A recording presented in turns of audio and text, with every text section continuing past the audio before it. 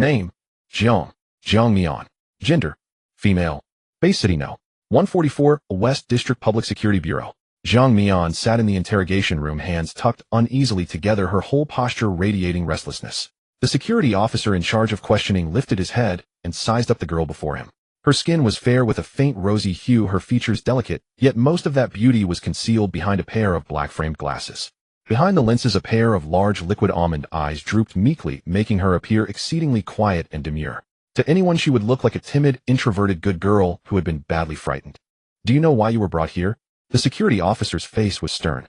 His voice was not loud, yet it instinctively carried the cold hardness honed by years on the job. Yais. I know. Seemingly from nerves, Jiang Mian's voice trembled. I shouldn't have gone to that kind of place. Just then the door of the interrogation room was pushed open. Another young security officer in uniform walked in carrying 2 cups of water and set them down in front of the 2 people. Thank you. Jiang Mian murmured her thanks, picking up the paper cup, but not drinking from it. Sit. The security officer opposite Jiang Mian tugged at a chair, making room for him. Chief He. The young security officer greeted him and casually adjusted the position of the recorder. After sitting down, he spoke gently to Jiang Mian. Let me introduce myself. I am Shen Ming, and this is He Yi. Shen Ming opened the notebook in his hand and gave Jiang Mian a slight nod. Miss Jiang, we are now going to question you about your illegal purchase of controlled pharmaceuticals. Please answer truthfully. At those words, Jiang Mian's heart stirred, and she quietly raised her guard. She had been in this world for a month. Before that, she had been a model young man named Jiang Ming. He had merely slipped and fallen on the way home, darkness swallowing his vision. When he awoke, he was in this world, and had lost his own dragon. This place could be considered a parallel world, and Jiang Mian corresponded exactly to another version of himself. In this world, cities were called base cities. High walls encircled each one, built to guard against the surrounding mist and the dangerous creatures lurking within it. Within this society, the existence of awakened was common knowledge. Before the age of 18, during the final year of high school, was the optimal period for awakening, but one had to purchase awakening potions on their own. There was official subsidy. Although the awakening potion was expensive, it was still within the reach of most people. Thus many chose to gamble on it, and Jiang Mian was no exception. She had scrimped and saved, scraping together every coin to finally buy a single dose of awakening potion. Regrettably, she showed no sequence potential at all, and was nothing more than an ordinary person. That was until he became she. On the night she transmigrated over, she seemed to fuse with Jiang Mian's soul, and completed an awakening. Although her sequence ability ranked very high, she dared not reveal it, because what she had become was not one of the revered awakened, but one of those everyone shunned, an aberrant. Here, awakening abilities were divided into awakening sequences and calamity sequences, each with 5 distinct paths, and a corresponding total of 360 sequence abilities. What she had awakened belonged to calamity sequence 3, the natural disaster path, apocalypse. An aberrant's mind and body would gradually distort over time, edging ever closer to the calamities lurking within the mist. Whether to advance in level or to replenish nutrients, they needed to devour the cores of calamities or even the flesh and blood of awakened. They were like the madmen among the awakened, highly unstable and extremely dangerous to society. Though the authorities did not execute them outright, they enforced strict control and had even set up specialized containment facilities. Yet once taken in, where those people ended up no one truly knew. Only polished images of peaceful convalescence were released from time to time. When Jiang Mian first saw those images, she felt an inexplicable chill crawl over her. So she would never tell anyone about this. But perhaps because the essence of her ability was too violent, the mental onslaught came fast and fierce. 1 week after awakening, tiny dancing figures began appearing before her eyes. As time passed, incomprehensible murmurs even sounded ceaselessly in her ears. Later came the obvious physical mutations. Forced into a corner, Jiang Mian scoured every source she could find and learned of something called an inhibitor that could alleviate such symptoms. However, its price was exorbitant, and it could only be obtained through special channels, none of which she had nor could she afford. Jiang Mian could only settle for the next best thing, seeking less effective counterfeit versions on the black market, which had led to today's predicament. Tell us, student Xiao Zhang, what were you doing at a mobile black market? He spoke, his voice low, carrying an inexplicable sense of pressure. Jiang Mian lowered her head, even further, frantically calculating how to muddle through this. Right now, her best weapon was this seemingly innocent appearance. She forced herself to recall every sad memory from both of her lives until a mist of tears veiled her eyes. Only then did she lift her head, as though making a firm decision. It was a little shameful, but a true man bends and stretches. It was only acting pitiful, and she could grit her teeth and do it. Jiang Mian glanced at He, shrinking her neck as though frightened by his severity, and choked out, I used an awakening potion last month, but it failed. I couldn't accept it. Shen Ming's pen halted for a moment. He looked up at the sobbing girl, a trace of sympathy flashing through his eyes. In this era that exalted the awakened above all, countless people pinned all their hopes for the future on that single awakening. Yet the probability of a successful awakening was only 1 in 20. Every year, many students whose awakenings failed suffered psychological collapse and took extreme measures. Their numbers were far from small. There were always those who clung to the hope that it had merely been bad luck, since the official subsidy came only once they would risk everything to obtain uncertified products, willingly falling for scams. Sir, I just heard people say that the stuff on the black market could stimulate potential, and I lost my head. Jiang Mian secretly rejoiced. Fortunately, she had wasted a bit of money on an extra vial of fake medicine, or she would never have been able to patch this lie together. As for that counterfeit inhibitor, once she had confirmed its effectiveness, she had used it up at once. Judging by the timing, it should be almost fully metabolized now, and she had bought it through a scalper. There would be no trail to follow. She had checked in advance. Among all sequence abilities, there was no such overpowered thing as time manipulation. Even if it did exist, how could a small base city know 144 possibly produce such a powerhouse? I'm sorry. I didn't know it was a controlled substance. I truly didn't know. She squeezed her eyes and tears slid down at precisely the right moment. Like this, she was the very image of an ordinary girl driven to a dead end, full of regret and helplessness. For a moment, he fell silent. Clearly, even with his wealth of experience, he found it hard to withstand Jiang Mian's well-strung chain of tactics. Shen Ming was even more affected. Seeing Jiang Mian like this, he could not help saying, "Chief, I've checked her file. Her record at school is good, and she has no priors. She purchased an awakening potion a month ago, but the awakening failed." He glanced at Jiang Mian, hesitated for a heartbeat, then continued his report. "We've already taken down that black market den.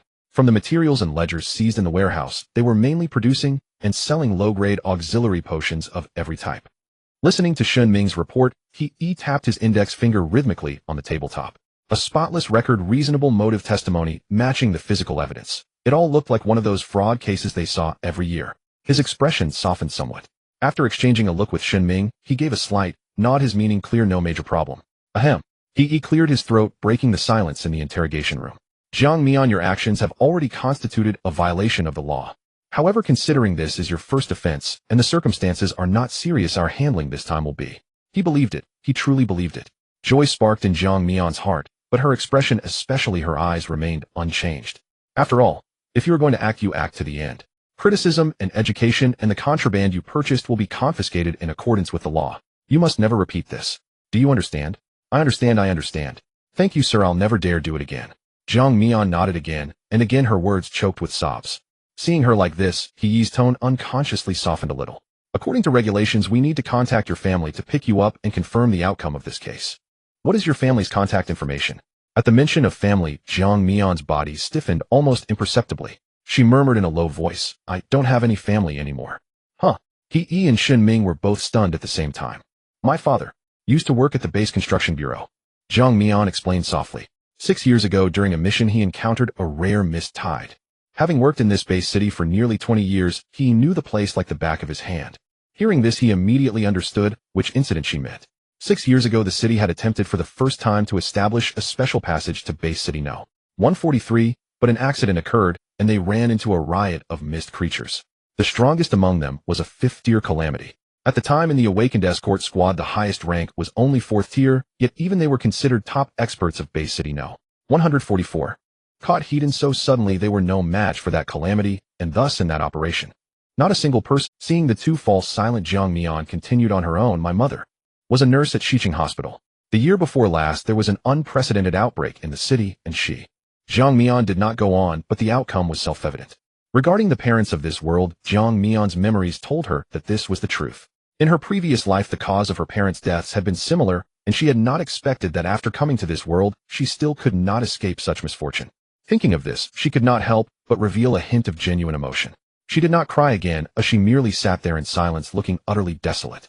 He felt as if something were stuck in his throat. Not knowing how to comfort her, he could only silently take Jiang Mian's file from the document folder. At this moment, the elderly woman's forehead had already developed a large bruise. Cheng Xiaoyan looked helplessly at the pitiful elderly woman before her, and he had not expected such a situation. No wonder Jiang Mian seemed so well-behaved, yet was so stubbornly determined about awakening. She must feel profoundly insecure. "I'm such a damned fool," he thought, unable to resist the urge to slap himself, his heart weighed down by a heavy sense of... At this moment, even though Jiang Mian had not said much, the two of them had already filled in the rest in their minds, patching together a complete motive behind her actions. She quickly pulled herself out of her emotions. Regret aside, life still had to go on. Officer. Jiang Mian's voice was a little faint, and she looked exhausted. When she had gone out, it had already been late. She had planned to buy the potion quickly and then head straight home, but that mobile black market had been swept up in one go by these officers. Jiang Mian had wanted to slip away amid the confusion, but the place was tightly sealed off, and she could only pretend to be an innocent girl and allow herself to be taken in. I want to go home, she whispered. Of course, he replied, immediately standing up. He glanced at the time. It was already 2:30 in the morning. It's very late. We'll take you back. Off. Jiang Mian instinctively refused, seeming embarrassed. There's no need to trouble you, officer. I don't live that far. It's no trouble, he replied.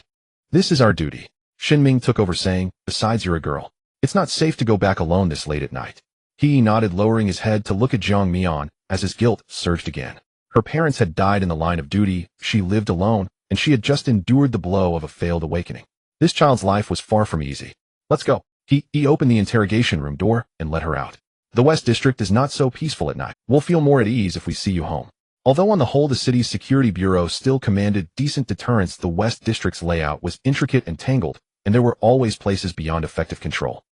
Thank you, officers. Jiang Mian nodded a little shyly while inwardly heaving a sigh of relief. She knew the two of them now completely trusted her.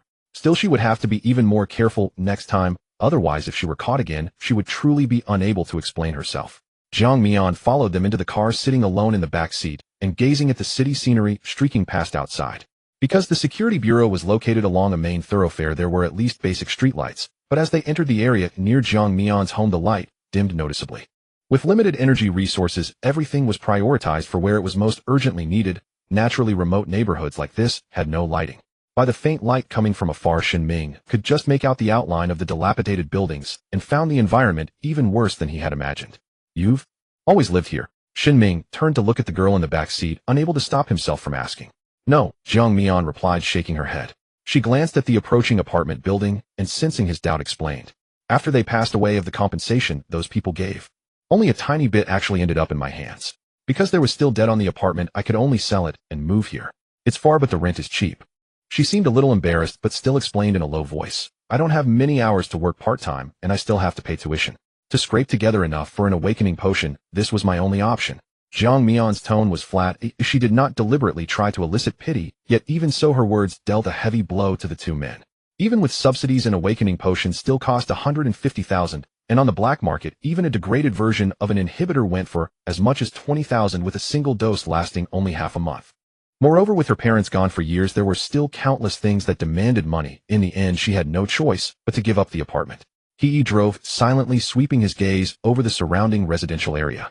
This was the West District's infamous, old, cramped, and shabby zone, outdated infrastructure, a huge floating population, and in the midst of it all, a pretty young girl living alone.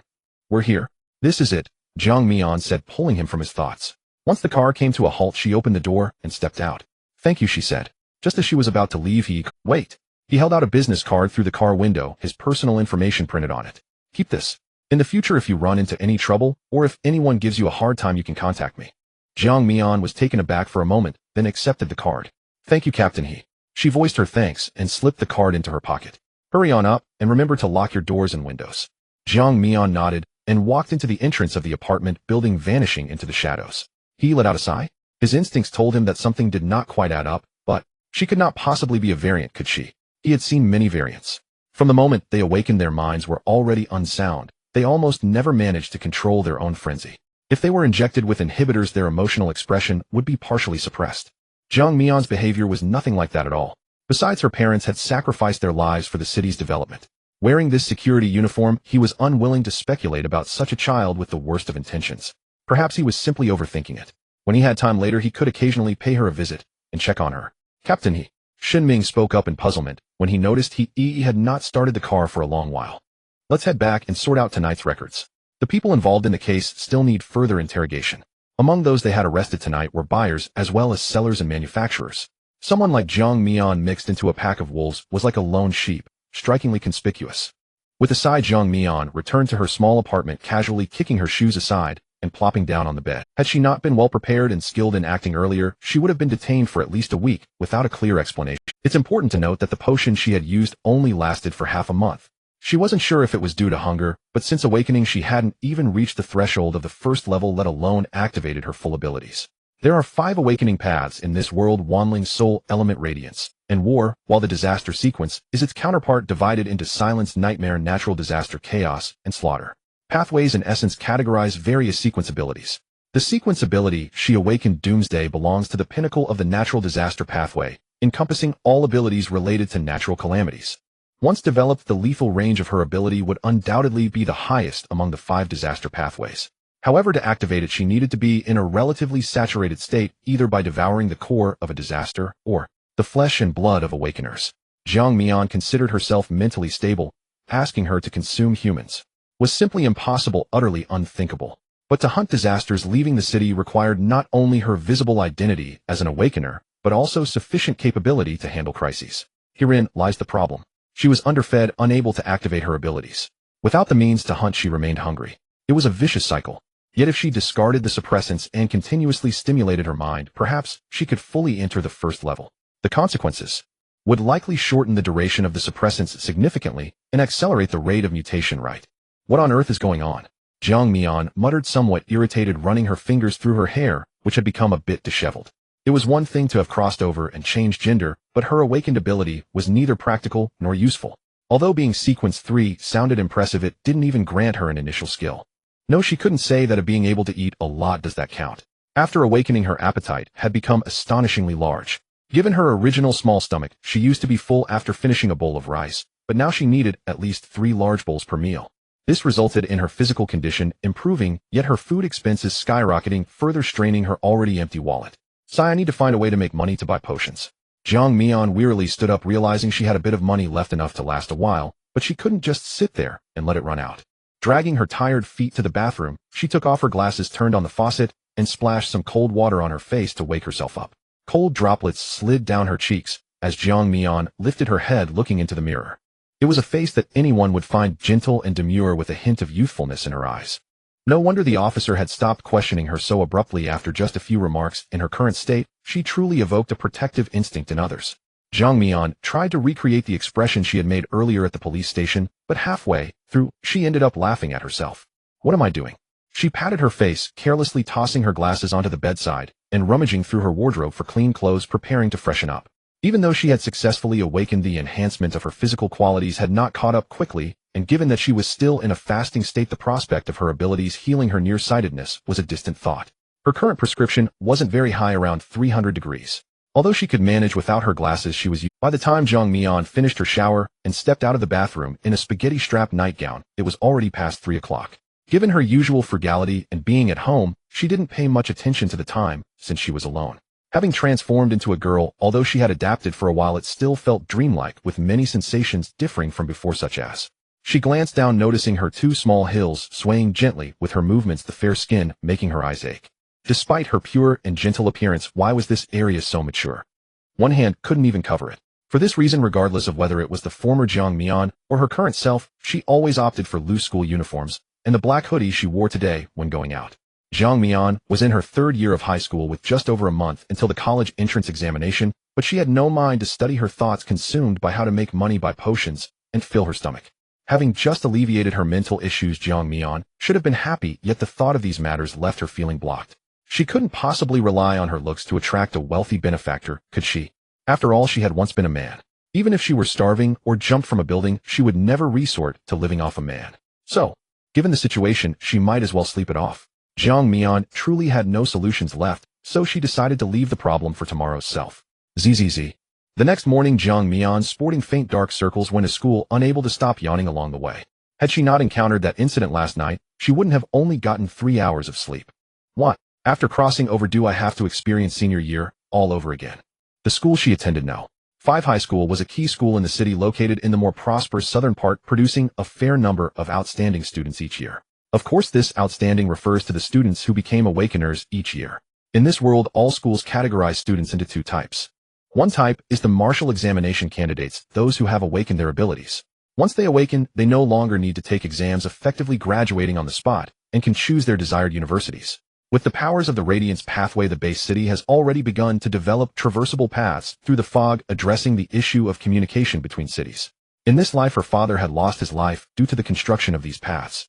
Although it was an engineering project meant to facilitate intercity communication, Jiang Mian couldn't muster any fondness for it.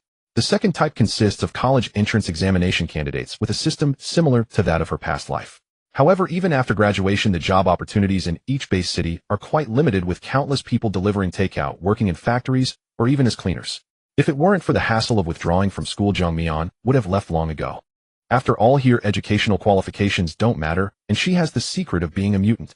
As for disguising herself as an awakener, she had considered it, especially since her acting skills were on point, and if she could officially enter the first level, she could master abilities similar to those of the element pathway. In previous years, a few lucky individuals had attempted a second awakening after failing the first, and some had succeeded. If only she could fully awaken her abilities and find the opportunity to replicate them. Jung Mi-yeon pondered various possibilities, unknowingly stepping into classroom 8 of her senior year.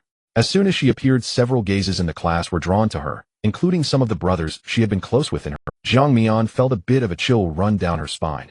Even after a month, she was still unable to adapt to their enthusiastic attitude. Being eyed by her brothers like that was terrifying. Jung Mi-yeon, good morning. As Jung Mi-yeon just sat down at her front row window seat, the boy at the neighboring table greeted her enthusiastically.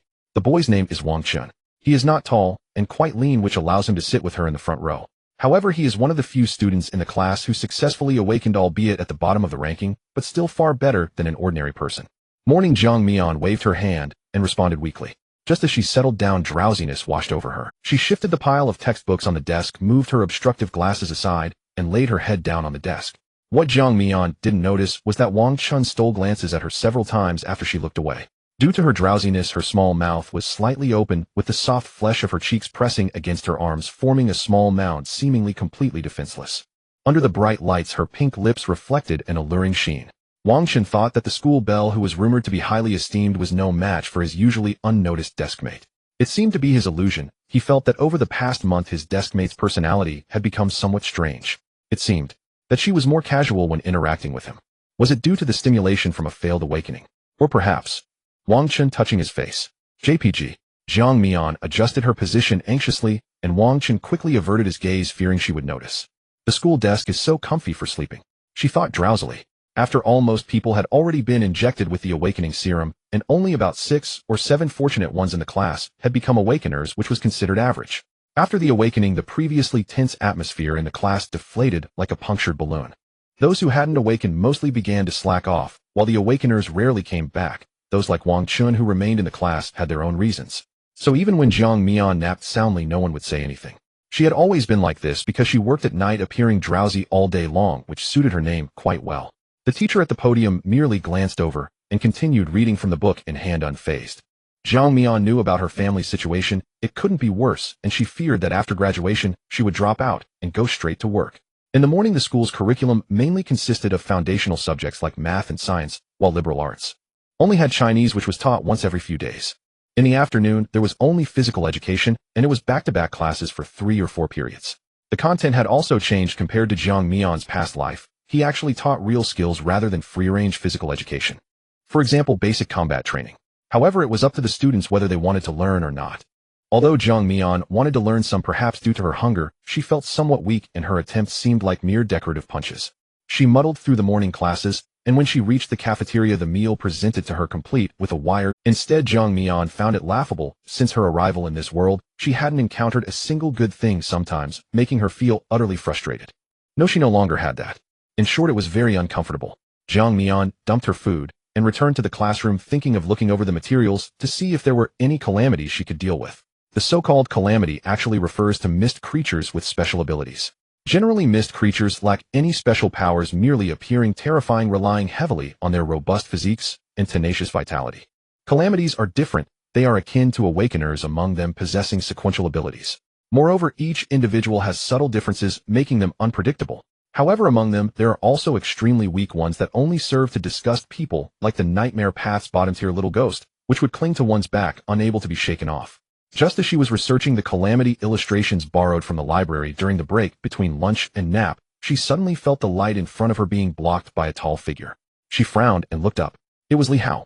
Originally the bottom of the class, he was a troublemaker, but he recently awakened a sequential ability of 135 under the path of War Steelbone. In Jung Mi-yeon's impression, Li Hao used to be a slacker who relied on his family's influence and did nothing all day long. Now in this world, he is a second generation with a father who is a middling awakener. Whether in his past life or now, she had little interaction with him, but after Li Hao awakened, he seemed to have become arrogant, his demeanor radiating superiority.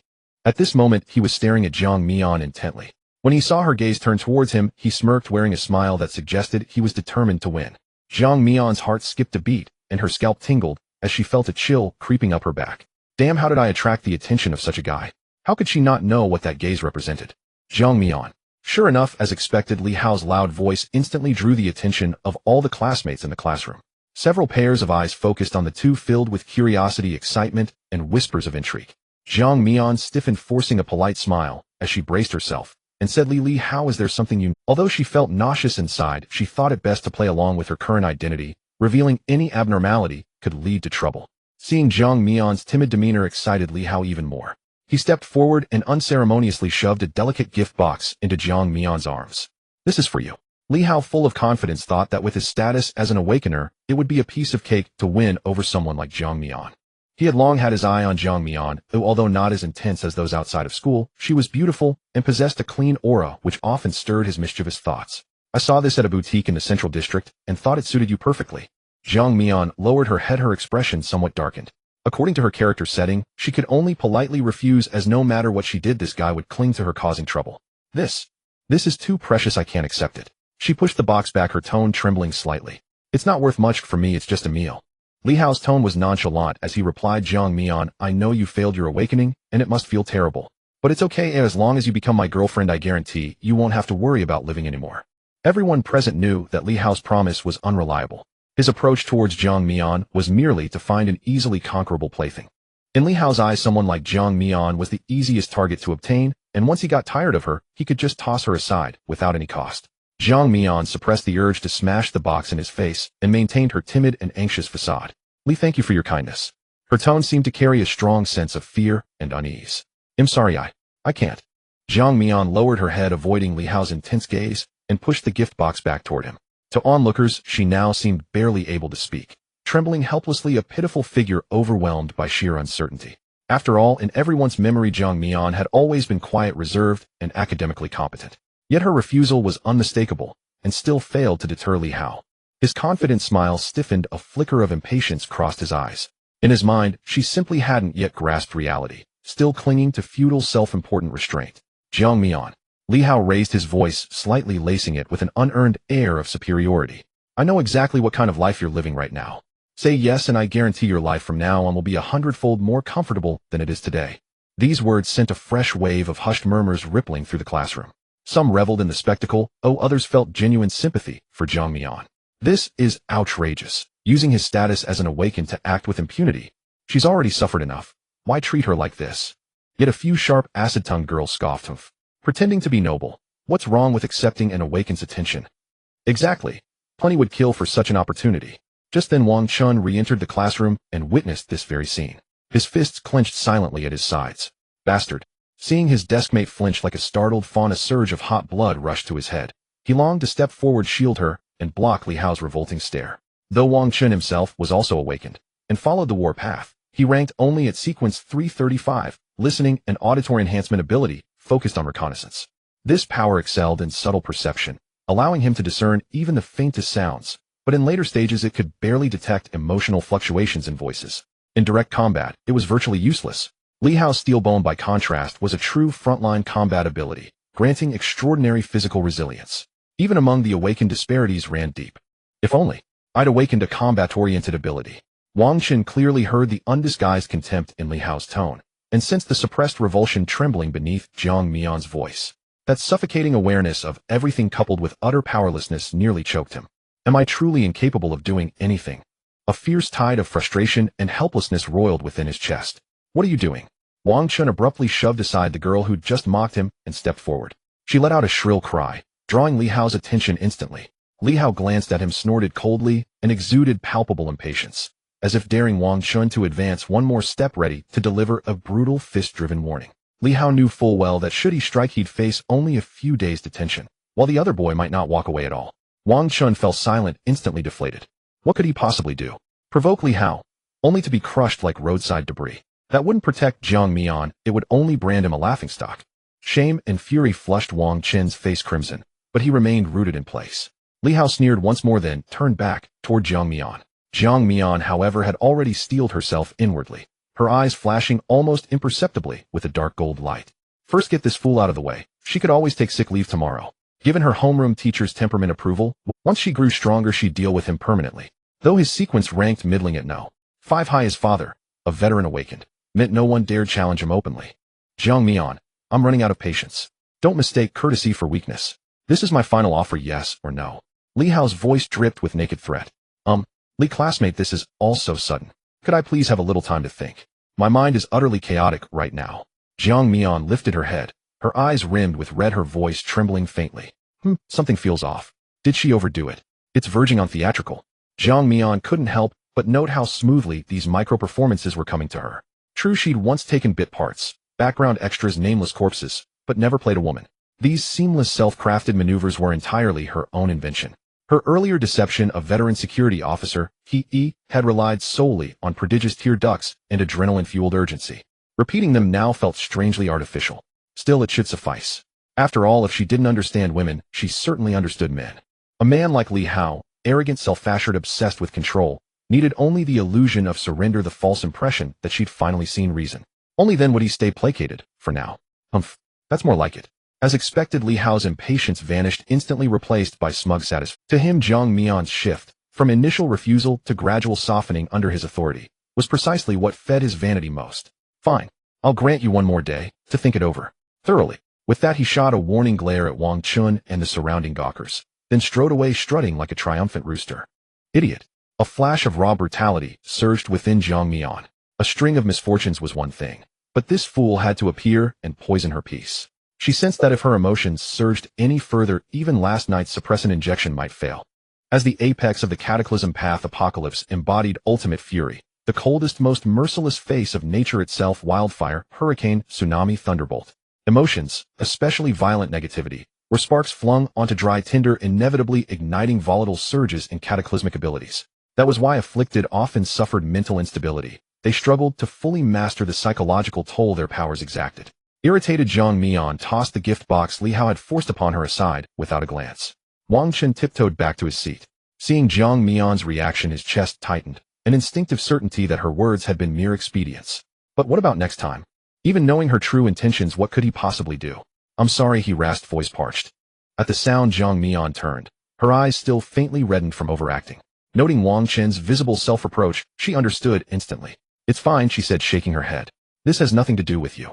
Hearing those words, Wang Chun felt worse than ever, threatened by a scum like Li Hao, yet still turning to comfort him. She must be suffering far more deeply. He cursed himself inwardly, a thick fog of shame choking his thoughts. Jiang Mian observed his reaction in silence. She had no energy to soothe a teenage boy's fragile pride, not when her only concession was offering 2 words of reassurance purely in acknowledgement of his earlier instinctive attempt to stand up for her. Jiang Mian blinked, her glasses lenses shimmering as if crawling with tiny writhing lines. Jiang Mian took off her glasses and rubbed her eyes, noticing that the small text was still in her field of vision, seemingly engraved directly onto her retina. She seemed to have heard about such things before. Whether they were awakened or mutants, after awakening they would encounter something akin to skill guides, as if they were products of some rules. Jiang Mian had not reached the first tier before, so she had not activated this thing. Although it looked a bit crooked and appeared to be some unknown script, Jiang Mian could understand what they represented. Please select your initial skill, remaining time 30s. 1 Ignite, gain basic fire control ability, designate a target within a 10-meter range as combustible firewood, and absorb the energy released from combustion to nourish oneself. 2 Tide, gain basic water control ability, enhancing one's physical attributes. In battle, attack power gradually accumulates with each successive attack. 3 Gale, gain basic wind manipulation ability, which can be used to enhance oneself, increase speed, and inflict tearing damage with attacks. Jiang Mian was momentarily stunned. She had just been disgusted by Li Hao. Her mood slightly dampened, but unexpectedly, she had broken through a certain threshold and fully entered the first tier. These 3 skills of hers seemed to correspond respectively to the initial forms of 3 types of disasters. Not to mention the values, the effects alone were already quite outrageous for awakened of the same tier. The first skill could continuously burn as long as there was firewood, and she wouldn't need to exert much effort. Just a spark would suffice. Moreover, when she needed to absorb the core of a disaster or other substances, she could simply set them ablaze. It was undoubtedly a divine skill for development. The second one could enhance her physique, but had no particularly outstanding features, so she would not consider it for now. As for the third one, the attack power should be decent and could also be used for escaping. However, during the first two tiers, those wind manipulation element path awakened were basically exceptionally weak and the damage was virtually negligible. A qualitative change only occurred at the third or even fourth tier. Overall, Jiang Mian still chose the first option. It had attack power, high sustainability, and would conveniently aid her in committing crimes. In her development. Even in the later stages, this would undoubtedly be a divine skill. Jiang Mian's thoughts stirred, and Ignite immediately responded to her, while emitting a golden-orange glow, while the other two options vanished, as if consumed by flames. Suddenly, she felt a tightness in her heart followed by waves of piercing pain that grew increasingly severe, evolving into unbearable agony. No way. She was only at the first tier. How could she begin to form a disaster core? This thing is only likely to form in later-stage mutants, isn't it? Could it be because her sequence is too high? At this moment, Jiang Mian could no longer think about it too much. Her face turned pale in an instant, her vision darkened, and her hands clutched her chest tightly. Jiang Mian. This sudden change immediately jolted Wang Chun from his emotional state. She was fine just a moment ago. How could she suddenly? Does she have a heart condition? His voice attracted the attention of other classmates, and the classroom erupted into chaos as others gathered around. Jiang Mian, are you okay? A girl from the front row had just returned, only hearing her classmates' discussions and unaware of what had just happened. When she turned her head, she was startled to see Jiang Mian curled up. You look so pale. Is it your heart that's uncomfortable? She's holding her chest. Is her heart condition acting up? Previously, she never mentioned having this problem. At this moment, a tall boy, the class representative Chun Kong, pushed. Don't crowd so closely, let her breathe. Lin Xiaowei Yu and Sun Ting, take her to the infirmary. He directly assigned the girls at the front and back tables to help, immediately bringing order to the chaotic scene. What happened? This floor is the loudest in the whole building. The noisy voices finally attracted the class teacher who was on duty. Teacher Lin. Chun Kong briefly explained the situation to Lin Yun. Lin Yun frowned slightly and quickly walked to Jiang Mian's side, her fingertips glowing with a gentle green hue. Jiang Mian, can you hear what the teacher is saying? Jiang Mian struggled to lift her head. She had initially wanted to endure it until it passed, but unexpectedly the homeroom teacher had arrived. Indeed, the noise just now was too great. It was only a matter of time before it attracted the teacher. She knew that Lin Yun was a second-tier awakened. Though her sequence level was not high, she had rare healing abilities. Sequence 181, All Spirits Path Dispersion. Teacher Lin. Her voice was a bit hoarse. This time it was genuinely devoid of any performance. Normal healing for awakened. She was still considered a normal human, so it should be effective. Lin Yun gently raised her hand, covering it over Jiang Mian's heart. Her ability leaned towards purification, capable of alleviating pain to a certain extent, such as cramps, palpitations, or phantom pain caused by physical disabilities. It was a broadly applicable ability. That glow gradually penetrated Jiang Mian's body, seemingly alleviating a small portion of the pain, at least allowing her expression to return to normal. Do you feel any better? Lin Yun gently inquired. Her ability was limited, able only to alleviate pain, but not eradicate it. I feel better, thank you, teacher. Come, be careful. The teacher will take you to the infirmary to rest for a while. After a brief pause, Lin Yun helped Jiang Mian to her feet and arranged Chun Kong maintained order in the class. Wang Chun, come with me. Tell me exactly what happened. Did Jiang Mian encounter something just now? Outside the infirmary, Wang Chun lowered his voice and recounted what had just happened in full detail. Lin Yun listened quietly, her gentle expression gradually darkening. This is outrageous.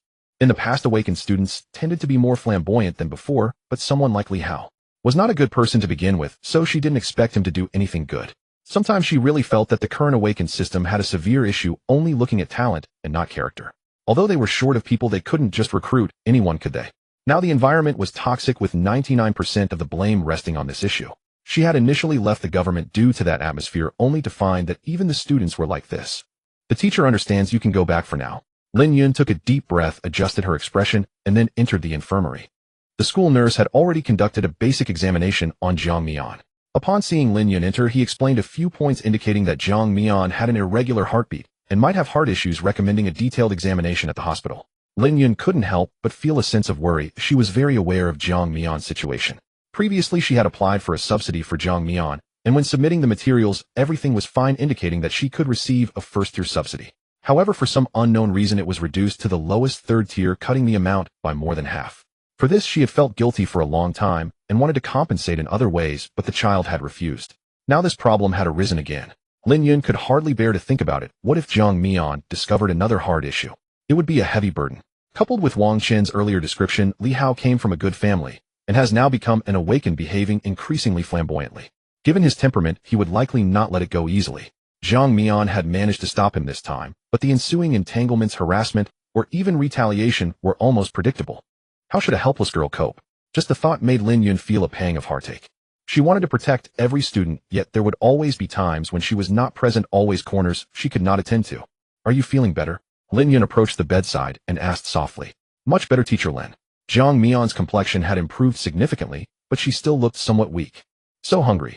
She had not eaten lunch, and after all the commotion, an extreme craving surged from deep within her soul. She was hungry. Before her, Lin Yun appeared to be a delicious sweet cream cake, and just the pure aura she radiated stirred her most primal appetite. It seemed she had become sicker. At this moment, Jiang Mian could feel her heart had achieved the first step of transformation.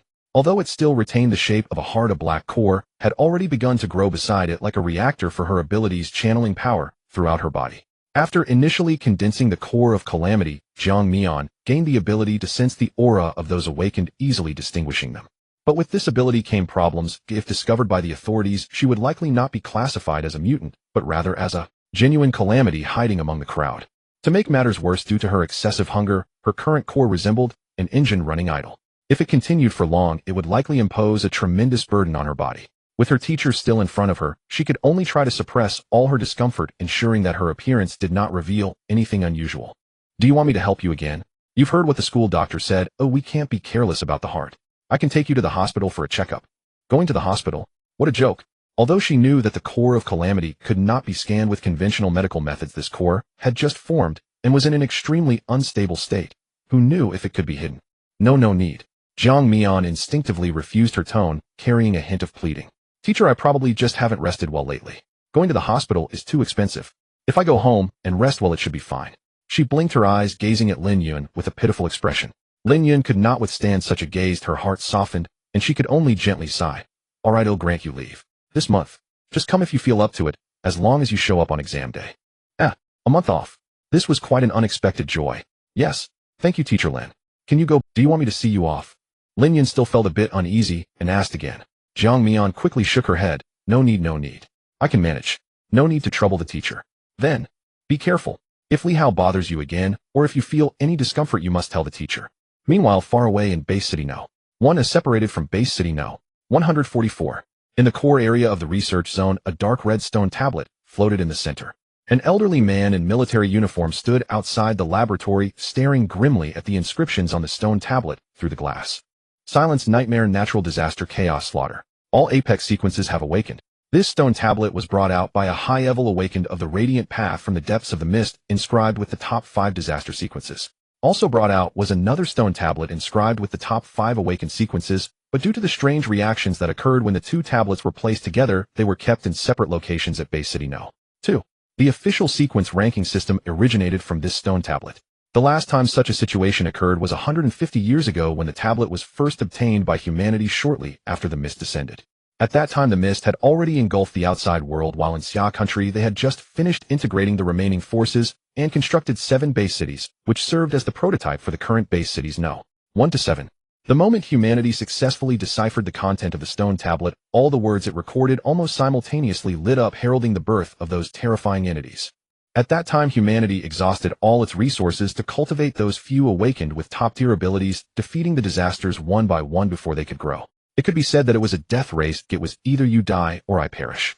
The old man's brow furrowed tightly. There were as many as 5 such terrifying existences. Moreover, compared to the relatively pure disasters, those beings transformed from human mutants were often even more dangerous. They were familiar with human social structures, possessed human thinking, knew human weaknesses, and would hide themselves among the vast sea of people. The last Silence Apex was such an existence. Its former identity was that of a mutant who accidentally died during containment. In the early stages of awakening, its abilities were surprisingly weak, merely causing weakness in others with no other. But after death, its abilities underwent a qualitative transformation, becoming a deadly curse that ensured death upon contact, ultimately inflicting near-catastrophic blows on humanity. Therefore, to eliminate the threat, the first step must be to cleanse the internal ranks, perhaps multiple times, exposing those hidden mutants. This would inevitably lead to a certain level of chaos. Moreover, after 100 years of development, Xia country's base cities had increased from the original 7 to 188, making the search area incomparable to before and naturally raising the difficulty significantly. But in extraordinary times, extraordinary measures must be taken. Only through firm execution can one gain the upper hand. With his mind made up, the old man took off the special communicator from his waist and unhesitatingly dialed an internal encrypted channel. Riding her little electric scooter that had been with her for 6 or 7 years, Jiang Mian finally returned home safely. Officially stepping into the first tier, her senses had sharpened significantly. Just the scent from her teacher had nearly caused her to lose control. She could be sure that even if she was not a calamity, now she was half of one. After all, which human has a calamity core growing inside their body? Fortunately, she could still eat normal food, otherwise she truly could not endure it, though her transformation efficiency had dropped a bit. Sitting on her bed, Jiang Mian had stripped down to just her underwear. She gently pressed her hand against her full chest, feeling her heartbeat seemed to have slowed down slightly, yet it was exceptionally strong. This was the change after she entered the first tier. This is troublesome. Originally, Jiang Mian's unusual traits were not very obvious. As long as she put in some effort to conceal them, she seemed no different from an ordinary person. But now, if someone like Wang Chun were to awaken the ability to enhance the 5 senses, he would definitely be able to easily detect her extraordinary differences. Does she need to create a heart disease pretense? Earlier at school, the school doctor and teacher Lin had already assumed that she had heart problems, as she definitely needed to maintain this layer of disguise. After all, the pain she felt earlier was too intense to pass off as mere heart palpitations from lack of rest. Let's leave it at that. At least that's what the old class thinks, and I won't have to go to school anymore. Jiang Mian sighed and lay down. Having told a lie, she now had to rely on more lies to cover it up. She just hoped to graduate soon and find another place to live. Now she finally had time to familiarize herself with the city's environment, prepare for hunting, and find ways to earn a living. There should be some hidden minor disasters in the city, but after all, the fog is all pervasive and the city's defenses must have their gaps. With this in mind, it seemed like there was a profession that matched well. The next day, hello, delivery. In a high-end community in the southern part of the city, Jiang Mian adjusted her mask and knocked on a door on the 15th floor. In the month she had been here, she had already worked intermittently to understand the situation in the western part of the city. Now she was merely changing locations to continue her previous work. Disasters crave the flesh and blood of awakened beings, and they are indifferent to ordinary people. To them, it's probably like a tasting session before a meal. The factories in the western part of the city are numerous, and although the population is dense, it is also a mix of good and bad. Ordinary people, thugs, awakened beings. Everyone is here, but mainly the awakened beings from the gangs. Even the law enforcement officers are reluctant to provoke them easily. For certain low-tier disasters, this place is difficult to attack and hard to hide in, making it an undesirable refuge. Every time Jiang Mian went out, she could feel many unfriendly gazes upon her. Although her physical condition was no longer comparable, if she encountered a low-tier awakened being or a group of thugs, she would definitely have to use her ability, Ignite, to escape. This would increase her exposure risk. Thus, she chose the relatively affluent southern area of the city, hoping that there would be more opportunities here. Jiang Mian suppressed the irritation within her. The frequency of incidents here was indeed higher than in the western part of the city. While she had already earned some pocket money and even enjoyed a meal, she still hadn't encountered any sign of disasters, and her core burden was getting heavier. Should she consider finding a new direction? Previously, she heard from other delivery men that the city's Special Materials Processing Bureau seemed to be hiring. At first, many people were eager to try it, as it was considered one of the easiest formal positions to obtain with decent pay, though it required a lot of courage. However, many found out after going that they were actually hiring contractors or temporary workers. Not to mention the pay being significantly reduced, the expected benefits were non-existent, and they had to work much harder than the permanent staff, essentially becoming laborers. But Jiang Mian didn't care much after all. The special materials they handled were corpses. In simple terms, this special processing bureau functions similarly to a crematory in her past life, primarily responsible for incinerating and processing various corpses, including city residents, fallen individuals from outside the city, as well as all slain fog creatures and disaster remnants. Jiang Mian just wasn't sure if she could get in with her current circumstances, as she worried that they might dismiss her based solely on her appearance. While she was contemplating this, she was brought back to reality by a click as the door opened slightly. A woman in a bathrobe with somewhat messy hair peeked out. Her face still bore a hint of redness, seemingly disturbed, and she impatiently asked, "What do you want?" Jiang Mian lifted the bag in her hand and leaned forward. "Delivery, your milk tea." The woman glanced at the bag and the note on the order, her brows immediately furrowing. "Milk tea? I didn't order that. Wrong delivery." Before she could finish speaking, she withdrew her head and prepared to shut the door. "Who is it?" A deep male voice resonated from inside. "Delivery, wrong order."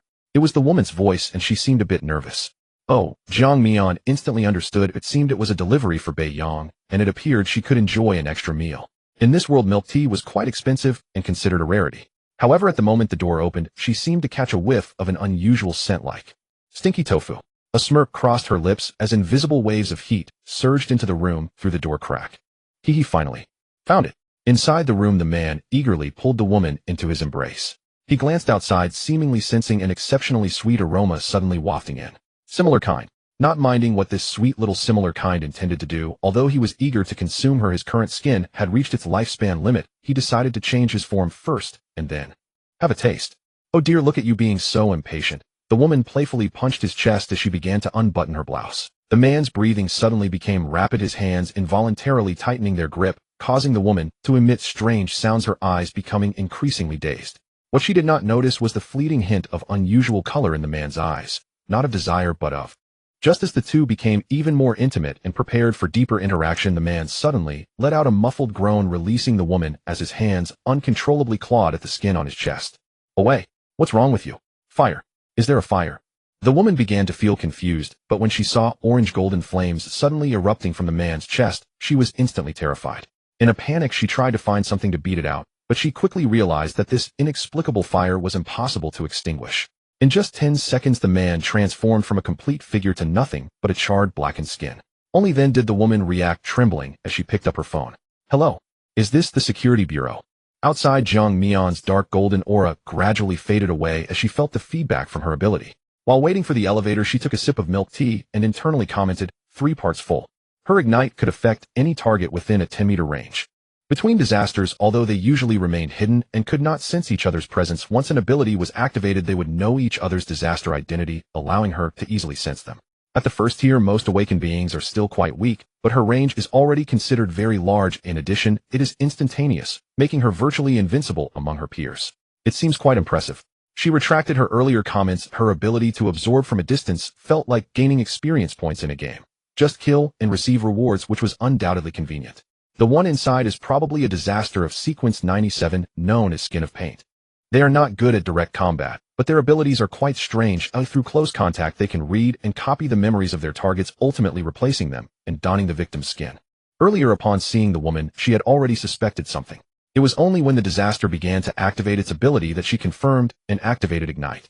With a ding, the elevator arrived on the first floor. Finally opening up, Jiang Mian felt noticeably better stepping out of the elevator with a lighter spirit.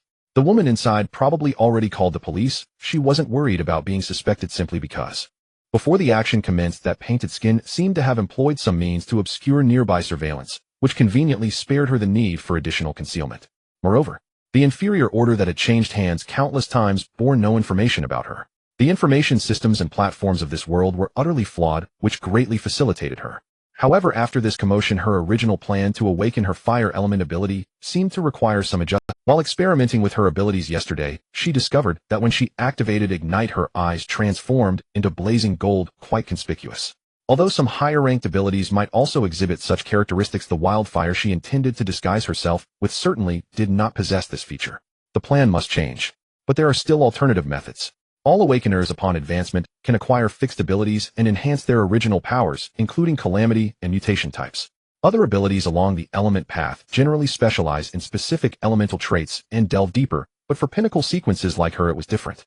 The calamity sequence and the awakening sequence were two sides of the same coin, and her powers could encompass nearly all of the most elite abilities within this path and autonomously select branches. In other words, if Jiang Mian absorbed enough nutrients to advance to the second tier, not only could the Ignite skill evolve, but she would also encounter the foundational abilities Tide and Gale, along with another new ability to choose from. Before knowing what new abilities would arise next, Jiang Mian provisionally settled on the Gale ability.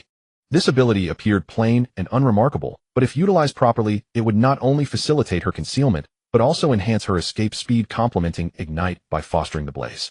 However, to step into the second tier, she needed to consume at least 10 first-tier Calamity or Awakeners, and she was still far from that progress. While contemplating her next plan, Jiang Mian rode her small electric scooter, blending into the evening traffic. Minutes after her departure, a black car adorned with security bureau markings quietly entered the neighborhood. The car door opened, and a team of officers clad in black uniforms stepped out. They quickly split into two groups, one establishing a perimeter while the other hastened upstairs. Trailing at the back of the group was a seemingly sunny youth dressed in a security officer's uniform, though his epaulets indicated he was still a trainee, signifying he had not yet been officially appointed.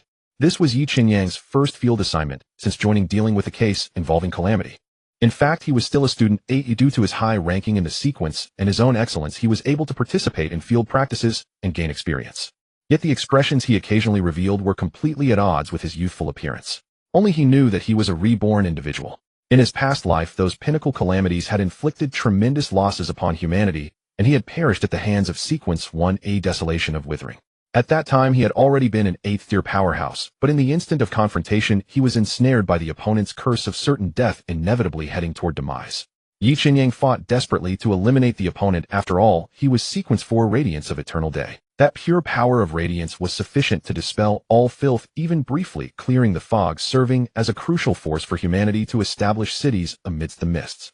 In this life, he opted for concealment, pretending to be Sequence 49 Radiant Blade. The reason was simple: Calamity Sequence 2, Nightmare of Oblivion, lurked among the higher-ups. In other words, some individuals in the upper echelons had unknowingly had their memories and personalities erased by Oblivion, becoming his puppets. Currently, Yi Qinyang could not ascertain the whereabouts of their true bodies, thus, he had to proceed with caution. In his previous life, he merely sought to make a living, yet unexpectedly awakened to a pinnacle sequence, ultimately becoming an 8th-tier powerhouse, perishing in the final battle alongside Withering. In this life, whether for himself, friends, family, or others struggling to survive in this world, he must seize the initiative in this apocalyptic race, identifying and eliminating each of those pinnacle calamities before they could grow. He was well aware of the appearances or identities of several other pinnacle calamities, but Doomsday never revealed itself until his death, at most releasing abilities from afar, exhibiting a terrifying caution. Because of this, Doomsday, possessing the broadest area of lethal skills, caused the least casualties, as most of those it eliminated were Awakeners pursuing her. Now what he needed to do was quietly await the commencement of the talented cultivation program from above. Before that, he had a little time to catch up with his old acquaintances. Stay close, oh rookie. Remember what I taught you before: don't touch anything at the scene. The security officer Chung Quoto said, without looking back, simply instructing. Understood, Team Chung. Chung Xiao's words brought Yi Qinyang's attention back to the present. The group reached the 15th floor. The woman who reported the incident was wrapped in a blanket, still trembling incoherently, describing how her boyfriend had instantaneously turned to ash before her eyes. Yi Qinyang's gaze swept over the chaotic living room, ultimately settling on the human-shaped charred mark on the bedroom floor, as well as the blackened skin lying quietly on the ground. Radiance Path abilities possess an exceptionally strong perception and purification capability toward all things emerging from the fog. Thus, he could sense the lingering dense aura of calamity in the air, rapidly dissipating due to the passage of time. Team Chung. Yi Qinyang approached a bit closer and said slowly, the deceased, or rather this burnt entity, should be Calamity Sequence 97, Painted Skin. Upon hearing this, Chung Xiao crouched beside and examined the remains on the ground. Among the calamity sequences, there were quite a few with camouflage abilities, especially those in the Nightmare Path, even capable of mimicking minds. Abilities like Painted Skin, which could derive greater intelligence with the increase in the number of individuals devoured, were indeed troublesome. It is indeed Painted Skin. Yet this manner of death. Chung Xiao nodded, noting that there had been reports of Painted Skin in other districts recently, but this was the first occurrence in their southern district. He pondered briefly. The instant combustion, coupled with almost no signs before self-ignition, resembled an ability that was activated from a distance. Is it wildfire or grassfire? Yi Qinyang followed up on Chung Xiao's words as the only two abilities that fit the criteria. In his previous life, he had left early and did not participate in this case. However, he had heard of incidents where calamities would suddenly perish in this area, most likely due to a higher-rank calamity lurking and feeding. However, could it possibly refrain from attacking humans? That was indeed strange. The Awakening Sequence and Calamity Sequence were inherently reciprocal. At the same positions, there would always be some similarities. For instance, both being Sequence 83, the Awakening Sequence was Wildfire, while the Calamity Sequence was Grassfire, both abilities igniting targets with nearly imperceptible sparks. In comparison, Wildfire was more precise with a stronger initial explosive power, whereas Grassfire was uncontrollable and more ferocious with a larger area. Wildfire. Chung Xiao raised an eyebrow, though his expression was not relaxed. If an Awakener possessing such high-level abilities happened to pass by and casually eliminated this harmful entity, it could be considered a service to the public. However, that's strange. Confirming the kill of a calamity, especially one like Painted Skin, which is not a low sequence, would typically be reported to the Security Bureau, and the reward would not be negligible. In this day and age, who would do a good deed without leaving their name, not even wanting the reward? A legendary Good Samaritan. After speaking, Chung Xiao fell silent, turning to issue commands. One team member was tasked with taking the woman to record her statement, while another contacted colleagues in the inspection department for a detailed examination of the remains. Jiang Mian rode her small electric scooter, leisurely returning to her building as the evening breeze blew. Although she hadn't found another calamity, the recent addition clearly lifted her spirits. However, just as she reached the 5th floor where her home was located, a tall figure descended from the stairwell, finally back, Jiang Mian. You've kept me waiting long enough. Li Hao, how did he find this place? Jiang Mian recoiled inwardly at the avaricious gleam in Li Hao's eyes, her good mood evaporating in an instant. Didn't you say yesterday you needed time to think it over? So why skip school today, playing games with me? Li Hao narrowed his eyes dangerously as he took in Jiang Mian's garb, a bright yellow delivery uniform. Delivering takeout. He scoffed, his voice dripping with condescension. Jiang Mian, you feigned aloofness with me yesterday, yet turned around and took up this menial work. Don't you feel ashamed dashing about the streets draped in that yellow getup? He stepped forward, his expression darkening ominously. I've already told you, stay with me and you'll never suffer such hardship. Look at you now. Jiang Mian's scalp prickled. He'd tracked her down directly. By what means? No, this wasn't the moment to dwell on that. She had already devised a plan. If she could select Gale during Phase 2, she might approximate the effect of Sequence 48 Eye of the Storm. Confronting him head-on would not only risk exposing her true capabilities, but also shatter her carefully constructed persona. Jiang Mian decided almost instantly. What would a lone woman living alone do upon encountering a lecherous predator? Seeing Jiang Mian's face contort in apparent terror, Li Hao reached out to seize her. She swiftly pivoted sideways, leveraging her slight frame, and bolted headlong toward the building's exit without looking back. Damn it, running again. Li Hao froze for a split second, then flared with wounded pride. In his mind, his post-awakening physique far surpassed that of any ordinary person. Catching Jiang Mian should have been effortless. Jiang Mian avoided the main thoroughfare entirely, darting instead into the narrow alleyways between buildings. Cluttered with debris and labyrinthine in layout, these alleys momentarily widened the gap between them. Stop. Right now, you little bitch. Li Hao's roar reverberated through the cramped passageway. Though his strength and speed were formidable, he seemed reluctant to smash aside the filthy, overflowing trash bins cluttering his path. His movements constrained, awkward, stiflingly frustrated. As she ran, Jiang Mian fumbled a cracked screen phone from her pocket and dialed He's number without hesitation. He, Captain. Help. Someone's chasing me. Gasping for breath, she infused her voice with tremulous sobs, sounding utterly terrified. Where are you right now?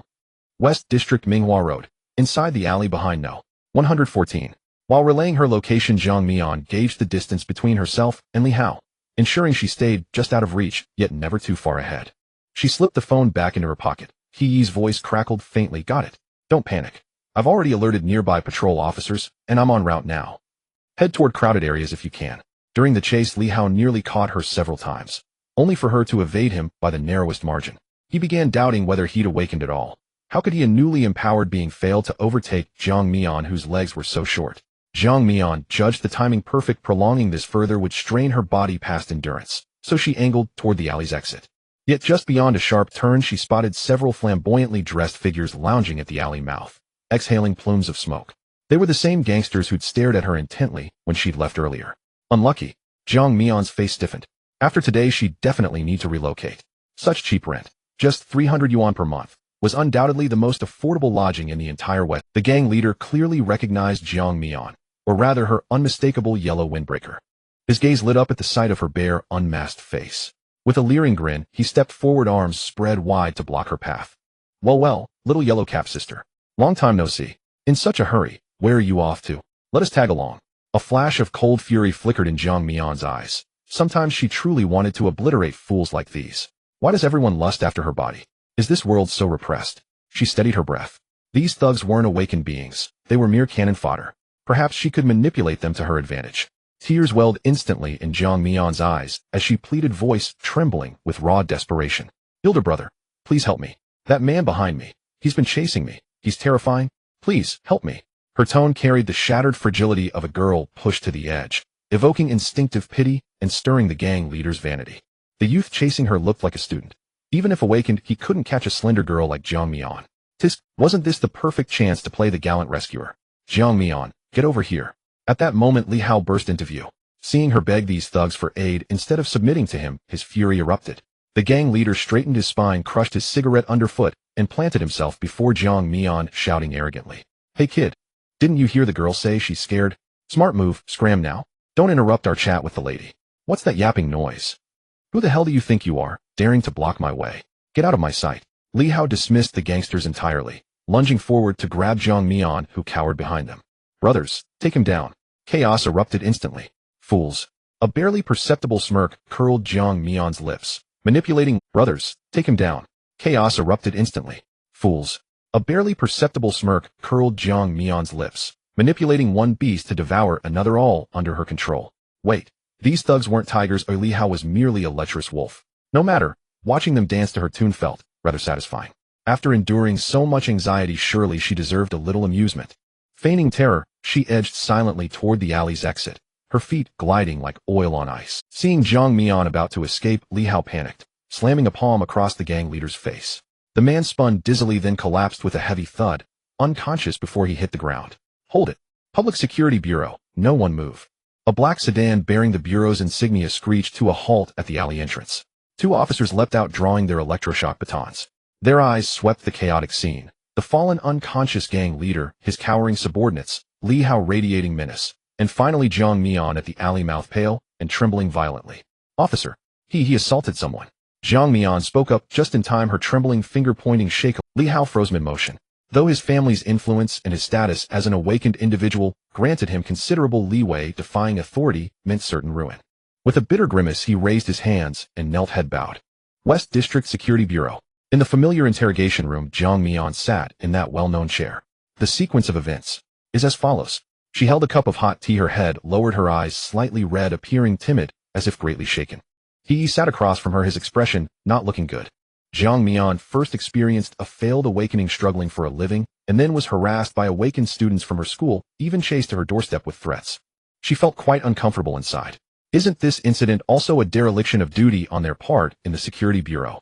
However, in Base City No. 144, such occurrences are quite common, and he alone could hardly change anything. After all, official power has always been concentrated in the top 7 base cities. The further back the number goes, the farther it is from the central urban area, and the more the order at the base city level collapses. He sighed softly and comforted her gently. Don't be afraid, you're safe here now.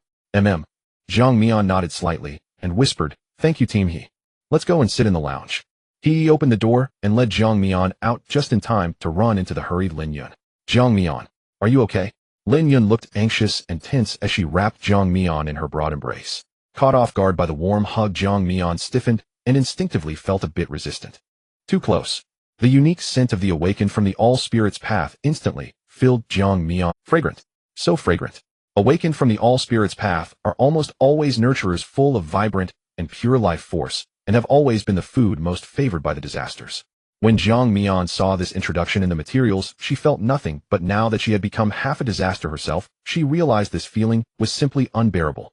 I can't. If I bite down, it's all over, and the teacher is a good person. She swallowed hard, trying her best to clear her mind and think of other things to distract herself. Are you scared? Lin Yun felt the girl's stiffness and silence in her arms, and seeing her somewhat dazed expression made her feel even more heartbroken. Teacher Lin. After a few seconds, Jiang Mian spoke, gently pushing Lin Yun, her voice extremely soft. Only then did Lin Yun release Jiang Mian. Seeing her face somewhat pale, she asked, is your heart hurting again? Would you like me to use my abilities to help you feel better? He, who was nearby, furrowed his brows tightly. This child still has heart problems. If you're feeling unwell, the Bureau's medical department can arrange for a special examination. He suggested. No need.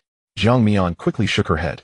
According to Jiang Mian's character, she was unwilling to trouble others, even to the point of being a bit stubborn. However, from the perspective of others, having heart problems and experiencing such an incident would definitely affect her already fragile heart, so she had to put on an act. As for how to feign her pale complexion, it was actually simple, just a bit of stimulation to her core would suffice. As the source of Jiang Mian's power, the disaster core was easily controllable by her, allowing her to influence her heart closest to it, thus impacting her entire body. Neither humans nor disasters would ever imagine that the disaster core could serve such a purpose. Humans do not possess such an organ as a core. The source of sequence abilities is spread throughout the body. This is the reason why disasters love to consume the flesh and blood of awakened ones. Disasters, however, lack such rich emotions and merely mimic human behavior. This is much more effective than mere acting. Teacher Lin, let Jiang Mian lie down in the lounge for a bit. I also want to understand the situation regarding Li Hao.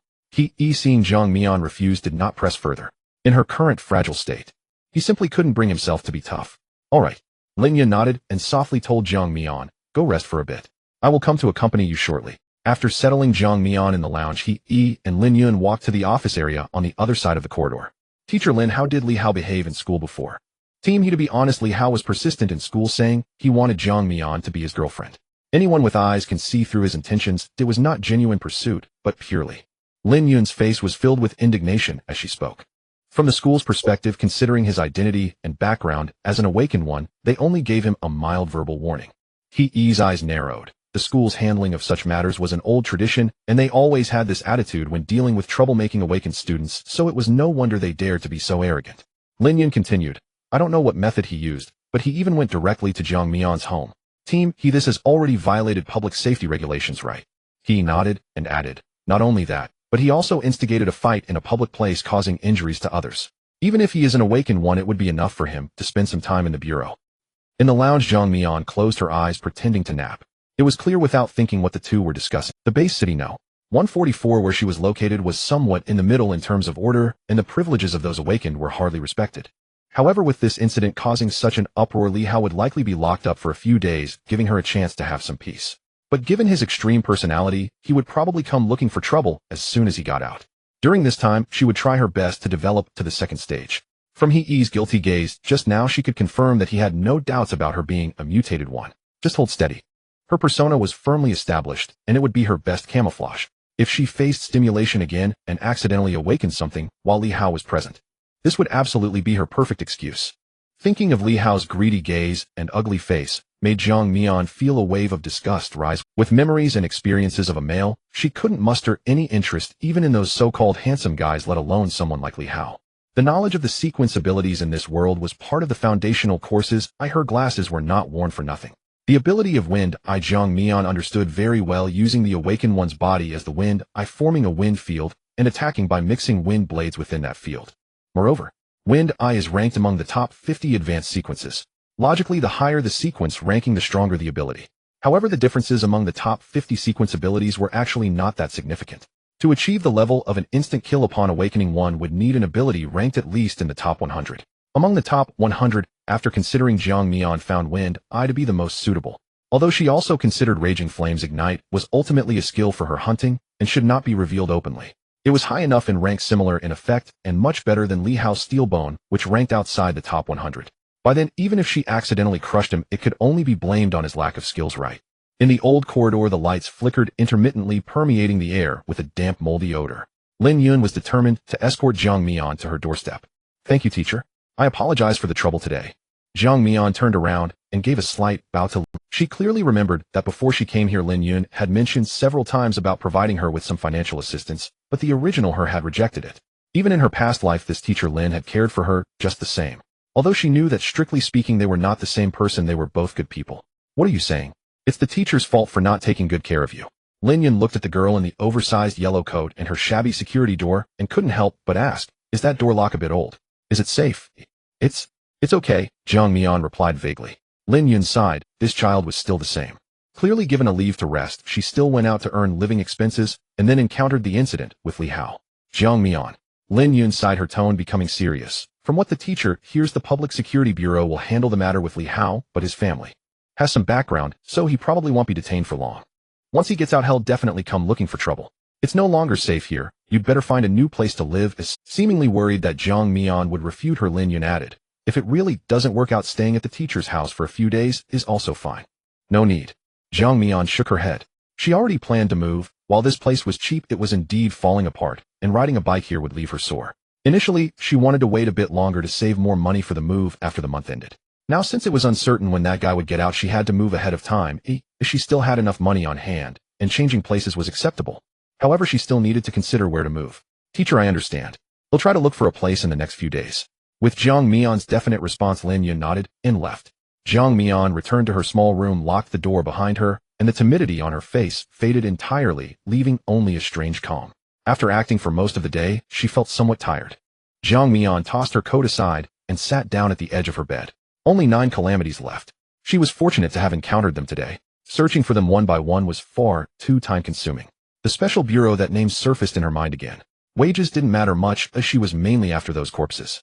If she was lucky to come across fresh corpses that had just been killed, it would be a feast for her. Moreover, they were looking for contractors or temporary workers, which made it convenient for Jiang Mian to escape at any time. Jiang Mian fumbled for her phone, checking the contact information she had obtained from those delivery riders. She greeted the other party, and after a brief communication, they sent her a location. Special Materials Processing Bureau, Base 144. The address is in the north of the city. It's a bit far. I should go early tomorrow. Zhang Mian put down her phone, lay back on her bed, and gazed at her delicate fair hands, which emitted a faint dark golden glow. After acquiring the core, if she did not intentionally suppress it, the power of the apocalypse would gradually permeate and strengthen her body. Especially when energy was abundant, this strengthening would accelerate, but it would also make her hungry faster. Firewood is still not enough. The next afternoon, Zhang Mian arrived at what appeared to be a factory, according to the navigation. A sign reading Special Materials Processing Bureau Branch 144 hung on the iron gate. It's hard to imagine that all the special materials in such a large city were processed by such an inconspicuous factory. Due to limited space within the city, the architectural planning had always been compact. It was indeed not easy to allocate such a large piece of land.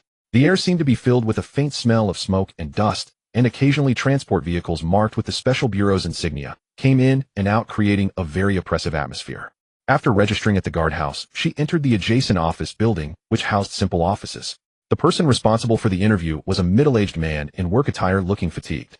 Zhang Mian, here to apply for the position of a mover. The man looked at Zhang Mian oddly and said, "Little girl, do you know what we do here?" "I know. It's for processing those things. As long as you know, but this job is not easy. Moreover, sometimes you have to deal with broken pieces, and many big men can't handle it. Are you sure you want to do it?" The man frowned when he saw Zhang Mian's small arms and legs along with her glasses and quiet demeanor. This job was something that even some big men couldn't accept, let alone a young girl like Zhang Mian. I don't mind getting a bit dirty. It's fine. Short on money." The man didn't ask further, having already warned her if she couldn't handle it, and ran away the next day. It was none of his concern.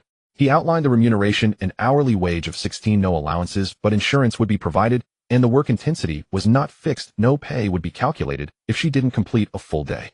After hearing this, Zhang Mian nodded gently. An hourly wage of 16 was indeed quite low for this place, but for her current situation, money was not the main focus. "All right then, just sign this. Come at 6 tomorrow morning for a brief training session." Seeing Zhang Mian still looking resolute, the man sighed and took out several copies of the agreement from the drawer, including a temporary employment agreement and a confidentiality agreement. Zhang Mian took the pen, signed her name, her handwriting neat and elegant, just as she was. When she left the special bureau, it was still early, and Zhang Mian wandered around the area to familiarize herself with her surroundings. Unlike the chaotic and crowded west side of the city, the roads here were smooth and wide, filled with various streets. If the west side could be considered the manufacturing area, then the north side was the energy center, where energy stations, waste stations, and special official units like the special bureau were concentrated. Compared to the west side, this place was even less suitable for living. However, if it was just for temporary lodging, renting a room was relatively cheap, which could be considered. The next day before dawn, Zhang Mian arrived punctually at the special bureau. The so-called training was very simple, mainly emphasizing safety regulations and confidentiality protocols. The person in charge of the training repeatedly reminded them not to be curious, not to ask too many questions, and to follow orders strictly. The factory was divided into 4 groups, each handling calamities, mutants, awakened individuals, and ordinary people. Groups 2 and 3 had the least work, while Zhang Mian as a newcomer was assigned to Group 2 to familiarize herself with the job, and would be relocated wherever there was a shortage of personnel. Each of the 4 groups had 4 areas. Area 4 was open to the public, akin to a funeral home, while Areas 2 and 3 resembled morgues with freezers requiring protective clothing, and Area 1 housed the large incinerator. Zhang Mian followed a taciturn senior employee to Area 2, and the deeper they went, the stronger the indescribable smell in the air became. The middle-aged man known as Old Zhang pushed open a metal door and turned to Zhang Mian, saying, "You're little Zhang, right? You just arrived today. Oh, just follow my instructions." Zhang Mian looked inside. It was a temporary morgue storing the corpses of the mutated individuals brought in from various parts of the city. First, label them starting with the number 144051042. Increase from the last 42. Once done, it'll take you to the processing room. Old Zhang handed over a stack of labels and pointed to the grooves in the tray beneath the corpses. His tone was calm, as if handling a batch of ordinary goods. He himself was recording something in a notebook. Zhang Mian took the label and approached the row of corpses. Due to her special frost-proof suit, she could only smell a faint hint of decay. She had never seen any living mutated individuals and didn't know what kind of aura they emitted when using their ability. However, when she caught a whiff of their scent, her instincts went into overdrive, similar to how an ordinary person reacts to the stench of a corpse. Zhang Mian's expression changed, her brows furrowed and her lips pressed tightly together. Old Zhang, observing her reaction, thought she was scared, but the fact that she didn't scream or retreat was already more than many others. He had been here for a long time, having seen too many people of all kinds. There were burly men who vomited until the world spun, cowards who didn't even dare enter, and those who pretended to be calm, yet couldn't sleep a wink at home. Zhang Mian was already considered to have decent mental fortitude. However, Old Zhang's gaze lingered for a moment on Jiang Mian's slightly youthful profile. This girl appeared to be around the same age as his own irresponsible son. She should be in school. How did she end up in this dreadful place dealing with these cold corpses? Probably because her family is poor. He silently sighed. In this world, every base city was a lonely fortress connected by only a few passages, all meant for the people above with limited resources and good jobs within the city. For ordinary people, most high-paying jobs came with certain dangers, such as being a cleaner outside the wall.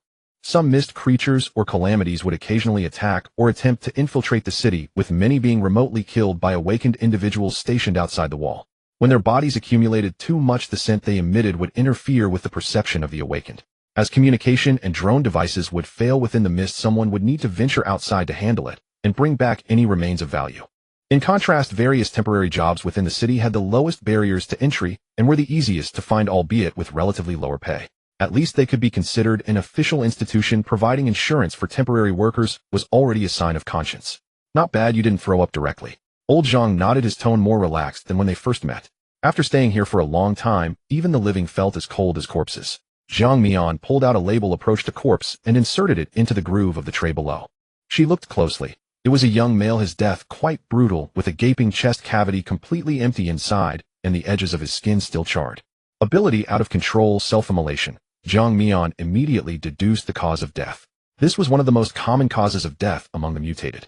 If in a good mental state, one could still manage to control a bit and delay the process of losing control.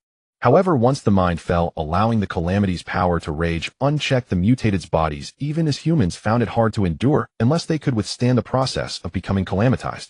She might have merged two souls, so her tolerance was slightly higher than that of an ordinary person, yet even so, after toughing it out for a month, she was starting to struggle and could only look for suppressants.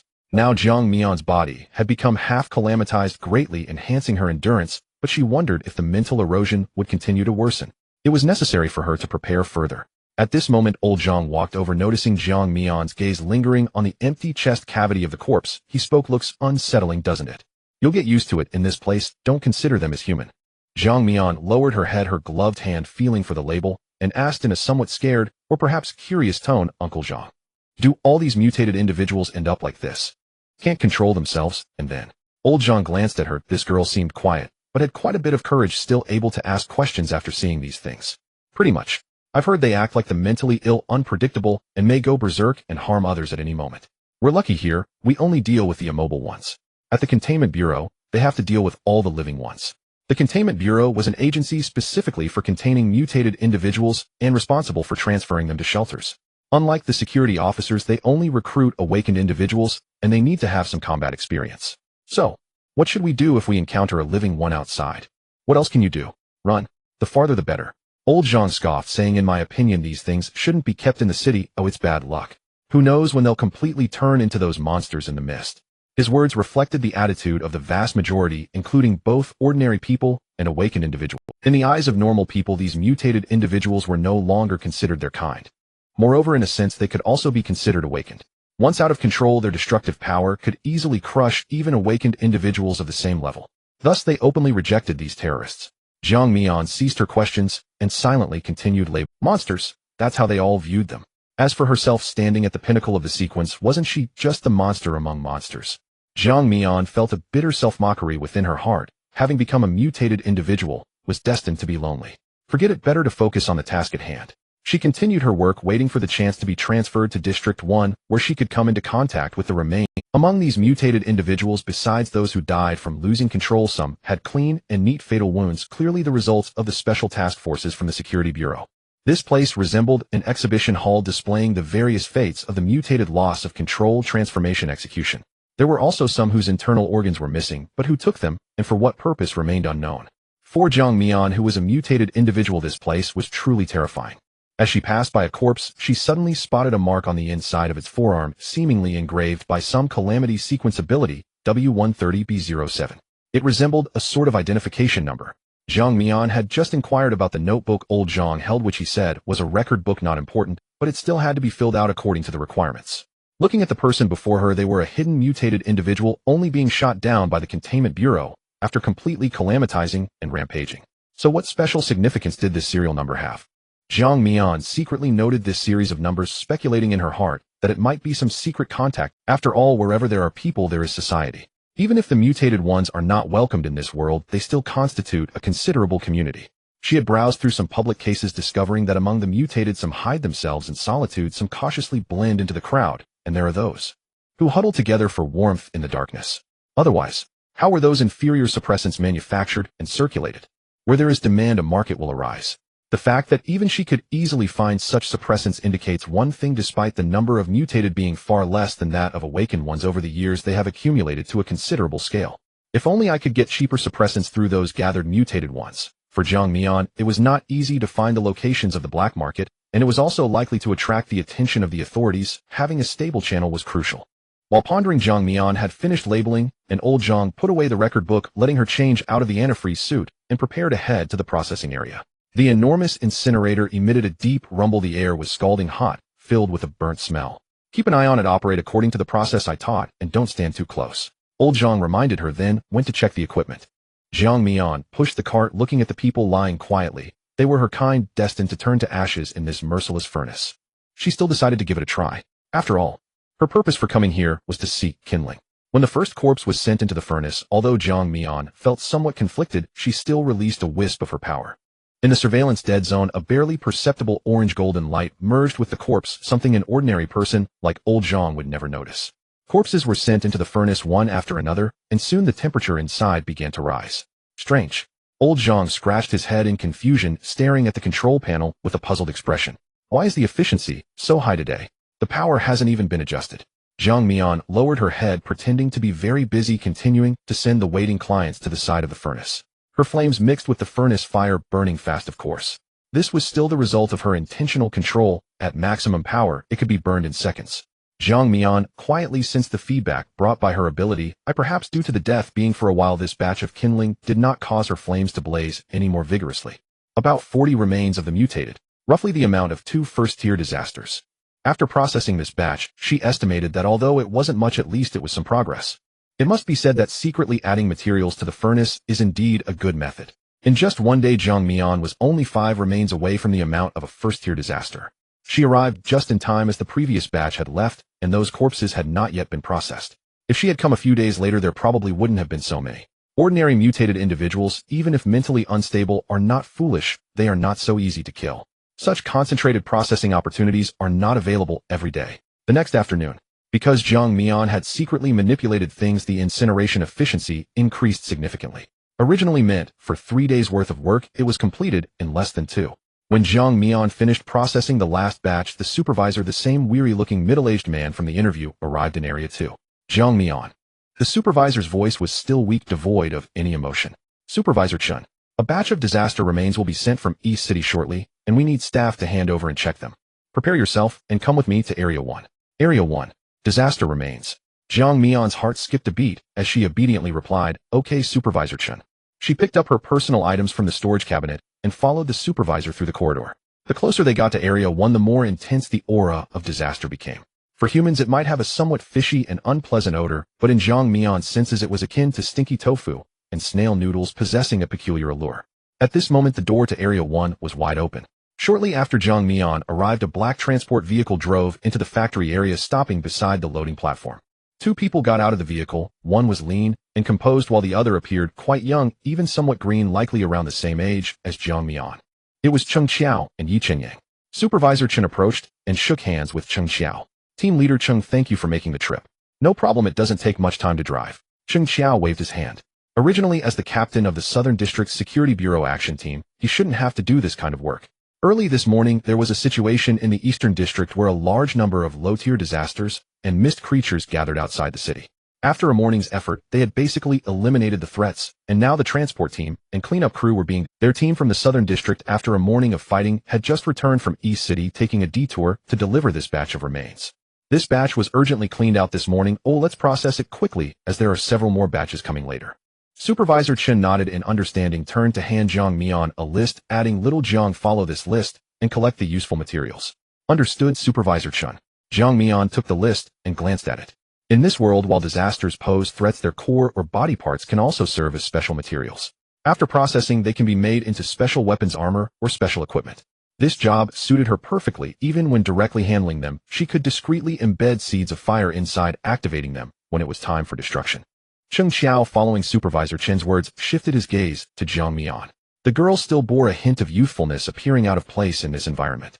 A newcomer. Yes, I just arrived the day before yesterday. Supervisor Chen sighed, continuing, not many from the old city are willing to do this kind of work here. It's really hard to recruit people. The slightly younger ones usually leave after 2 or 3 days. We can only lower our standards. There's nothing we can do. Is that so? It's indeed rare to find a young girl like Jiang Mian who is both good-looking and willing to work diligently. However, why does Jiang Mian's appearance feel somewhat familiar? Cheng Xiao recalled carefully. A few days ago in that self-immolation case, the woman who reported it mentioned that a delivery person had come before the incident.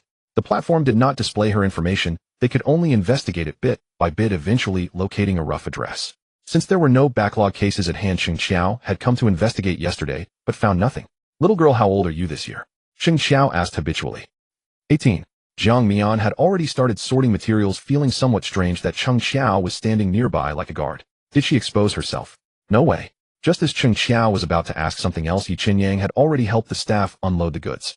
He walked over, his gaze unconsciously drawn to Jiang Mian.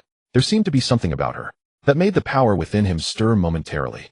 Although the sensation lasted only a brief moment, Yi Qinyang was certain that it was indeed real. In his past life as an 8th-tier powerhouse, he understood his abilities well enough to know that he could easily elevate himself to the 3rd tier in a short time if he wished, but he simply did not want to attract attention. That sensation just now seemed to be a peculiar resonance. Yi Qinyang couldn't help but glance at Jiang Mian. She was currently lowering her head to sift through the materials, as they had already undergone initial disassembly during the cleanup, so no additional cutting was necessary. At this moment, Jiang Mian felt as if she were a thorn in someone else's side. She could clearly sense the gaze fixated on her back, as if the person was curious about her. Curious about what? Surely not about her height and measurements. Jiang Mian instinctively halted the core's operation momentarily, feeling a bit suffocated. She could also distinctly sense the aura of the other party. Compared to the sweet scent of Teacher Lin, this person's aroma was like spicy stir-fried meat. It was somewhat pungent yet incredibly fragrant, suggesting a significant level. But Jiang Mian dared not make any movements, continuing her work with an unchanging expression. A few seconds later, when that gaze finally shifted away, she released her control over the core. Ahem. Supervisor Chen cleared his throat, breaking the temporary silence. Team Cheng will handle this side. You've all been busy since the morning, so hurry back to rest. Cheng Xiao nodded. Although his intuition told him that Jiang Mian was somewhat odd, this was not the right place with too many eyes around. He had just noticed Yi Qinyang's momentary pause and couldn't decipher what the young man was thinking. However, based on what he had learned about Yi Qinyang during this time, the latter should be a steady character, not one to be distracted by a pretty girl. All right, then we'll take our leave. Take care, Team Cheng, Supervisor Chen replied. Yi Qinyang also reined in all his emotions and followed Cheng Xiao towards the transport vehicle. The two got into the vehicle and smoothly drove away from the Special Administration Bureau. What's this? Have you taken a liking to that girl? Cheng Xiao, with one hand on the steering wheel, rubbed his constantly twitching right eye with the other. I just feel she is somewhat special. Yi Qinyang did not elaborate further, simply shaking his head lightly. Special? Cheng Xiao raised an eyebrow, his gaze still fixed ahead. Yes. Although he was unloading, when Supervisor Chen spoke up, Yi Qinyang listened intently to every word. A regular person who has lived within the walls since childhood, seeing these things and adapting so quickly in just 2 or 3 days without changing expression is remarkable. Just going by feelings doesn't really prove anything, does it? Perhaps she was forced into it because of her family's situation. Maybe I'm overthinking it. It just feels somewhat disjointed. Yi Qinyang reflected on how he had come to terms with such scenes before awakening. He couldn't help but sigh. A girl who appears quiet and gentle, yet is dealing with the remnants of monsters. How can that not feel Cheng Xiao shifted his tone, seemingly hinting at something. In this world, hey, everything is forced out of us. Hey, he said with a wry smile, half jokingly. Besides, even if that girl is special, it's not like she came here to hunt. After watching the transport vehicle leave, Jiang Mian secretly let out a sigh of relief. She had originally thought that delivering the remains was entirely the responsibility of the transport team. She didn't expect law enforcement officers to also part-time in this task. Fortunately, the current modifications to her body were limited to her heart, and there were no external abnormalities. As long as she made good use of her gentle and obedient appearance, she could continue to hide her true self. When she first crossed over, she still had a bit of lingering attachment to her second brother, but she quickly came to terms with it. Something that had been useless for over 20 years compared to living a real life, she unhesitatingly chose the latter and quickly integrated into her current life. Jiang Mian lowered her head, her gloved fingertips sifting through the remains, sorting out the materials she needed. That Yi Qinyang from earlier. Although he looked quite young, why did he give her the feeling of being seen through? She had heard that among those awakened on the path of soul there were individuals with lie-detecting abilities, while Radiance Awakeners were extremely sensitive to the presence of calamities. Could he possibly belong to one of those two types? Jiang Mian was convinced that when not using her abilities, her aura was completely concealed within her core, even other similar beings could not detect it. As time passed, Jiang Mian finally finished processing her side. The useless remains were loaded onto a forklift and transported to the central processing area for incineration. She sat on a nearby stool to rest for a moment, and from a distance, she felt as if those sparks had been ignited. According to Supervisor Chen, she still had to wait to handle the next batch, and she didn't need to go to the processing area. Her workstation was temporarily fixed. But Jiang Mian closed her eyes. It seemed she had received a faint feedback, and it was continuously. Jiang Mian originally thought she could only harvest energy within 10 meters, but unexpectedly, she could also obtain energy from a distance. Compared to the fullness brought by completely devouring a calamity core, this feedback felt like a drop in the bucket, probably only 1/10. It seemed that removing the core had caused these remains to lose most of their energy essence, leaving only this residue. Fortunately, this batch of remains was relatively fresh. If they were left for too long, the returns would likely be even less. This is still inferior to the mutated ones. Jiang Mian sighed inwardly, but even the smallest mosquito is still meat. That previous batch, not counting the nearly non-existent returns from the fog creatures, had close to 20 calamities, indicating the ferocity of last night's battle. There were still several more batches to come which could significantly push her progress forward. In this walled city, opportunities to hunt complete calamities were extremely rare, making any bit of energy supplementation invaluable. Working at the Special Administration Bureau was currently the only stable way to access fuel, even if it was just scraps. The temporary contract she signed was only for 3 days, and the harvest from the first 2 days was already decent. The day's work was finally nearing its end. Supervisor Chen came over to take a look, and upon seeing the neatly stacked sorted materials, he waved his hand, signaling her that she could clock out. Same time tomorrow, don't be late.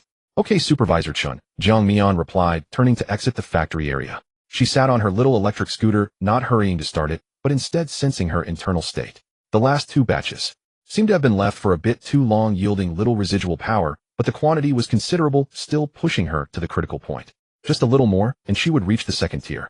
The greatest surprise was that she had figured out the additional characteristics and absorption range of the skill Ignite. Does this mean that if she wanted to harvest on a large scale in the future, all she needed to do was start a fire? Although she couldn't ignite it actively beyond 10 meters, any external factor would trigger it. If this characteristic were used well combined with other skills she could choose in the future, whether for single target or area attacks, they could produce unexpected effects. Finally made some progress. Time to go home. Jiang Mian, rarely in a good mood, hummed a little tune as she drove her battle-damaged little scooter away. When Jiang Mian returned to her dilapidated home in the western part of the city, it seemed that with the last batch of remains finally burned to ashes, she had finally touched the threshold of the second level. The familiar worm-like script was directly imprinted on her retina. Ignite has automatically upgraded to Fierce Flame. The marking range has increased to 20 meters, and the flames can spread along, kindling with the intensity of the fire under her control. These words existed for only a few seconds before rapidly changing. Please select your initial skill, remaining time 30s. 1 Crystal Rock generates energy crystals which can be used to construct temporary defenses or to trigger an explosion. It can also target an object within a 20-meter range, crystallizing it to restrict its movement. 2 Tide. Acquire basic water control ability. In combat, attack power gradually accumulates with each successive strike. As the frequency of ability use increases, the strength of the body also grows. 3 Gale.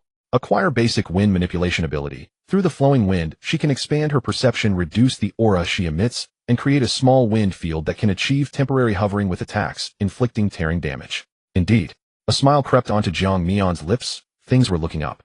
After the advancement, not only had Ignite automatically upgraded, but the effects of the other options were also significantly improved compared to their first appearance. This Crystal Rock has control and damage. If combined with the upgraded Fierce Flame, it could make for a decent combo. The latter 2 skills compared to the first level had also undergone some changes with more effects. Although a true man should engage in close combat, this style of fighting easily exposes oneself, especially given her sensitive identity. Having more varied methods would be better. At present, what she needed most was still the ability of Gale. Moreover, among the new effects of Gale, there was an introduction about masking her aura and temporarily hovering. This meant that her disguise would be even more seamless, and even if she encountered an emergency situation and needed to drop from a height, she could use this ability to protect herself. Facing the potential threats of concealment, relocation, or even pursuit by others in the future, this was undoubtedly a significant safety measure. Furthermore, wind aids fire, if Gale could remotely control the spread direction of Fierce Flame. With this thought in mind, Jiang Mian focused her intent on Gale without hesitation. It's decided then. As her choice was made, a strange sensation surged from her heart, similar to the first time. Painful, yet much milder. Jiang Mian let out a muffled groan, her body trembling slightly as she clutched her chest, cold sweat seeping from her back. She could feel two completely different forces converging at her core, coexisting in a peculiar manner. After a few minutes, the discomfort gradually faded. Jiang Mian exhaled deeply. The fabric on her back was thoroughly soaked and clung to her, making her feel quite uncomfortable. Every advancement comes with this, it's really. She muttered discontentedly, but if enduring a bit of pain meant leveling up, she would be quite willing. Jiang Mian casually picked up her nightgown and walked into the bathroom. Amidst the steamy air, she looked at her reflection in the mirror, her right hand instinctively covering a certain smooth and mysterious area. Looks quite good. And the figure is nice too. Even though time had passed, she still felt a bit dazed.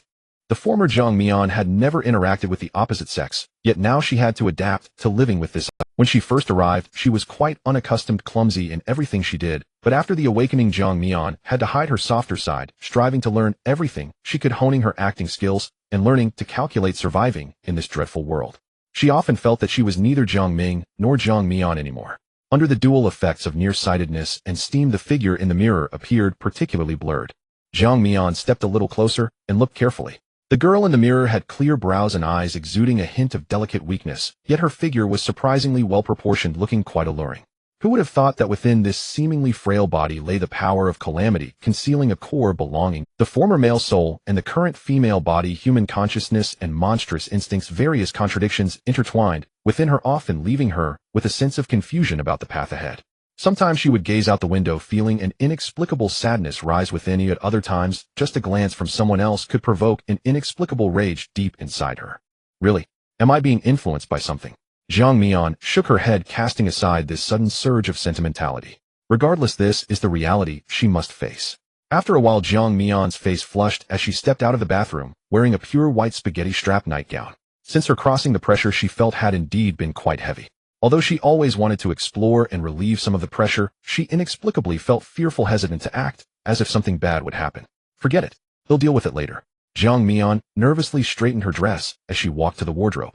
She had already spotted a place on her way back. Somewhere at the junction of the north and west of the city, the location was quite secluded with fewer people around. The rent was reasonable, but the utilities were a bit more expensive than here. Jiang Mian had originally planned to stay away from crowds, and that place suited her intentions. She would tidy up tonight and could move there after finishing work tomorrow. She rummaged through the wardrobe, which was stuffed with various clothes, mostly old ones. The school uniform. She was almost graduating and wouldn't need it anymore, so she decided to keep just one set. The rest were casual outfits and a few skirts she had hardly ever worn. In total, they weren't many, but Jiang Mian, for some unknown reason, neatly folded them all and put them away. As she was finishing up with the useful clothes, she suddenly spotted a few unopened stockings. Jiang Mian curiously spread them out. There were thick and thin ones, but mostly white. She had almost no impression of these, and after a careful recollection realized they seemed to be something her mother had. After her mother's passing, Jiang Mian had been in a state of self-isolation, leading to many of her things being pushed to the bottom of the wardrobe, gradually forgotten. Sigh. They'll keep them, even though I might never wear them. Jiang Mian felt complicated inside as she carefully tucked them away. She shook her head, feeling sad was useless, and nostalgia wouldn't bring her back to the past. The urgent task was to quickly adapt to the power of Gale after accidentally killing Li Hao during the awakening. Each of the 5 paths has its own characteristics. If ranking is not considered, war is generally the strongest path in the early stages, as their abilities primarily enhance the body, making them exceptionally skilled in close combat. On the other hand, the element path represents mages who are not strong in the early stages and require time to grow. However, those that can rank within the top 50 of the advanced tier are quite different. They already show signs of a peak sequence. For example, Eye of the Wind, its power is not solely related to the energy reserves of the Awakener, but is. Although Jiang Mian had never seen it with her own eyes, most of the information aside from the apex sequences was public, including detailed introductions to the advanced sequences. The capacity to rank within the top 50 of the elemental path indicates a high affinity for what is known as elements. This concept is difficult to explain with current technology. People only know that after the mist descended, this formless and shapeless substance appeared in the world. Only those awakened in the elemental path can manipulate them. The higher the level, the more they can summon, and the greater. For example, the wind. I can easily influence the flowing air in the environment, continuously gathering or dispersing air currents, triggering small storms, with destructive power far exceeding its own level. Moreover, a crucial point is that the ability to manipulate elements is closely related to the state of mind of the awakened. When they fall into extreme emotions, there is a minimal chance of inducing elemental resonance around them, leading to an elemental eruption. This eruption is incredibly difficult to control, but the instantaneous power released is enough to crush most opponents of the same level. This could be considered a compensatory mechanism for the weaker early stages of the elemental path, but it is limited to the top 50 sequences. In contrast, the situation is entirely different for disasters. Their bodies are inherently capable of supporting and harnessing this violent power, and certain high-level disasters can transform the battlefield into their own domain. Simply put, it is merely one of the methods that consume vast amounts of energy. As for the afflicted, their situation, they lack the stable mental state of the awakened and do not possess the unique structure of disaster cores, making them more prone to losing control or even self-detonation. Therefore, an elemental eruption could very well cost them their lives, as the power of the calamity path is more challenging to control than other disaster paths. The biggest difference for Jiang Mian is that she has already developed the disaster core organ, so at least she does not have to worry about exploding. No matter how hardly House Steelbone is still merely a newly awakened first-tier awakened one. As her thoughts flowed, Jiang Mian came to a conclusion. She was certain that no matter where she moved, that guy would definitely find her. As an old classmate, she knew too well his vengeful nature. After packing her things, Jiang Mian nestled into bed and slowly closed her eyes. In the early morning, she was startled awake by a wave of pain. She curled up on the bed, clutching her stomach, cold sweat beating on her forehead, as sharp cramps radiated from her lower abdomen, feeling as if someone had stabbed her with a knife and was stirring it. After a while, she finally began to recover a bit, or rather she gradually adapted to the pain. Jiang Mian forced herself to sit up and discovered that underneath her was a patch of cold, sticky dark red. Not good. Since her transmigration, her mind had been in a state of high tension, and she had actually forgotten about this. Considering how long it had been since her last occurrence, this was already several days late. Speaking of which, her current body was still mostly human, just with an extra heart. To significantly enhance her physical abilities and gain full control, she would need to reach at least the 7th tier, which would make her one of the top powerhouses among humans. However, she wondered to what extent her abilities would influence her at that time. Really? Why do I have to go through this pain? I'm not even having a child. Jiang Mian muttered under her breath, a wave of irritation rising within her. She staggered toward the bathroom, hastily tidied up and changed into a new pair of underwear with a sanitary napkin. I don't want to go to work. Jiang Mian felt an emptiness in her heart, suddenly lacking motivation and unable to muster any energy. Wait, what am I thinking? It's just one day, though I should hold on a little longer. She forced herself to change into her outdoor clothes and hurriedly packed away the blood-stained clothing and bedding. Thinking that she wouldn't stay here tonight as it was too much trouble to carry things back and forth, Jiang Mian simply found a secluded spot and let the flames engulf them entirely. Jiang Mian steeled herself and rode her bike to the Special Affairs Bureau, completing her last day of work. Perhaps due to her physical discomfort, she felt that time dragged on unusually slow today. Even the noise from the incinerator seemed a bit grating. Finally, enduring through the day, during wage settlement, supervisor Chen even took the time to say a few extra words, implying that he wanted her to work short-term with the possibility of signing long-term or even vying for a permanent position. Jiang Mian had had her fill of such promises in her past life. Moreover, if she wanted to advance to the 3rd tier, now she would likely need 25 second-tier disasters. The conditions here no longer met her needs. So Jiang Mian directly declined due to health issues, and the other party did not say anything further. She took her wages and left the Special Affairs Bureau without looking back. Meanwhile, outside the detention center under the jurisdiction of the Western District Public Security Bureau. Sorry for the trouble, Director Zhou. Li Tian nodded at Zhou Chang, speaking politely, but his demeanor was quite casual. Mr. Li, you are too kind. It's understandable that young people can be impulsive. Zhou Qiang smiled in response, signaling the nearby trainee security officer to open the door to the single room. Clang. The metal door opened, and Li Hao walked out, a hint of displeasure on his face. Dad. Li Tian glanced at his troublesome son, frowning slightly, but chose not to scold him here. He had purposely come 2 days late after being locked up for so long. This kid should have learned a lesson, right? Let's talk when we get home, Director Zhou. We're leaving now. Li Tian nodded to Zhou Qiang and then turned to leave. Watching the father and son walk away, Zhou Chang's smile instantly faded. Beside him, the trainee security officer who opened the door couldn't help but ask in a low voice, Uncle, what is Mr. Li's background? You are so polite to him. Xingji, I've told you many times to address people by their titles while at work. Alright, Director Zhou, is that good enough? Zhou Qiang shot him a glance, lit a cigarette, and explained, Li Tian, the head of the security section of the Municipal Construction Bureau. Oh, is that so? That doesn't seem like much. He is a 3rd tier awakened one. 3rd tier. Zhou Qingji raised an eyebrow, noting that the highest level in base city 144 was only 4th tier. Those above that had all moved to higher level base cities. Here 3rd tier was already considered a strong awakened one. Zhou Qiang flicked the ash from his cigarette and continued, moreover. His ability is at sequence 100 flanking formation. His son may be useless, but this one, aside from himself, has some connections. Not to be trifled with. Outside the detention center, Li Hao followed behind Li Tian, increasingly frustrated as he thought. Having been locked up for so many days, not only did his dad not come to bail him out immediately, but now he hadn't even said a word of concern. Dad. He couldn't help but speak, quickening his pace to walk alongside Li Tian. Why did you take so long? Shut up. Li Tian's voice was not loud, but his tone was icy, causing Li Hao to instinctively retract his neck and swallow the rest of his words. Li Tian looked at Li Hao with a blank expression, clearly furious. For a woman causing a scene at the Public Security Bureau, you've made me lose all face.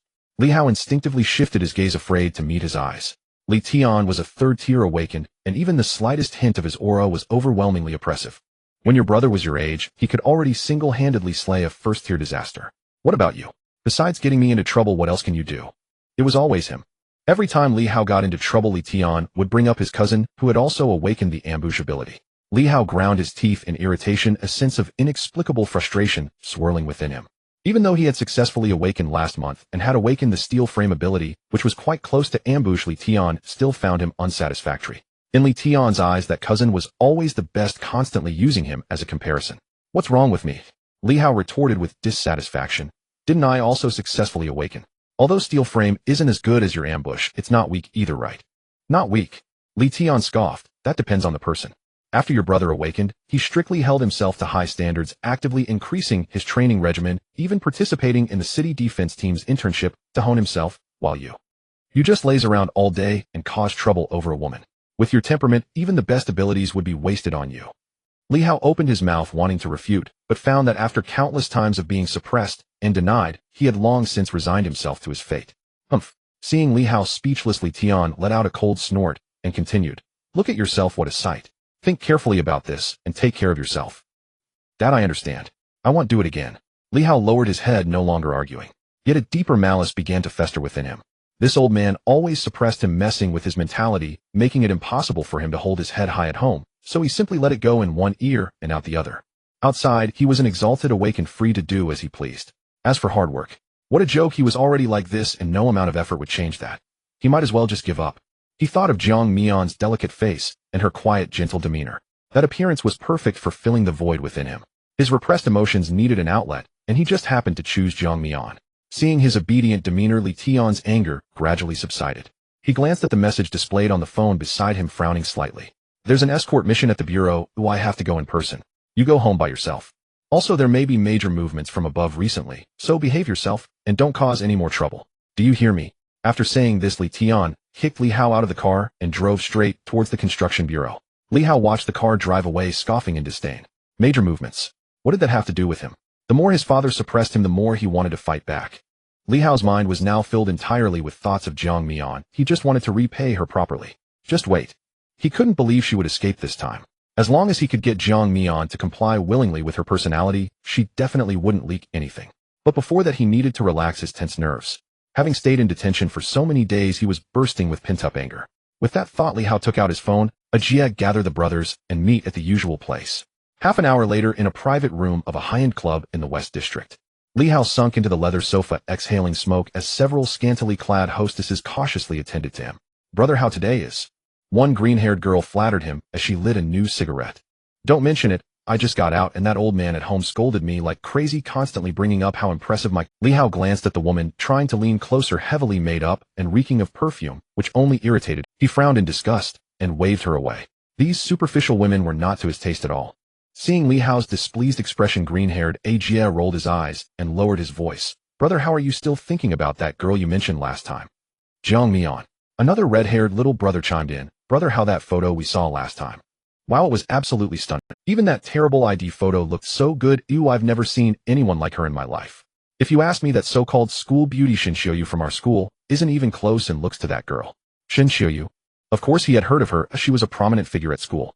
Not only was her appearance outstanding, but more importantly, she had successfully awakened. The specifics of her ability weren't mentioned, but her rank was apparently quite high, said to be a senior sequence. That was a sequence ranked in the top 50. Even if she had previously been an ordinary person, to awaken such an ability was akin to taking off. Not to mention, her family already had some background. She was truly a daughter of heaven, someone who looked down on others, completely out of reach for a second-generation slacker like him. Exactly. The red-haired one continued to flatter. Brother, how your eyes are sharp. Although she's not an awakened, it's rare to find someone so beautiful and clean. With the alcohol taking effect and the flattery from his little brothers, Li Hao temporarily forgot his father's reprimands, and his obsession with Jiang Mian grew stronger. I can't compare to my brother. I can't win against Lao Deng, but I can still deal with you. How even though I didn't break a sweat, I'm still exhausted. At the intersection of the north and west sides of the city, Jiang Mian set down her luggage and stretched her back.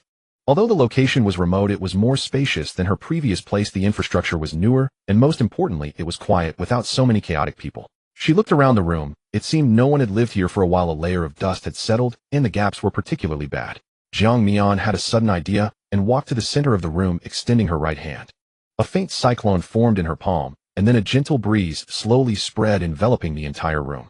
It gently lifted the floating dust from the surfaces in the room, gathering it into the cyclone.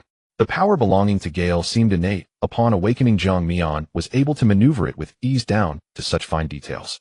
If others saw this, they would never believe it was an ability deriving from Apocalypse. Jiang Mian gently released the cyclone from her hand, forming a small mound of dirt on the ground, while other areas of the room were spotless. Complete victory. She clapped her hands to shake off the non-existent dust, placing her hands on her hips, appearing quite satisfied with the cleaning effect. Jiang Mian glanced at the newly refreshed room, took off her coat, and prepared to wash up. Just then her phone on the bedside suddenly vibrated, displaying the caller ID as he. Jiang Mian picked up the phone, instantly adjusting her tone to a weak tone. Hello, Captain He. I hope I'm not disturbing you. He maintained his calm tone, but with a hint of apology. No, not at all, Captain He. You called me. Jiang Mian curled up on the bed, staring at her pink round toes, her gaze somewhat unfocused. He sighed on the other end of the line, straightening his tone, becoming more serious. Well, there's a situation I need to tell you about. Li Hao has already been released from the detention center this afternoon. So soon. Jiang Mian had anticipated it, but upon hearing the confirmed news, her heart tightened. The reason was simple: she would have to start acting again. She remained silent, not responding immediately, as if she had been scared by this news. He seemed to imagine the pale face on the other end of the line. His voice softened further, filled with deep remorse. I know you don't want to hear this news right now. Based on his behavior, he could have been kept for a longer time, but his father used connections. I'm sorry. It's fine, Captain He. You've already helped me a lot. Thank you for letting me know. Jiang Mian's voice trembled slightly, as if she were forcing herself to stay calm. It's nothing. He asked with concern. How have you been lately? Are you still living in the same place? I'm worried he might. So I called to check. I moved. You already moved? That's good. The previous area was too chaotic. How's your new place? Is it safe? It's all right. It's in the north of the city, and the rent is also reasonable.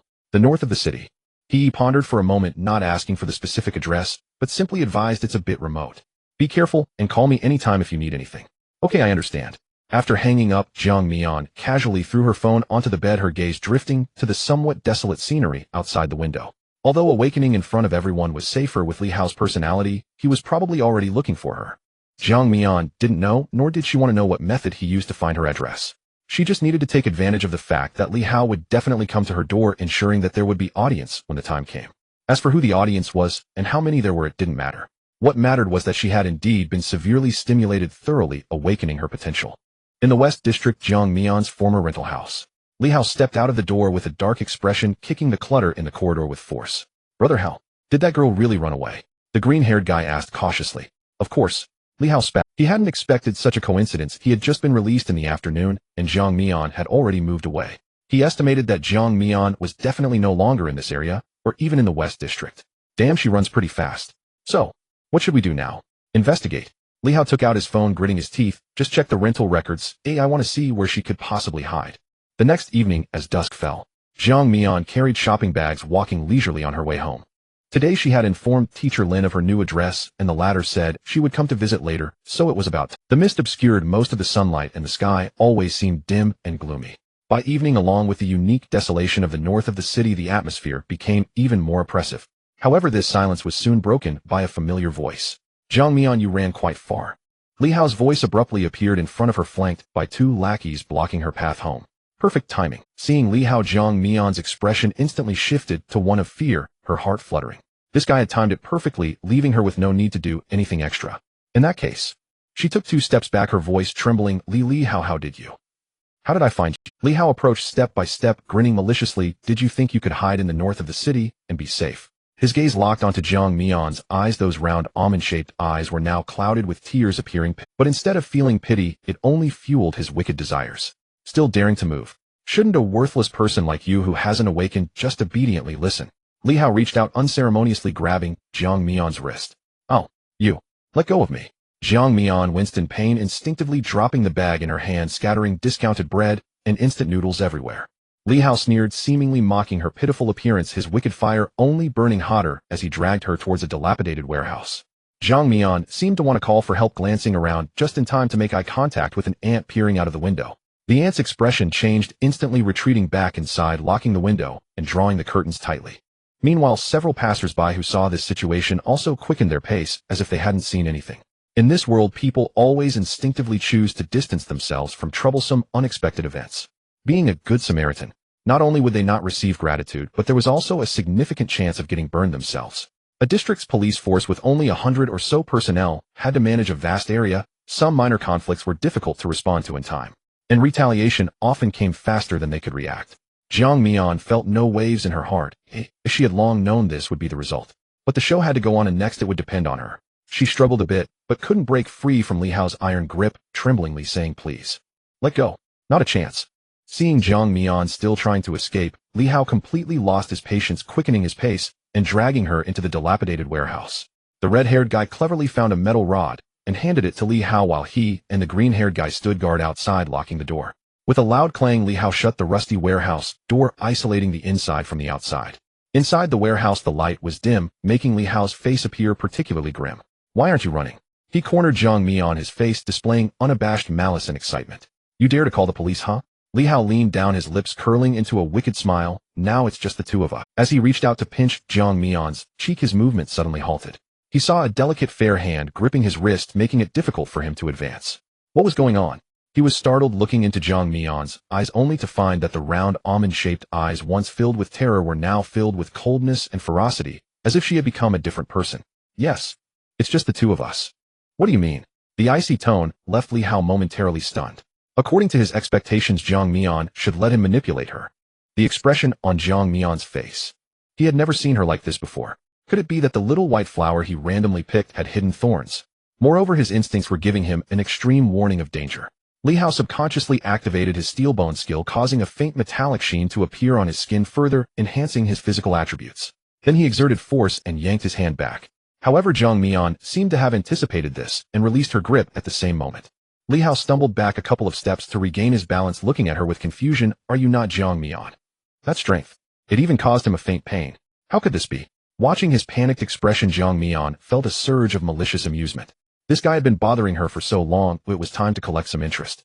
Jiang Mian tilted her head, a hint of curiosity and playfulness in her voice. "Do you humans really get so impatient before fulfilling your educational desires?" "You humans."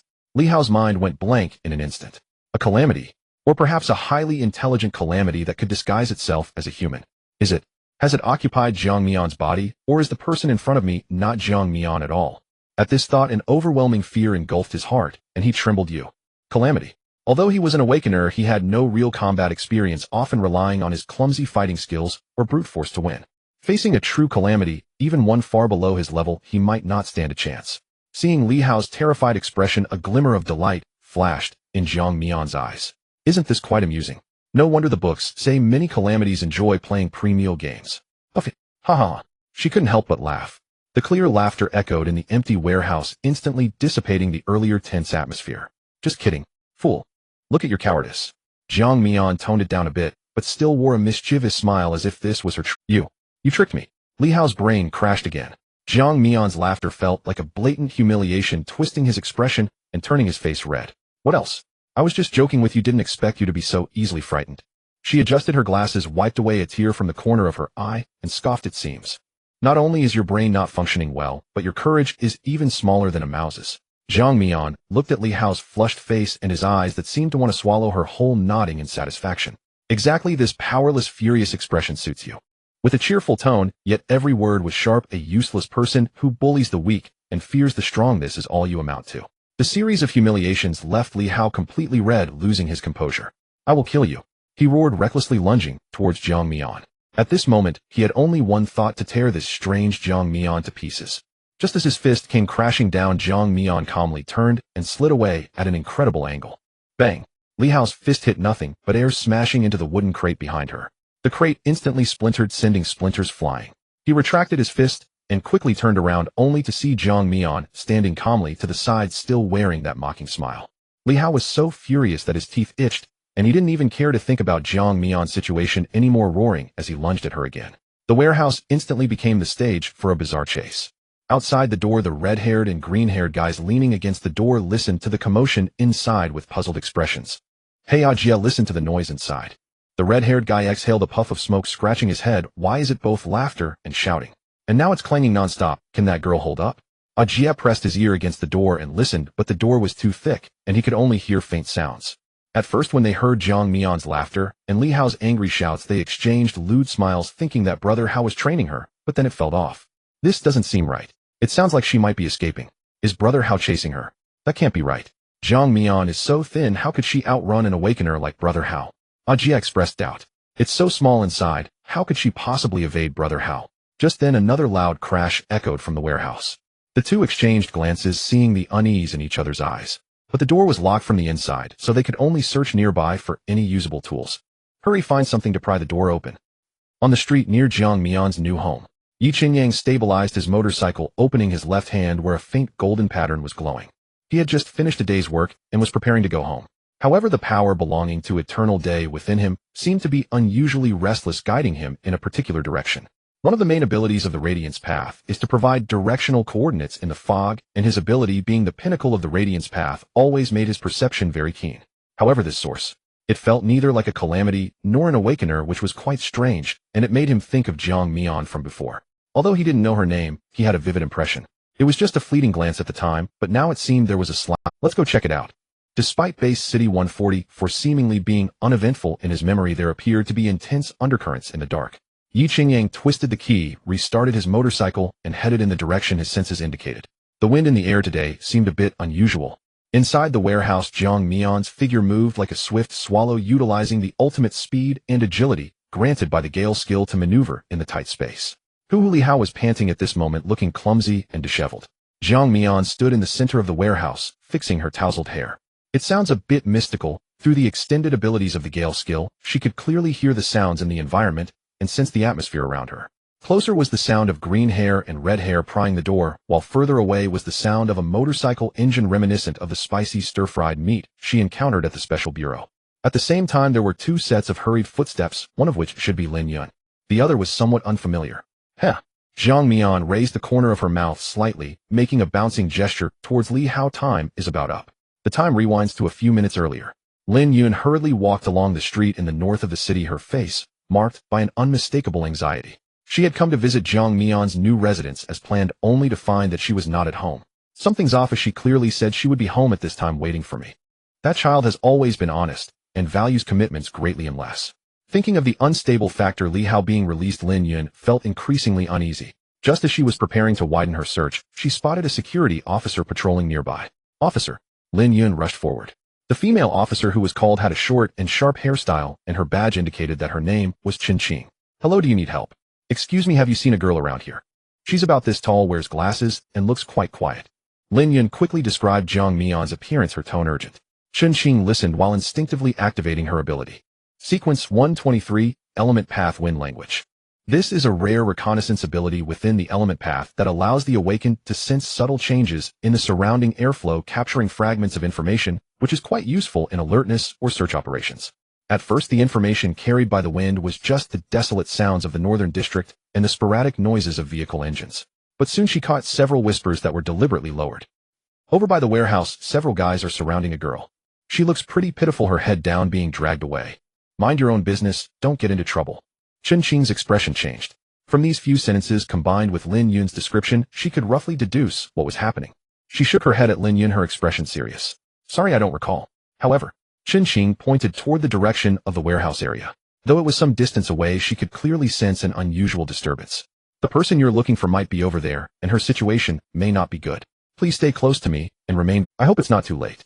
Chen Qing silently prayed as she quickened her pace toward the warehouse area. With the closer they got, the more Chen Qing felt the airflow here was chaotic and agitated, seemingly influenced by something. She inexplicably had a sense of foreboding. The source of this turbulent airflow seemed to suppress her abilities. As Chen Qing and Lin Yun approached a dilapidated warehouse, they happened upon the scene of the red-haired and green-haired individuals prying open the door. What are you doing? Chen Qing shouted, startling the two, causing them to tremble. Officer. Ajia stammered, struggling to articulate. It's you. Lin Yun's heart sank instantly. She recognized the two at a glance, who, although they weren't from her school, they often followed Li Hao around. Where's Li Hao? She looked toward the warehouse, her heart tightening, already having a suspicion. Had she arrived too late? A wave of intense guilt surged within Lin Yun. She clearly knew what kind of person Li Hao was, fully aware he would never let things go easily, yet she still failed to protect Jiang Mian. If Jiang Mian were to suffer any harm. Is Li Hao inside? What has he done to Jiang Mian? Lin Yun's voice grew sharp with agitation, starkly contrasting her usual gentle demeanor. Calm down. She wanted to rush forward, but was pulled back by Chen Qing, who remained silent, her gaze fixed on the direction of the warehouse. Wind language conveyed to her extreme danger. It seemed that something unknown was happening inside the warehouse as the chaotic airflow began to gather, carrying a sharpness, as if it would tear everything apart, tugging at the heavy iron door. Even though she had just entered the second tier, as an awakened one, it felt quite tricky. Not good. You two step back. As soon as she spoke, an invisible wave of energy suddenly surged from the warehouse, knocking the two closest to the ground. Chen Qing, standing in front of Lin Yun, used her ability to mitigate the force, barely maintaining her stance. Elemental explosion. This level. An ordinary first-tier awakened one simply couldn't withstand it, and the sequence was extremely high, severely suppressing her abilities. Blood. The red-haired and green-haired individuals struggled to get up, noticing several wounds appeared on their bodies which seemed to be enlarging, causing them to panic. At that moment, the sudden roar of motorcycles approached from a distance. Yi Qinyang executed a slick tailspin, coming to a stable stop in the open space outside the warehouse. Seeing so many people at the scene, he slightly furrowed his brows. The situation seemed to be more complicated than he had anticipated. He had encountered similar situations before. Although he was not an awakened one of the element path, he was still a peak sequence, sensing energies only slightly less than those of the soul path. The turbulent winds in the air were clearly the result of a man-made elemental explosion. But why could it cause fluctuations in his abilities? He distinctly remembered that the peak sequence of element, the sequence 3 myriad forms, had never come to base city 144, right? Yi Qinyang. Chen Qing glanced at Yi Qinyang's uniform and the badge on his chest. A newcomer, or from the southern district. Though puzzled, given the urgency of the situation, having one more person was indeed a good thing. Chen Qing promptly shared concise information. Suspected awakened one is holding a female student inside. There are abnormal internal energy reactions suspected to be an out-of-control wind elemental ability. Is the girl you're looking for an awakened one? No, she's not. She failed her awakening a month ago. Lin Yun answered hastily, but now that Chen Qing had asked, she came to realize this possibility. Natural, or perhaps a natural awakening triggered by extreme stimuli. Moreover, given the scale and might of the elements stirred, the awakening sequence was likely extraordinary. Natural awakening. Yi Qinyang looked toward the warehouse not far away, where a considerable wind field had formed around it. To trigger such a scale of elemental explosion upon just awakening, one must at least be in the top 50 advanced sequences. Yet his perception felt quite strange, urging him to approach the heart of the storm for a closer look. Boom. The large door of the warehouse was violently blown open, and a furious wave of energy surged forth, swirling with dust and debris. Step back. Chen Qing instinctively protected Lin Yun behind her. Yi Qinyang squinted slightly, a golden aura radiating around him, isolating the energy waves. Is it about time? What do you mean? Li Hao, caught in a state of heightened tension, was momentarily stunned by this nonsensical remark. Before he could react, Jiang Mian instantly changed her expression, as if greatly stimulated, and shouted at him. You don't come closer. Please, I beg you. Her voice was laced with a sob, as if she switched back to the previously pitiful and helpless Jiang Mian. Li Hao felt like a clown toyed with by Jiang Mian, and his anger surged as he exclaimed, Stop pretending. What are you pretending for? I must. Before he could finish his sentence, he was suddenly swept away by a violent gust of wind, the force so great it nearly lifted him off his feet. A fierce wind inexplicably erupted within the warehouse, emitting a wailing sound akin to ghostly cries. Centered around Jiang Mian, a visible azure wind sphere formed. Li Hao lost his balance and was blown away by this demonic wind, crashing hard into a pile of shelves. Cough, cough. He struggled to rise, astonishment evident in his eyes. What kind of ability is this? The wind carried with it scattered wood shavings and iron nails from the warehouse, slicing against his hardened skin, enhanced by the ability. To his disbelief, these seemingly trivial objects, under the influence of the bizarre wind sphere, easily broke through his defenses, leaving numerous fine wounds. Li Hao had read little about other sequence abilities and had very limited knowledge, but judging from the recent chase and the current situation, it was highly likely to be a wind manipulation ability from the element path. However, shouldn't such abilities be weak in their early stages? There were a few students at school who awakened element path abilities, and their attacks felt like mere tickles. How could there be such outrageous destructive power? This power. Even an ordinary second-tier awakener shouldn't be able to produce such effects, right? When did she? Before he could comprehend, a slight smile crept across Jiang Mian's lips, and the previously scattered winds deliberately began to converge toward Li Hao's position, forming several invisible wind blades. Li Hao's pupils constricted. Although he had never experienced a life-and-death battle, the murderous intent hidden within the wind was unmistakably approaching him. A chill ran down his back. Instinctively he rolled aside, but still felt a wind blade graze his thigh, instantly slicing away a chunk of flesh, leaving a wound deep enough to see bone. Ugh! Li Hao had never endured such pain before, and cried out involuntarily. Yet this was merely the beginning. Soon wave after wave of wind blades followed, intentionally avoiding Li Hao's vital points, seemingly aiming to grind him down slowly. He gritted his teeth, clinging tightly to the ground, slowly moving toward the distant door, leaving a trail of blood behind. As long as I reach that place. However, Jiang Mian would not give him the chance. Just as he was about to reach the doorway, the wind intensified once more, directly pulling him into the wind sphere. It felt as if he were in a washing machine, and Li Hao felt dizzy. Even the pain from the wind blades was no longer as pronounced. Stop! I beg you. Stop! He couldn't help but start to plead for mercy, but Jiang Mian showed no signs of halting, and within a few seconds his voice began to weaken. His once proud defenses felt as fragile as paper in the face of these bizarre wind blades. I beg you. Stop! He couldn't help but start to plead for mercy, but Jiang Mian showed no signs of halting, and within a few seconds his voice below. Jiang Mian coldly observed Li Hao's plight. Her heart stirred not in the slightest. He deserved this. This was the price he should pay. At that moment, through the perception of fierce wind, Jiang Mian sensed a familiar presence. Stir-fried chili with meat. She instinctively associated it with the young security officer. At that moment, through the perception of fierce wind, Jiang Mian sensed a familiar presence. Stir-fried chili with meat. She instinctively associated it with the young security. I need to act quickly, but I still have it under control. With a flick of her thought, a wind blade swiftly formed, precisely embedding itself into Li Hao's throat. Li Hao's voice abruptly ceased, his body crashing heavily at the end of the long blood trail. His eyes lost their luster, and after a brief spasm, he fell silent. It seems the damage from fierce wind is still quite decent. Li Hao's so-called steel bones was no more substantial than tofu before her fierce winds, offering no resistance whatsoever. However, for a sequence 48 Eye of the Wind, this might still be a bit excessive. I should control it a little better. While pondering, Jiang Mian manipulated the airflow to toss some sharp metal fragments onto Li Hao's corpse, adding a little extra to the wound. At the same time, she forcefully slapped her face and casually tore at her collar, faintly revealing her snow-white skin and subtly visible collarbone beneath. Something still feels off. The earlier change in expression was merely superficial. That fool Li Hao couldn't see it, but two security officers might not be so easily fooled. With that thought, Jiang Mian stimulated the core of disaster. Her body immediately reacted, trembling slightly as tears welled in her eyes. I might have overdone it, it hurts a bit. Time was tight, so she quickly curled up in a corner, hugging her knees, and quietly began to sob. Yi Qinyang was enveloped in a faint golden halo, moving through the chaotic wind field like an icebreaker. Although he chose the skill of condensing power into weapons or tools, condensed light, for simulating Radiant Blade, he could still utilize some skills gained from his previous life, due to his mastery over his abilities. For instance, the skill he was using now, flowing light and color, was a fairly effective defensive skill. Yi Qinyang glanced around, spotting Li Hao's robust figure exceptionally conspicuous. Seeing the blood trail behind him, Yi Qinyang's initial reaction was that Li Hao had died from excessive blood loss. Looking at the wounds, there were seemingly several fatal injuries to the throat, heart, lungs, and even groin. They were chaotic and interspersed with debris, making it difficult to determine the primary cause of death. Yi Qinyang suppressed the doubts in his heart, but Li Hao was already beyond saving. At this point, saving someone was the priority. Before entering, he had already inquired about Jiang Mian's basic information from Lin Yun. Upon learning the reasons behind the incident, Yi Qinyang found it a bit strange, but he tentatively concluded that Jiang Mian was likely a naturally awakened individual who erupted out of despair.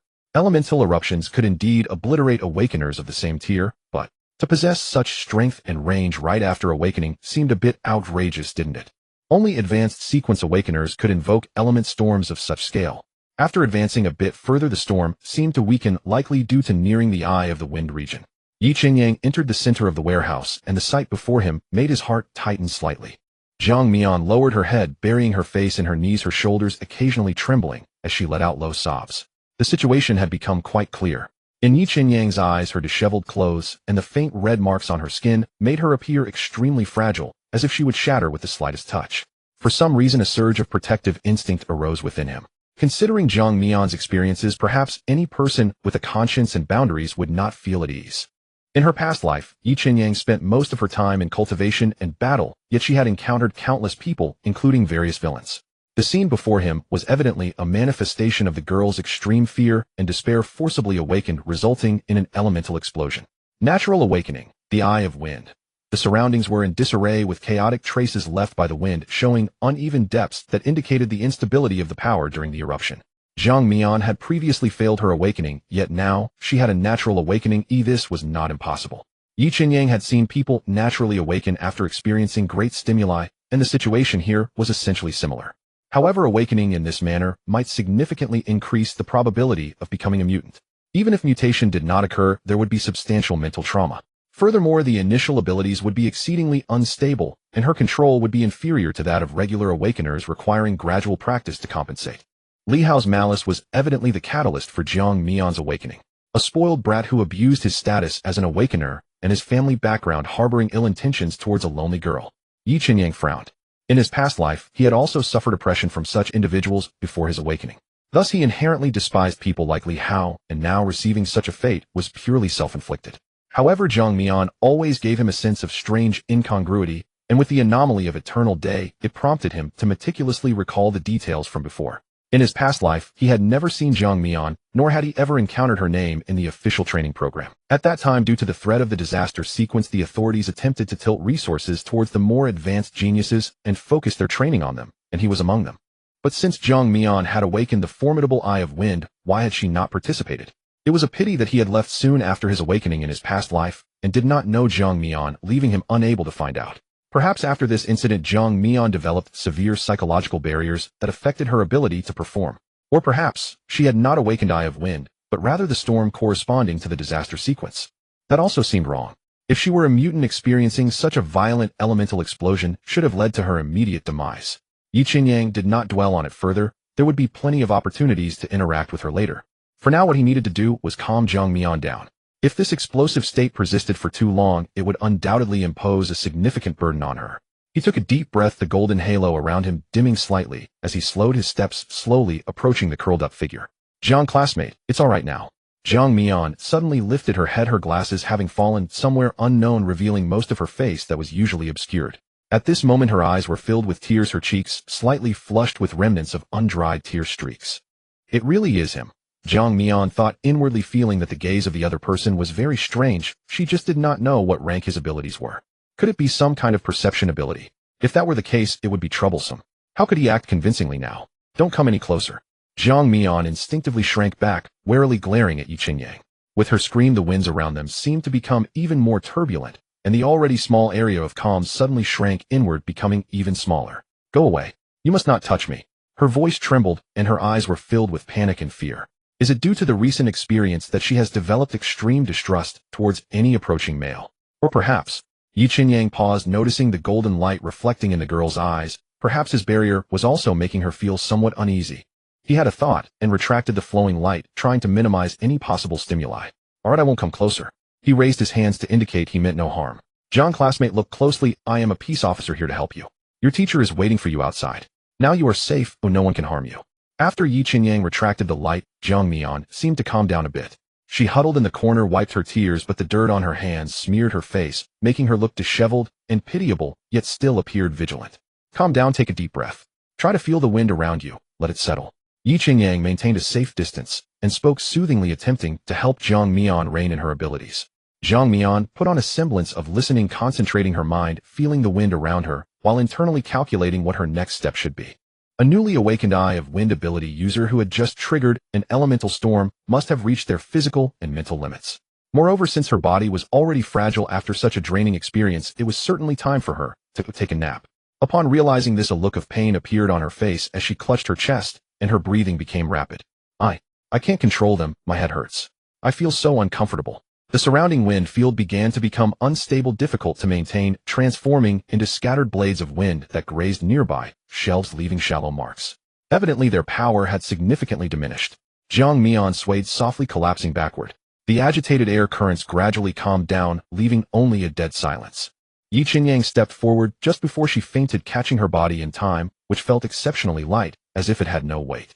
At that moment he clearly saw Jiang Mian's complexion, which was terrifyingly pale, her lips equally, so giving the impression of complete exhaustion. Yet, Jiang Mian's brows were still tightly knitted, seemingly bearing immense mental pressure. He reached out, probing towards the side of her neck. Her pulse was somewhat slow and irregular, and the power belonging to the wind had been completely expended. At the same time, Eternal Day also seemed to have quieted down, as if the earlier warning had never existed. Is the source of resonance related to her abilities? Yi Qinyang had a conjecture in mind, looking at Jiang Mian's tightly furrowed brows, instinctively wanting to help her relax them, but soon thought of a better method. A glimmer of golden light appeared between his fingers, a skill he had only learned during the mid-phase of his past life, known as Heart Lamp. Its effect was to stabilize the mind, a rare mental soothing skill outside the path of soul. Yi Qinyang's current level was not high, so he could only utilize a youth version of it. However, when he pressed this streak of golden light onto Jiang Mian's forehead, she immediately became agitated. She felt as if something warm had entered her body, and then Jiang Mian let out a sharp explosion of sound. What the heck is this? The moment that golden light pierced into her forehead, Jiang Mian felt her consciousness engulfed by a blinding radiance. Although she could devour calamities and theoretically consume the flesh and blood of awakened ones, Yi Qinyang's ability seemed to be of particularly high rank, causing the calamity core within her to sense an invasion and instinctively attempt to retaliate. Jiang Mian's heart raced with alarm, and she strained every ounce of willpower to suppress her bogus instinctual impulses. No, this guy is still holding me. Though somewhat resistant as an unconscious person, she couldn't fight back. If there were any abnormal reactions detected by this guy, all her efforts would be in vain. However, this suppression instead caused the light to gradually spread. From that light, Jiang Mian sensed no hostility, rather it carried a soothing power. Yet due to her bogus natural antagonism towards it, her already pale complexion grew even paler. If this continued, she would really lose her breath. Only when Yi Qinyang removed his fingers did Jiang Mian release her hold on the calamity core, instantly devouring this invader. What sort of ability does this spicy stir-fried meat have? Jiang Mian still didn't know the other party's name and could only refer to him this way for the time being.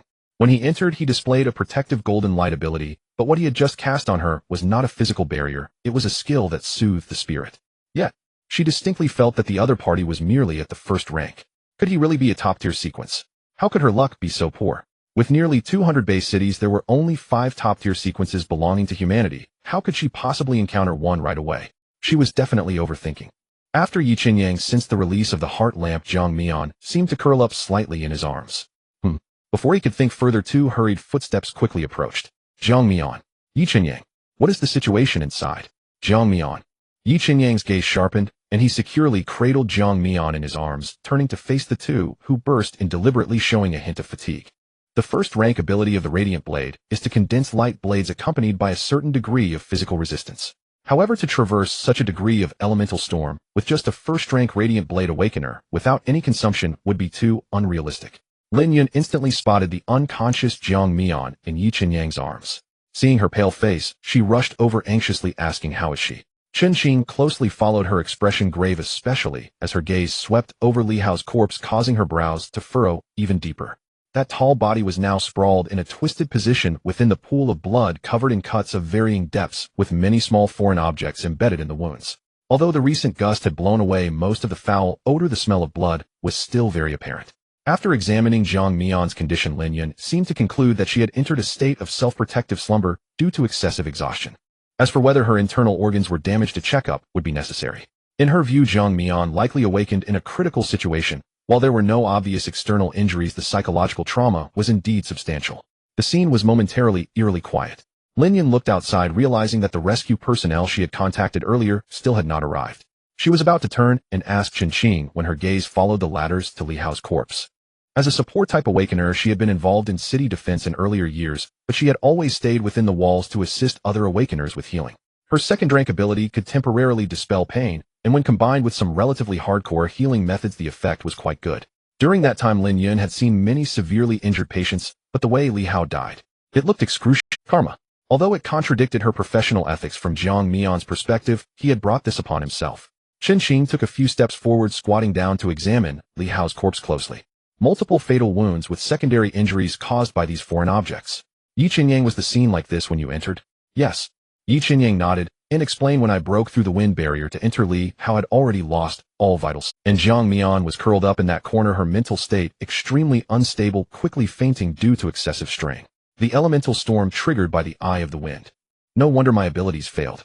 Chunqing murmured to cause such a scale of elemental explosion right after awakening sequence 48. Indeed formidable. She sighed and did not continue. At that moment a siren suddenly sounded outside. Several footsteps approached from afar with the peace officers from the North District and the paramedics from the North City Hospital arriving at the scene one after another. Chunqing stepped forward briefly summarizing the situation to her colleagues before instructing them to first carry the unconscious Jiang Mian onto the ambulance. The next day, an unfamiliar ceiling. Jiang Mian slowly opened her eyes, her consciousness gradually returning. She had been quite nervous when the doctors examined her last night, fearing that she might inadvertently reveal herself. Fortunately, her calamity core had stabilized completely during this time. Unless she had her chest open for inspection, it couldn't be detected by machines. The results naturally showed everything to be normal apart from the usual arrhythmia and malnutrition of this body. With this thought, Jiang Mian's tense nerves finally relaxed a bit. Despite the commotion yesterday, the actual energy expenditure was not much, it was more of a mental fatigue. The way the gale was activated was quite special. It was as if her consciousness extended into the surrounding environment, naturally controlling the elements.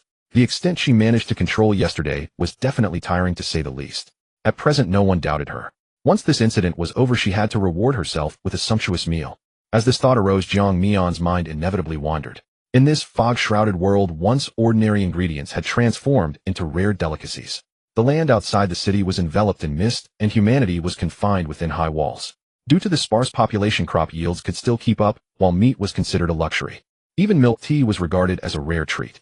Therefore, Jiang Mian's mood was particularly good during the last meal. But speaking of which, Jiang Mian tugged at the blanket, staring blankly at the ceiling. If I can successfully disguise myself as an Eye of the Wind Awakener, life should improve significantly in the future. She turned over, casting aside these distracting thoughts. The pressing matter was to continue her disguise. If Li Hao's Awakener father came looking for trouble, Lin and the two peace officers should all be aware that she was a genuine Sequence 48, not someone Li Hao could compare with. At that time, it might even attract the attention of higher management. Just as her thoughts were racing, she seemed to catch a glimpse of a row of dancing teddy bear biscuits on the floor out of the corner of her eye. They held hands, awkwardly swaying from side to side, as if performing a spiritual dance. Jiang Mian rubbed her eyes and looked again. The ground was spotless, reflecting light. Where were the dancing figures? Hissed, the inhibitor has lost its effect so soon. She stared at the ground as if nothing had ever appeared, yet she knew in her heart that those dancing figures might spring forth at any moment. The condition of the afflicted progresses through 3 stages, from hallucinations to auditory hallucinations, and finally, to localized calamity. Once this process begins, only external forces can halt and reset it. When she first arrived in this world, due to her prolonged search for inhibitors, she had already reached the 2nd stage. It was only after using that inhibitor that she found some respite for a few days. Little did she expect that less than 2 days into the 2nd stage, the inhibitor would fail her completely. The quality of this medication is terrible, and it cost me over 10,000. Jiang Mian gritted her teeth at the thought. That amount was enough for her rent for quite some time. Creak, a soft sound of a wooden door being pushed open came from the hospital room. Lin Yun entered carrying a thermos and visibly relaxed upon seeing Jiang Mian awake. Jiang Mian, you're awake.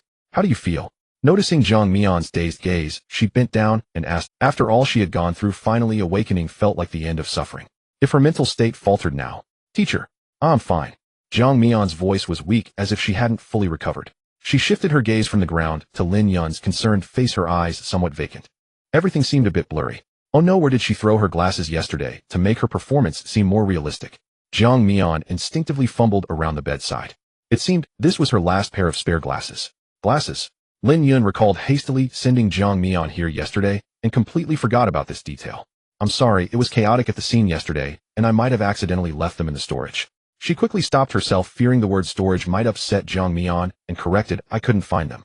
Once you're feeling better, I'll take you to get a new pair, okay? No need, teacher, I can manage myself. Jiang Mian appeared unwilling to trouble Lin Yun, looking much the same as before. In Lin Yun's eyes, the elemental storm from yesterday had been so intense that it was clear how emotional Jiang Mian had been at that moment. Now her calmness likely meant she had swallowed her emotions again, silently digesting them. She sighed inwardly, knowing that all she could do now was to help Jiang Mian with psychological guidance and care for her within her capabilities. Let's not think about yesterday for now. The most important thing is to rest well during this time. I brought you some porridge, would you like to have some? Jiang Mian nodded obediently, allowing Lin Yun to adjust the height of her bed. She lowered her eyelids, her long lashes obscuring the light in her eyes. Although losing her glasses was inconvenient, she could sense her surroundings through the wind, which covered a decent range, so she didn't need to rely entirely on her eyes. However, the glasses were an important prop for enhancing her persona. It was indeed a bit uncomfortable without them. She could always get a new pair later. She also needed to find a way to obtain more inhibitors. Her wallet was about to suffer again. Meanwhile, within the North District Security Bureau, Li Tian sat on the cold metal chair, his expression grave. He had just completed an escort mission early in the morning, returning from the nearby base city 143, when he received a summons from the Security Bureau, the content vague, mentioning something about Li Hao. At first he thought Li Hao had gotten into some minor trouble again and needed him to step in, which left him feeling irritated. That kid had just come out the day before and was already restless. This time he was determined to give him a severe lesson and then confine him at home for some intense training. However, when Li Tian stepped into the Security Bureau, he sensed that something was off, especially with the hesitant expressions of the reception staff. It was clear that something serious had happened. His heart sank, an ominous premonition creeping in. Mr. Li, please remain calm. We need to take you to confirm your son's remains. The middle-aged security officer in charge of the reception spoke with a serious yet cautious tone. In the North District, even the team leader responsible for field work was only at the second stage. If Li Tian lost control and caused a scene here, no one would be able to restrain him. Remains? What are you talking about? Li Tian's eyes glinted like a blade, fixating intently on the officer. This morning while we were patrolling, we discovered in the northern part of the city. The officer briefly explained the incident, intentionally withholding information about Jiang Mian. This is impossible. Li Tian felt incredulous after hearing the explanation. My son is a first-stage awakened focused on defense as a steel bone. How could he just be gone? Although Li Hao was a disappointment, always loafing around, he was still his son. Now that Li Hao was dead, he could not remain indifferent. The officer shook his head, not arguing. The facts were as they were debating with Li Tian would only provoke him further. After a while, as Li Tian's emotions calmed slightly, the officer continued, Mr. Li, please accept our condolences. We have completed all examinations and now you can proceed with the paperwork to retrieve Li Hao's remains. His tone was somewhat formulaic, lacking any personal emotion. In reality, he looked down on people like Li Hao. Last night's incident had been organized quite clearly with 3 awakened witnesses present: Chen Qing, Yi Qinyang, and Lin Yun. It could be said that the case was basically closed. Having worked in the Security Bureau for so many years, he had seen numerous pampered youths like Li Hao. But those who faced the consequences were few. Most victims could only let it go. Li Hao had a history of offenses. This accident resulting in his demise could only be described as self-inflicted. Li Tian understood what the officer was thinking and ignored it. Even though he had tried to remain calm, he couldn't help but tremble slightly when he saw Li Hao's remains. His body bore multiple wounds filled with various debris, some even embedded deep within, cutting into the bones. Even though he had been dead for some time, his skin and exposed bones still reflected a faint metallic sheen, indicating that Li Hao had desperately activated his abilities before dying, yet the outcome still could not be overcome. A height-year sequence. Li Tian learned from the officer that Li Hao had died from an elemental explosion. In the world of the awakened, the sequence ranking clearly indicated the limits of an awakened. The abilities within the top 50 sequences were already rare, and versatile abilities like Wind, which could both attack and support, were even more so. As the head of the security department in the Construction Bureau, he understood the value of a high-tier sequence awakened better than anyone. The base city would never allow anyone to harm such a genius. Moreover, new laws had already been enacted. But even a high-tier sequence was merely newly awakened. His inability to act against the other party did not mean that nothing would happen. Li Tian's expression became dark and uncertain, pondering for a long time without speaking. Finally, his voice hoarse, he said, "Let's handle the paperwork." Jiang Mian sat alone on the hospital bed, flipping through the documents in her hands. Just now, a group of leaders appearing from nowhere rushed in to kiss up to her. Those from the Construction Bureau, the Public Security Bureau, the Education Bureau, and the City Defense Forces. They spoke earnestly, their attitudes courteous, treating her like a rare treasure. Yet, Jiang Mian knew in her heart that this sudden attention was closely tied to her recently awakened abilities. The document in her hand was said to be the new regulations promulgated this year. The document mentioned that all awakeners ranked in the top 50 would be included in a training program enjoying the highest level of resource allocation. Participants would not only receive generous scholarships and unknown guidance from senior awakeners, but also have free access to the Mist Special Line to travel to the Central Urban Area for specialized training. The Central Urban Area. Jiang Mian had only heard of it. These were the first 7 base cities, which now seemed to have developed to a civilization level not much different from before the Mist equivalent to the current capital. For ordinary people living within the walls, they might spend their entire lives without the opportunity to visit other base cities, let alone that place. With such special attention combined with her own not low-ranking, Jiang Mian was indeed seen as a person. No wonder they are so anxious. Jiang Mian murmured. As the newly awakened rank 48 Eye of the Storm Awakener, she happened to be at this critical moment. These leaders clearly hoped to invest in her, establishing connections ahead of time. Now with official protection, no matter if it was Li Hao's father, be it a second, third, or even fourth rank awakener, they would not dare to touch her. However, the attention she received would surely be much greater than before. She had to maintain a perfect disguise, not revealing a single flaw. Unfortunately, her abilities were all related to elements. Besides Gale, which could conceal her presence, her ability to disguise herself in a crowd entirely relied on her own skills. The door to the ward was gently pushed open, interrupting Jiang Mian's thoughts. Lin Yun had left and returned, followed by another person, Yi Qinyang. He was not in uniform today, but dressed in dark casual attire. Jiang Mian instinctively squinted, looking at the approaching Yi Qinyang. How to put it? Just from his appearance, his features were sharp, his gaze deep and bright, exuding a sense of righteousness without appearing foolish. She admitted that he was somewhat handsome. Wait, what was she thinking? Jiang Mian quickly stopped herself from this dangerous line of thought. Had she just evaluated a man's appearance in her heart? Was this even possible? Could it be that staying in this body for too long was causing her perception to become confused? It's time for my medication. She silently averted her gaze, convinced it was the fault of the suppressants losing their effectiveness. Jiang, classmate. Yi Qinyang settled beside her bed, handing her a small bag and a severely damaged phone, his voice gentle yet Jiang Mian took the items from his hand.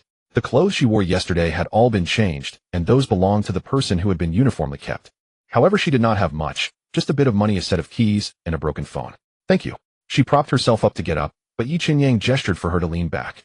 Seeing Jiang Mian in good spirits, Lin Yun reminded her of a few precautions, mainly that she should not use her abilities easily in the next few days, and then glanced at the time. She frowned slightly, her expression somewhat apologetic, as she said, "Rest well, I have to go to school now. He'll come back to see you later. MHM. Only then did Lin Yun hurriedly leave, leaving Jiang Mian and Yi Qinyang alone in the ward. The room became somewhat quiet. Jiang Mian lowered her eyes, her fingertips tracing the cracks on the phone screen, thinking about the details of yesterday. I shouldn't have revealed any flaws, right? She thought her performance yesterday had been quite acceptable and had deliberately controlled her state afterward. This kid was young, he shouldn't be that perceptive. Jiang, classmate, do you feel better? Yi Qinyang asked casually, not inquiring about the details of yesterday's incident. Just from sensing her abilities, he felt that Jiang Mian was quite special, which made him curious to understand her better. Not bad, just a bit weak. Regarding your awakened abilities, do you have any plans for the future? I don't know. Jiang Mian shook her head, a hint of confusion in her eyes, unintentionally revealing a bit of fragility. My mind is still a bit chaotic. And I have the storm, I can't quite believe it, maybe it was just good luck. So Yi Qinyang leaned slightly forward, resting on his knees with a serious expression. This is potential you already possess, not mere luck. But I feel like I can't control it well. Jiang Mian looked anxious, like an ordinary person who had suddenly received a fortune, unsure how to utilize it. Seeing this, Yi Qinyang comforted her. The abilities of the top 50, especially those of the elemental path, are indeed difficult to control in the initial stages. Moreover, the damage and range of skills depend on the awakener's ability to manipulate the elements. Even among the same type of abilities, there will be slight differences. Jiang Mian replied softly. She already had some understanding of this, so she was still pondering how to control her future performance. You just experienced an elemental outburst, so you should know it's a heavy burden and can easily cause collateral damage. Yi Qinyang observed Jiang Mian's reaction, as she seemed not to have recovered from the events of yesterday. Her response a bit slow. My ability is rank 49, Radiant Blade. Although the paths differ, many aspects of ability control are similar, so I might be able to teach you a few things. Rank 49, a power on the same level as hers, also a rare high-tier rank. It seemed quite reasonable, but Jiang Mian felt that the intensity he possessed was somewhat off. A first-rank Radiant Blade could move freely within her wind domain, and with additional mental skills. This guy must be hiding something. Despite her doubts, Jiang Mian did not reveal them, instead showing some surprise at the opportune moment. At this point, with a senior of the same high rank voluntarily offering guidance, she seemed to have no choice but to gratefully accept. Really? Thank you. No need to be polite. Before that, you should focus on recovering your health. Yi Qinyang turned his attention to the documents beside Jiang Mian, reminding her, if you agree to participate in this program, you can go with me then. Counting you, there are currently only 3 high-level ranks in our city. We can discuss the specifics when you recover. Right now you need to rest, so I won't disturb you too much. He stood up, leaving Jiang Mian a note. This is my contact information, I reach out if you need anything. Yi Qinyang did not say more, turning to leave the ward. Jiang Mian listened as his steady footsteps grew distant until they completely disappeared at the end of the corridor, slowly letting out a breath. What a ridiculous piece of luck, she had always running into this strange guy. Jiang Mian had only stayed in the hospital for a few days, having basically recovered her mobility before leaving. The reason was simple. The hospital meals in this world were simply outrageous. Not to mention the strangely presented vegetables, but why did they have to pair the meal with an unidentifiable lump of goo? For the past few days, she had to either rely on Lin Yun's assistance or sneak out to fend for herself. Jiang Mian had reason to deduce that if she stayed any longer, she would probably starve to death in there, which would be quite embarrassing. Thus, she made a swift exit. Although her battered phone was still functional, it greatly affected her experience, and it might fail her at a critical moment.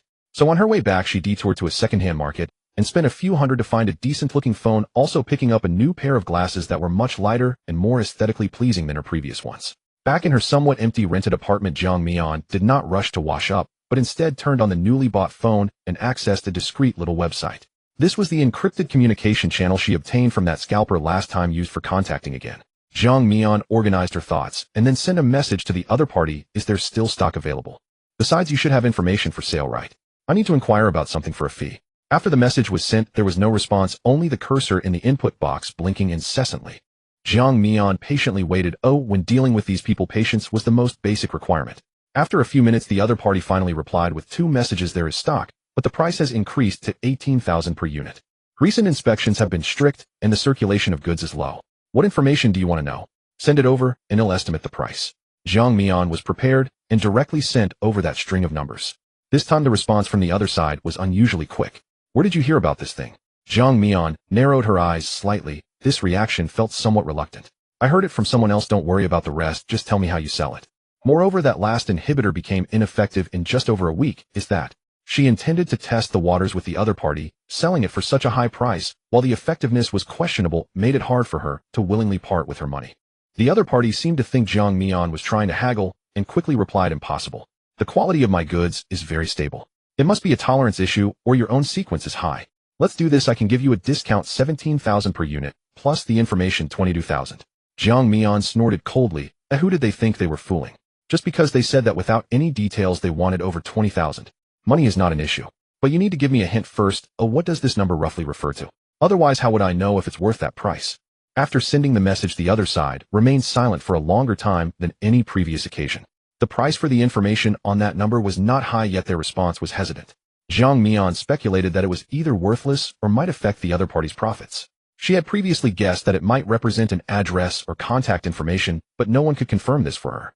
After a long while, the reply finally came. Okay, if you sincerely want it, I can only say it's a communication address. If you're looking for similar, you can check it out there. Indeed. If this is the case for hidden patients, the actual value of this information would be equivalent to, or even exceed that of the inhibitor. But for Jiang Mian, she needed to think carefully. After all, she had successfully disguised herself as an awakened one. Going to such a place could very likely expose her. Soon Jiang Mian made a decision. She could choose not to go, but she could not remain uninformed. She bought it. Just at this price, she could negotiate a bit more. Seeing that she was slow to respond, the other party seemed a bit anxious and sent another message. So what do you think? Is this information worth the price? The specific location and method of entry will be provided at the time of transaction. Jiang Mian steadied her mind, but she couldn't let the other party see her true thoughts, or it would be difficult to manipulate them. She could easily switch to another dealer for the transaction instead of going through the scalper. It's just an address. Why make it sound so mysterious? Who knows if it's just made up? No, big sister, I have to be honest in business. If you go buy it from someone else, it will cost you at least 5,000. He seemed to be getting anxious. Jiang Mian slightly curled her lips and continued typing. Inhibitor, 13,000 address information counts as 2,000, a total of 15,000. If you agree, we have a deal. If not, I will find someone else. The other parties seemed to have lost their temper due to her repeated haggling, or perhaps the price still had a profit margin as they compromised. Fine, 15,000 it is. Tomorrow night at 10 in the northern industrial zone of the city, next to warehouse No. 4 of Huan Shield Building Materials Co. The transaction method remains the same. The address and precautions will be provided together. Understood. Exiting the interface, Jiang Mian lay back on her bed, placing her phone aside, and subconsciously began to calculate her meager finances. Most of the money from selling her family's old house had gone into that slim hope of awakening potion, and the remaining bits had been consumed over the past month, while running around purchasing inhibitors and maintaining basic living expenses. Including what she had earned from her previous job, she probably still had around 20,000, mostly in cash. After all, black market transactions were all cash-based, and Jiang Mian had developed the habit of withdrawing her salary each time she got paid. Once the transaction was completed tomorrow, she would have less than 5,000 left. It seemed like it could support her for a while, but how long could the next inhibitor last? Half a month? Or a week? If the effect continued to be unsatisfactory, she would soon face the dilemma of mental erosion. Money issues were relatively easy to discuss. With her identity as an awakened one, Jiang Mian could apply to participate in the Public Security Bureau or City Defense internship, and possibly receive some subsidies, which wouldn't be a small amount. It was that training program, a bit troublesome. She had heard no rumors about it before. It seemed to have been decided in haste with only the leadership in the base city aware of it. For regular awakened ones, this was a coveted stepping stone. But Jiang Mian's first reaction upon hearing about this plan was wariness. The official control there was the strongest, and many experts gathered. One might even run into high-level awakened ones just walking down the street. With a disaster containing a doomsday core buried within her, mingling among a group of true prodigies, just the thought of it felt like a terrifying scene. If all 5 pinnacle sequences of awakened ones are present 1 against 5, she would probably get minced. In the relatively marginal base city No. 144, she could still navigate cautiously. But once there, without a stable source of inhibitors, she would inevitably expose herself. The risks are too high. I can't go, absolutely can't go. But how can she refuse reasonably or delay? According to the description in the documents, the training would likely start shortly after the college entrance examination, leaving less than a month from now. During this time, she must think of something. The next night, rain hammered down. Huandun Building Materials Co. Warehouse No. 4. The company's main trade was supplying materials for the city walls. In recent years, with little maintenance required, it had mostly remained on standby and seen few visitors. The adjacent small depot, once used for temporary stockpiles, had fallen into disrepair. Plaster flaked from the walls, and the roof was riddled with rust. There were no street lights, the place was black, and under the rain felt particularly foreboding. Damn this weather. Inside the warehouse, a somewhat gaunt man spat, clutching a small package wrapped in waterproof cloth, the merchandise for this transaction. Enough complaining. Finish this deal, and get out, a deeper, hoarser voice said. The man was hulking. Even beneath his raincoat, his explosive muscles showed. He stood in the doorway, scanning the rain-draped yard with vigilant eyes, afraid of any sudden trouble. After the last big sweep, many of their peers had gone in and not come out for a year or two. After that incident, many became unusually cautious, pausing their activities to watch and wait. The price of suppressants on the market shot up, and as a result, the number of uncontrolled afflicted rose noticeably.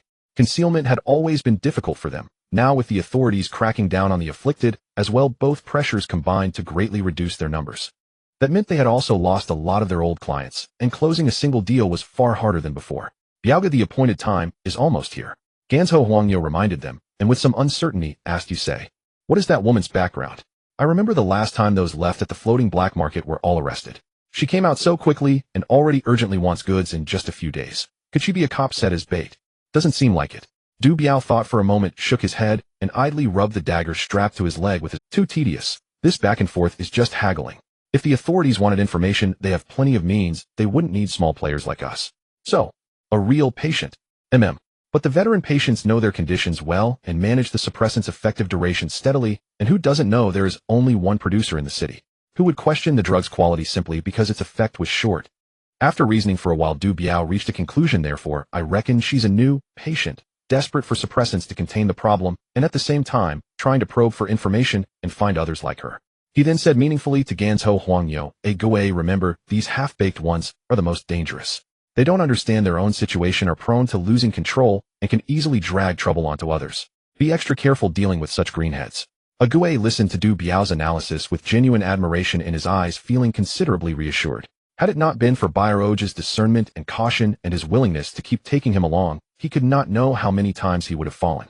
Understood, Biaoga, I'll follow your lead. When she arrives, the usual, you handle the trade, while I watch from the shadows. All right. As the two spoke in low voices, neither noticed that on the roof above them Jiang Mian stood in a black raincoat, motionless in the rain, listening to their conversation word for word. The power of Quangfeng Gale formed an air wall around her, perfectly masking her aura. If she wished, she could even cut off the curtain of rain itself. But she did not do that, or it would be too conspicuous. The basic wind control abilities described in Quangfeng's profile include all the foundational wind skills of that path, and Mingyan Raging Flame is analogous. If she chose to develop them, she could master any number of skills. Jiang Mian had come early, casing the area to familiarize herself with the surroundings before lying in ambush here to see if she could overhear anything useful. If I hadn't awakened to Mo-Ri Doomsday, he would be about 70 or 80% right, Jiang Mian thought. The other's analysis did hold some merit.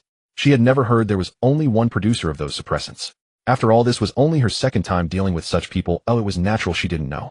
A monopoly meant the source was strictly controlled, and price and distribution were being tugged by invisible hands. No wonder it's so expensive. Prices in this world were roughly 2/3 lower than in her previous life, so even this degraded version of the suppressant still burned a great deal of money.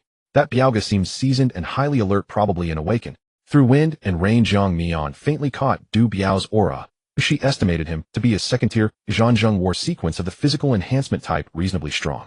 The other one was quite ordinary, if an awakened at all not powerful. The conversation below fell quiet. Jiang Mian knew the time had come. With a thought, the flowing wind cradled her, and she floated down lightly to the ground behind the warehouse.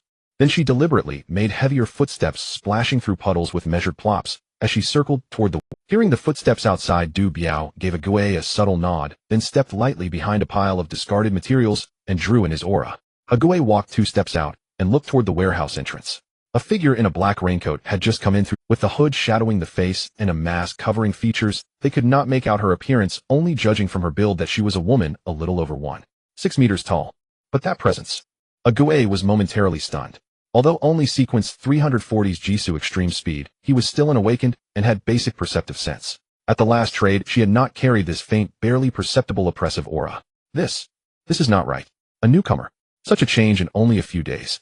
He instinctively glanced toward Du Biao and was about to speak when Jiang Mian's deliberately cool voice cut through the dark, and she said lightly, "The goods." No sooner had she spoken than she tossed a medium-sized storage box. "The money. It's all here." Gui hurriedly caught it. The box had appreciable weight and felt solid. Jiang Mian did not answer, standing silent, as if to say, "Isn't it obvious?" Realizing he had been overly tense, he stopped speaking, opened the box, counted the sum, and after confirming, handed over the small bundle. With a subtly ingratiating tone, "Here are your suppressants, and the address information is marked inside." Jiang Mian reached out to take the small package, showing no intention of leaving, and directly began to unwrap, inspecting the goods in person. This is not common in underground transactions, especially for regulars who have already traded once, carrying a hint of distrust, and can even be seen as a provocation. But he dare not say much.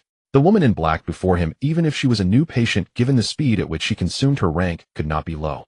Such people are stronger and crazier than ordinary patients. Who knows if they might lose control over a minor annoyance. Therefore, for those in this line of work, if they are not an awakened, they might get knifed one day. The waterproof cloth was swiftly untied, revealing what was inside: a transparent glass vial about the length of a finger and a map with several lines of annotations. Jiang Mian first picked up the inhibitor. The clear liquid emitted a faint blue glow under the dim light. In her perception, this vial was no different from the previous one. As for the effect, it could only be known after testing, but this place wasn't quite suitable. The inhibitor supports both oral and injection methods, with the latter being more effective. Jiang Mian habitually chose the former. She unfolded the somewhat messy map, which marked the address of a small private hospital in the north of the city, with a line of small text beside it, likely the entry code. So this is where it is. This place was somewhere she had passed several times before when working at the special bureau. She hadn't expected it to be in such a conspicuous location. Jiang Mian calmly folded the map back up, and upon seeing this, Gui hurriedly forced a smile and asked, attempting to ease the atmosphere, "Is everything all right, sis?" She did not answer Gui's question, but instead said, "The last inhibitor was much less effective than you said."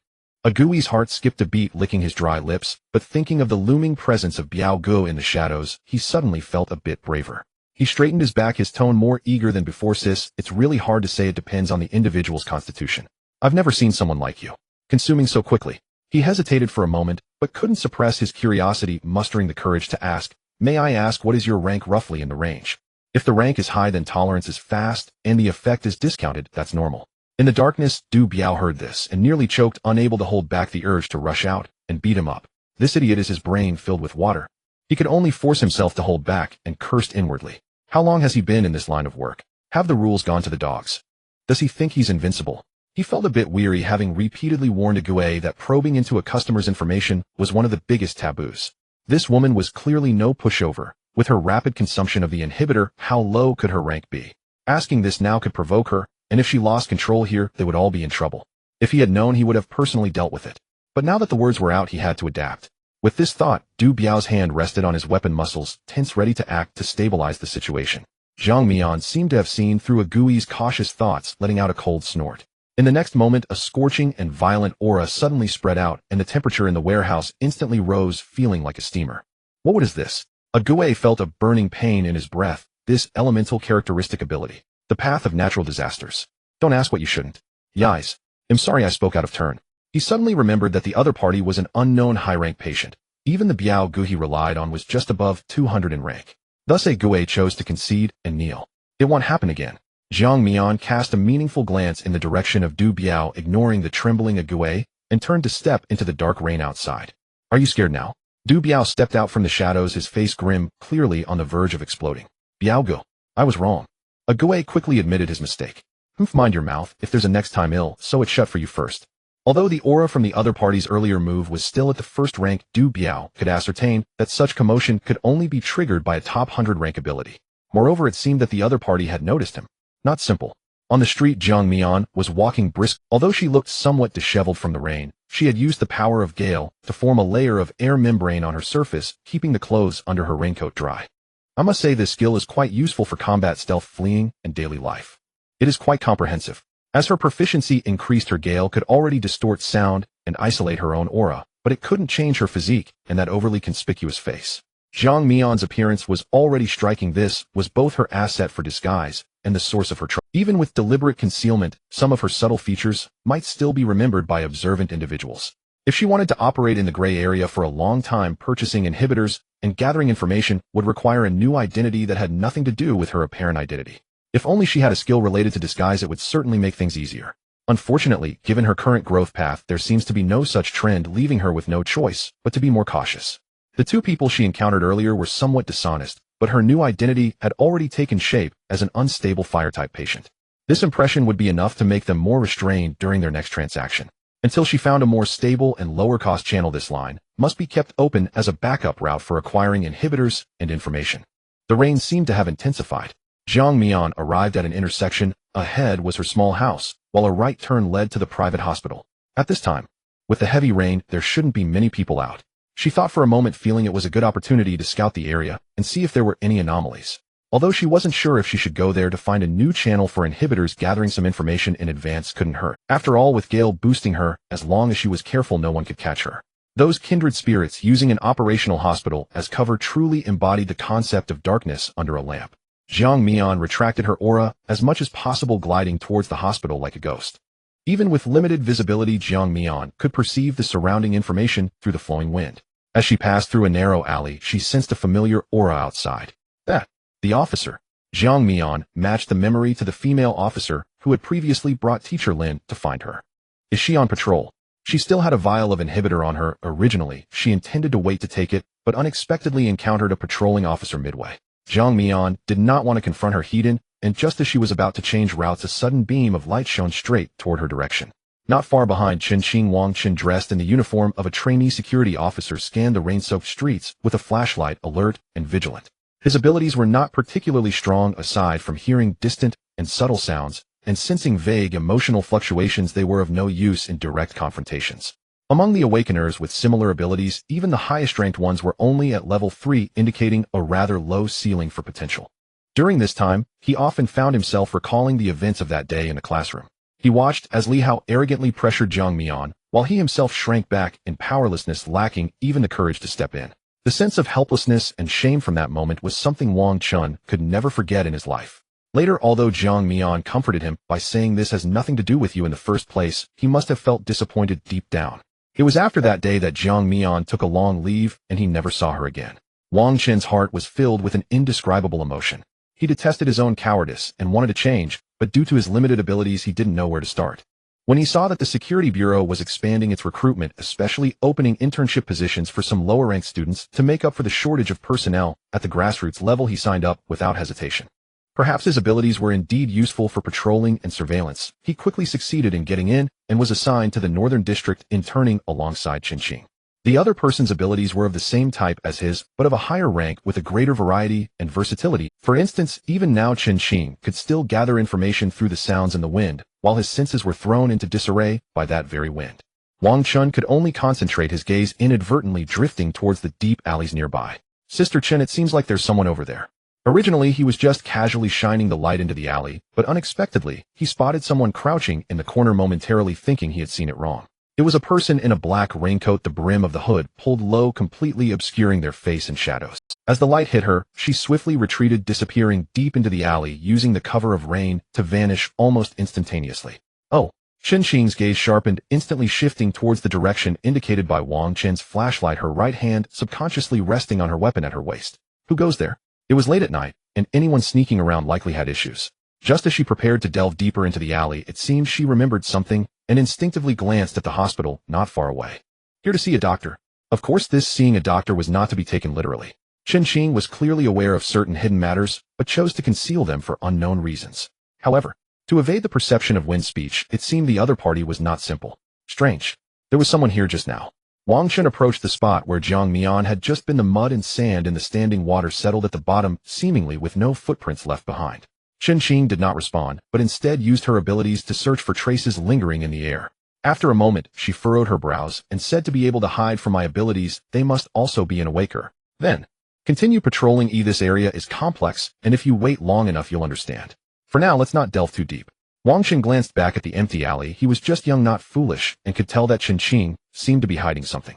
Something that could make a second-tier awakener of sequence 123 keep quiet was not something a mere trainee security officer could probe into.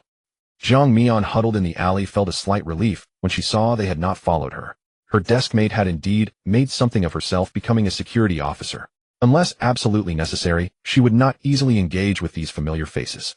However, this Chen Qing, her attitude seemed a bit strange. While her abilities were indeed exceptional, the other side didn't know that how could they so easily let her, a suspicious person, go. But the other party hesitated for a moment, then gave up, even inexplicably, saying here to see a doctor, and even discouraged Wang Chun from probing further. Combining this with the new information she had received, Chen Qing must know some insider details, right? If we were to speculate further, what if the Northern District Security Bureau was aware of what this place really was? That would be quite unusual. Though the Security Bureau mostly dealt with ordinary people or awakeners, essentially normal matters under normal procedures, discovering a mutated individual generally meant handing them over to the Containment Bureau. But if the situation was urgent, they also had the right to detain or even eliminate the mutated individuals. If these mutated individuals were to gather, they would undoubtedly be the biggest unstable factor. From the official standpoint, no matter which official agency, it was the principle was to capture one if found, to raid a nest if found in groups.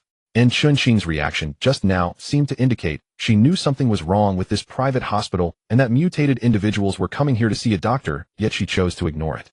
Why? Jiang Mian found a tightly closed shop door from where she could clearly see the brightly lit hospital. She pondered, weighing the pros and cons. She initially thought this was merely a covert mutual aid channel among mutated individuals, but now it seemed the situation was much deeper than she had imagined. After much contemplation, she figured there were three worst-case possibilities. The first was a trap designed to attract wild mutated individuals only to capture them all at a certain time. The second was a transaction, or perhaps the so-called soul manufacturer was indeed the authorities, and their goal might be to have the mutated individuals do some unspeakable tasks for them. The third was merely Jiang Mian's wild guess that was to cultivate a special attack team. After all, every rampaging mutated individual was a human bomb, potentially effective in combating disasters, and those sent to the containment facilities were merely the eliminated reusable materials for other purposes. Jiang Mian shook her head, feeling increasingly terrified as she thought about it, deciding to give up for the time being and turn back towards her home. She would rather be a naive fool in the black market than add to her own risks of exposure. With too little information, acting rashly was tantamount to seeking death. I hope I'm just scaring myself. Jiang Mian felt that if she remained in this state of ignorance, it would eventually frighten her to death. She did not linger any longer, her feet picking up speed as she moved quickly through the night. Soon she arrived in front of the apartment building where she currently resided. As it was late, almost all the windows were dark, and due to the lack of streetlights, the place felt eerily quiet. Jiang Mian arrived at her door, just about to take out her keys to unlock it, when she suddenly sensed a strange presence through the perception of raging wind. Inside, there was someone. Jiang Mian's expression darkened. The speed of the wind around her suddenly increased, and her fatigue dissipated in an instant. She had always been cautious, having moved to this place for only a short time, mostly staying in the hospital and rarely interacting with others. How had the other party targeted her, or rather, why had they fixated on her? They had even come directly to her home. A flurry of possibilities flashed through Jiang Mian's mind, ultimately settling on the detestable face of Li Hao. In her father's eyes, Li Hao's death was mysterious and was ultimately classified as an accident.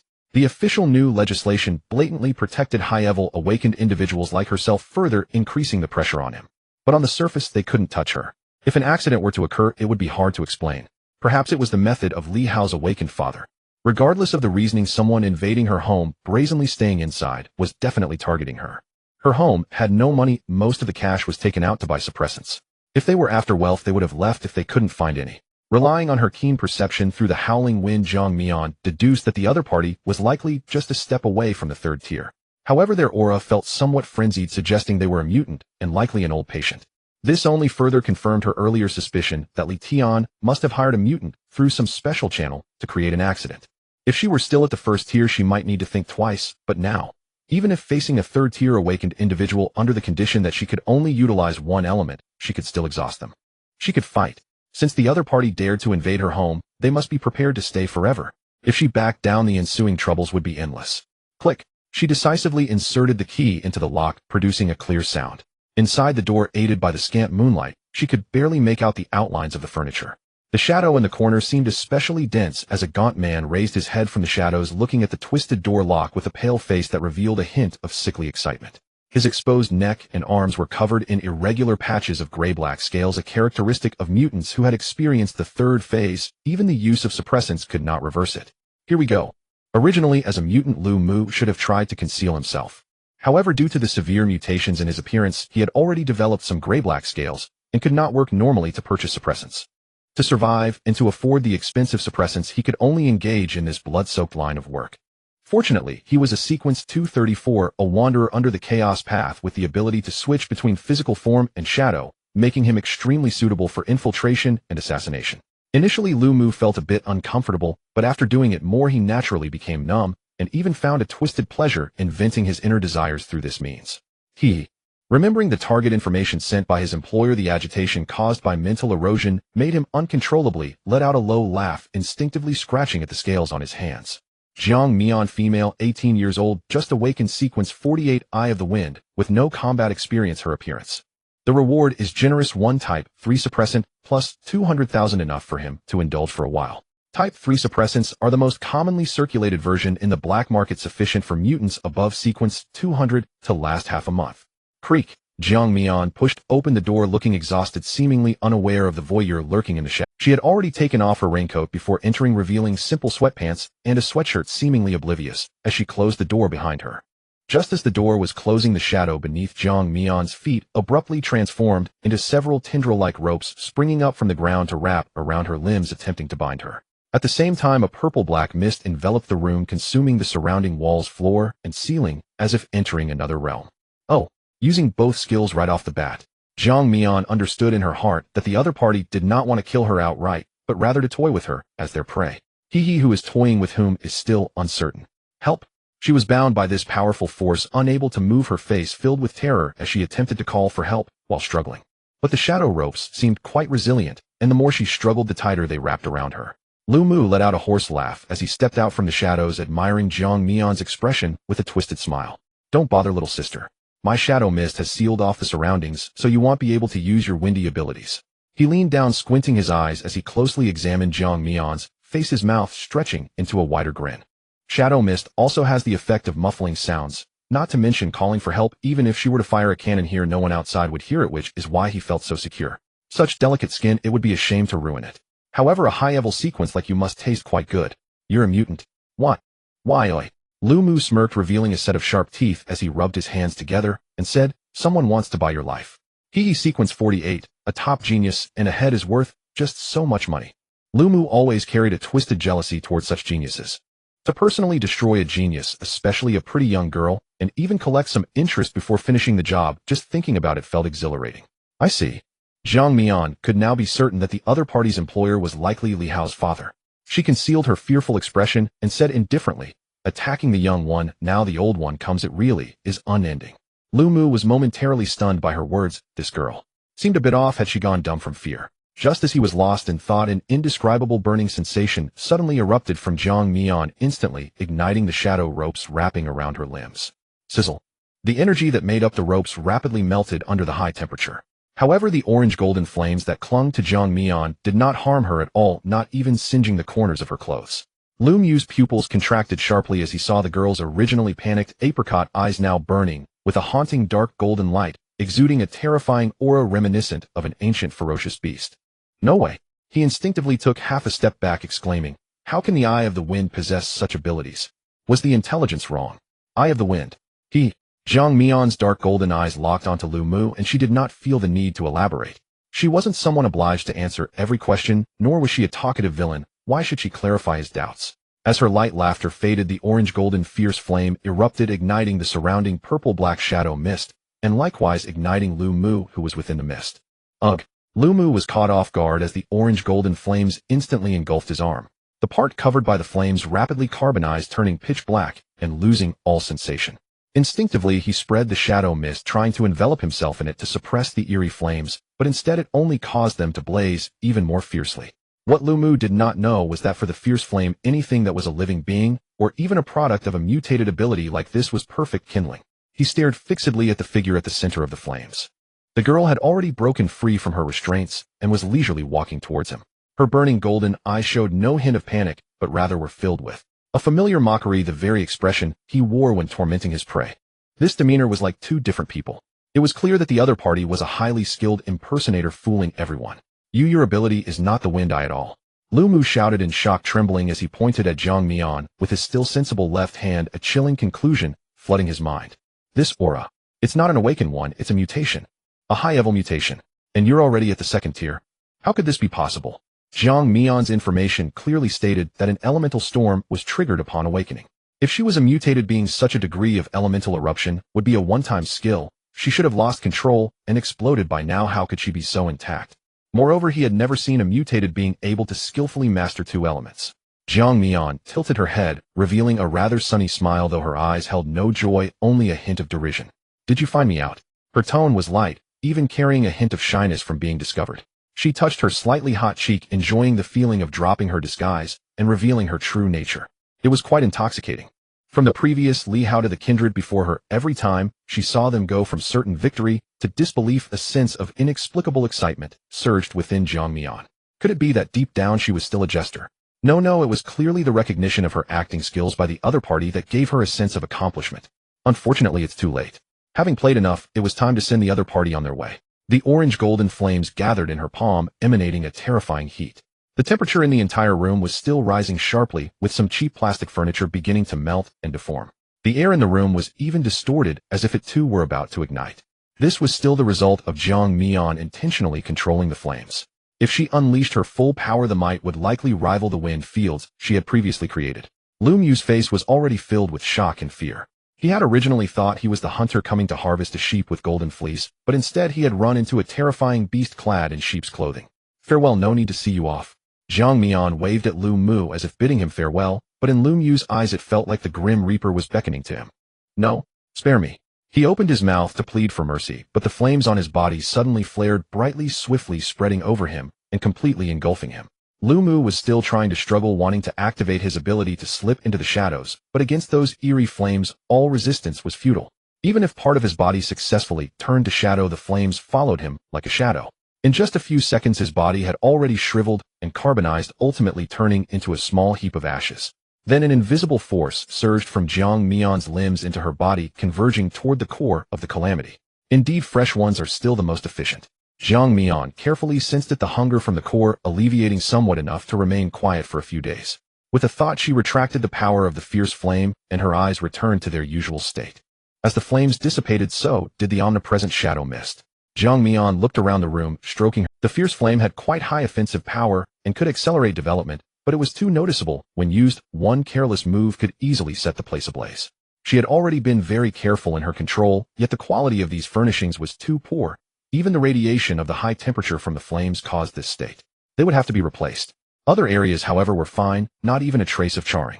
Jiang Mian summoned the power of the gale, sweeping the ashes and odors from the room, merging them into the stormy winds outside through the open window, erasing the last evidence of Lu Mu's existence. After completing all this, Jiang Mian walked to the window, gazing at the cityscape still shrouded in rain outside, her expression calm. The trouble was temporarily resolved, but there was no guarantee for a second or third time. Since the other party could find her residence and hire a mutated being to do such a thing, their energy could not be low. Generally speaking, the external personnel of the Public Security Bureau like he were basically second-tier awakened ones. Jiang Mian estimated that the strength of the other party could top out at the third tier. Although she could handle it, it would still require some effort, especially since it would definitely not be quiet. She knew the other party would not act personally, but if she eliminated this second-tier mutated being, it would certainly raise the other party's vigilance. If they hired a third-tier assassin, next time it would be troublesome. For someone as cautious as her, any opponent who could not be eliminated immediately counted as troublesome. After all, every extra second would increase the risk of exposure. For safety, Sake, it would be best to reach the third tier as soon as possible. If the Special Operations Bureau couldn't satisfy her appetite, what about other official institutions that frequently came into contact with calamities? For instance, the city defense. Beyond the city walls is a world shrouded in fog, and also the domain of calamities. The city defense troops were stationed on the walls, constantly ready to engage in battle with them. Personnel were always in short supply, and sometimes they would even ask the Public Security Bureau or the Containment Bureau for people, just like last time when she saw Captain Chung and his team passing by after completing their support mission at the East City Wall. This clearly showed how desperate the city defense was for personnel. A genius awakened one like her proposing to intern with the city defense would surely not be rejected by their superiors. However, on the surface she was still just a rookie with no combat experience, and her personality was not that of a warmonger. Bringing it up directly would be too abrupt. Wait, that guy earlier mentioned teaching her how to operate her abilities. Although she didn't need anyone to teach her, she needed a witness. Under his witness, she would progress quickly, gradually mastering her power. And thus the idea of using her abilities to make quick money would become much more reasonable. After all, everyone knew that although her personality was timid, she was in dire need of money, willing to even take on jobs from the Special Operations Bureau for cash. The salary from the city defense, even as an intern, would still be in the 4 digits daily. Thinking of this, Jang Mian rummaged through the drawer by her bedside and found a small business card pressed underneath, which had a few lines of elegant writing and his name, Yi Qinyang. The next day, even after a night of heavy rain, the sky remained shrouded in the usual haze. The presence of mist ensured that this world was perpetually cloaked in a gloomy undertone. Only in some more prosperous urban areas after nightfall could a semblance of vibrant chaos be created under the glow of neon lights. Jang Mian, following the contact details on the business card, sent a brief message to Yi Qinyang. The essence of the message was to request a meeting under the pretense of seeking advice. The other party almost instantly replied, readily agreeing and suggesting to meet at a beverage shop in the south of the city. As Jang Mian arrived at the designated location, an overwhelming sense of déjà vu washed over her. The shop had a simple decor, bright lighting, and played some unfamiliar music, but upon seeing the prices on the menu, Jang Mian fell silent. The prices here were double what she had encountered at the last place she delivered food. To put it bluntly, a single cup of the most ordinary milk tea cost as much as her meals for 3 days. Although resources in this world were indeed scarce, wasn't this a bit inflated? Yet there were still quite a number of customers in the shop. Is this the life of the wealthy? She couldn't help but think to herself. Yi Qinyang had already arrived, seated by the window, and waved at Jang Mian as she entered. Perhaps because he was not working today, he appeared much brighter with an added air of casualness in his demeanor. Jiang, classmate over here. Jang Mian walked over and sat down opposite him, her movements somewhat stiff. Yi Qinyang noticed her subtle actions, picked up the menu, and asked, "What would you like to drink?" "It's on me." Jang Mian glanced at the menu and instinctively refused, saying, "No, it's fine, really." She looked as if she had been stunned by the prices, her words coming out in a stutter. As soon as she said this, she seemed to feel it was inappropriate, and quickly added, "Since I'm the one who invited you out, let me treat you." "It's all right." A flicker of surprise crossed Yi Qinyang's eyes. He seemed taken aback that Jang Mian, despite being startled by the prices, would still muster the courage to make such a suggestion. He unconsciously softened his tone, saying, "Just call me by my name, Yi Qinyang. We're of similar age, let's just say. Let's be friends." Counting this, it was only the 4th time he had met Jang Mian. The first time was at the Special Operations Bureau, where Jang Mian worked quietly among the remnants of disaster, leaving him with a profoundly deep first impression. The second and third times were both when she was in an extremely fragile state.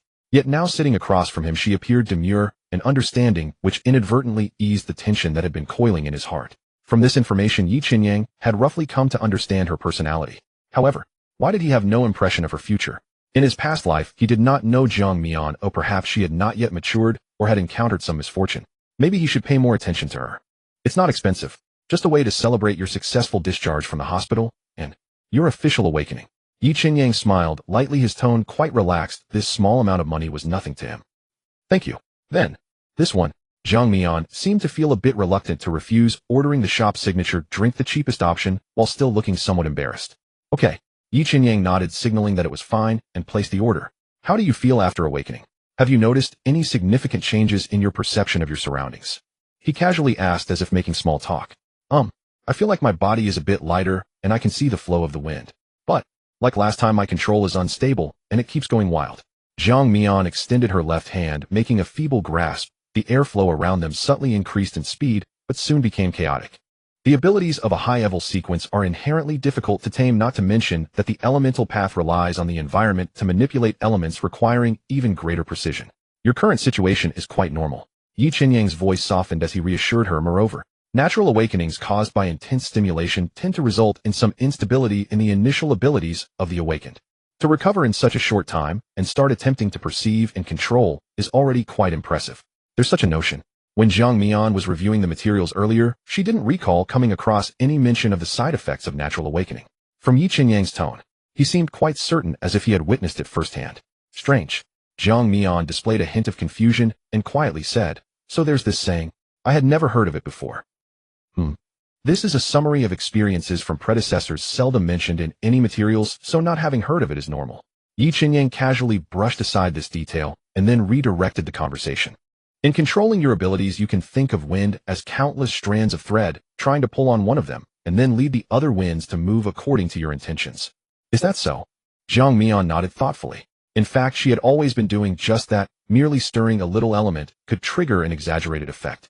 However, to exert precise control, she needed to suppress its wild nature, which was quite taxing, and this was likely one reason for the rapid consumption of her suppressants. At this moment their drinks arrived, just in time, temporarily interrupting their conversation. Zhang Mian sipped slowly, the cool sweetness seeming to alleviate some fatigue brought on by spiritual erosion. She had yet to take the suppressants she bought yesterday.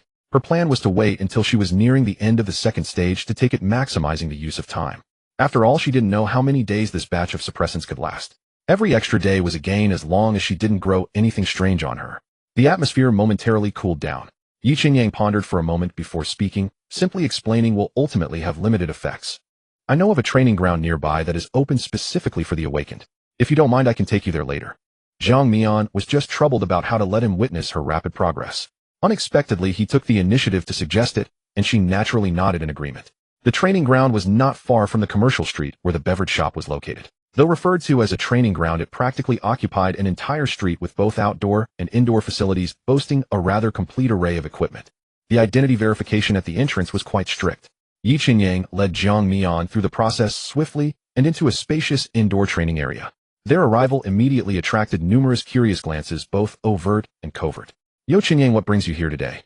A young man dressed in a black training tank top approached from the adjacent strength training area, greeting him casually. Then his gaze landed on Zhang Mian behind Yi Qinyang, and a knowing smile appeared on his face as he patted Yi Qinyang's shoulder meaningfully, saying, "This is the first time I've seen you bring a girl here. What's the occasion?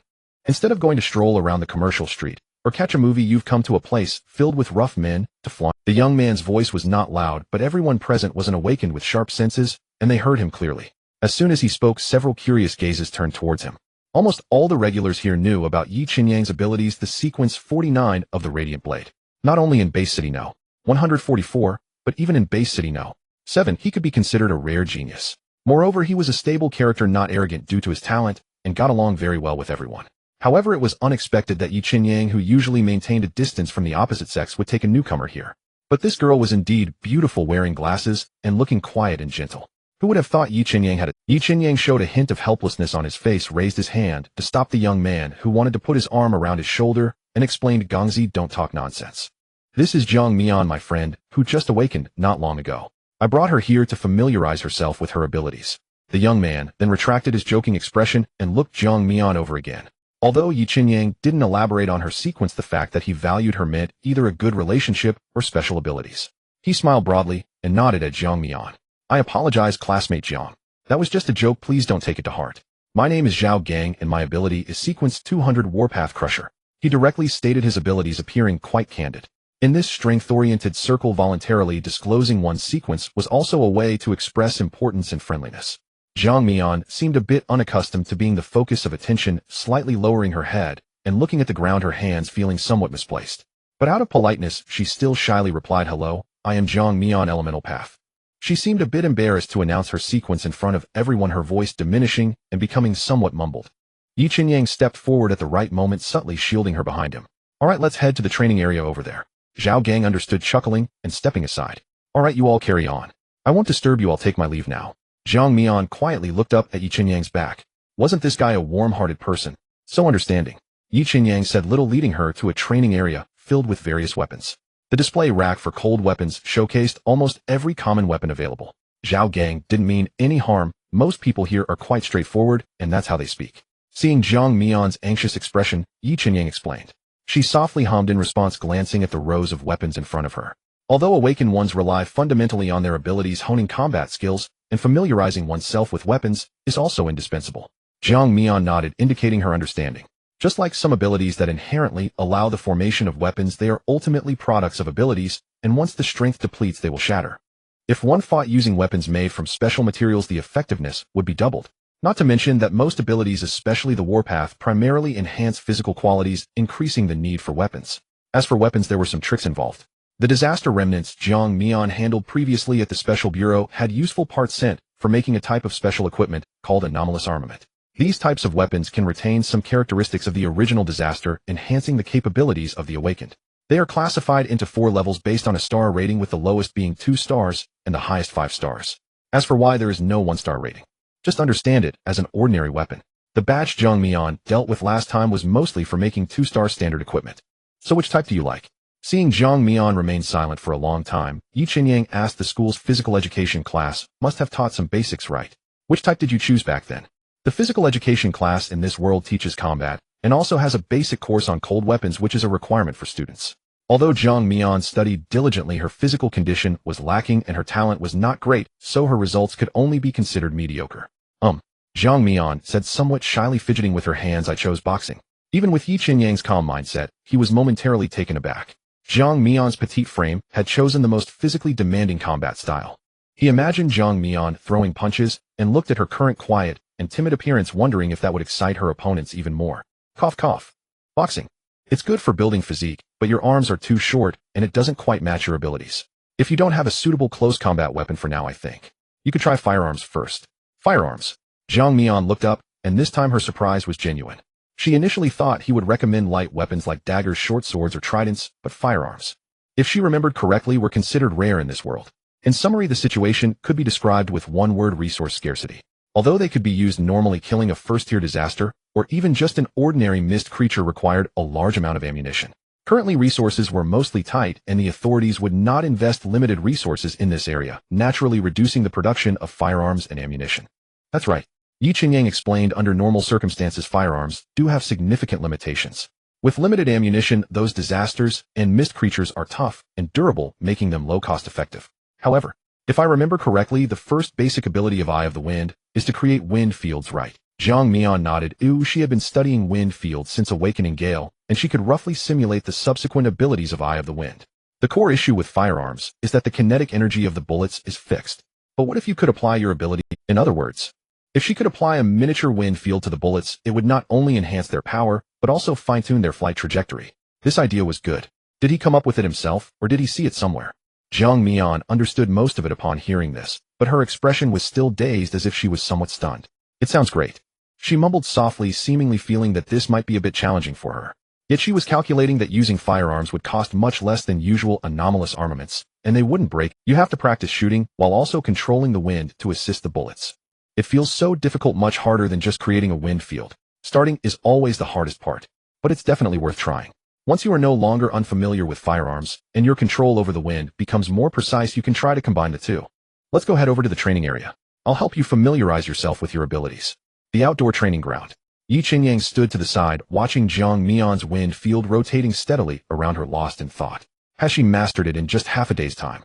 According to his experiences from his past life, if one awakens naturally due to stimulation, they are bound to go through an extremely unstable phase before reaching the second tier. This period requires long hours of exploration and adaptation to gain basic control over their ability. For someone like Jiang Mian, going from unable to control her powers to maintaining a complete small wind field in just one day. Although the duration of this phase varies from person to person, her speed of progress seems a bit unreasonable. Could it be? She's truly a genius.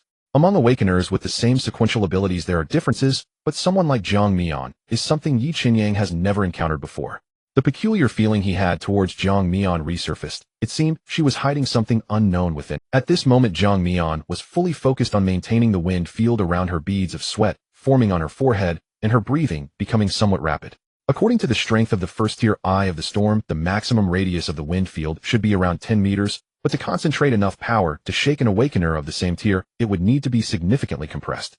Thus, in Yi Qinyang's eyes, the elemental explosion that nearly overturned the warehouse was quite unexpected. How does it feel? Yi Qinyang walked into Jiang Mian's wind field, his sleeves rustling in the wind, his voice somewhat muffled. It's okay. Just a bit dizzy. It feels like my mental energy has been overly consumed.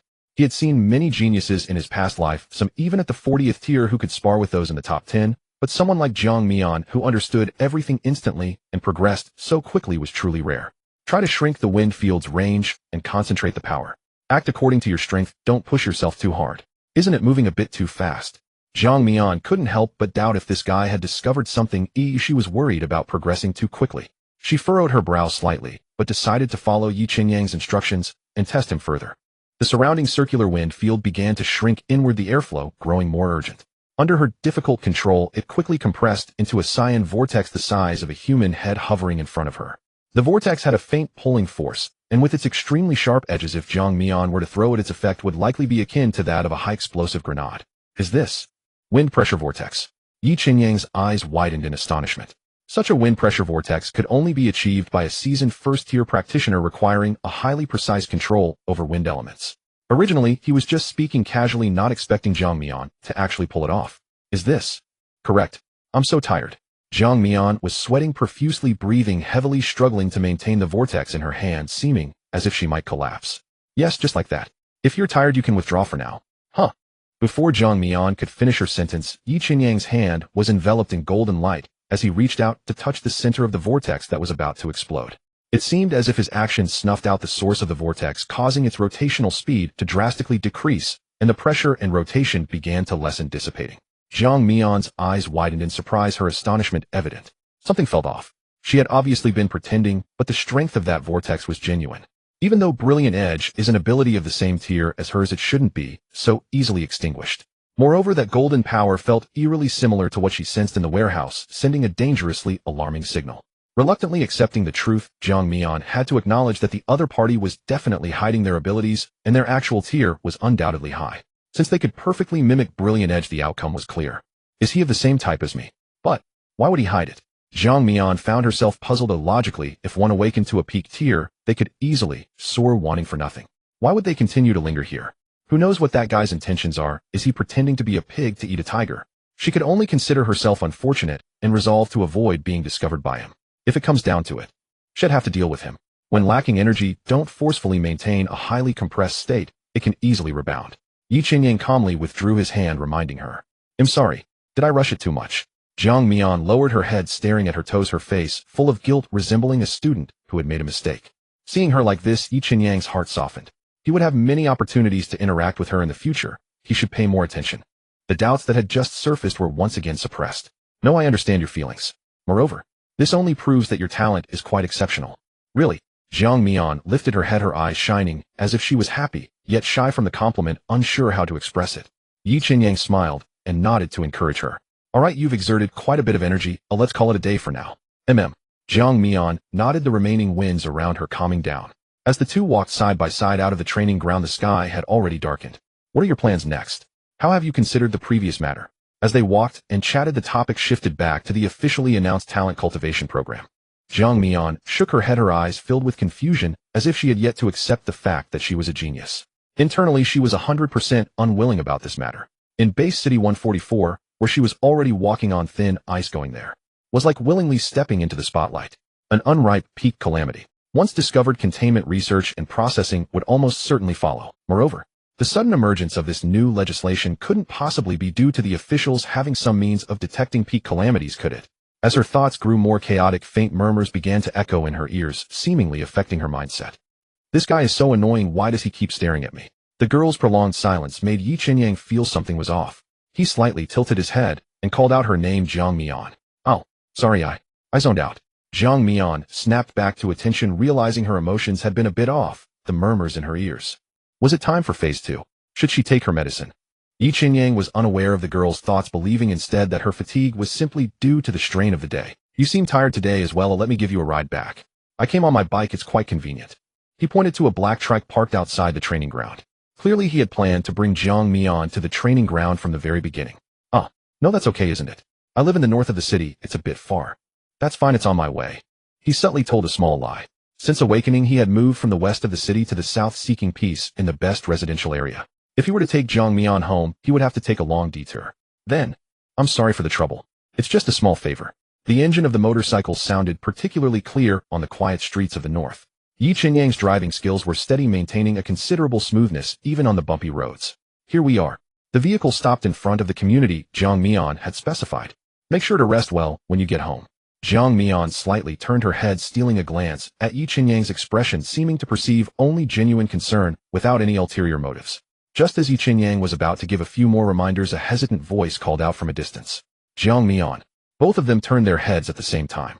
Wang Chun in a security officer uniform stood not far away, evidently on his patrol route. Seeing Jiang Mian get off a stranger's vehicle, he appeared momentarily stunned. He scrutinized Jiang Mian, and confirming she was unharmed, silently let out a sigh of relief. Since that incident, her figure had lingered in his mind. He had also heard about the warehouse incident a few days ago. Though he was just an intern and couldn't directly engage with the core of the case, he had gleaned the general details from Qingqing. Jiang Mian not only successfully awakened an incredibly powerful ability, but even fought back in an unconscious state, leading to Li Hao's death. That was a high-level sequence. Wang Chun had never even dared to imagine it before. She actually possessed such astounding talent. For Jiang Mian, Wang Chun always harbored a heavy sense of guilt. At her most vulnerable time, he had been unable to help due to his cowardice and lack of ability. However, his deskmate, whom he hadn't seen for a while, seemed to have undergone some indescribable changes. Jiang Mian wore a pair of round glasses that he had never seen before, looking neat and tidy, while beside her, that person stood tall, a head taller than Jiang Mian.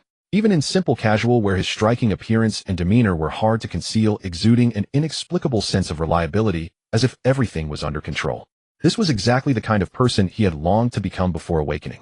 However, having such a person appear beside Jiang Mian only made him feel somewhat ashamed. He couldn't help but wonder who this person was, and how he knew Jiang Mian. Surely he wasn't someone like Li Hao. After all, Jiang Mian didn't seem to reject him. He never found the courage or reason to ask, hesitating for a moment before choosing to step forward and say, "What a coincidence, Jiang Mian. Are you feeling better now?" "Yes, I'm fine now, thank you for your concern." Jiang Mian offered a gentle smile to the suddenly appearing old classmate, her attitude as usual, but she internally sighed. How could she not sense her deskmate's feelings? The awkwardness and nervousness when facing her, the fleeting glance of scrutiny and inferiority when looking at Yi Qinyang. I have to say, it was too classic. In her past life, she had been like this in high school, fully understanding the mindset of adolescent boys. Jiang Mian felt disgusted by those blatant malice and desires, and would retaliate in extreme ways, all while finding amusement in the oppressive pretense. But someone like Wang Chun, she merely found it somewhat troublesome. She couldn't just eliminate him, could she? This slightly extreme thought flashed through her mind before being suppressed. Calm down. Remain calm. She still had to maintain her persona. She couldn't let it collapse. Fortunately, her awakened sequence was sufficiently high, destined to keep them on different paths. As long as they didn't encounter each other unexpectedly like today, he would naturally retreat. How about I use Yi Qinyang as a shield? With this in mind, she naturally turned to Yi Qinyang and introduced, "Yi Qinyang, this is my classmate Wang Chun. This is Yi Qinyang, my friend, Wang Chun." "Hello." Yi Qinyang's gaze fell upon the intern security officer before him, a slight ripple stirring within his heart. It's him. This slightly thin boy who stammered while speaking was familiar to Yi Qinyang. Or rather, he had an impression of the future version of him. In his past life, during their first meeting at Base City No. 1, Yi Qinyang was already at the 6th level, while the other was merely at the 3rd level. However, Wang Chun had advanced from the 3rd to the 5th level in less than a year. Even if his sequence was not low, that was still quite fast. In Yi Qinyang's memory, his ability should be the sequence 15 ability of Silent Domain, a rare domain-type ability with extremely strong suppression. But because it was an extreme late-blooming ability, its early performance was highly similar to low sequence listening, making it easy to be misjudged and overlooked. Only through continuous growth could the holder gradually reveal its power. Yi Qinyang looked at the boy before him, finding it difficult to associate him with that genius. If you think about it, it seems there are quite a few geniuses in Base City No. 144, yet he didn't know. Had he left too early in his past life? "Hello." Wang Chun awkwardly responded. He seemed to have heard Yi Qinyang's name somewhere. For some reason, when Yi Qinyang stood beside Jiang Mian, he felt unexpectedly well-matched without a hint of hostility. Is he self-doubting due to his weak ability?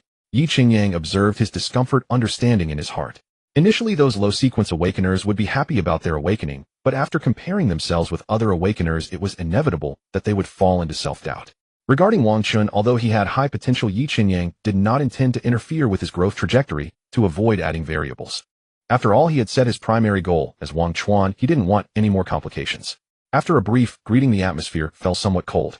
Jiang Mian felt a bit of a headache. She had no idea how long this standoff would last. She could only speak up, "Wang Chun, are you interning at the North District Security Bureau now?" "Yes, that's right." Wang Chun nodded quickly. "After all, my ability is quite suited for this job and the treatment is good, so I chose to intern here. What about you? How have you been recently?" Originally, it was just a casual question, but Jiang Mian sensed a glimmer of opportunity. She had been worried that suggesting interning at the city defense would seem a bit abrupt, thinking of taking it step by step and bringing it up when the time was right. Now, there was an observer present, and in this chance encounter bringing it up casually seemed more natural, as if it were a spuro feminine idea. Let's give it a try. Jiang Mian instinctively tucked a stray lock of hair behind her ear, her tone tinged with a hint of helplessness. These days I'm still adapting to my abilities. After awakening, I felt particularly hungry, and my expenses have increased significantly. Eating has almost become a problem. This was indeed the truth. Although the bulk of her current expenses was still on suppressants in her daily life, she not only had to hunt disasters to satisfy her core needs, but also had to address normal human physiological demands. Especially after entering the second tier, her stomach felt like a bottomless pit. No matter how much she ate, she could never feel full, quickly draining her wallet. While the authorities treat awakeners favorably, it is not something one can simply receive without effort. Regardless of the type of subsidy, participation in work or various tasks is required to qualify. As for the compensation and allowances Jiang Mian was supposed to receive, but was denied, the leaders tacitly avoided mentioning them, merely stating that they would apply for a new subsidy for her later. She was well aware that they simply did not want to acknowledge the situation. If they compensated her, it would be tantamount to admitting negligence, and it would offend her as so-called genius with a promising future. Jiang Mian found it laughable. Setting aside the issue of offending or not, their previous actions were so blatant, and now they chose to remain silent, thinking she was a fool easy to deceive. Oh, wait. Perhaps they truly think that way. Jiang Mian casually glanced at Wang Chen's emblem on his chest, as if reminded of something. Speaking of which, I remember that the treatment near the city defense should be the best, right? City defense. To ordinary people, and even low-tier awakeners inside the walls, this was the most dangerous job without exception. Behind the high remuneration lies a visibly high casualty rate. It is a stage for the strong and a grave for the weak. For someone like Wang Chen, who is lower in rank and not particularly powerful, it is quite cruel. Hearing Jiang Mian express such thoughts, Wang Chen immediately grew anxious, almost blurting out, "It's too dangerous over there. Not only might you face true disasters at any moment, but..." He suddenly realized he had spoken too hastily, softening his tone as he continued, "You have just awakened, there's no need to rush. But I want to become stronger quickly, and am short on money." Jiang Mian's tone softened as she hinted, "I don't want to go through what happened with Li Hao again." Upon hearing this, Wang Chen silently closed his mouth. If it weren't for her awakening, Jiang Mian had already been taken advantage of by that beast after being led into the warehouse by Li Hao. This, perhaps, was her greatest motivation to become stronger quickly. The progression and proficiency of awakeners in the first 3 tiers are related to their ability to cycle through use, recover use, which accumulates and depletes mental energy, while also building up the progress for leveling up. The speed of advancement also correlates with the ranking in the sequence. A talent like Jiang Mian might catch up with others' years of accumulation in just a few months or even weeks. Now wanting to become stronger quickly, she, a mere sequence 335 listener, had no reason or qualification to stop her. Yi Qinyang observed everything. It seemed that although Jiang Mian did not show it on the surface after the last incident, she must have left quite a psychological shadow. Fighting is indeed a way to improve quickly. Yi Qinyang did not directly oppose Jiang Mian's risky idea. In his view, disasters are opponents that all awakeners will face sooner or later, and the disaster level near the base city is not particularly high. Moreover, Jiang Mian's abilities are currently leaning towards a ranged position, which is relatively safe.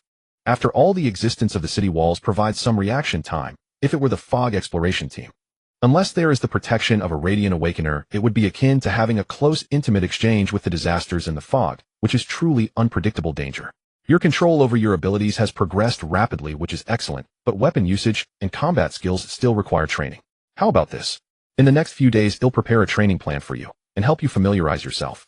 Once you're adequately prepared, it won't be too late to give it a try. This implication, is it support? Jiang Mian looked at Yi Qinyang in surprise. She had originally just been giving the two a warning, so she wouldn't seem out of place when going to the city defense later. She didn't expect him to support her and even help formulate a training plan. Speaking of which, aside from feeling a bit cut short by that time in the warehouse, today's progress was exceptionally smooth. He didn't delve into how she had managed it. Perhaps, as he said, she had classified herself among the exceptionally gifted. Dealing with smart people is worry-free. Oh, as long as I don't show any obvious flaws, they won't ask too many questions, but will fill in the gaps in their perception of me. Yeah, thank you. I'll study hard. Wang Chen, watching this scene, moved his lips, but ultimately said nothing. In his heart, he had already begun to suspect. He had heard that this year the advanced awakeners of Base City 144 include not only Shin Xiuyu from their school, but also the newly awakened Jiang Mian, and there was only one person with the surname Yi from the neighboring school. It must be the one in front of him.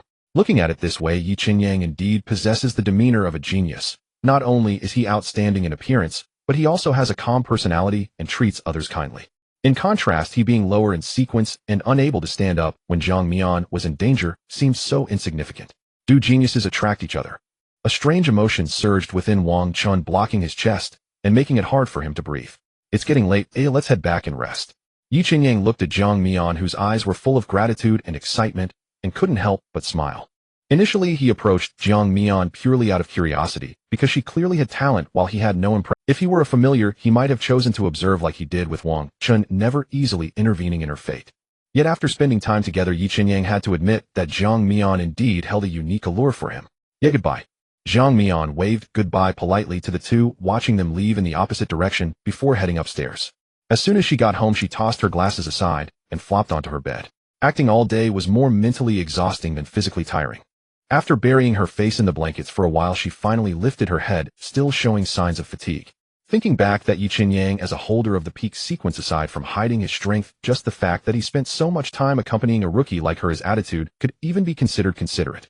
No matter how she thought about it, it felt strange.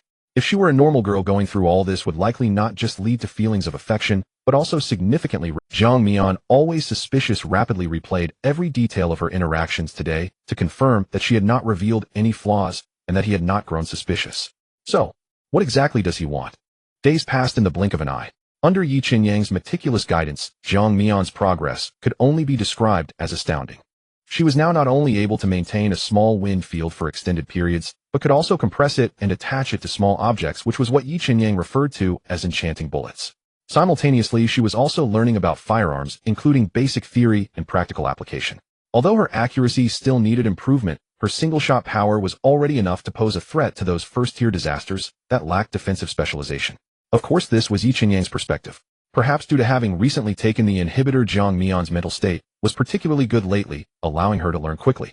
If she wished within the perception range of Gale, she could essentially hit any target she aimed at. As for the specific range of Gale, even Jiang Mian herself found it hard to estimate, but she could at least cover an entire block. Thus, she intentionally moderated her intensity to avoid overexerting herself like she had on the first day. During this time, she had casually asked Yi Qinyang how he managed to find time. The answer he provided was that for high-tier awakened individuals, the authorities typically granted considerable autonomy. His employment was out of personal choice and for the sake of experience, and if Jiang Mian found herself unsuited after entering the city defense, she could also apply for a position change. Jiang Mian made no comment and, once prepared, headed alone to the city defense office in the eastern part of the city. Unlike the independent buildings of the Public Security Bureau and the Special Operations Bureau, the City Defense Office was backed against the city wall, or rather embedded within it. The towering city wall was a dense gray-black, reflecting a profound metallic sheen. At the base of the wall, ordinary soldiers were coming and going, responsible for basic defense duties. They constituted the vast majority of the city defense, handling routine patrols, alerts, equipment maintenance, and fortification construction. They were the cornerstone of the defense line, while the awakened individuals had separate assignments.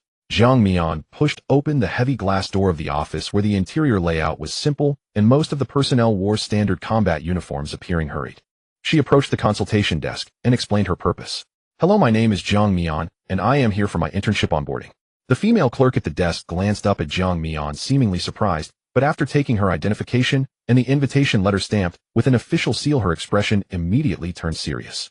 Speaking of which, during her previous hospital stay, the leaders had given her a bunch of invitation letters, which now seemed quite convenient. "All right, please wait." Sequence 48, Thigh of the Storm. The clerk looked at the information in front of her, her tone tinged with respect.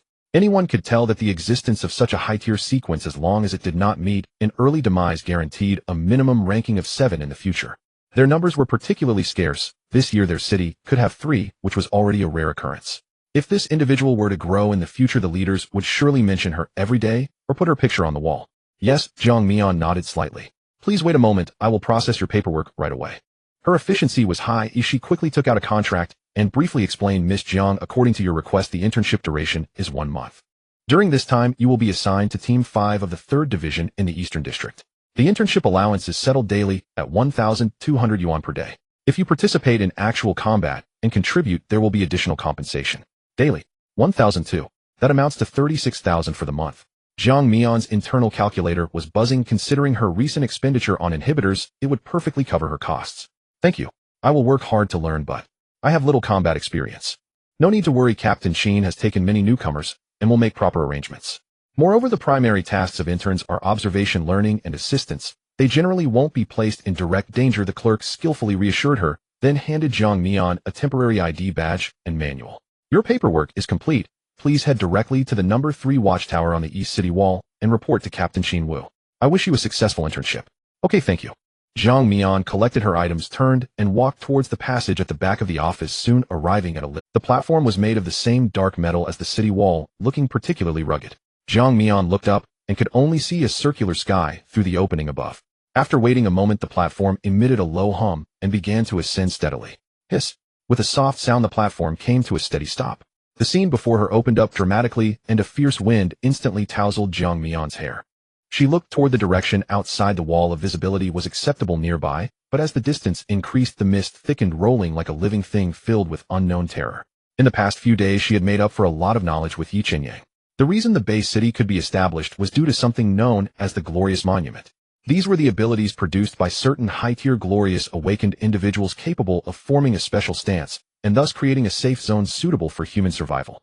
To delineate boundaries and block the invasion of disasters, people built towering city walls. The individuals on the walls were distinctly divided into 2 groups. The majority were ordinary soldiers in standard combat uniforms who, upon seeing Jiang Mian pass by, showed. The other group consisted of awakened individuals gathered in small clusters, and without any tasks they had relatively ample time to rest. A standard squad generally consists of 5 members, and to facilitate more diverse tactical arrangements, the abilities of awakened members within each squad usually do not overlap. Jiang Mian was already outstanding in appearance, and with a pair of glasses that felt out of place in this environment, it was inevitable that she drew the attention of others. Gale's perception silently released, capturing their whispered discussions. A newcomer, here for an internship. A burly man, maintaining his weapon in a corner, merely glanced over before looking away. Looks a bit frail, can she handle it? Not necessarily. Don't you remember the review process when we came up? Unless the sequence is exceptionally high, those not skilled in combat generally can't make the cut. Who knows? Hope she doesn't get assigned to our team. Taking a rookie like that on missions would be nerve-wracking. Jiang Mian cast a discreet glance towards them. The city defense side indeed didn't accept just anyone. At least some strengths were required. If it were someone like Wang Chun with merely sensory enhancement, he definitely wouldn't pass the initial screening. Awakened individuals in the city defense, being on the front lines, spoke through their strength, and the majority were from the war sequence that enhanced physical qualities. As their abilities grew, there would also be slight changes to their appearance, such as strength types becoming taller and more robust, while speed types became more toned. With her appearance, if she did not reveal her sequence ability, it would be perfectly normal for others to discuss her. Jiang Mian ignored the chatter around her and followed the map marked in her manual. Upon entering the watchtower, she quickly found a break room with a metallic plaque etched with square characters, Team 3 of the Eastern Division. Jiang Mian raised her hand and gently knocked on the door panel. Please come in, a steady male voice echoed from behind the door. She followed the instruction and pushed open the heavy metal door. The lounge was dimly lit, darker than the outside. The furnishings were quite simple, consisting of just a few tables and chairs along with a storage cabinet against the wall. As soon as she entered, several gazes fell upon her simultaneously. The 4 individuals in the room had a presence far more solid than the awakened ones she had sensed outside. After completing her sensing, Jiang Mian closed off her perception and aura to prevent the fragrance of the awakened ones from affecting her performance. The burly man at the forefront exuded a subtle oppressive aura. She was certain he was definitely a tier 3, perhaps due to her reputation as a genius. Even as an intern, she had been assigned to an elite team. Jiang Mian slightly lowered her head and quickly put on a somewhat restrained and anxious expression. You must be the new intern. I am Qin Wu, the captain here. Qin Wu's voice was loud, yet his tone was quite friendly, in stark contrast to the attitudes of the awakened ones outside. Hello. She gave a slight bow, but Qin Wu waved his hand, saying, no need to be so formal. When we're not on a mission, our team's atmosphere is quite relaxed. You'll understand after spending some time with us. After saying that, he turned to the other 3. Everyone stop dawdling, come over and meet our new teammate. The young man standing by the window gazing outside turned around first, stepping forward and saying, Li Huan, sequence 100, Warpath Assault. Jiang Mian's heart skipped a beat. Oh, why did this person feel familiar? Was it just an illusion? Before she could ponder further, the older-looking man beside Li Huan continued, smiling as he spoke. Gu in sequence 234, Radiance Path Explorer. Next, the only woman in the group also stood up. She looked around 27 or 28 with gentle features and softly said, Su Wanting sequence 186, All Spirits Path Healing. This team truly is an elite squad. She had roughly understood that typical teams do not include a healer in the all-spirit sequence. If faced with a disaster, they would be the primary target. Only teams strong enough would specifically equip such a position. Once everyone introduced themselves, Qin Wu spoke again, saying loudly, I am sequence 120, Warpath Knight. From now on we'll be a team. Take your time to get acquainted, and feel free to ask any questions you may have. Jiang Mian appropriately revealed a somewhat shy smile, and introduced herself. Jiang Mian Sequence 48, Element Path, Eye of the Wind. How many? As soon as she finished speaking, Gu An's question slipped out. Immediately he realized he had overreacted, restraining his overly surprised expression, patting Qin Wu's shoulder, and saying, "Alright old Qin, no wonder you were so mysterious before. It turns out a genius has joined our team." Qin Wu smiled, but did not comment. He knew that with Jiang Mian's talent, she would likely only be here for training and wouldn't stay long. However, a sequence ability ranked in the top 50 was qualitatively distinct from those ranked behind it. Even if she was only Tier 1, she would still be stronger than some ordinary Tier 2 awakened ones. Su Wanning also lightly covered her mouth in awe, exclaiming, "Heavens!" Sequence 48. Meanwhile, Li Huan, who was standing nearby, changed his expression slightly upon hearing Jiang Mian's name. The matter regarding his cousin was not a secret in the family.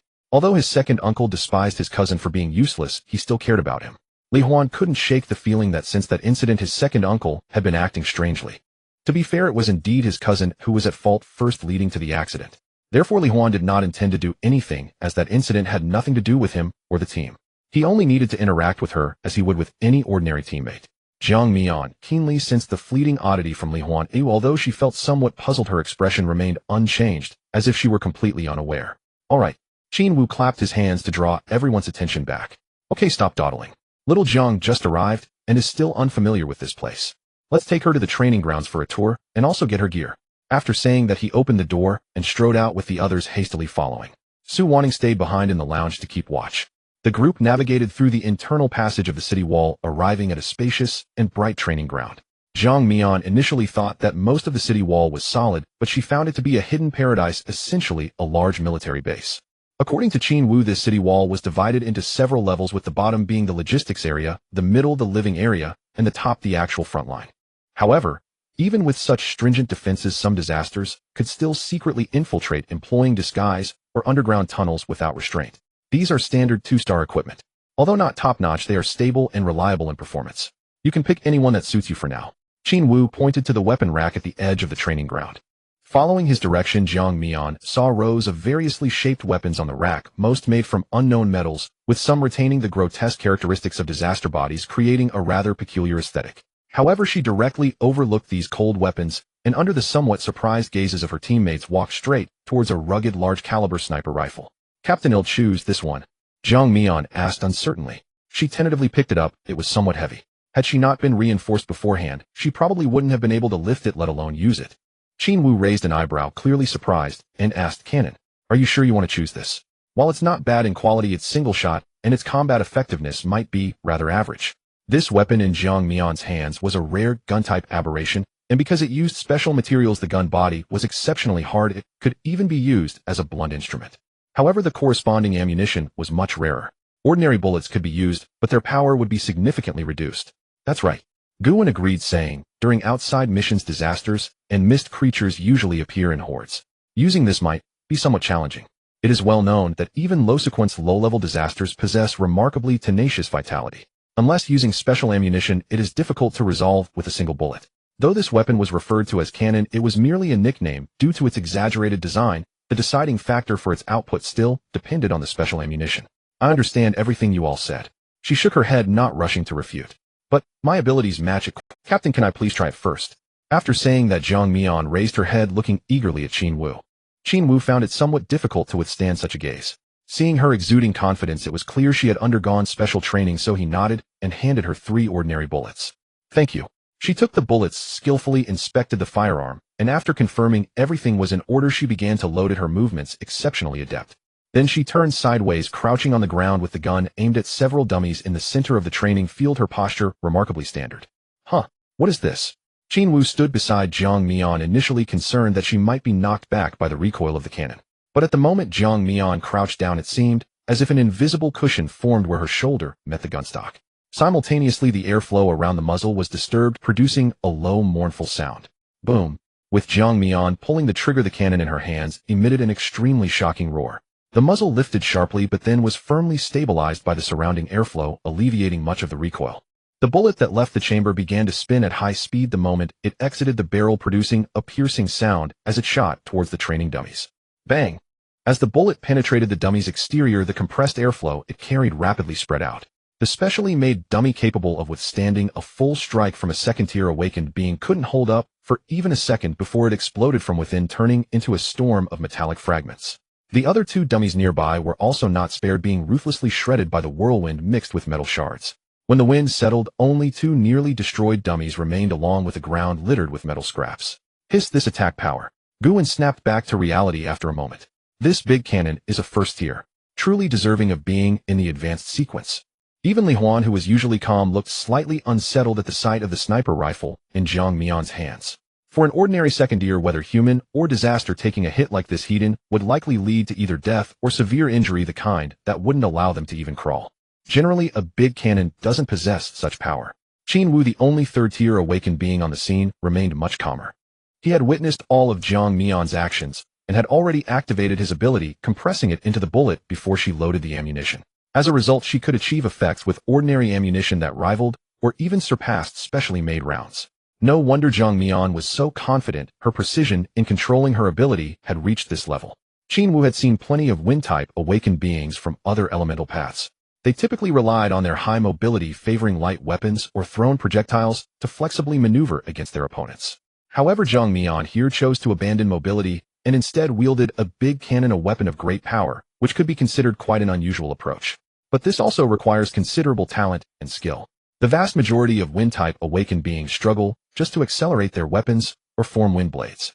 If one were to forcefully compress, the result would only be uncontrolled force within the chamber, leading to a burst. Yet, Zhang Mian, leveraging the unique talent and fine control of the advanced sequence, had effortlessly crossed this threshold. Captain, Zhang Mian noticed that Qin Wu had been silent for quite some time and waved her hand in front of his eyes. Oh. Qin Wu snapped back to reality and quickly said, "Little Zhang, this big cannon belongs to you now. Whatever type of special ammunition you want, I'll help you apply for it." A flicker of barely perceptible joy flashed in Zhang Mian's eyes, clearly enamored with the big cannon. She had always liked such things, but could only play with them in games before, never expecting to actually use one in this world, especially this plus version. With one shot, it was undeniably exhilarating. Zhang Mian reined in her excitement and softly said, "Ordinary bullets will suffice, and my ability enhancement is enough. However, if possible, could you prepare some specially made ammunition?" "Sure, just tell me." Qin Wu nodded, signaling her to continue. "Armor-piercing rounds and incendiary rounds." She raised two fingers, not explaining their uses, yet Qin Wu understood her intentions. One was intended for dealing with defense-specialized disasters, while the other was meant to clear groups of disasters or those with regenerative abilities, making her thought process quite clear. He nodded at Zhang Mian, holding her in even higher regard. This girl, although endowed with extraordinary talent, had a temperament as calm as her appearance, making her easy to get along with, unlike some newcomers who were both incompetent and overly arrogant. "No problem." Qin Wu readily agreed, a look of appreciation on his face. "Thank you, Captain Qin." Zhang Mian actually had other thoughts about the incendiary rounds. She hadn't forgotten her second purpose for coming here besides making money, which was to interact with disasters. Even as a first-year, Zhang Mian could quietly embed a spark within the remains of a disaster, subsequently profiting handsomely. Now it was even more effortless. Strictly speaking, these special rounds also contained a small amount of disaster components, perfect for her to bury sparks. If ignited during combat, those disasters could become her fuel, and on the surface it would merely appear that the incendiary rounds had been enhanced by the eye of the wind, resulting in excessive power. "Hey, no need to be polite. You can call me Uncle Qin during normal times." Qin Wu laughed heartily, then remembered another important matter. "By the way, since you've just arrived, your dormitory hasn't been arranged yet, right? Your sister Sue's dormitory happens to have an available bed. Would you like me to save you a spot?" Zhang Mian pondered for a moment. She had just finished her medicine a few days ago, so it should be fine. After all, she only considered the dormitory a temporary residence and wouldn't be living there often. That works. Great. Follow me. First grab your bullets, and then Wan Ning will take you to the dormitory to have a look and conveniently get a set of daily necessities. They returned to the lounge, and after Qin Wu gave some instructions, Su Wan Ning led Zhang Mian through the winding halls to the logistics office. Upon arriving at the logistics office, Zhang Mian received 2 boxes of special ammunition, totaling 60 rounds, several ordinary bullets, and a complete set of daily necessities, all thoughtfully packed onto a small cart. "Follow me. The dormitory area is this way." Su Wan Ning smiled, indicating the direction and proactively helping Zhang Mian push the cart. Zhang Mian thanked her, following behind while starting to memorize the route. Strangely, she could remember it roughly at first, but later it became a bit hazy. "Oh no, am I going to be directionally challenged?" Zhang Mian prided herself on her memory, having no issues when delivering food before. But here it felt like every direction was the same. She felt completely disoriented. If she had to return to the lounge on her own, it would likely take quite a while. What's wrong? Su Wanning noticed that the person behind her had slowed down, turned around, and asked gently, "Oh, nothing, I'm fine." Outside the wall, the No. 14 outpost was currently embroiled in a fierce battle. Damn, how many waves have we been through? It just keeps going. A blood-soaked brawny man stood firmly at the entrance of the outpost, spitting on the ground. He then tossed aside the empty rifle that had made a click sound and reached back to pull out a massive battle axe from behind. The moment he grasped the battle axe, his muscles bulged, clearly indicating its heavy weight. This thing is just not durable. I have to personally chop those damn creatures myself.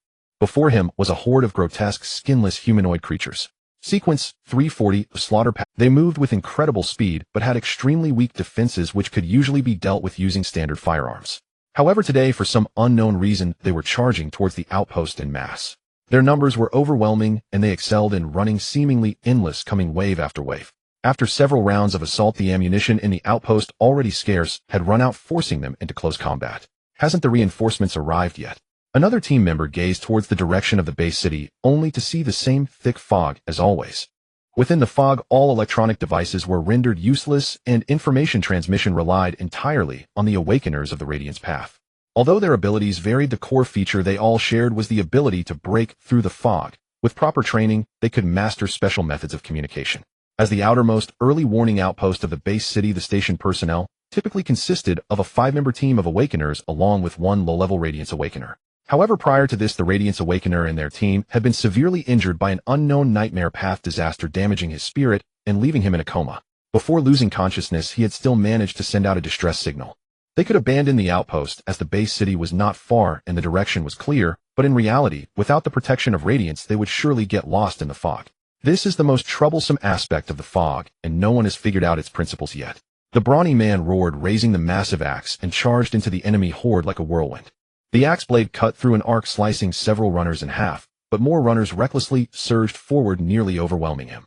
The brawny man shook his sturdy body, swinging the giant axe again to clear space. As a second-tier Awakener of the body-enhancing type, a group of first-tier disasters would not be able to defeat him so quickly. However, his teammates could not hold out any longer. Xiong team. The right side. The right side can't hold. Xiong Yu turned his head and saw that the side wall could no longer withstand the onslaught of the Red Ocean. A breach had been created, forcing the two team members on that side to retreat repeatedly. He sensed that it was about to collapse and wanted to turn back to support, but the enemies in front surged up, preventing him. A wave of pessimism rose in his heart. They couldn't hold on any longer. Just as his mind was shaken, a dull sound came from deep within the fog. Boom. Following was a roar that tore through the air, rapidly approaching and striking precisely at the open ground in front of the breach. Before Xiong Yu could see what had happened, a chaotic and violent wind swept through, engulfing orange-golden flames that erupted in the midst of the disaster horde. A dozen runners huddled together did not have time to react before being consumed by the flames, leaving only a chilling blackened area. What is this? A new type of incendiary bomb. One team member muttered in shock. His teammate beside him quickly responded, "Reinforcements have arrived." Xiong Yu was momentarily stunned. That last strike. If he hadn't been prepared, he would probably have been gravely injured. Though he didn't know which team could bring out heavy artillery like that, especially one he had never seen before, there was no time to ponder, as long as it was reinforcements that was sufficient. Everyone, don't get distracted. He suppressed his inner emotions and shouted, "Reinforcements have arrived, hold your ground. Don't embarrass yourselves in front of your allies." In the fog, a modified off-road vehicle emanating a faint golden light was breaking through the mist, speeding towards the No. 14 outpost. Jiang Mian leaned halfway out of the sunroof, holding a cannon that was puffing out faint white smoke. It was evident that the previous strike had been her masterpiece. As she expected, the ignition was quite effective, instantly engulfing those dozen runners. However, due to their low sequence and level, the feedback was not as substantial as she had imagined. Based on her calculations, such low-sequence creatures, 20 of them, equated to one normal second-tier disaster, far from her target of 25. Did I really hit? In the back seat, Qin Wu squinted, looking at the distant fog. Originally, Jiang Mian had said shed hit wherever she aimed, and he was somewhat skeptical. After letting Guan report a point, Jiang Mian had fired almost without adjustment, and now it seemed hit. Guan affirmed. His explorer was true to its name, with the basic ability to pierce through the fog within it. The No. 14 outpost was already very close. He could see a general outline and reported a point to Jiang Mian, ensuring it was a safe distance from the outpost wall, so long as it wasn't too far off. Friendly fire could be avoided. Of course, Jiang Mian's ability to perceive the target through the flow of wind was still functioning normally in the fog, which was the fundamental reason. Hearing Gu An's response, Qin Wu finally felt relieved. He had originally worried that on the bumpy, moving vehicle Jiang Mian would make mistakes since it was her first real combat. Now it seemed his concerns were unfounded. This girl indeed had good marksmanship, and her mental fortitude far exceeded that of her peers. As for Jiang Mian's glasses, or rather her vision issues, he subconsciously overlooked them. Talent and instinct with firearms are inherently elusive, and as one's abilities strengthen, such issues will naturally dissipate. Good. Li Huangguan prepared to disembark and face the enemy head-on. The outline of the outpost was now clearly visible, and Qin Wu began to issue commands in an orderly manner. Received. The two responded in unison. Su Wanning, take Jiang Mian and find a suitable position ready to heal the wounded at any time. After the battle, come find us to regroup. Understood. In the driver's seat, Su Wanning nodded and subtly eased the vehicle's speed. Jiang Mian ejected the hot shell and loaded another incendiary round. With such close proximity, she decided to be straightforward and do whatever felt right. Under Su Wanning's control, the vehicle executed a slick drift and stopped behind a slightly elevated dirt slope. Almost the moment the vehicle came to a halt, Li Huan shot out of the car like an arrow. Li Huan let out a low growl, surrounded by an invisible aura of malevolence, his second-tier momentum fully. He charged first into a group of runners, his spear adorned with streaks of blood red. With a light sweep, he instantly dismembered several nearby runners.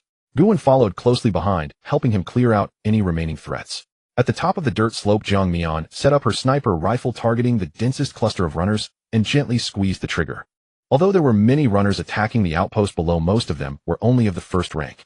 Team 5 was an elite squad, all members at the second rank, and there was even a third-rank Qin Wu among them, so their combat strength was undoubtedly formidable. Moreover, these low-ranked disasters lacked much intelligence, far inferior to the Hua Pai Jiang Mian had encountered. Of course, the disasters along the Yin-Yi path possessed higher intelligence than others, being the most human-like among. Under the charge of Li Huan and Qin Wu, a path was quickly opened, successfully reuniting with the Xiongnu squad. It didn't take long. They had essentially pushed through effortlessly, and the remaining runners seemed to sense danger, retreating like a receding tide, leaving behind a scene of devastation. Jiang Mian managed to fire only 5 incendiary rounds, but the outcome was still quite satisfactory. In the past, she had never felt so full after a meal, as if her core had been filled with a trembling pleasure deep within her soul, advancing her progress by about 1/3. Just once, and the rewards were abundant.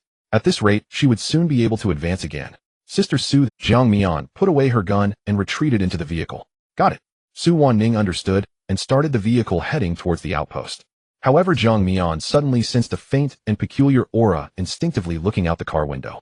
If the aura of the runners was like the smell of fish, then this one was akin to the previous Hua Pai, with a faint odor of stinky tofu. The disasters along the Yin-Yi path.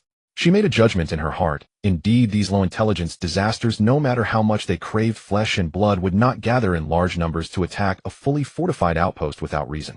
At the entrance of the outpost, Old Qin. Oh, Old Qin. Xiongyu wiped the blood and sweat from his face, a hint of relief evident. Old Xiong, what happened? Did a group of runners force you to this extent? Yeah, I noticed. This group has a commander behind them. Otherwise, how could these mindless creatures possibly break through our defenses? I can tell their actions are too organized. What could it be? Xiongyu shook his head. It should be a heart-eater, but I'm not sure where it's hiding. One of our team members, the Radiant Brother, was taken down by it.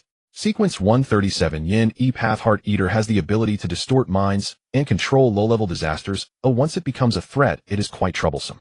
Qin Wu was naturally aware of its danger, but unfortunately the enemy had already vanished into the mist, making tracking it too risky. By the way, Xiongyu recalled the exaggerated power of those incendiary rounds and asked, did you bring heavy weapons this time? Those shots were quite accurate. I almost didn't recognize it was you. No. Qin Wu gestured towards the approaching off. It was our team's new recruit. Those shots were fired by her using a cannon. Cannon. Xiongyu was puzzled at first, but then he realized what Qin Wu meant, his face filled with disbelief. Does that thing have that much power? After spending so many years in city defense, he was familiar with all standard weapons. Even with the best custom ammunition, it should not have created the explosive effect he just witnessed. Qin Wu shook his head, offering no further explanation, instead turning his gaze towards the stopped off-road vehicle. The rear door opened, and the first thing Xiongyu saw was a pair of clean black combat boots. Next, a girl in a black standard combat uniform got out, cradling a sniper rifle that he was very familiar with. The girl had delicate features, and the glasses on her face gave her a scholarly demeanor, making her seem out of place in the surroundings. Oh.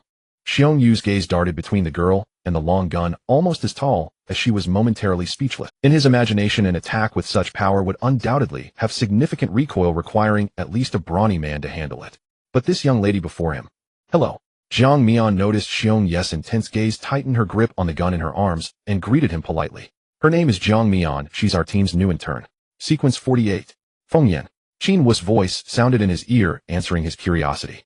Oh, a high-level sequence, then it's nothing to worry about. Hello, nice to meet you. Xiongyu retracted his question that was on the tip of his tongue and responded to Jiang Mian with great enthusiasm. Though he didn't know how it was accomplished since she was a legendary high-level sequence capable of enhancing ordinary gunfire to this extent, it made sense. However, Jiang Mian's appearance simply did not allow Xiongyu to associate her with a human cannon. Putting that question aside for now, his team members were almost all injured and needed treatment. There was also aftermath to deal with. Su Wanning immediately dove into the treatment work. Li Huan and Gu En began clearing the battlefield. There were hardly any usable parts left on these runners, so there was no need to notify the cleaning team to come and collect them. Qin Wu quickly exchanged information with Xiongyu preparing for the upcoming cleanup work.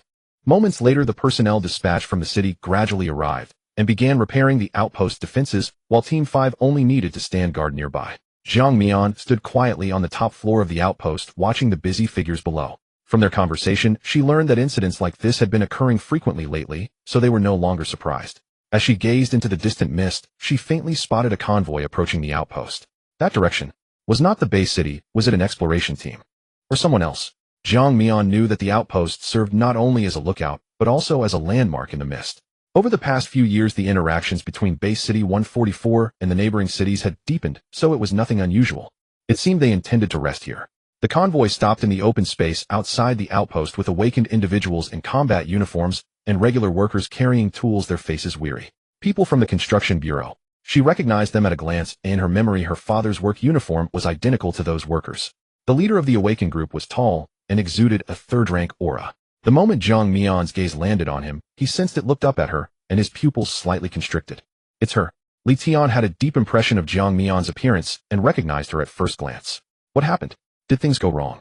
He frowned slightly. Last time a bounty was posted in that area, it should have been enough to attract those desperate for a reward. But now, Jiang Mian was not only unharmed, but also donned the city defense uniform. Which awakened team was she interning with? Li Tian's expression remained unchanged, but a flurry of thoughts flashed through his mind. For the past few days, he had been preoccupied with missions, either supervising at the outpost or socializing at the nearby base city No. 143, without returning to the city. According to the price he had previously set, someone should have taken over and started acting by now. Could it be that they hadn't found the opportunity to strike? Or perhaps Jiang Mian's strength far exceeded expectations, and she had turned the tables on the assassin. If she had remained within the city defense, it might indeed be the former, but if it were the latter? To be safe, Li Tian had previously set the bounty with a minimum requirement of second tier. He did not believe that Jiang Mian, a rookie who had just awakened a few days ago, could take down a professional of at least second tier. There's something off about this Jiang Mian.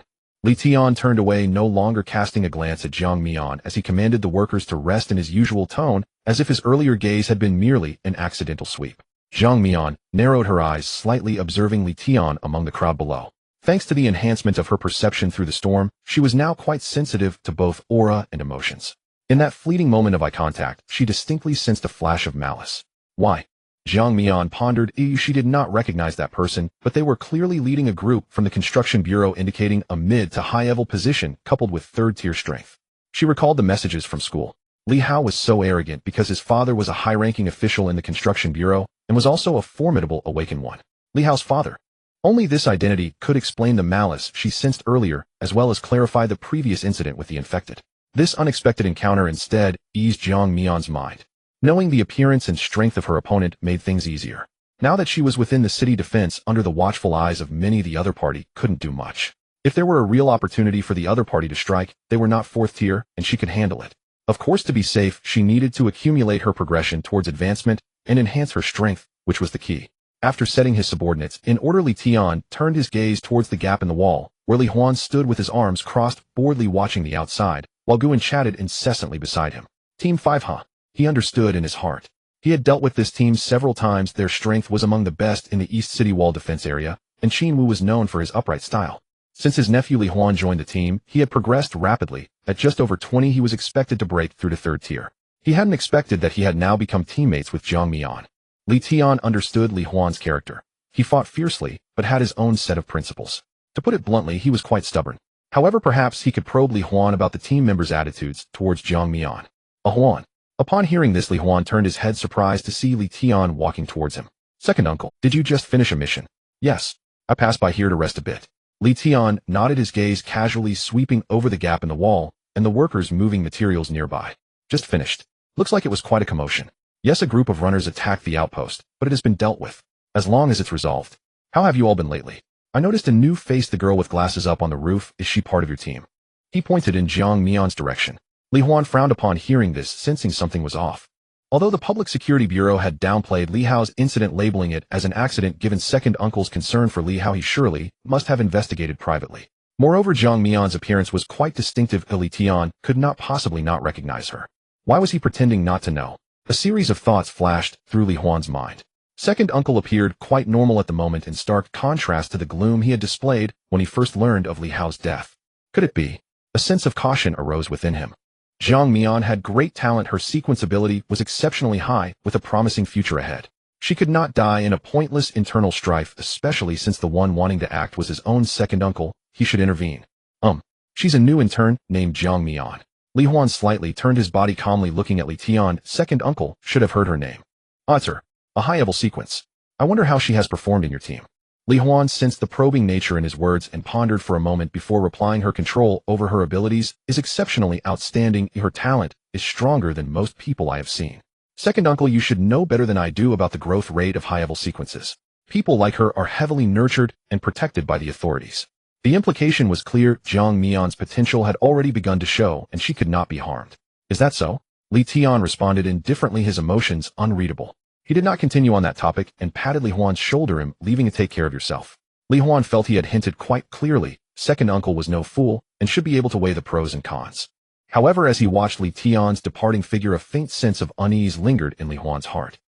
Leaning against his car, Li Tian lit a cigarette, and the white smoke rose from his fingertips, obscuring his vision. He looked up towards Jiang Mian's direction, but she was no longer there. Li Tian truly felt hatred. Although his son was disappointing, he had at least awakened. He always thought about when he would finish his work and help Li Hao get a start, to keep him close and guide him, slowly correcting him. Yet he had just vanished like that, like dust, while a girl seemingly insignificant had awakened a high-level sequence and soared to great heights. Li Tian had originally felt that even if Jiang Mian awakened a high-level sequence, a backgroundless orphan could easily be made to disappear before she grew up.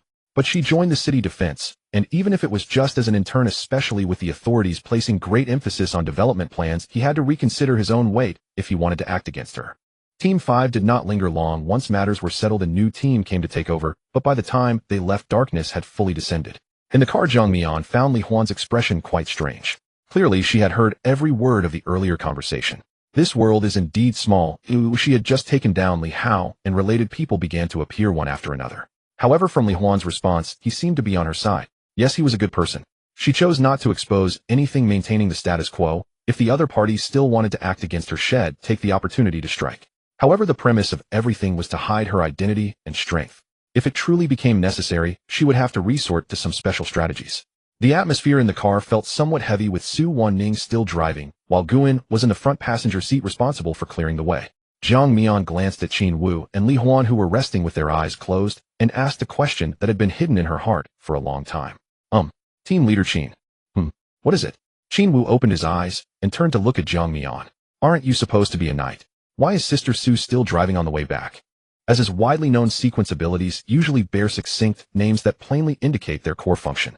The knight sits at sequence 120, and its potency is by no means negligible. Those who awaken this ability gain at first rank an innate adaptability to all vehicles. With advancement, it can further amplify every facet of vehicular mastery.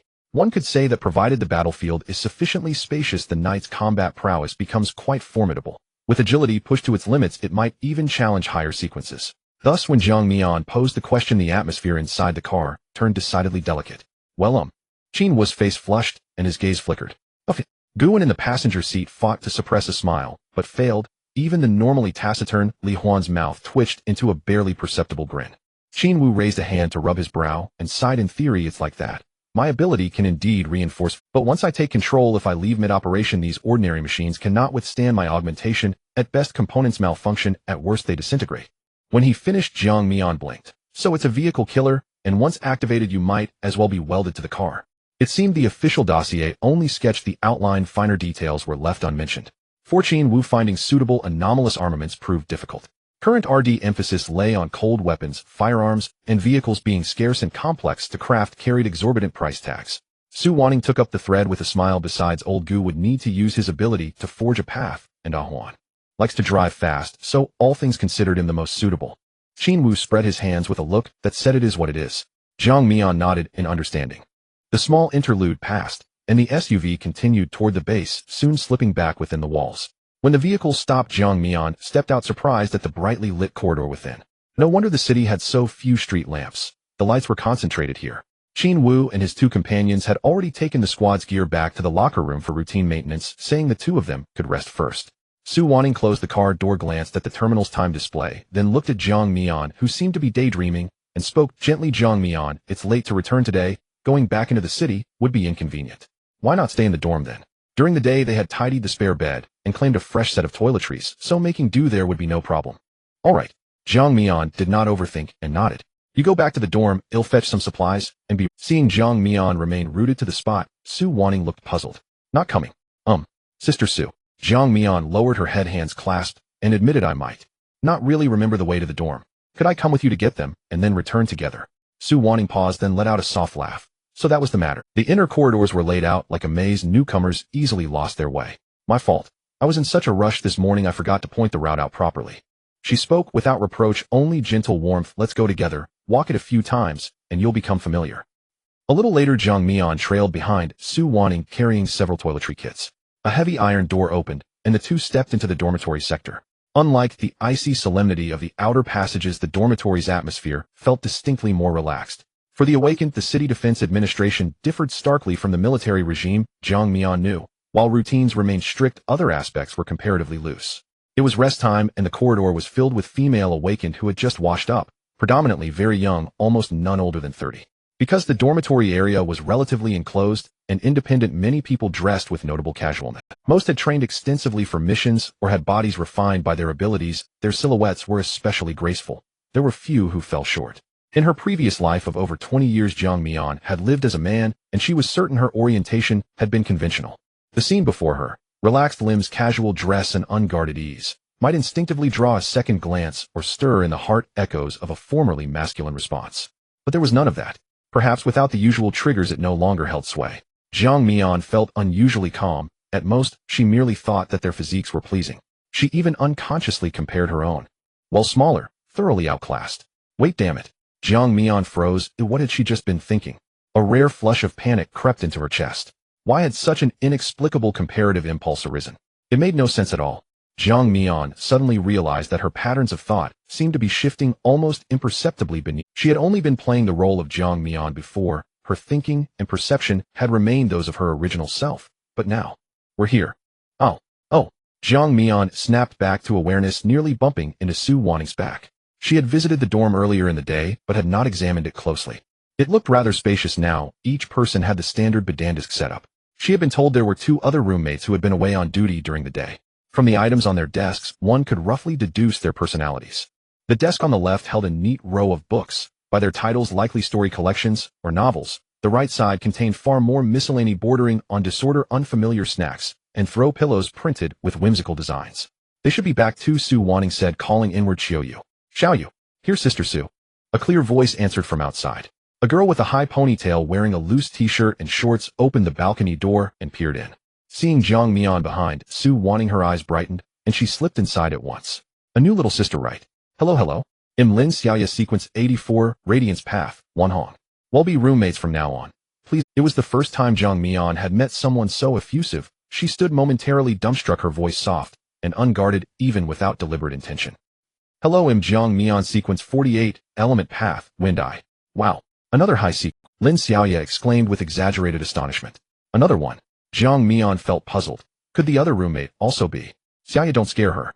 A calm female voice said from behind. Jiang Mian turned as a tall, slender girl walked in.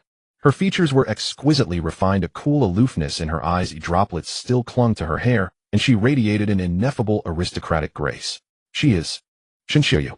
Jiang Mian had some impression of her, the recognized school beauty of the 5th middle school in Base City 144. Not only did she excel academically, but it also seemed she had awakened quite an impressive sequence ability. However, it was said that her personality was the cold and reticent type, rarely communicating with others. Unexpectedly, she chose to come for an internship at the city defense and was assigned to the same dormitory as Jiang Mian. Shun Xiaoyu, sequence 33, The Element Path, Skyfire. Shun Qi's introduction was quite concise, just like the aura she exuded. Her voice was clear and pleasant to hear. However, when her gaze lingered on Jiang Mian seemed to sense a gentle softness in her eyes. It appeared that her personality was not as cold as it seemed a glimpse could be seen from the books on her desk. After all, truly cold individuals probably wouldn't be interested in these fictional joys and sorrows. Speaking of which, sequence 33, Skyfire. This ability was even more advanced than Jiang Mian's disguised wind, a truly high-tier elemental ability. Its most notable feature was its high explosive power in the early stages coupled with decent sustainability, commonly referred to as a melee mage, a typical delight in combat. Hello, I am Jiang Mian. Jiang Mian raised her head to look at Shun Xiaoyu, feeling a bit gloomy in her heart. With her arrival, she directly became the shortest in the dormitory, followed by Lin Xiaoya, then Shun Xiaoyu, and Su Wanqing, both of whom had probably surpassed 170 centimeters. I know. Shin Qi's response surprised Jiang Mian. I saw your photo on the honor roll at school, but it looks a bit different from you in person. Jiang Mian was taken aback. Although she had decent grades and occasionally made it to the honor roll in this world where awakeners were revered, this aspect wasn't highly regarded and few people paid attention to it. She did not expect Shin Qiyu to notice her and even remember her now. Really? It should be. That photo is quite old, right? Jiang Mian adjusted her glasses. After her awakening, she no longer needed to be as low-key as before, as simply changing to a refreshing pair of glasses made her look much brighter. The group exchanged pleasantries for a while, mainly Lin Xiaoya chattering away, livening up the atmosphere. Before long, they were almost discussing the color of their underwear. Jiang Mian learned that she and Shin Xiaoyu were classmates and good friends. Since they awakened relatively early and had decent abilities, they chose this place for their internship and had been here for about a month. Shin Qi's personality was much more approachable than it appeared, and at least it was so with familiar people. She could tolerate Lin Xiaoya's antics and would occasionally join in her thoughts, being quite delicate, a typical case of being cold on the outside, but warm on the inside. After quickly rinsing off, she didn't act as casually as she would at home, due to the presence of others, instead changing into a relatively conservative set of pajamas. However, because the fabric was light and thin, it still faintly outlined her figure during her movements, especially when As she stepped out, Jiang Mian felt an unabashed gaze upon her. She looked up to find Lin Xiaoya sitting on her bed, hugging a pillow, staring at her with a somewhat dazed expression. Jiang Mian, your figure is so good. She blinked her eyes, unabashedly complimenting. I didn't notice when you were in your combat uniform, but now that you're changed. Amazing. Jiang Mian. She looked down at her pajamas, which were being stretched, the curve quite evident, especially from the overhead perspective. So far she had basically adapted, but had never paid particular attention. After all her energy had been spent on disguising and buying medicine. To be honest, Jiang Mian had not yet entered the third stage of the mutated individuals due to timely medication. Externally, she looked no different from an ordinary person, even considered perfect. Xiaoya. Shin Qi's voice came from the nearby bed, tinged with a hint of helplessness. Oh Xiaoyu, I was just speaking the truth. Lin Xiaoya stuck out her tongue, still fixated on Jiang Mian. By the way, how tall are you, Jiang Mian? You seem so petite, I didn't expect. Jiang Mian felt somewhat uncomfortable under this gaze, and instinctively covered her chest, a faint blush rising in her ears. I am 165. In reality, she was just over 160, but rounding it up seemed reasonable. You don't believe me? Lin Xiaoya murmured softly. Alright, let's go to sleep. Su Wanqing walked out of the bathroom, noticing Jiang Mian's slightly flushed face, realizing what Lin Xiaoya had probably done. Upon hearing this, Lin Xiaoya did not continue the topic, laughing as she rolled back to her bed. Jiang Mian hurriedly tidied up her changed clothes and burrowed into her bed, pulling the blanket up high, leaving only her eyes visible. She stared blankly at the ceiling, her heart not at peace. Her earlier reaction was not feigned. Whether in her past life or now, she had no experience interacting with peers. In her past life, she lived somewhat freely, being solitary and indifferent in a world devoid of human warmth. Now, however, she was constrained by the secret of her mutation and the pressure of survival, usually choosing to keep her distance from others unless necessary. Like today, being openly complimented by a newly acquainted roommate. She had never thought she would encounter such a... What made her even more awkward was that when Lin Xiaoya uttered those compliments, she actually felt little aversion, but rather a sense of pride. The next day, Su Wanqing looked at Jiang Mian, still cocooned in her bed. Although she had been awake for a while, she still looked drowsy. Did you not sleep well last night? Maybe it's because I'm not used to the bed. Jiang Mian rubbed her eyes, her voice somewhat muffled. In truth, it was not. Last night, chaotic thoughts emerged from nowhere, almost endlessly echoing in her heart, keeping her awake for half the night. That's normal. Lin Xiaoya nimbly jumped off the bed and tied her hair into a ponytail. The beds here are really hard, you'll get used to it. Shin Qiyu had just put on her short boots, glanced at Jiang Mian's dazed appearance, said nothing, and simply took a small jar from her desk, placing it on Jiang Mian's bedside. Special mint candies, if you're feeling sleepy you can try them. Thank you. You're welcome. Finally breaking free from the confines of her blanket, while washing up, Lin Xiaoya came over and whispered, Are you really okay last night? I saw you tossing and turning.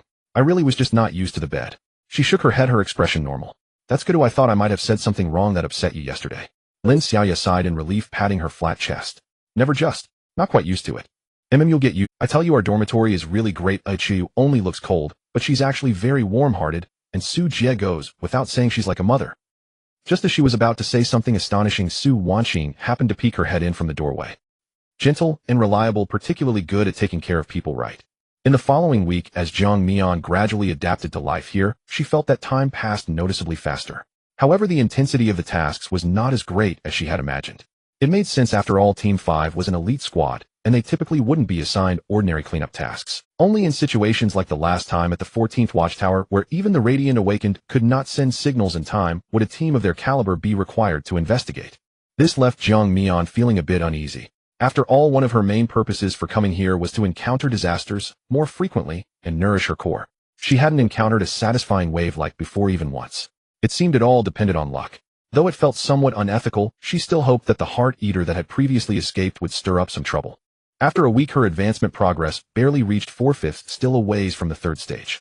Even though it was much faster compared to ordinary awakened, it was still not enough for her. During this time, Jiang Mian once again experienced communal living after a long while, and with her roommates being good people, the pressure from her earlier caution eased somewhat. Of course, there was also money to be made. Once she returned, she would definitely enjoy herself properly. On this day, she finished her shift early, and before dark she informed Su Wanning and Qin Wu, then set off home. The reason was simple: tomorrow was a rest day, and with her abilities being used frequently lately, the suppressants had begun to wear off again.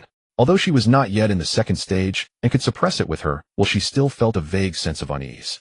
The effectiveness seems to be getting worse. Currently, she felt helpless about this issue, or rather she couldn't fundamentally solve it, as she could only hold on or rely on new suppressants. If she reached the third stage, wouldn't that mean? Jiang Mian dared not think further, but now the reality was laid out before her, and she found herself caught in a vicious cycle. She needed power, and if she didn't feed, she would suffer unbearable hunger, potentially losing control or starving to death. But if she ate enough to advance her bodis, metabolism of the suppressants would also increase, shortening their effective duration. For now, she couldn't think too much until she found a way to overcome the erosion. She could only find ways to use the suppressants to maintain her normalcy. So Jiang Mian chose to go out today, preparing to stock up in advance. The salaries for the awakened and city defense were paid daily, though it was a bit troublesome. There weren't many people, and the efficiency was passable. With her various subsidies as a new awakened, her wallet had become somewhat plumper. Adding it all up at the previous prices, she could buy 2 suppressants and still have half left. However, Jiang Mian glanced around the streets. Although the northern part of the city was already quite desolate, there shouldn't be absolutely no one right. Something felt off. Normally at this hour, even if it was relatively remote, there would be some scattered night returnees or small stalls. But today the streets were excessively empty, as if it were a dead city. She couldn't help but feel puzzled. The disaster activities outside the city seemed normal, so how could it have turned into this ghostly appearance in just a few days? No one answered her doubts. Jiang Mian quickened her pace and returned to her residence. After double-locking the door, she first logged into the previous hidden communication channel and sent a message to the dealer she had traded with before. Are you there? Recent market conditions. This time the other party did not keep her waiting long and quickly replied, drop 12,000 per unit. Prices have dropped. Although not by much, such a situation was rare in underground transactions. Especially for suppressants which were essential for the infected, their prices had remained quite stable. Every change indirectly reflected the occurrence of special events. Jiang Mian immediately associated it with the anomalies in the city, and although she was somewhat puzzled, the black market dealer was not a suitable person to inquire. A name immediately popped into her mind. That person worked at the security bureau and should know some information. Thinking of this, Jiang Mian temporarily exited the encrypted channel and opened a green messaging app, finding the contact saved as spicy stir-fried pork. In a residential area on the southern edge of the city, Du Biao held a cigarette, frowning at the messages marked as read but unanswered in the chat box. Recently, a few idiots unable to afford suppressants had retaliated by blowing themselves up in the bustling city center, causing quite a stir. Their own deaths were secondary. The higher-ups were already cracking down hard, and now they pulled this stunt, directly putting other infected individuals in a dire situation. Those enforcers and the containment bureau's brutes were sweeping the streets like rabid dogs, creating a climate of fear where every infected person was on edge. The batch of goods he had was stockpiled before the incident. He had originally planned to make a quick profit before his competitors emerged, but then this situation occurred. His clients were either caught or too scared to show their faces, or they couldn't withstand the pressure and directly fled to band together in the western part of the city. But everyone knew what kind of temperament those infected had. It was said that just among those madmen, internal resource conflicts had already spilled quite a bit of blood. Trading with those people, Du Biao thought that while he wanted to offload this batch of goods quickly, he was not ready to risk his life. That place was a powder keg if he went it would either be black eating black or likely to run into an official purge leading to a dead end. As for this buyer, although his underling had angered her last time, she ultimately hadn't taken action. Among the infected, she was considered one of the few with a good temperament, and was also a relatively high-ranking wildfire. If possible, he truly did not want to let go of this client. But why hadn't she replied? Du Biao couldn't figure out the reason, no matter how hard he thought. After hesitating for a while, he gritted his teeth and sent another message, lowering his tone, even adding a hint of pleading. If you're not satisfied, we can discuss it further. If you want to do it quickly, there aren't many in stock. Zhang Mian looked at the conversation on the screen, her gaze settling on the last sentence. Recently, there has been a joint inspection operation targeting some specific groups. Try not to go to the western part of the city, be careful. Just now, she had roughly understood the situation from Yi Qinyang. It was likely due to the riots that most ordinary people had reduced their travel frequency. Aside from work, they didn't even dare to step outside. A group of awakened with varying abilities banded together, resembling a rebellion. Moreover, they were not the type with good tempers. The western part of the city was in complete chaos. She found it hard to grasp the officials' intentions. Things had been stable for so long, why did they have to implement such obviously conflict-inducing measures now? After this incident, it was likely that getting suppressants in a stable manner would become difficult for her. She needed to find a way to stock up more. Zhang Mian reopened the encrypted channel and saw the new message from Du Biao. She narrowed her eyes slightly. It seemed the other party was now very eager to offload their goods, and she could take this opportunity to make a move. After thinking for a moment, she typed a number. 8,000. In almost an instant, the other party reacted. Zhang Mian remained expressionless. She had never expected to strike a deal at this price, merely aiming to lower expectations. The other party's urgency indicated that the situation was dire. As one of the few remaining normal clients, she could already supply. After all, in the current city situation, there were more than just him eager to sell suppressants. This time the other party remained silent for a long while before sending another message. 10,000, that's the bottom line, and it's already at cost price. The unit price is 9,000 for 5 units. If not sold, then so be it. In the dim room, Du Biao stared intently at the text on the screen. 5 units. The demand from the other party seemed to far exceed his expectations. In her usual practice, each transaction involved only 1 unit, and she would haggle for half a day over a few thousand.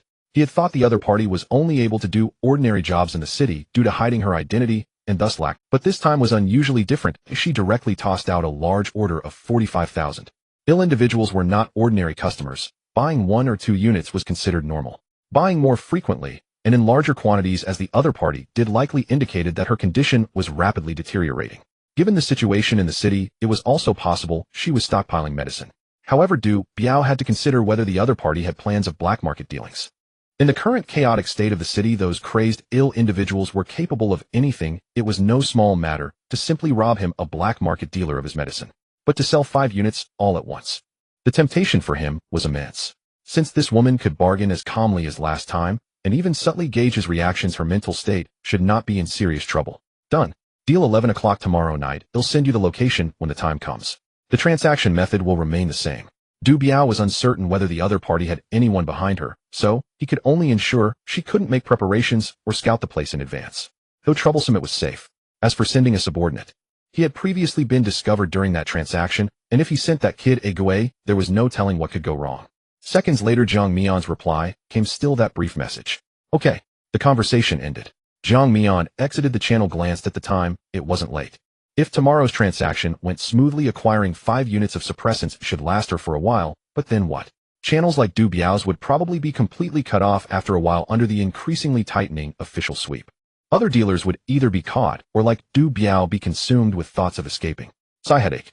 She rubbed her temples. The officials' meddling had thrown the situation into complete chaos.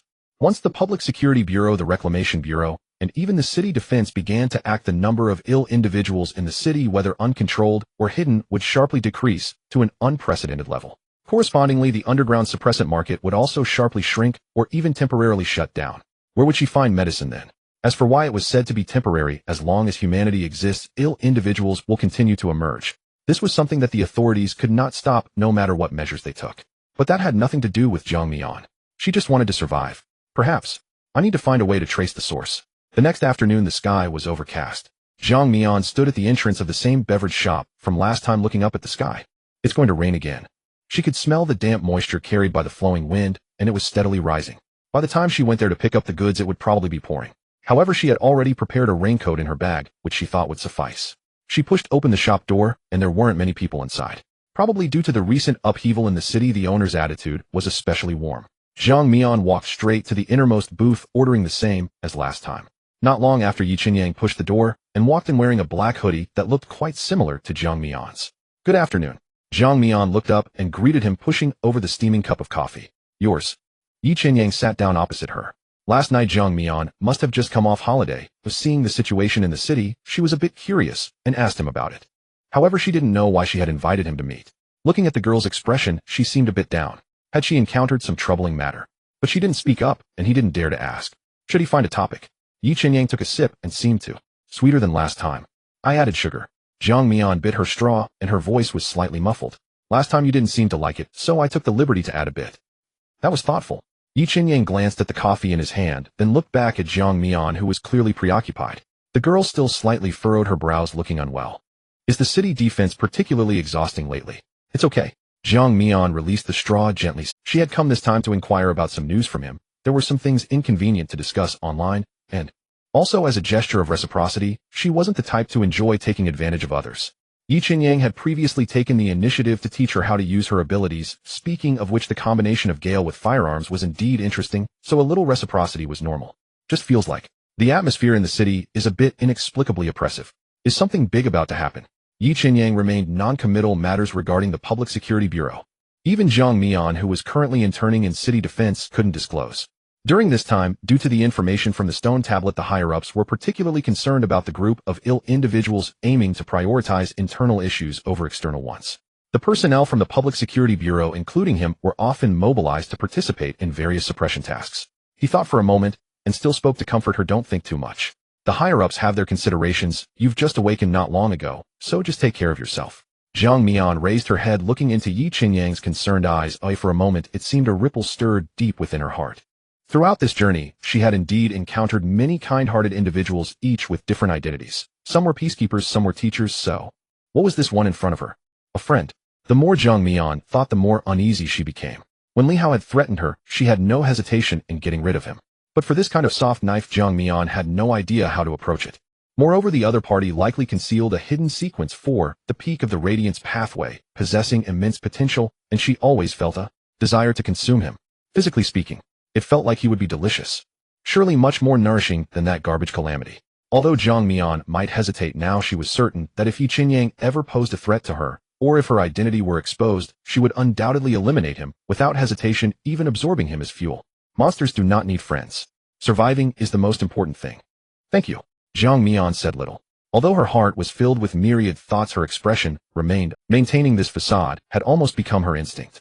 She held her cup of milk tea and gazed at the desolate. The dark clouds above thickened, yet the rain failed to fall, as if gathering for a torrential downpour. Yi Qinyang's phone vibrated twice on the table. He merely glanced at it before turning off the screen. After a moment, Zhang Mian casually spoke. "Brother Yi, do you think, in the eyes of normal people, should the afflicted be eliminated?" She spoke with a hint of hesitation, seemingly perplexed by the question. At first, she was somewhat unfamiliar with Yi Qinyang often calling him by his full name or directly using you. However, due to the persona she was playing, it felt somewhat alien to call him that once they became familiar, especially since his name was not as simple as hers. So after a few days of training, she naturally changed her way of addressing him. Asking this question was not a momentary whim, but she wanted to see what kind of answer Yi Qinyang with his rational mind would provide. She estimated he wouldn't respond with emotional hatred, but he might represent the majority's viewpoint. Just imagine if one day her identity were exposed, what would Yi Qinyang's attitude be? Would he execute the elimination without hesitation? Or would there be a trace of doubt? If it were the former, she could also act without hesitation to eliminate him.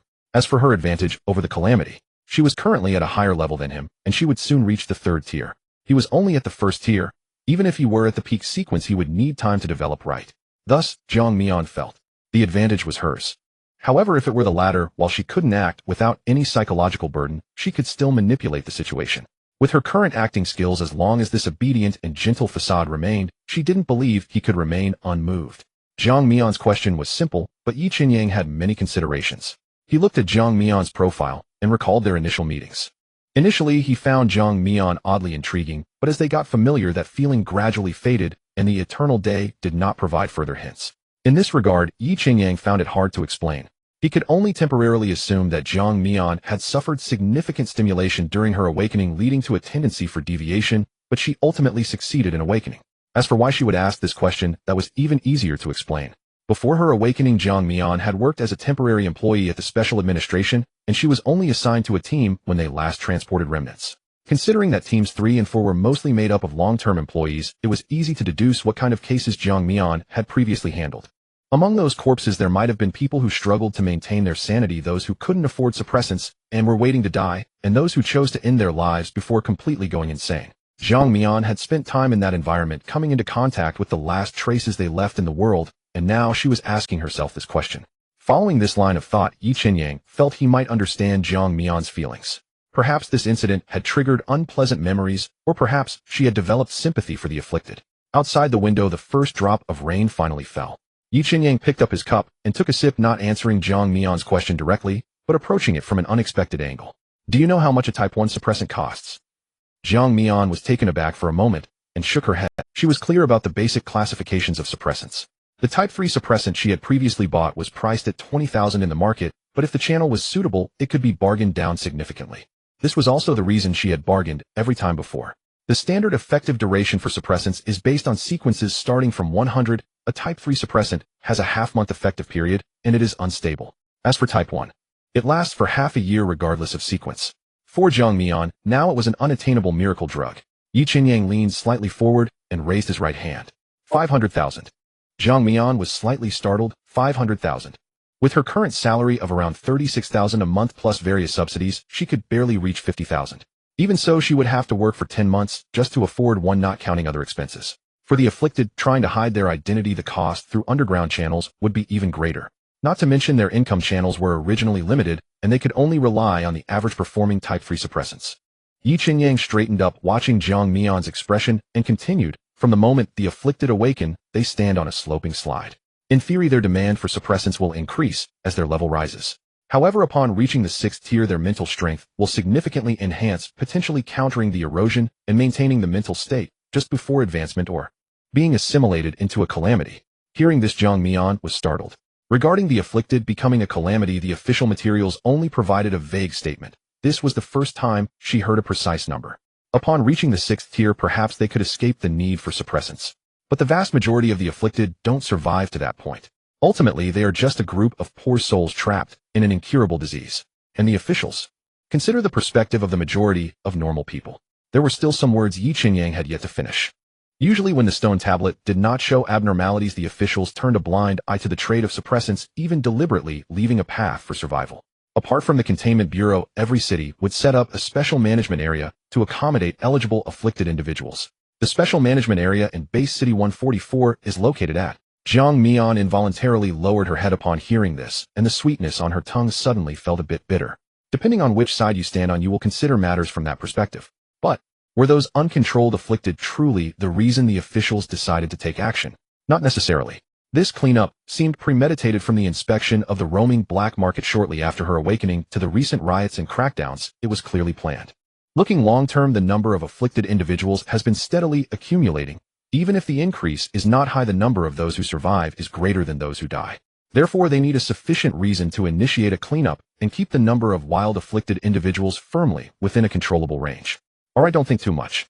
You are now an awakened one. The road ahead is still long. You just focus on the present. Jiang Mian nodded, not asking anything further. The two chatted idly for a while until the sky outside gradually darkened. Yi Qinyang glanced outside. The rain was pouring heavily. Did you bring an umbrella? Should I walk you home? No need. Jiang Mian shook her head, pulling out a yellow raincoat from her bag. I have to get up early tomorrow for my shift. Are we leaving? Yi Qinyang nodded and walked with her to the door of the shop. Watching the figure in the yellow raincoat disappear into the rain, he finally opened his umbrella and walked toward a distant black car. What are you doing here? Yi Qinyang closed his umbrella, and just as he sat in the passenger seat, Cheng Qiao's voice. He turned his head to see Cheng Qiao resting both hands on the steering, while slightly leaning towards him with a half-smile, his eyes gleaming with the message, I saw everything. Just meeting someone. Haha. Cheng Qiao chuckled softly, nodding towards the beverage shop. I've been here for a while. I happened to see you escort that girl out, standing at the door to see her off. Quite considerate, huh? Isn't that normal? Don't think too much, we're just ordinary friends. Normal? Ordinary friends? Cheng Qiao raised an eyebrow, looking skeptical. Before Yi Qinyang could respond, he continued, I say, you wouldn't have feelings for that girl, would you? You've met her several times. Plus, be honest, the reason you took leave before was it to be her practice partner. Yi Qinyang was momentarily taken aback. He had indicated personal reasons for taking leave, without specifying where did Cheng Xiao hear that from. Cheng Xiao seemed to sense Yi Qinyang's confusion, and chuckled, saying, "My nephew told me, is it true?" Yi Qinyang was at a loss for words, so someone had leaked information. The nephew Cheng Xiao mentioned referred to the young man he encountered last time, Zhao Gang. This kid really has a big mouth. I wonder how he exaggerated his relationship with Jiang Mian. By the way, that girl, her name is Jiang Mian, right? I heard she's one of this year's high ranks in our city. Yeah, Jiang Mian's awakening caused quite a stir. Her name and rank were hardly a secret. No wonder you're so attentive. In the same high rank as you, high potential, good looking, and with a nice personality, definitely someone worth keeping an eye on. Captain Chung, it's really not what you think. Yi Qinyang rubbed his forehead in frustration.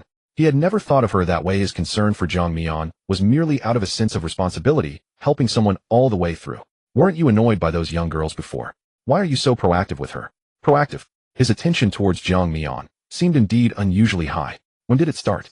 Was it when he first met her working quietly among the disaster debris? Or when she was curled up trembling in the eye of the storm during that incident at the warehouse? Or, it seemed that from their very first encounter his gaze would unconsciously linger on her. She is different. As soon as he said that, Cheng Xiao nearly burst into laughter. Yi Qinyang realized the ambiguity of his words, and was about to clarify, but Cheng Xiao waved him off. Alright, I won't tease you anymore. It's normal for young people to make friends, especially with such an outstanding peer. After saying that, he twisted the car key, and the car slowly drove away from the roadside, heading towards the Southern District Police Station. After a moment of silence, Cheng Xiao spoke again, but the topic had shifted to official business. Did you see the task notification for tonight? Yeah. Yi Qinyang sat up straight. Cheng Xiao had already sent him a text earlier, but didn't elaborate. He wanted to discuss it in person. Target information. Du Biao doing underground business. Underground inhibitors.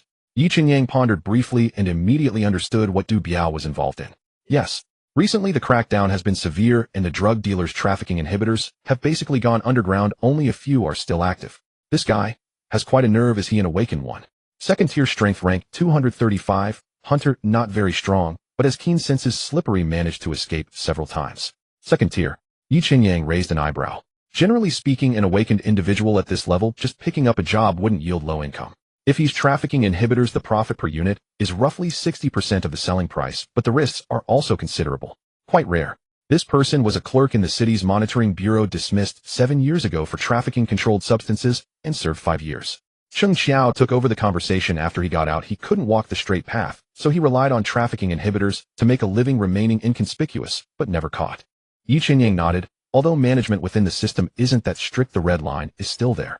Once crossed, not only would he face a lengthy prison sentence, but his identification would also be marked, making it difficult to find employment with most legitimate organizations.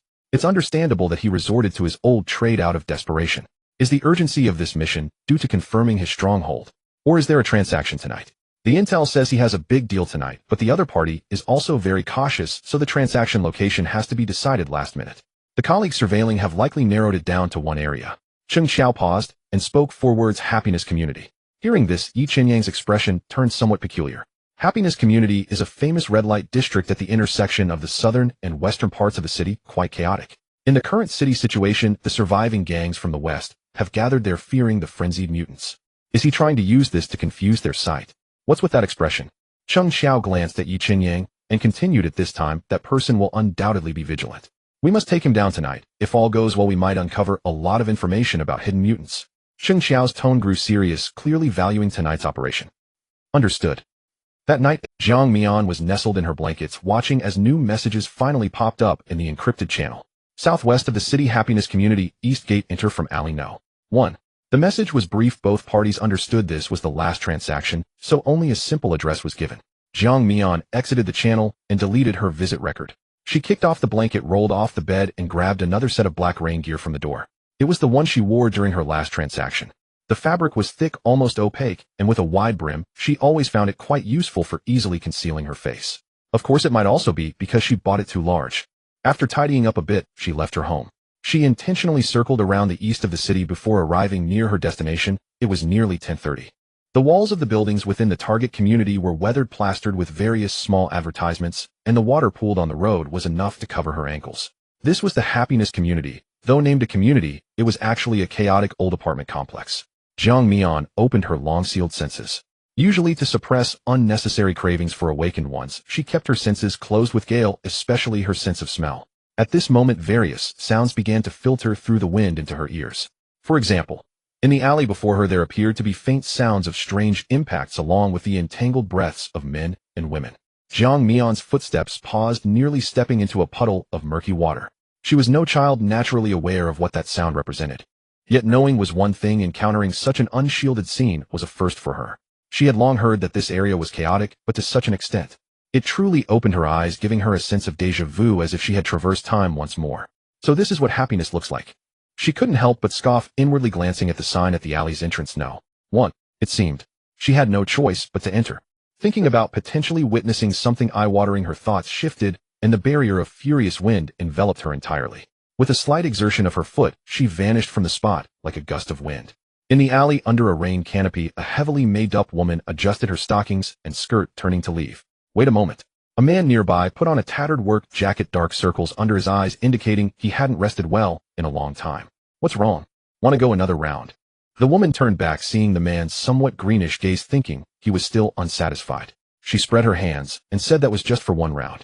Though she said this, she secretly wondered if he had some sort of issue since he finished so quickly. Regardless, the price remained the same. She wouldn't lose out. The man's voice was hoarse, a foolish grin on his face as he reached out to grab the woman's arm. Hey, what are you doing? Seeing his hands moving up her arm, the woman hurriedly tried to shake him off, but his strength. The woman finally realized something was amiss. This was not a look of unfulfilled desire, but rather one of lost sanity. The person before her was a mutant. You, stay back. She screamed desperately, trying to pull her arm away to escape. But the man's strength was terrifying, and she couldn't break free. The man's nails gradually sharpened, a sickly green glow emanating from them, looking both disgusting and At this moment, fear had completely overtaken the woman, causing her to tremble all over as she allowed the man's mutated hand to caress her skin. Suddenly, a gentle breeze swept through the surroundings. In a daze, the woman seemed to see a shadow like an illusion. Help! Help me! Instinctively, she shouted those two words. The mutated man abruptly turned his head, finally noticing the shadow passing nearby. His muddled consciousness struggled to support coherent thought, and he instinctively made a decision to kill this intruder, disturbing his enjoyment of his prey. In the curtain of rain, Jiang Mian tilted her head slightly. With the barrier's protection, she completely masked her presence. Merely passing by, the frenzied mutant would not detect her. She had initially not intended to intervene. But it was just a moment. The man growled and lunged forward. Jiang Mian stood her ground, focusing her thoughts, and a sense of warmth began to rise amidst the rain. Before the man could reach Jiang Mian, he felt a burning sensation within, instinctively clawing at his chest. But his nails had already mutated into sharp claws, and with one swipe, he tore his own shirt, revealing skin marred by dark spots. Before he could make another move, a flicker of orange-golden flame suddenly ignited from somewhere on his body. In an instant, the flame grew ferociously, engulfing him entirely. He didn't even have time to struggle before turning to wisps of ash washed away by the rain. The woman stared in shock at this, to so easily eliminate a crazed mutant. How powerful must the awakener be? It seemed that her earlier fear had triggered some bodily mechanism, and she mustered the courage to look up at Jiang Mian. That face was completely shrouded in the darkness of the hood, but at the eyes there were two burning dark golden lights. Thank you. The woman stammered, recalling the earlier scene, shaking uncontrollably. Jiang Mian ignored her, not even sparing her a glance, and continued walking deeper into the alley.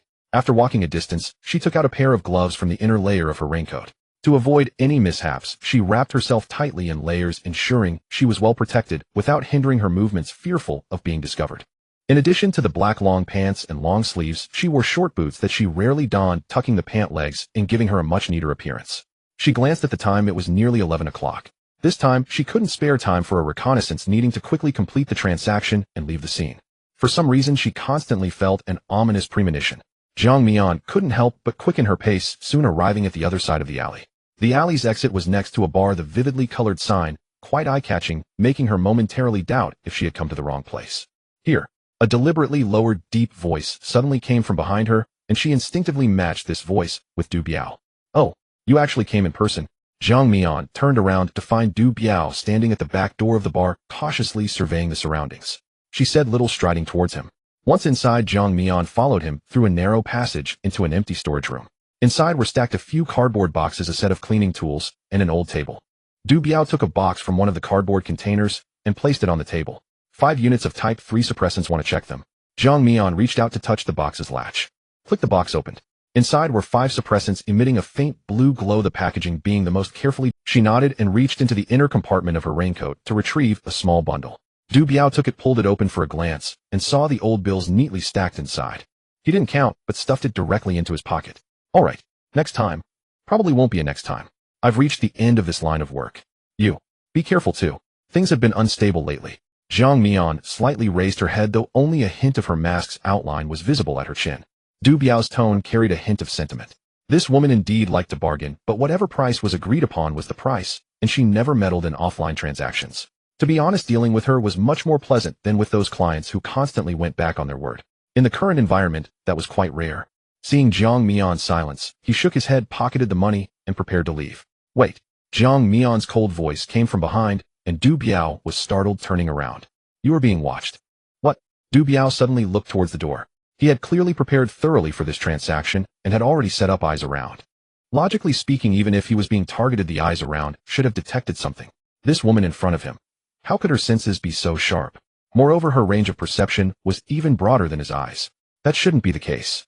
Last time when Jiang Mian made a move, he judged that her ability should be wildfire, which essentially meant setting fires. He had never heard of it enhancing perception.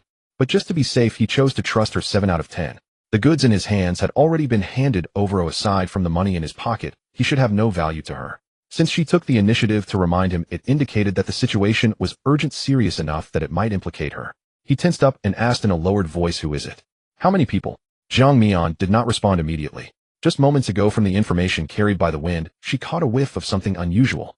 Among the front desk of the bar and the pedestrians passing by outside, there seemed to be a number of awakened individuals. This place had gangs that had migrated from the west side of the city, and it was normal for there to be awakened among them. However, in Jiang Mian's eyes, their behavior was too abnormal, especially their aura, which was completely different from those gang members who licked blood from their knives. To put it simply, even if they had the same abilities, the scent of those gang members was particularly murky, akin to a hodgepodge. Meanwhile, those outside seemed quite normal, with even a few being exceptionally pure. If one were to say these individuals were cultivated by the gangs, no one would believe it. There are quite a few. Jiang Mian finally spoke after sensing their positions. In the front hall, back door, and on the street, there are about 10 people. We are surrounded. When she arrived earlier, there were none of these people. They must have used some means to move quickly and surround this area. It seemed that they had targeted Du Biao himself, or the location of the transaction had been leaked. Hearing this, Du Biao's expression suddenly darkened. At this time, a trap like this set against him was most likely set up by the Public Security Bureau. The news of the transaction location was known only to him and no one else. Upon thinking of this, his expression darkened, and he cursed under his breath, "Damn it, ungrateful wretch." He cursed, but his back couldn't help but break out in a cold sweat. Still, he forced himself to maintain a calm demeanor, a sarcastic smile tugging at his lips. More than 10 people, these cops really think highly of me.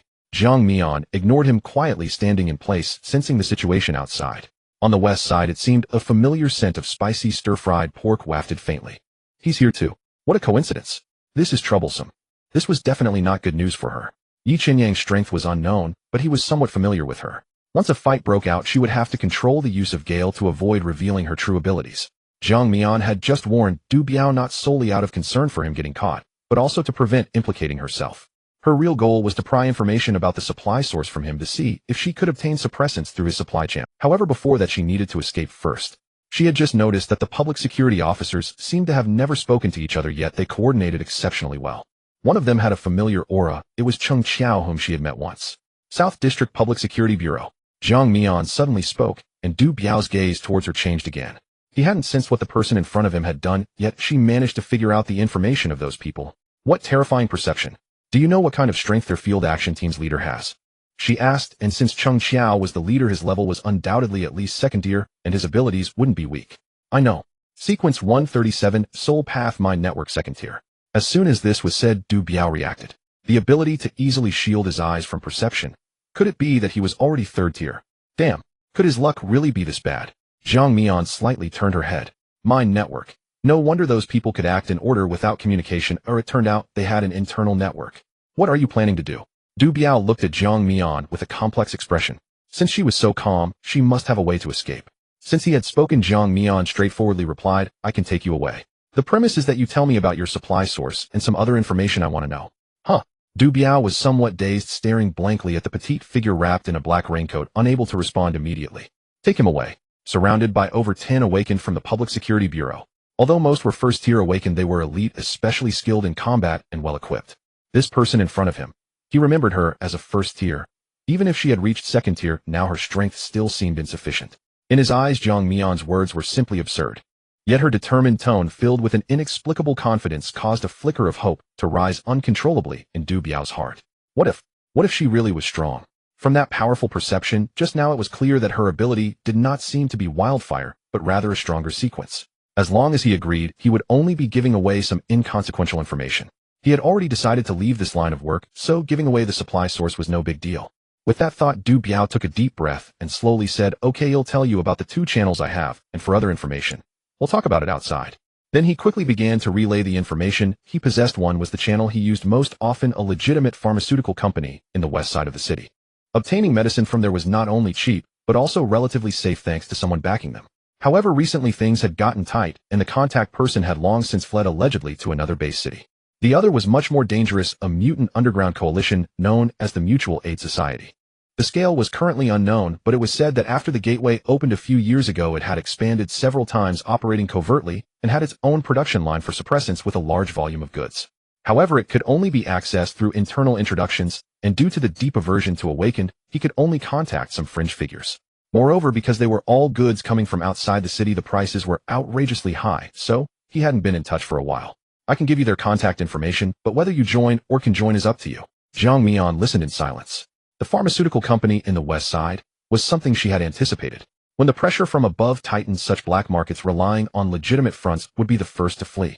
However, unexpectedly, aside from local suppliers, this guy also had channels from other base cities, which was a pleasant surprise. She noted down the string of websites Du Biao provided along with the passwords for verification. Although there were other questions she wanted to ask, it was evident that this was not a place to linger. Now how do we get out? After Du Biao finished speaking, he fixed his gaze on Jiang Mian, as it was now her turn to fulfill her promise. Follow me, but don't exceed 3 steps. As soon as she spoke, Du Biao felt his body lighten, as if he could leap into flight with a gentle jump. What is happening? Jiang Mian took the lead and stepped forward, walking towards the door. Cheng Team Target appears. A young man stood across the street under an umbrella, casually glancing at the dark. He did not speak, but with a slight movement of his mind, his voice resonated in the mental network. Location: back door of the bar, following a suspicious figure in a black raincoat. Act swiftly. Initial assessment suggests the target is a buyer of the aberrants involved in this transaction, attempting to move west along Alley No. 1. On the rooftop of a nearby 5-story building, Cheng Xiao crouched at the edge, rain cascading down from the brim of his raincoat. Yet his attention remained fixed on the terminal before him. The screen displayed a simple map centered around the bar, radiating outward, excluding himself, with a total of 15 green dots arranged in groups of 3. Before the operation, he had connected his subordinates to a mental network. The first-tier basic ability of the mental network is to connect up to 5 targets, allowing for information sharing and transmission. At the second tier, the capacity increased to 10, along with the ability to share visual perspectives. Recently, with his own accumulation, he naturally broke through to the third tier, not only increasing the number of linked targets, but also acquiring the skills of mental detection and sharing. This capability was quite suitable for tactical command. Through the eyes of his teammates, Cheng Xiao could clearly see the scene on the other side. However, he did not rush to issue the order to act. Most of his subordinates were first-tier awakeners, with one being a high-tier anomaly, making a total of 3 at the second tier, including himself, who was not skilled in combat. The details of that aberrant were still unknown, but according to inside information, it was between the first and second tiers. If it was a second tier, it would be difficult to control if it went berserk here. Received. All teams report positions. Team 1 is in position. The main entrance of the hotel and the west exit of Alley No. 1 are secured. Team 2 is in position. After a round of reports, the personnel he arranged had essentially secured all exits of Alley No. 1. However, Cheng Xiao narrowed his eyes at the 2 figures in the darkness. Within 10 seconds, they had already plunged deep into the alley. This speed was clearly abnormal. Even a speed-specialized first-tier awakener would not be able to achieve this. A mere hunter could not possibly have such speed. The problem should lie with the second target, and the other party must have detected their arrangements.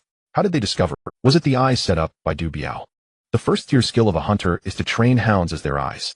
Since dogs are rare these days, black market dealers like him tend to use rats instead, which is much less effective, but almost costs nothing. As a third-tier awakener, Cheng Xiao could easily direct his teammates to avoid these eyes, and if necessary cut off Du Biao's connection to them. With tonight's heavy rain, the success rate of this operation could be considered 99%. So the issue must lie with the other person. It seems they must tighten the encirclement. Since the other party knew of their existence in advance, they would surely try to escape. 2 targets exhibiting abnormal speed suspected that the second target is using abilities to assist their movement. Cheng Xiao made a judgment and issued an order within the mental network. Team 1, be alert, the target is moving towards your direction. Expected contact in half a minute. subdue them as a priority, and take restrictive measures if necessary. Team 5 converged towards Team 1 at maximum speed. Everyone else tighten up. Received. In the depths of the alley, Du Biao never imagined that one day he, a burly man, would be carried off like a chick by a petite woman. Ahead, Zhang Mian moved lightly, the hem of her black raincoat swaying gently, making her appear ghostly amidst the rain. Beside her, Du Biao was lifted off the ground, his entire body leaning forward in an odd posture, as if gripped by an invisible hand. He felt astonishingly light, as if an invisible cushion were supporting his feet. Du Biao pondered, unable to comprehend what her ability was. Besides fire, did she also have the ability to control wind? But he distinctly remembered that typical elements or natural disasters could only control one element, right? Could it be the imitator of Sequence 47? It was said that they could easily replicate the ability manifestations of other awakeners. That could make sense. I can run by myself. Du Biao managed to squeeze out a sentence through clenched teeth, feeling utterly humiliated to be fleeing while being carried by a woman. No, you're too slow. Zhang Mian coldly rejected. This guy's sequence was too low and not specifically enhanced for speed, providing only a limited boost to his body, completely unable to keep up with her pace. Du Biao did not argue. The other party was likely a high sequence aberrant and a significant threat. If he said something she disliked, she might just toss him aside. As they approached the alley entrance, Zhang Mian sensed several scents growing stronger. Yi Qinyang and two others, one of whom was a second year, were guarding this alley entrance and advancing at an extremely fast speed. Trouble. She had chosen this direction when exiting, hoping to take advantage of the chaos to rush towards the western part of the city, intending to drain Du Biao's value before circling back north.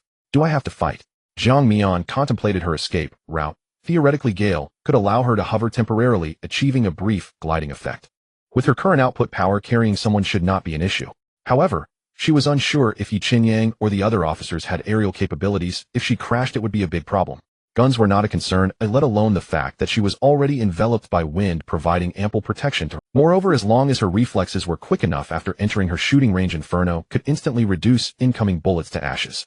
However, this alley was too narrow. Even if she took off, it would be difficult to maneuver. The three figures across were. As soon as the officer at the end of the team spotted Zhang Mian and Du Biao, he unhesitatingly drew an electric gun, quickly aimed, and pulled the trigger. Z. Watch out. Du Biao hurriedly called out. If Zhang Mian were just an ordinary first-tier aberrant, absorbing that hit Hedon would likely knock her out cold. In the instant the electric light surged forth, her thoughts flickered and a streak of orange-golden flame appeared out of thin air, colliding with the electricity amidst the rain, erupting in a dazzling burst of light. The instantaneous high temperature vaporized the surrounding rainwater, creating a thick white mist that obscured the vision of several people. Fire type. Natural disaster path. The second-tier officer at the forefront asked in confusion. A second-tier. Wildfire. Having worked in the field for so many years, he had seen all sorts of aberrants. His instincts told him that the aberrant in the black raincoat was oddly formidable. No, Senior Shao. Yi Qinyang shook his head. The other party seemed to have employed some means to obscure perception. With his level of ability, he could barely see her clearly. She is very strong. Most likely a high sequence. Upon hearing this, Xiao Yi, the older security officer, felt a jolt in his heart. Although this kid was just an intern, his talent was exceptional, and he was remarkably proficient in both the application of his abilities and basic skills. In previous internal sparring sessions, he had even defeated many second-tier veterans. From the perspective of ability alone, he was more formidable than some security officers with years of experience, and his demeanor was steady and exceptionally mature, far from that of a fresh high school graduate. Therefore, when he said this, Xiao Yi had no doubt that it was most likely correct. A high-tier aberrant. Especially at the second tier, if they went all out, the three of them might struggle to cope. There was another second-tier individual from Team 5 still on their way. Although the team leader was third-tier, he was not adept at direct combat.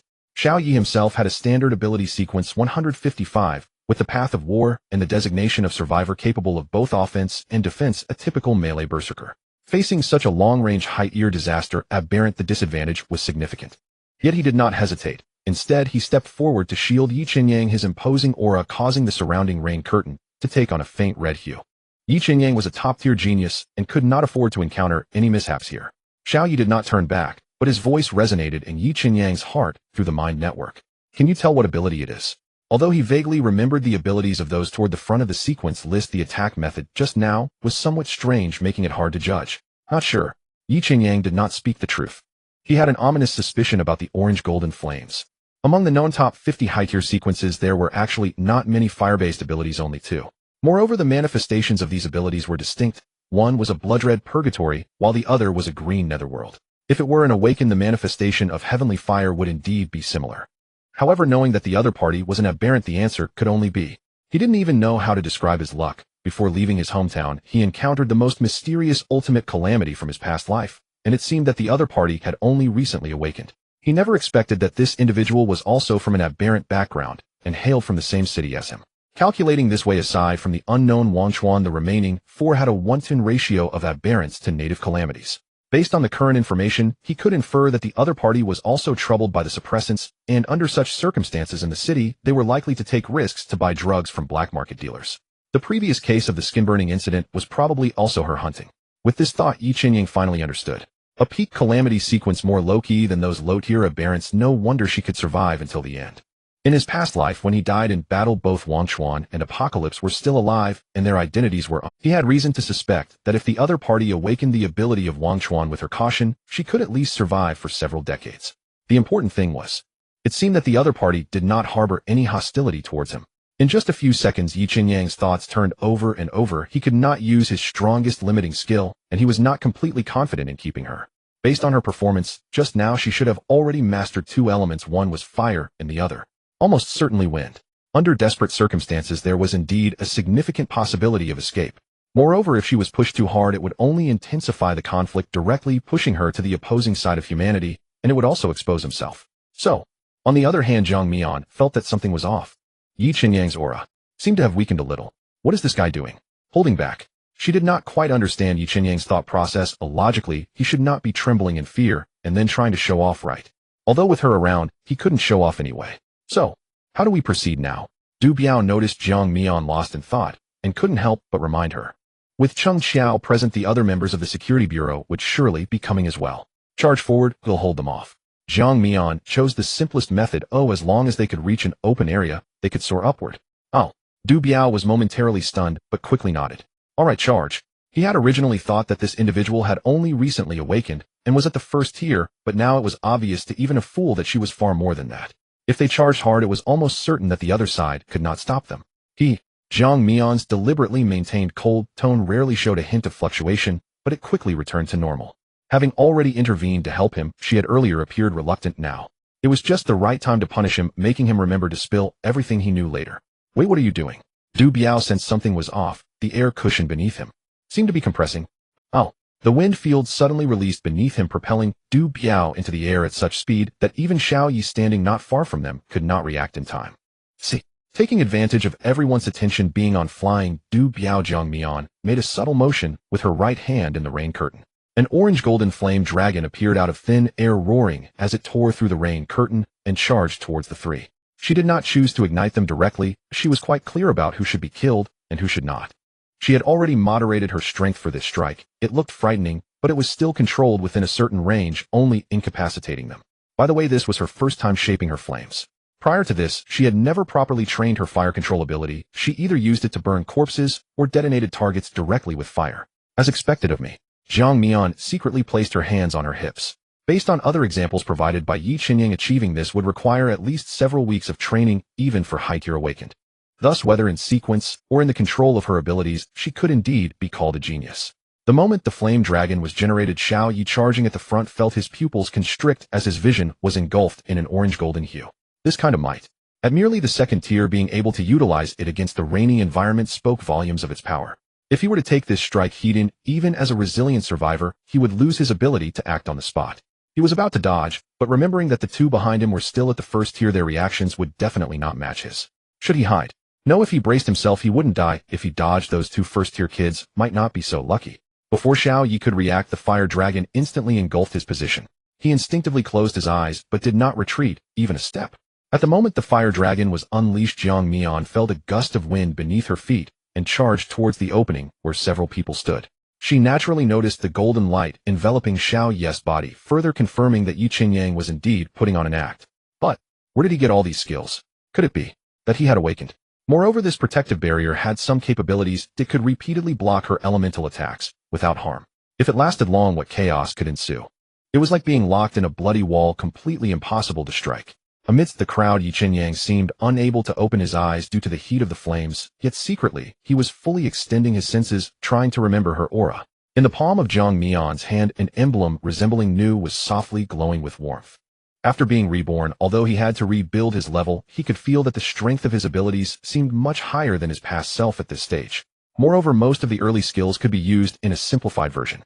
For instance, the rune in his palm originated from a skill called Torchbearer.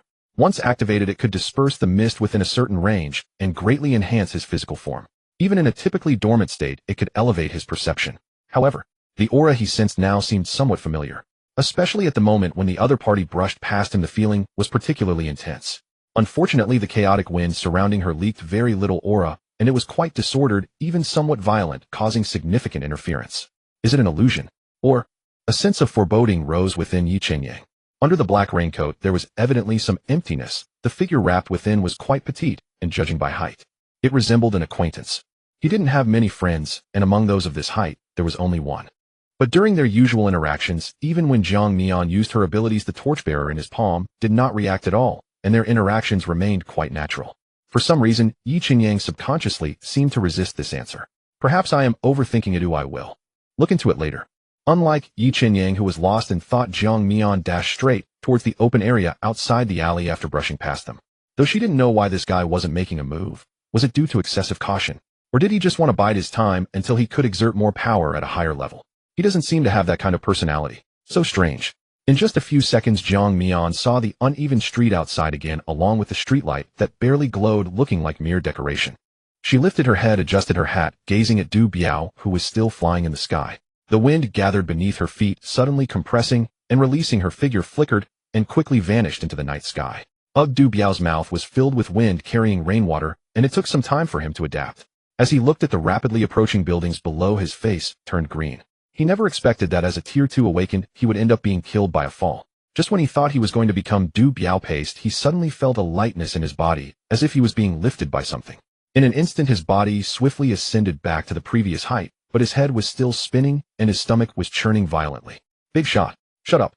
Zhang Mian coldly spoke as she saw Du Biao's face turn pale, desperately covering his mouth. Don't you dare throw up, or I won't hesitate to drop you. This was her first attempt at using the wind field to hover, and the energy consumption was considerable. Plus, she was also carrying another person. The exhaustion was evident. She estimated that once she got out of this street, she would need a good rest. Meanwhile, on the other side, Xiao Yi opened his eyes, looking at his unscathed body. Not even the corners of his clothes burned, utterly shocked. Even so, he still remembered the mission objective, but now besides the three of them, who else was present? Did they escape? The opponent's moves and actions were full of doubts. They didn't seem to want to engage, moreover that brilliance from earlier. He instinctively turned towards Yi Qianyang. In the team, only Yi Qianyang's abilities were related to light, but he was only Tier 1. Shouldn't he only have a basic skill? Wait, Qianyang, have you reached Tier 2? Yes. Upon hearing this, Yi Qianyang's aura revealed itself. He was Tier 2. So what was that earlier? It was the Tier 2 skill of Radiant Blade called Flowing Light and Color. He calmly fabricated a lie and explained the opponent that Aberrant should not have used all their strength. It was merely a diversion. That explains why a newly Tier 2 awakened could block that attack. Is that so? Xiao Yi was skeptical. The temperature was no lie and the power was extremely frightening. However, Yi Qianyang's eyes were clear and his tone was assured, indirectly dispelling some of his doubts. You brat, how long has it been since your awakening, and you've already reached Tier 2? Truly a prodigy. It's a pity it's too late, otherwise we could have tried to drag it out. Yi Qianyang forced a smile. He originally intended to keep a low profile, but he had noticed Xiao Yi's intention. Although the fire dragon would not cost him his life, Yi Qianyang could not bear to see such a person get hurt because of him. So he acted. As for the risk of exposure, since he had already told one lie to cover it up, he would need to use other lies to compensate. Rather than being focused on for being an anomaly able to use multiple skills at Tier 1, it was better to be viewed as gifted and rapidly leveling up. It is true that higher sequences make leveling easier, but it varies by person. There have been top talents like him, the Radiant Blade, who with certain aids managed to reach Tier 2 in less than a month. He had nearly 2 months since his awakening, so a breakthrough at this moment seemed about right. Moreover, only he knew that the skill from earlier was called Holy Radiance, which could be considered the ultimate version of Flowing Light and Color. The effect was simple and brutal, capable of temporarily granting immunity to damage, but due to his current low level, it only had a 3-second duration. However, the drawback was obvious. It could not resist curses like withering, only delaying time. By the way, did you see where those two ran off to earlier? That black-clad aberrant seemingly used some method to launch Du Biao away, making him directly fly up, leaving them only watching helplessly from the ground. Yi Qianyang turned around, looking at the night sky outside the alley, his gaze seemingly piercing through the rain curtain, locking onto the two slowly descending figures. They went west. Are you all okay? After about half a minute, Cheng Xiao hurriedly arrived with his team. In terms of distance, Cheng Xiao was indeed quite fast. However, when Zhang Mian and Du Biao left the bar, they had used wind to enhance their speed, making it difficult for those who were not speed specialists to keep up. Coupled with the fact that the skirmish ended in just a few seconds, the time gap was naturally significant. Team Cheng Xiaoyi shook his head, signaling that there was no major issue, then looked down at the ground. The residual waves caused by the fire dragon had left charred marks on the ground. The other party has retreated to the west of the city. Cheng Xiao nodded, realizing that since they had run west, it would not be easy to catch them immediately. After all, it was very chaotic over there now. Aside from the factory area, just walking down the street could lead to encounters with combating mutants. He did not blame the few people in the case of the opponent being a high-level sequence, and with strength reaching the second tier, any trio would not be their match. It could even be said that the combined strength of the second-tier awakeners present might not be a match for her.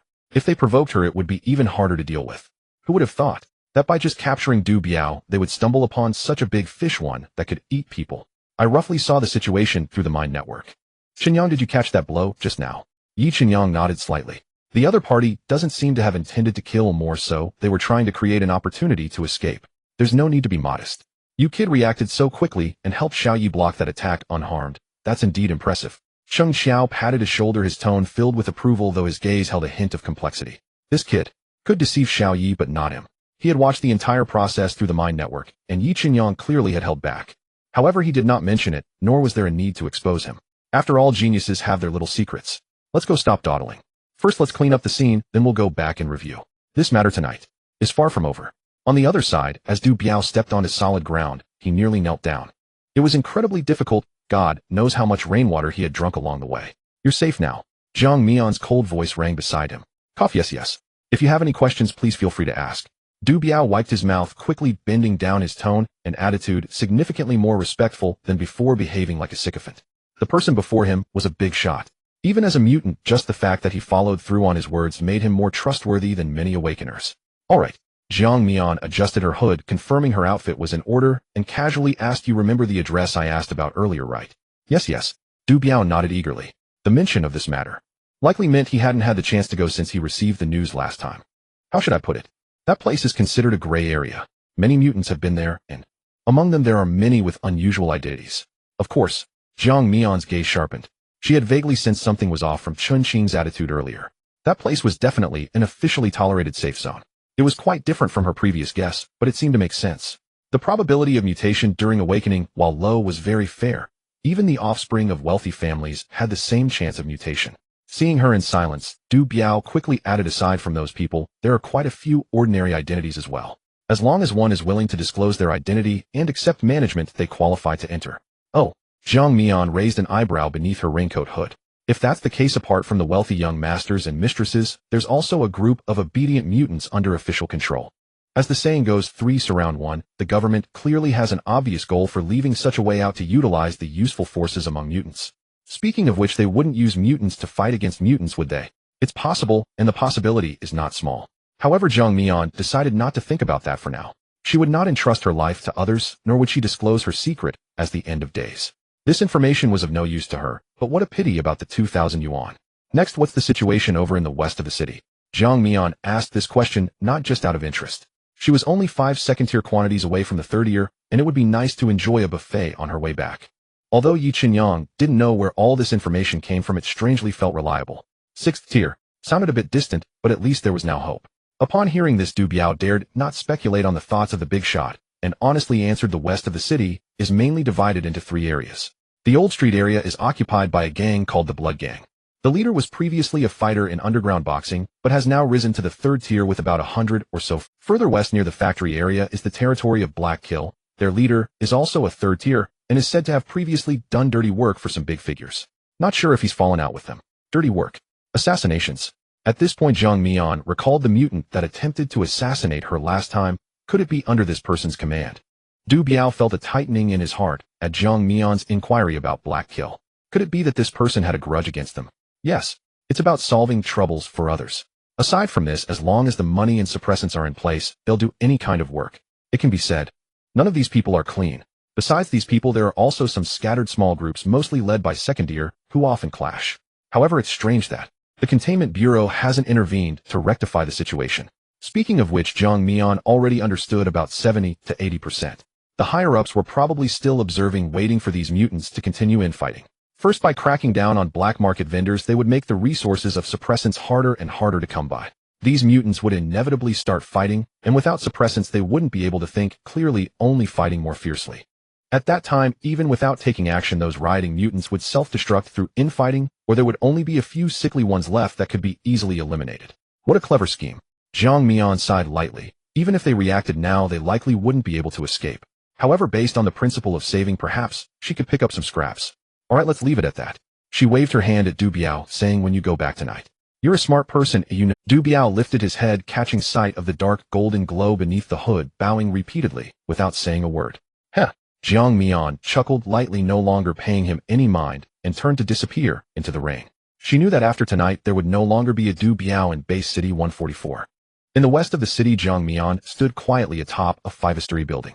The downpour continued, but the wind barrier around her isolated her from the rain, and her black raincoat mainly served to conceal her figure. Jiang Mian slightly lowered her head, gazing down at the chaotic scene below. In the past 10 minutes, she had circled around the area, witnessing at least 3 battles with her own eyes. There were chaotic skirmishes as well as primal physical confrontations. In short, as Du Biao had said, it was a complete mess. Those guys were like raging bulls, almost devoid of rationality, attacking their kind without hesitation until one side was utterly defeated. This is what happens to those who have completely fallen into the third stage of mutation. Their reason consumed, their bodies transformed, and they begin to crave all things fresh and bloody, not even sparing their own kind. Is this the extent of chaos in the lower-ranked base cities? She couldn't help but recall some official documents that spoke of the situation. The last few base cities were essentially equivalent to places of exile, filled with ruthless villains. To put it bluntly, once there, even disasters with decent strength could be completely consumed in the physical sense. Because their cores and bodies had the value for crafting aberrant armaments, some even ground their leftover flesh into fertilizer for cultivating special crops. As for those who cannot survive, they are treated as garbage to be disposed of regularly. It is that cruel. After all, the higher the number, the closer to the outskirts, the greater the probability of encountering high-level disasters where one might face mist tides and disaster-induced city assaults at any moment. In terms of safety, although the mid-ranked base cities are poor, at least law and order are somewhat guaranteed. I absolutely cannot become like this. Jiang Mian clenched her fist tightly. Once her mind was lost, she would truly become a disaster, and whether she would still be herself would be uncertain. Though she had obtained 5 suppressants tonight, she was approaching the third stage, so the effective duration would likely be shorter. She couldn't shake off the feeling of unease without stockpiling a bit more. Fortunately, the chaos in the west of the city had only started a few days ago, and the circulating suppressants should still be plentiful. Large groups like Haisha must have stocked up a lot. Last time, if she had lacked self-defense capabilities, or if a stronger assassin had come, she might have been killed after being caught off guard. This time it was just right to collect some interest. To be safe, she chose to ascend to the third stage before taking action. She wasn't afraid of the crowd. All her skills were large-scale attacks, especially the special effect of Fierce Flame. The more people there were, the more excited she became. She glanced at the street fight below. It involved 2 small groups of mutated individuals, and the battle was nearing its end with many bodies sprawled across the ground. The leaders were both at the second stage. One was a muscular man over 2 meters tall, while the other looked pale, thin, and was covered in bizarre bony protrusions. Based on their combat styles, the former should be a frenzy of sequence 155, while the latter was a bone manipulator of sequence 135. But strangely, despite both being at the second stage, the latter seemed to have no power to fight back. Through her perception of the wind, Jiang Mian could clearly hear the sounds of flesh splattering and the dull cracks of bones breaking. For some unknown reason, the bone manipulator seemed hesitant in his actions, but as soon as he spoke, Jiang Mian was taken aback. Chang about the past. Shut up. The muscular man's eyes turned blood red as he roared, you think the matter of you deceiving me is over? How dare you bring— After he spoke, the blood-red aura emanating from him intensified, clearly indicating that his abilities were on the verge of rampaging due to his emotional agitation. You have to let me explain. Oh, what's this? Jiang Mian raised an eyebrow, not rushing to take action. But as the bone manipulator's explanation continued along with the nearly uncontrollable rage of the muscular man, her expression grew increasingly uneasy. What do you mean by bigger than me? No, what did you both do? To be honest, these two are quite unattractive. How could they have gone that far? Jiang Mian couldn't help but show a look of disgust, hastily cutting off her perception, but she couldn't shake off the conversation she had just overheard. She felt as if her entire being had become unclean. Indeed, these old patients were all perverted. Not a single normal one. Chang suddenly grabbed the bone manipulator by the throat and exerted force. With a cracking sound, the frail, mutated body went limp, seemingly lifeless. Is it over? No, wait. A strange sensation suddenly passed through Jiang Mian's mind. The aura from the bone manipulator had not been completely extinguished, but was instead becoming increasingly chaotic. Could it be that just before dying he completed the third stage and transformed into a disaster?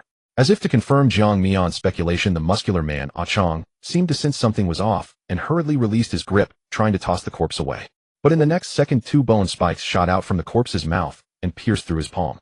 "Oh!" He cried out in pain, regaining a sliver of rationality as he frantically shook his wrist desperately, trying to break free. But the next moment, a horrifying scene unfolded. The bone manipulator's corpse separated, and beneath its head hung a string of white vertebrae. At the moment of separation, they instantly transformed into 8 long, sharp, bony limbs that flailed wildly in the air, creating an exceedingly bizarre sight. Is this the disaster transformation? Witnessing the entire process, Jiang Mian immediately felt a chill run down her spine. Leaving the body behind, the head seemed to have completely transformed into the disaster bone manipulator, resembling a terrifying human-headed spider. The jaw of the human-headed spider suddenly tore open, revealing its ghastly mandibles. 8 bony limbs tightly constricted around Ah Chang's sturdy body, rendering him immobile. He didn't even have time to let out a second scream before the spider bit down on his head, and his body slumped to the ground. Crack! Crack! The sound of a skull shattering and the inexplicable slurping noise were nauseating in the rain-soaked night. Jiang Mian squinted her eyes atop the building. Her capacity for acceptance was strong. It only took her a few seconds to transition from discomfort to calm observation. Although it was indeed unsettling, it was just that. It is said that certain aberrations along the chaos paths are even more terrifying.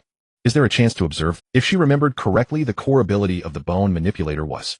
The human-headed spider seemed to have finished feeding, retracting its limbs and twisting its body to burrow into the headless corpse. Ah Chang's corpse twitched strangely, then unsteadily stood up, but the head resting on its shoulders was replaced with. Jiang Mian remembered that the core ability of a bone manipulator is the control of corpses whose levels do not exceed their own. As long as there are bones within the body and the gap in abilities is not too great, they can be utilized. They do not merge with these corpses, but use them as temporary bodies, manipulating the physical actions through the skeletal limbs, and can borrow some of the abilities the corpse had in life during battle. Therefore, until they find a more suitable body, they will not exhaust the current one. Upon reflection, if it weren't for the inherent strength limitations of this thing, this mechanism would indeed be quite tricky. If it could manipulate beings of a much higher sequence than itself, it would be truly terrifying. However, as a mutant, if it awakens this ability, it can only control its own bones, which cannot unleash the full potential of this ability, making it normal for it to be beaten by other mutants. But since there are already mutants here beginning to transform into disasters, there surely won't be a shortage in other areas. Perhaps the Containment Bureau has already sealed off the surrounding regions. Move faster. With this thought, Jiang Mian stopped observing the battle and instead leapt into the air, the flowing wind naturally lifting her body, allowing her to land gracefully on the ground. The body controlled by Ah Chang halted its steps, slowly turning its head, and that pale human head fixed its gaze on Jiang Mian. A faint smile appeared at the corner of Jiang Mian's mouth as she retracted the wind field that concealed her aura. Its eyes instantly turned green, its jaw dropped wide open, and it extended its long tongue to lick its upper jaw with the liquid dripping from its tongue onto the ground, unclear whether it was rainwater or saliva. Delicious. Delicious. It rushed towards Jiang Mian without hesitation. Mindless creature. Jiang Mian scoffed, not even bothering to move her feet. Among the disasters above sequence 100, only the disaster of the nightmare path possesses a certain level of intelligence. The others essentially act purely on instinct, devoid of any IQ. The moment it entered Jiang Mian's locked range, a wisp of orange-golden flame suddenly erupted from the body under control. Then the flame shot up, instantly engulfing the entire human.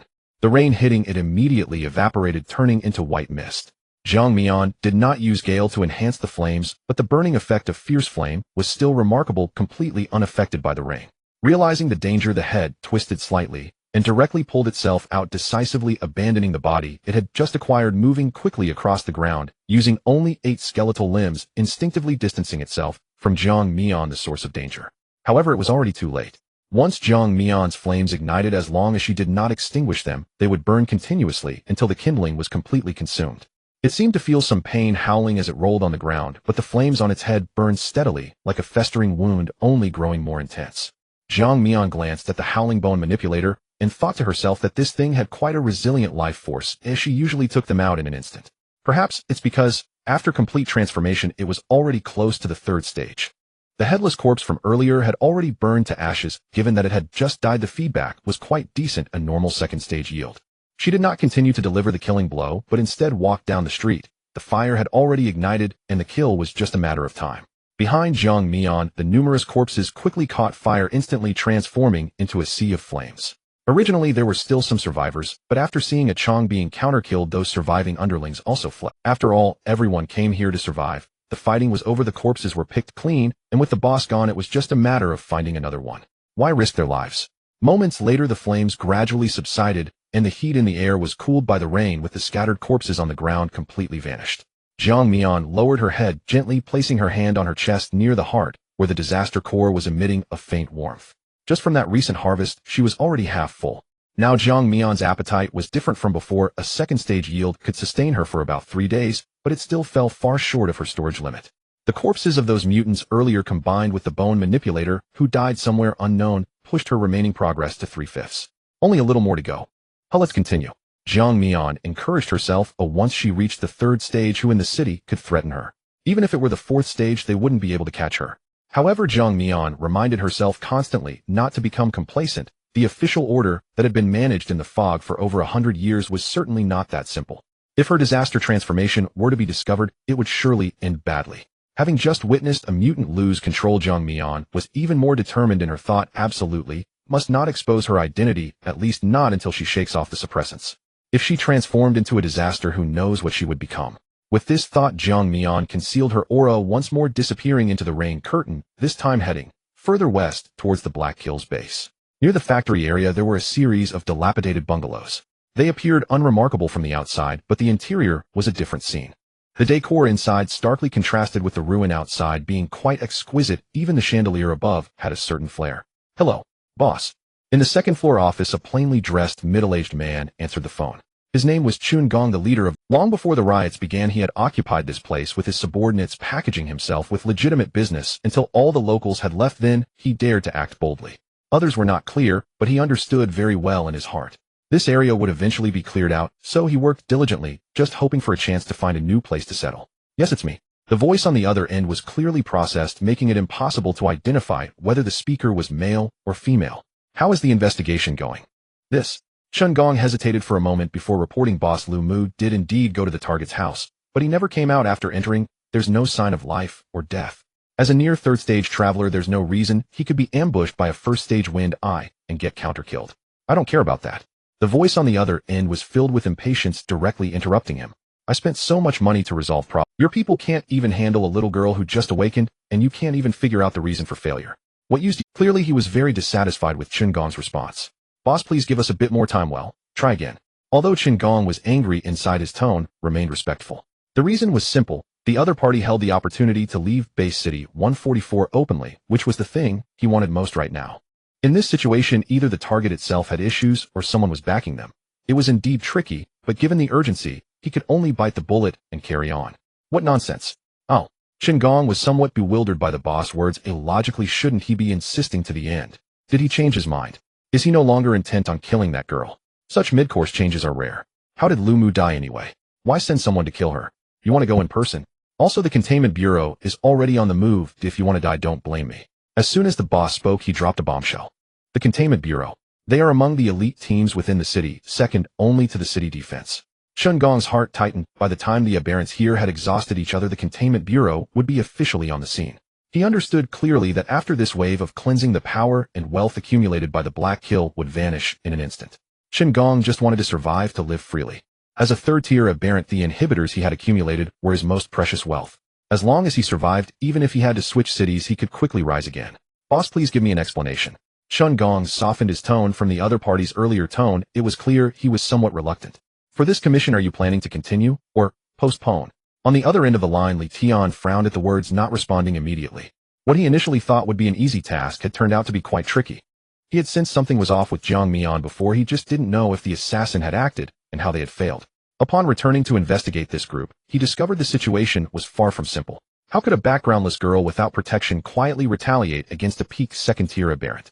Unfortunately, he could not test it personally. Now that martial law was in effect, Black Hill was also trapped in the west of the city.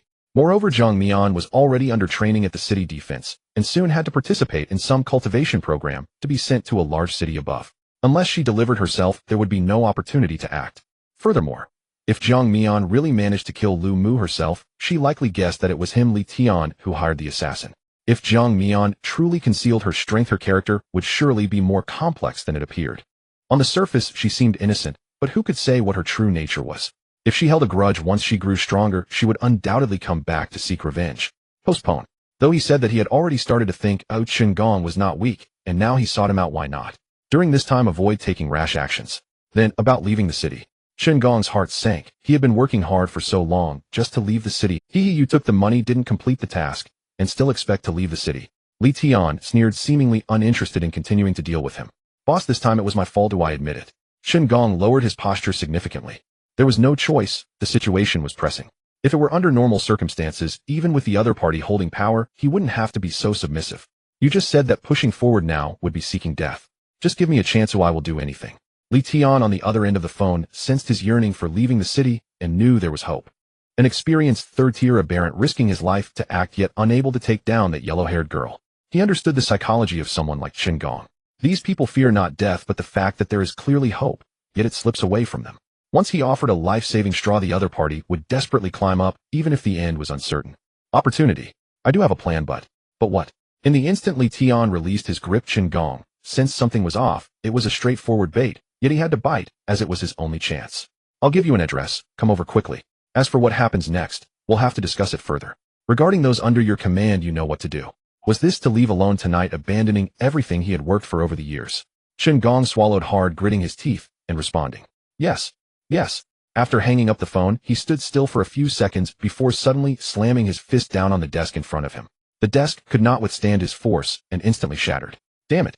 Chen Gong had fought his way up to become the leader of Black Kill since stepping into the third tier. When had he ever been so humiliated? He certainly saw the boss' intentions. What a ridiculous plan, what a long-term discussion. It was clear he was eyeing his strength, wanting to use him as a disposable pawn. Once the task was completed, or once he lost his value, that so-called opportunity to leave the city would likely turn into a mere cannon fodder. Chen Gong closed his eyes and rubbed his throbbing temples. I, Chen Gong, have been through half my life only to end up being someone else's cannon fodder. Yes. A faint female voice whispered in his ear, even cruelly blowing a gust of cold air against the back of his neck. Why not let me eat you now? Who? Chen Gong's hair stood on end in an instant. He quickly turned his head only to find bookshelves and walls behind him, nothing else. His heart raced as if it were madly warning him. He turned back to see a tall figure had appeared before the shattered desk. She was cloaked in black, the hood drawn low, obscuring her face. Water dripped from her, forming a dark puddle, as if she had just crawled out of the water, giving off an inexplicable sense of pressure. How is this possible? As a third-tier aberrant, he hadn't sensed this person's arrival. But this person, this thing seemed to have appeared out of thin air, with no footsteps, no breath, only the unsettling sound of dripping water. Chen Gong clearly heard the earlier words. To eat him could either mean a terminally ill aberrant, or it was the disaster that had infiltrated the city, and it had to be a sequence within 100. In just a few moments, countless possibilities unfolded in Chen Gong's mind. The other party had a hunger for him. Was it the latter? He could only gamble. With this thought, a fierce glint flashed in his eyes, his legs exerted force, and he leaped up. At the same time, the sleeves on his forearms tore apart, revealing a pair of menacing bone blades that glimmered with a greenish cold light, slashing towards the shadow ahead. Sequence 115, Slaughter Path Poison Blade.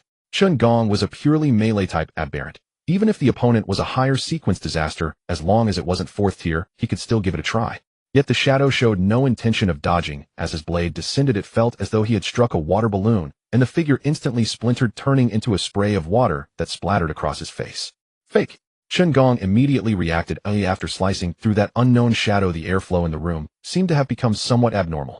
The water that had splashed earlier gathered at an astonishing speed, forming a massive water blade entwined with sharp flowing winds. Chen Gong's expression changed drastically. He intended to break the window and escape, only to find himself unable to move. Unbeknownst to him, a powerful wind pressure had materialized around him, firmly trapping him in place. He raised his head, his pupils reflecting the black water blade that was about to descend. 10 minutes earlier, Jiang Mian strode down the street, methodically clearing the corpses of mutated beings scattered across the pavement, some of whom, heedless of danger, still lunged at her. These afflicted were undeniably tragic, but they had lost all reason and were on the cusp of transforming into full-blown calamities beyond salvation. She felt no hesitation, no mercy. With swift, decisive precision, she granted them final release. Her core was now fully saturated. Jiang Mian stood motionless in the center of the street as familiar lines of text shimmered into view before her. Blazing Fury automatically upgraded to Ashen Conflagration. Marking range extended to 40 meters. Upon extinguishment, flames leave behind an ember zone. persisting for 3 days. All who enter become tainted with the spark and ignite instantly. Raging gale automatically upgraded to Cyclonic Tempest. Wind field radius and destructive power increased, sensory range and control fidelity enhanced. Elemental fusion now possible upon activation. Upgraded. Upgraded. This time the expansion was unmistakable. Her skill's effective range had doubled. Moreover, though the description of Cyclonic Tempest remained terse, its underlying metrics had surged dramatically. Tasks once impossible now flowed effortlessly from her will. Take windfield generation alone, formerly limited to passive gusts and razor-edged wind blades, she could now attempt vacuum extraction at the vortex's heart. Such mastery suggested that, if she truly ascended, she might soar all the way back to North City. Of course the cost would remain steep. After all, flight itself was brute force propulsion, raw power, overwhelming physics. Precision 2 had deepened. This refined airflow not only conveyed environmental intelligence, but could also carry her voice. Beyond mere communication, further applications awaited discovery. The words dissolved swiftly. Jiang Mian's gaze sharpened, focused. The true trial began. Select your innate ability. Time remaining 30 seconds. Crystal Rock. Grants fundamental earth manipulation. Generate crystalline ramparts for temporary defense, or trigger controlled detonations. May also target any entity within 40 meters, encasing it in brittle crystal to immobilize. 2. Tidal Surge. Grants fundamental water manipulation and enhances physical resilience. In combat, offensive potency accumulates progressively. Water may be shaped into customizable constructs, capable of executing simple commands. 3. Blizzard Fury. Grants fundamental ice manipulation. Unleash extreme cold shockwaves within 40 meters, inflicting freeze and severe mobility impairment. Jiang Mian scanned all 3 options in a single glance. Options I and 3 were both control-based and undoubtedly conspicuous. Especially 340 meters denoted detection range, not effect radius. Yet she dismissed it outright. Though formidable Crystal Rock and Blizzard Fury held little practical value for her, certainly not under current circumstances, she publicly manifested only Eye of the Storm. Selecting either would render them nearly unusable, too loud, too visible. Tidal Surge, however, was different.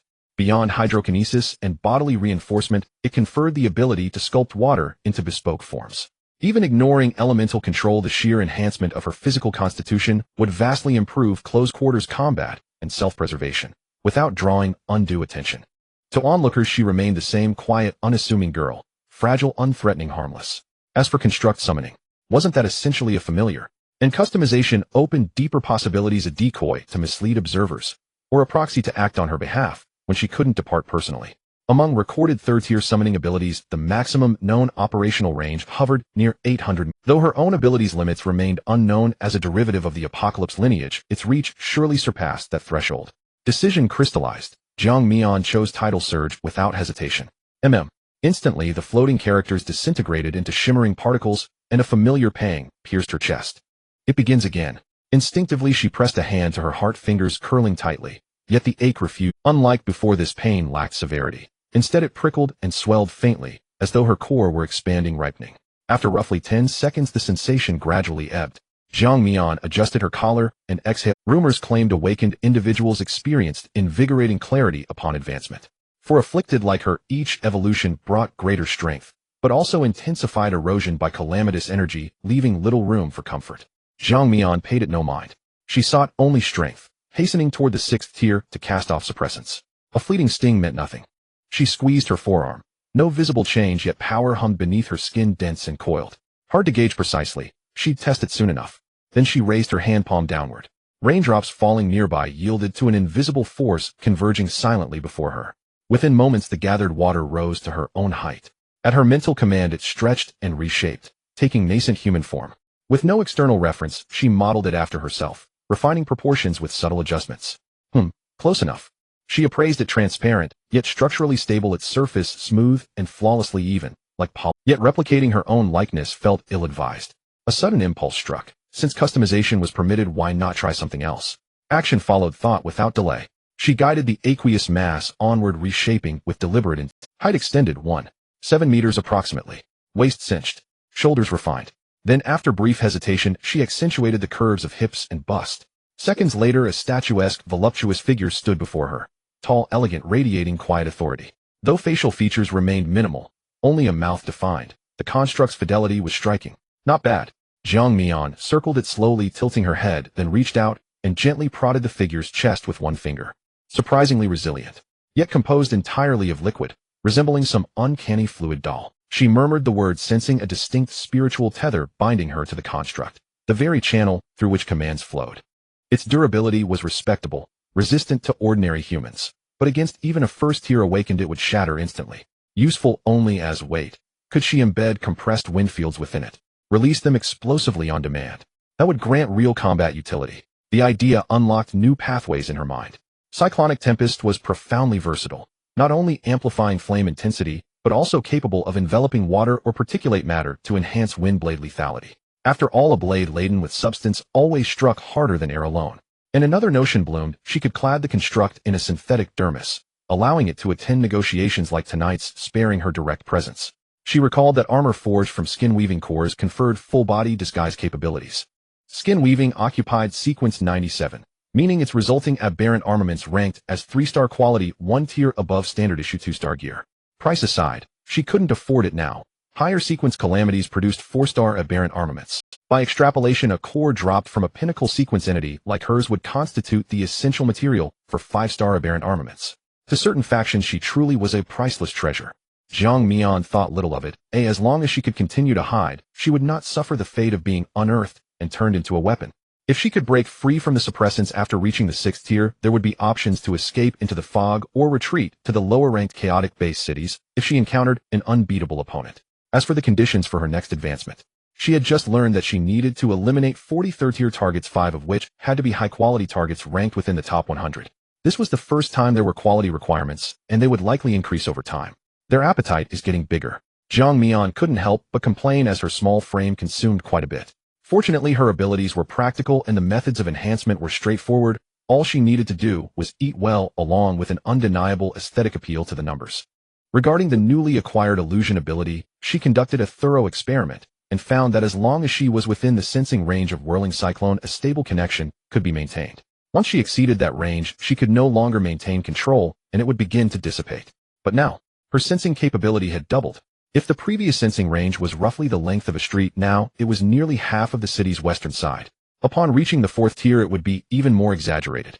As for the duration from the moment she conjured it until now, it had existed for about 5 minutes, and Jiang Mian had not felt significant consumption, likely due to environmental factors. She estimated that as long as she did not suffer a heavy impact, sustaining it for at least half a day should pose no problem.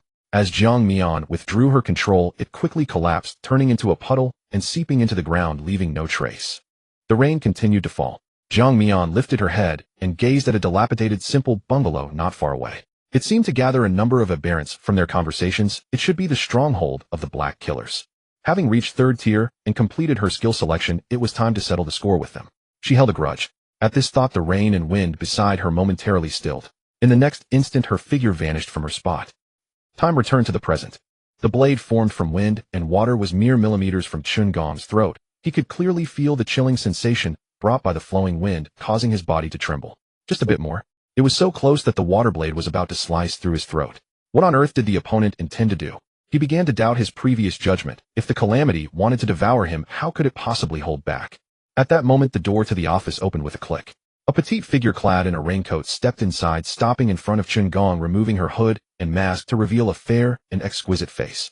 However, that was not important. The first thing she said nearly made him kneel. Jiang Mian tilted her head, displaying a harmless smile. Hello. Was she actually polite? No way. What was good about it? He was on the brink of death. Chun Gong dared not relax in the slightest. That earlier maneuver was clearly executed by her.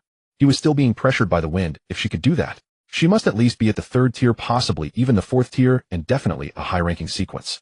Who are you? He stammered, his throat tightening, taking a long time to utter that one sentence. Wait. Looking at Jiang Mian's face, memories flooded back. Wasn't she the task target he had just discussed with his boss? Wasn't it said to be a 1st-tier Eye of the Wind? Was there an error in the intelligence? This was too absurd. You recognized me.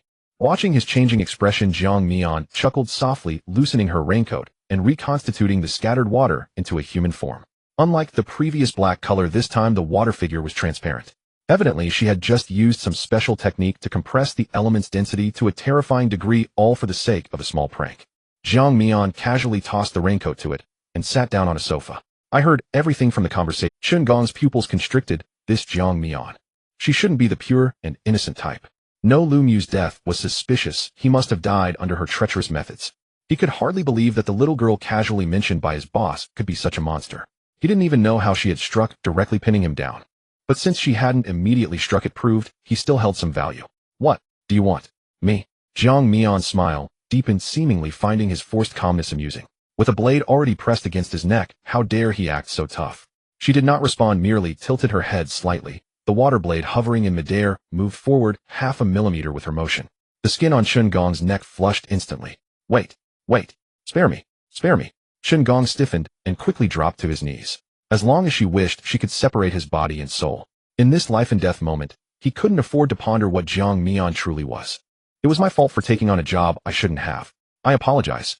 I admit my mistake. He spoke rapidly, cold sweat beading on his forehead, and upon seeing Jiang Mian's face still adorned with a faint smile, the glasses beneath her lenses showed no hint of mirth, as if she were watching a clown perform. That expression sent shivers down Shun Gong's spine. I'm just a gopher doing my job for money, trying to make a living. Please show mercy and let me live. All my savings over the years, cash, aberrant equipment, calamity materials. They are all here, all yours. I can take you to get them right now. Jiang Mian boredly picked at her nails, feeling somewhat unsettled. She clearly sensed that this fellow was putting on an act. He was certainly not the old chronic patient for nothing. He was both flexible and resilient, putting on quite a show. Right, although that voice had been processed, it was undoubtedly Li Tian. The other party must have begun to suspect her, and keeping him around would surely be a major hassle. Since they had crossed paths, it would be best to resolve it tonight to avoid further complications. Of course, before leaving, she could drain this fellow's value dry. After all, he was the leader of an aberrant organization, and shouldn't be too poor, right? Alright, show me if the items can satisfy me. If he did not disgust her like Li Hao, and could provide some entertainment, she would grant him a swift end. As soon as her words fell, the surrounding wind pressure vanished instantly. Shun Gong's legs went weak, and he directly knelt before Jiang Mian. Immediately after, he sprang back up, acting as if nothing had happened. Good. This way, please. He rubbed his hands together, nodding and bowing as he walked in front of Jiang Mian, leading her to the basement where he hid his things. With his back to Jiang Mian, a dark glint flashed in Shun Gong's eyes. This Jiang Mian appeared very strange no matter how one looked at it. Regardless of whether she was the real deal, her aura clearly indicated she had just reached the 3rd tier. Knowing Jiang Mian's true identity, he had no reason to expect her to spare him. Once she obtained the items, it would be the end for him, Shun Gong. It is well known that every path of calamity has its unique manifestations. Nightmare resembles a human, slaughter embodies distorted humanity, while natural disaster takes on a beast form.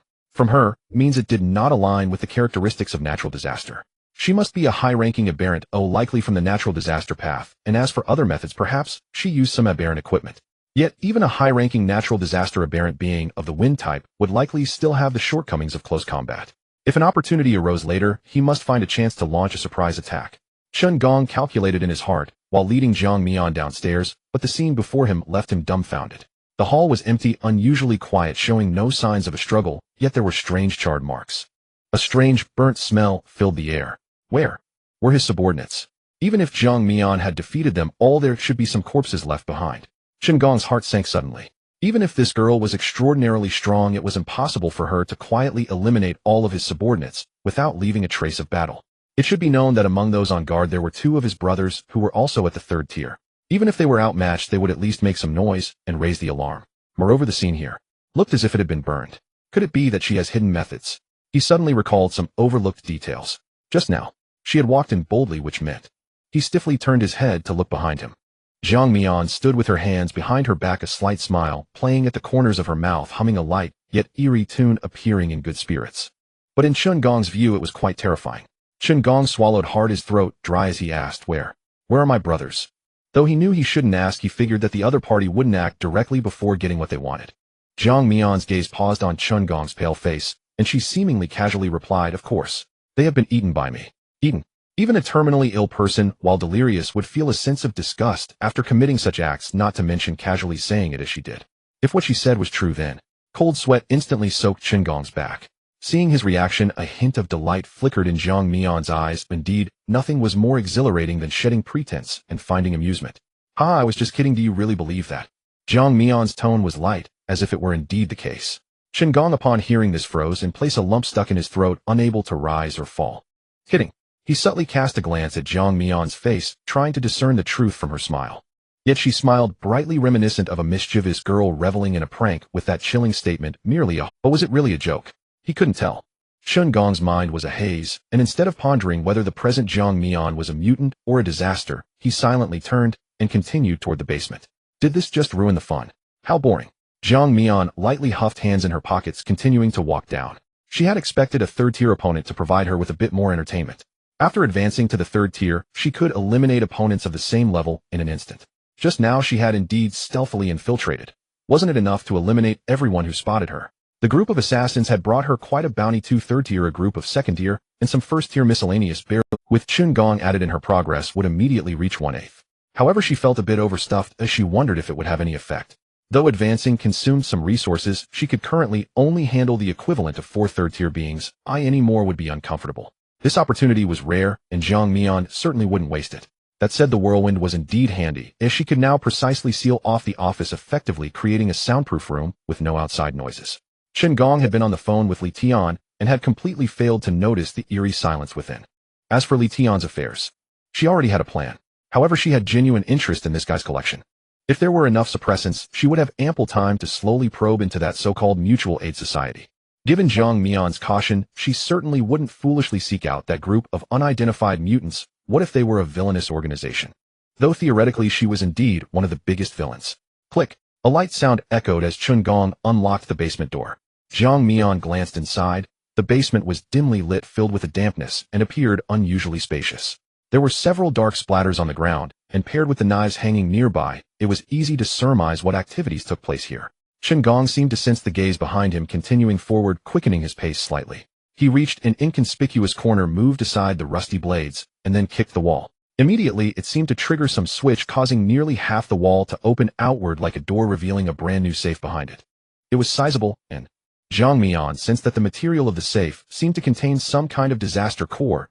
She had no idea what effects it might have. As the two drew closer, a reddish-orange pattern on the safe began to glow faintly, and the surrounding temperature started to rise noticeably. This is made from fragments of the wildfire disaster core fused with a special alloy. Chun Gong explained in a low voice. Although its strength is average, it will explode upon external force attack, powerful enough to destroy everything inside. There was another thing he didn't mention: the explosion's force could severely injure even a third-tier individual. Jiang Mian raised her chin, remaining silent.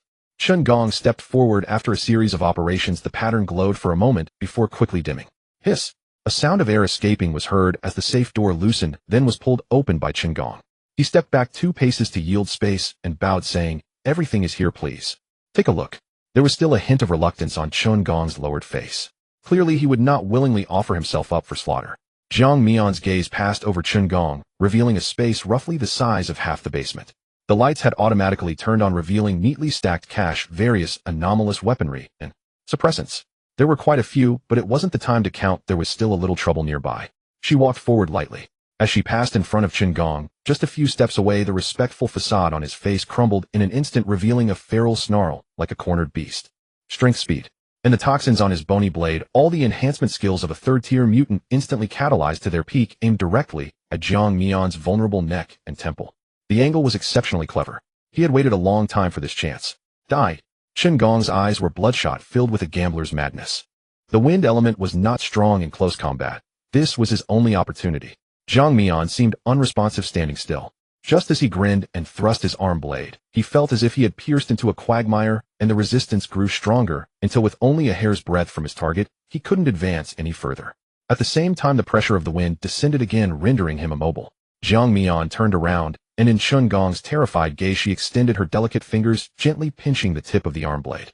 Then with a casual flick she effortlessly twisted off the tip of his invincible poison blade. "I do not like being—" The entire process unfolded in a flash. From Chun Gong's sudden outburst to his subsequent subjugation, Jiang Mian hardly had to make any significant moves. Yet this was not the most terrifying aspect. Chun Gong's bony arm blade was a product of his own abilities, relieving him of the burden of equipment and providing him with formidable combat power from the very first tier. But now this bone blade was snapped like a potato chip by Jiang Mian's casual hand. This power, perhaps even he himself could not achieve it. The jagged edge of the broken blade sent a sharp pain, awakening Chun Gong to some extent. Jiang Mian's gaze settled on his contorted face, a dangerous golden light flickering in her eyes, only to quickly fade away. Chun Gong couldn't decipher Jiang Mian's thoughts, but his instincts were screaming in alarm, as if the figure before him was not a beautiful and delicate girl, but a ferocious beast ready to devour. "It's a pity. You could have died more painlessly." Jiang Mian discarded the fragments of the bone blade from her hand, turned to retrieve a raincoat from the waterman standing by, and put it on without looking back as she walked towards the safe. Please drink some water, don't overexert yourself. Wait. Chen Gong was about to say something, but the waterman beside him instantly transformed into a water snake the size of a cup's mouth, darting towards his mouth. As the icy liquid was forcibly poured into his mouth, Chen Gong's eyes widened in shock. He wanted to close his mouth, but his throat was already wide open, and he couldn't muster any strength, his abdomen swelling like a balloon. He instinctively struggled, but the pressure from the wind suppressed him, leaving him to twitch in vain, unable to make a sound. Bang! With the water snake completely swallowed, Chen Gong's body finally could not withstand it, dissolving into chaos under the wind pressure. Due to the wind field's constraints, it did not splatter everywhere, but was quickly ignited by a ball of orange-golden flames, vanishing completely into nothingness. Even a third-tier mutant primarily focused on enhancement was powerless against this living water once it entered their body, bursting them apart. Inside the safe, Jiang Mian counted her spoils from this encounter. This guy had hidden quite a bit, as she quickly glanced over 200,000 in cash and focused on 3 pieces of mutant weaponry. Among them, the only item she could recognize at a glance was a set of imitation skin. In simple terms, it's a disguise tool made from the core of the painted skin and special leather materials. Why was today such a lucky day? She had always been unlucky and had never encountered such good fortune, whatever she thought seemed to materialize. Unfortunately, it would have been even better if there were Type 1 suppressants. Jiang Mian did not think too much, as it was an assassination organization that would surely possess some professional tools. She looked at the other 2 items. One was a uniquely shaped bony dagger, and the other was a pair of black fingerless gloves.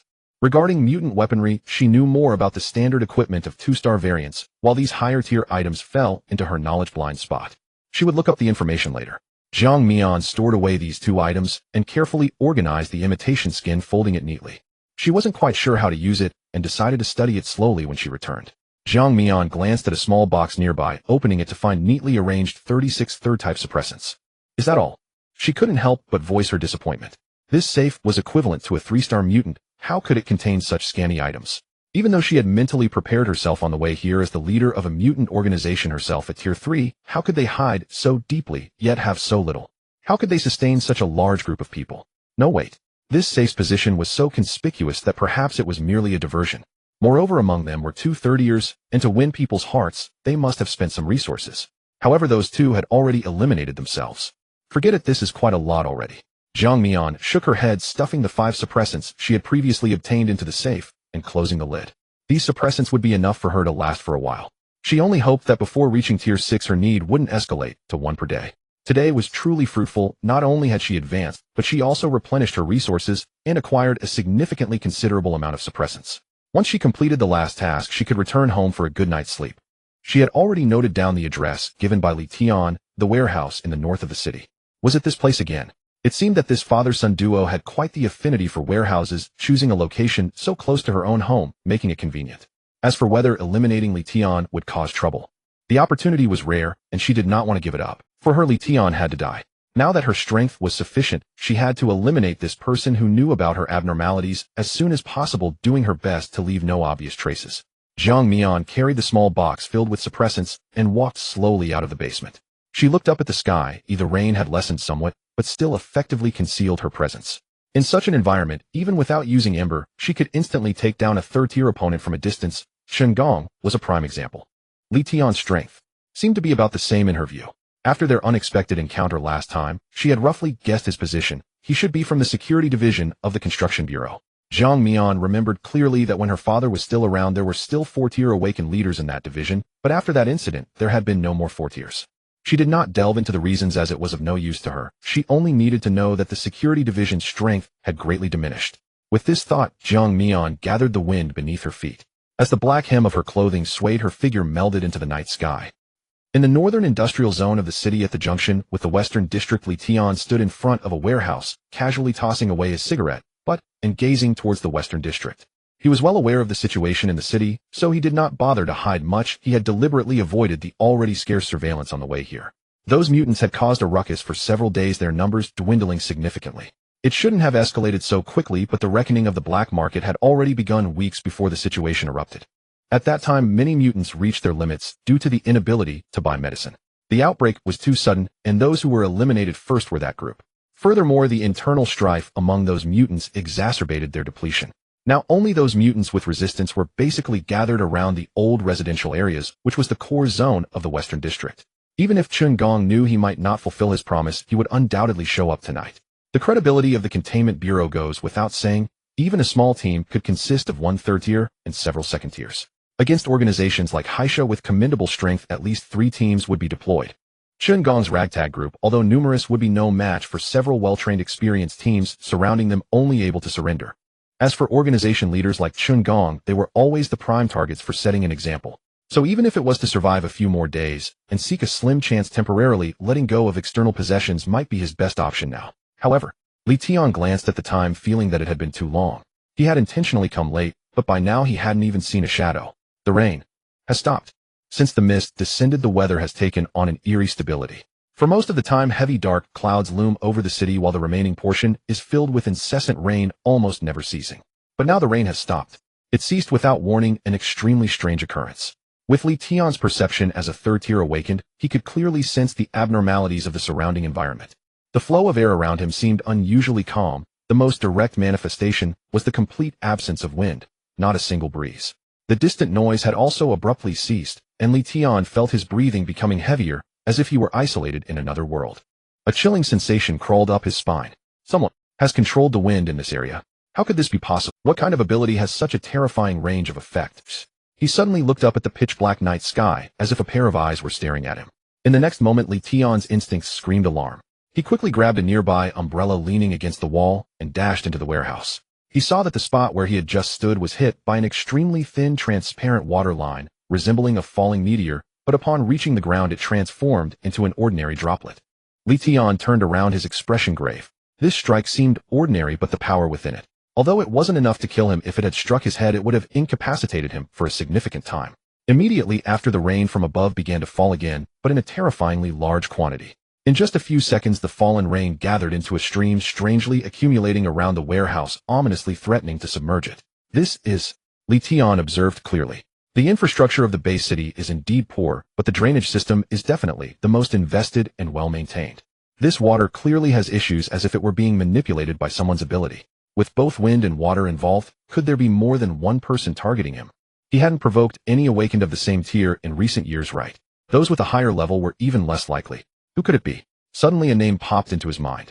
No, it can't be. Li Tian immediately dismissed this possibility. A mere orphan, even if she had hidden her strength and killed that second-tier assassin, could not possibly exhibit such capabilities. To be able to briefly alter the weather. Is this truly something an awakened can accomplish? Although he was a sequence 100 of the ambush formation, if he waited a little longer, he could attempt to break through to the 4th tier. But the true opponent had yet to reveal themselves. How could he fight? Moreover, Li Tian looked outside the warehouse, where the accumulated water had already risen to his calves. The water's surface was dark, resembling a giant abyssal mouth ready to devour. Knowing that this water was under someone's control, entering it would be akin to seeking his own demise. Yet the warehouse beneath his feet was like an isolated island, completely surrounded, and the situation was dire. What to do? Li Tian had not forgotten that there was also an unknown wind ability sealing off the outside. He could either wait for death in place or charge forward to see if he could break through. While the water wasn't too deep, yet if he got trapped in it by that wind and drowned, that would be the most humiliating fate. He gritted his teeth, standing on the steps at the entrance of the warehouse, and shouted into the air before him, "Friend, is there some kind of misunderstanding between us? Li Tian may not be a good person, but I have not provoked anyone. If you seek wealth or a way out, anything I have is negotiable. Why escalate things to such a deadly level?" The air fell silent for a few seconds. Misunderstanding. A calm voice came from directly in front of him. He saw a figure clad in a black raincoat had appeared in the rain curtain, not stepping into the water, but standing directly on its surface. "You? Who are you?" Li Tian could hardly believe his eyes. This height, this voice. Jiang Mian removed the hood of her raincoat, a slight smile playing at the corners of her mouth. "It's me, are you surprised?" The face beneath the hood was soft with a hint of youthful innocence. How could he not? "Jiang Mian. Good evening, Mr. Li." Jiang Mian smiled, her tone relaxed, as if she were greeting a neighbor. "You?" Li Tian's mind was in a state of confusion. Jiang Mian was the one manipulating the rain and wind behind the scenes. How could that be? By common logic, to create such a commotion, there must be at least 2 4-tier or above awakened, and they would have to be high sequence for it to be possible. Jiang Mian, a student barely 18, even if she had awakened early in secret, could not possibly be so outrageous. He couldn't help but exclaim, "Why is it you? What about Qingong? Those from Black Hill?" "Them." Jiang Mian brushed a few stray hairs aside, speaking in a cheerful tone, "I just went to look for them. They are all sleeping quite peacefully." "Sleeping? Peacefully?" Does this mean she single-handedly took out the entire Black Kill? Li Tian looked at the slowly rising water around him and the ominous wind enveloping the entire warehouse area, feeling a chill run through him. You are not the eye of the wind. What exactly are you? Me, eh? Jiang Mian blinked, her originally dark eyes suddenly glimmering with a burnished golden hue. She did not answer Li Tian's question, but slowly raised her left hand. In her palm, orange, gold, azure, and deep black, three elements condensed to their utmost, slowly rotating. After reaching the third tier, her precision in manipulation had significantly increased. The methods she usually used to compress the wind field were now adaptable to other elements. Seeing the three elements in Jiang Mian's hand obedient, as if they were pets, Li Tian's eyes widened. Even among high sequence, those ranked high could only handle a single element. Yet Jiang Mian could so easily master three different elements, all of considerable strength, including even mutually exclusive water and fire. Thus the answer was evident. A peak sequence. Not to mention his pet turtle had such good luck as to draw him a contemporary peak sequence. This was a peak sequence. The last appearance was over 100 years ago. Li Tian did not recognize Jiang Mian's identity as a mutant. After she skillfully mastered the wind ability's aura concealment, she rarely released her own aura voluntarily. This was partly to avoid attracting disasters, and partly. That guy Yi Qinyang seemed unusually perceptive if he noticed her. Why did she think of biting the bullet? It must be because this guy had a lot of secrets and information, she wanted to dig a little deeper to squeeze out his value. Yes, that's it. Jiang Mian cast aside the suddenly emerging strange emotions, turned to Li Tian, and smiled gently. Mr. Li, you should know why I'm here. How about this? I will give you three options. She slightly extended her hand, holding the three colored elements, her voice soft. Is it the golden one, or the azure one? Or this black one? Choosing one out of three. Isn't that just selecting a method of death? At this moment, Li Tian fully understood. Although his son was the one who initially provoked Jiang Mian, he had ultimately been manipulated by her, performing in a grand drama of awakening that was staged by her. He believed that Jiang Mian must have awakened after using the awakening potion, or even earlier. Otherwise, even a peak sequence would not be able to grow to such a terrifying extent in such a short period. Jiang Mian. For some reason he became calm. You did this on purpose regarding my son's matter, didn't you? Jiang Mian scoffed at his words, but did not respond. The three-colored radiance in her hand slowly flowed, casting a stark contrast against her seemingly docile face, exuding an intensely cold aura. What does it matter to ask that now, eh? Li Tian fell silent. Indeed, what was the point? Li Hao was already dead, the assassins had been dispatched, and now even the Black Kill had been wiped out by her alone. He did not doubt the truth of Jiang Mian's words at all. From the abilities she had just displayed, being able to effortlessly seal off a vast area and condense elements to such a degree was already beyond what an ordinary third tier could contend with. At this stage, the roles of hunter and prey had long since reversed. He just never expected that he would meet such. Li Tian glanced at the three-colored halo in her hand, his voice dry as he said so. These three options are actually three methods of death, right? You could interpret it that way. Jiang Mian felt a bit disinterested. Had this guy given up so quickly? It was even less entertaining than the previous head of the Black Kill. Suddenly, it seemed she thought of something and reminded him, I suggest you choose the second option. Why? To experience how that guy Li Hao died. After all, father and son, isn't that a form of inheritance? Li Tian instantly clenched his fists. Looking at the unabashed mockery on Jiang Mian's face, a surge of anger rose within him. He originally just wanted to make it quick, but unexpectedly Jiang Mian not only wasn't in a hurry to attack, but even had the leisure to humiliate him. This malicious demeanor was her true face. Everyone had been deceived by her. What do you mean by you? The dark golden hue in Jiang Mian's eyes grew increasingly brilliant, her tone gradually chilling. Tell me, did you send someone to kill me out of hatred? Or are you unable to admit that Li Hao's death was due to you raising a waste? Shut up. Li Tian roared, the aura of a third tier erupting violently, and a faint blood-colored mist surrounded him. At the same time, the umbrella in his hand was enhanced by his power, displaying menacing dark red patterns. The basic skill of ambush is to enhance any held item, even if it is just an ordinary umbrella. This irrational appearance was strikingly similar to Li Hao in Jiang Mian's eyes. That's more like it. Jiang Mian nodded. If someone were to pass by and witness the earlier scene, they might think, seeing Li Tian go from feigned calmness to breaking down, she couldn't help but want to laugh. The reason she was so composed was that during the preceding moments, she had thoroughly assessed the surrounding environment and had even set up a wind field to isolate this warehouse, preventing any sounds from escaping.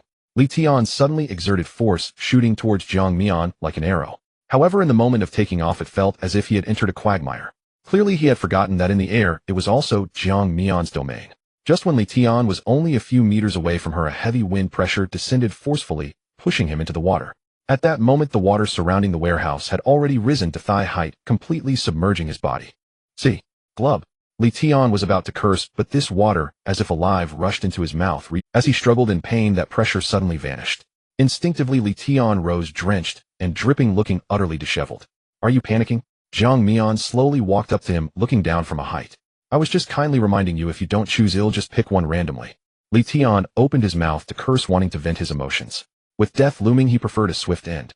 But Zhang Mian directly enveloped his head with the wind field, vacuuming the air, causing his face to turn a deep crimson. See, you're anxious again. Zhang Mian gently stroked the three-colored orb in her hand, its rotation speed noticeably increasing like a lottery, before finally slowing down. The azure light orb was unexpectedly at the top.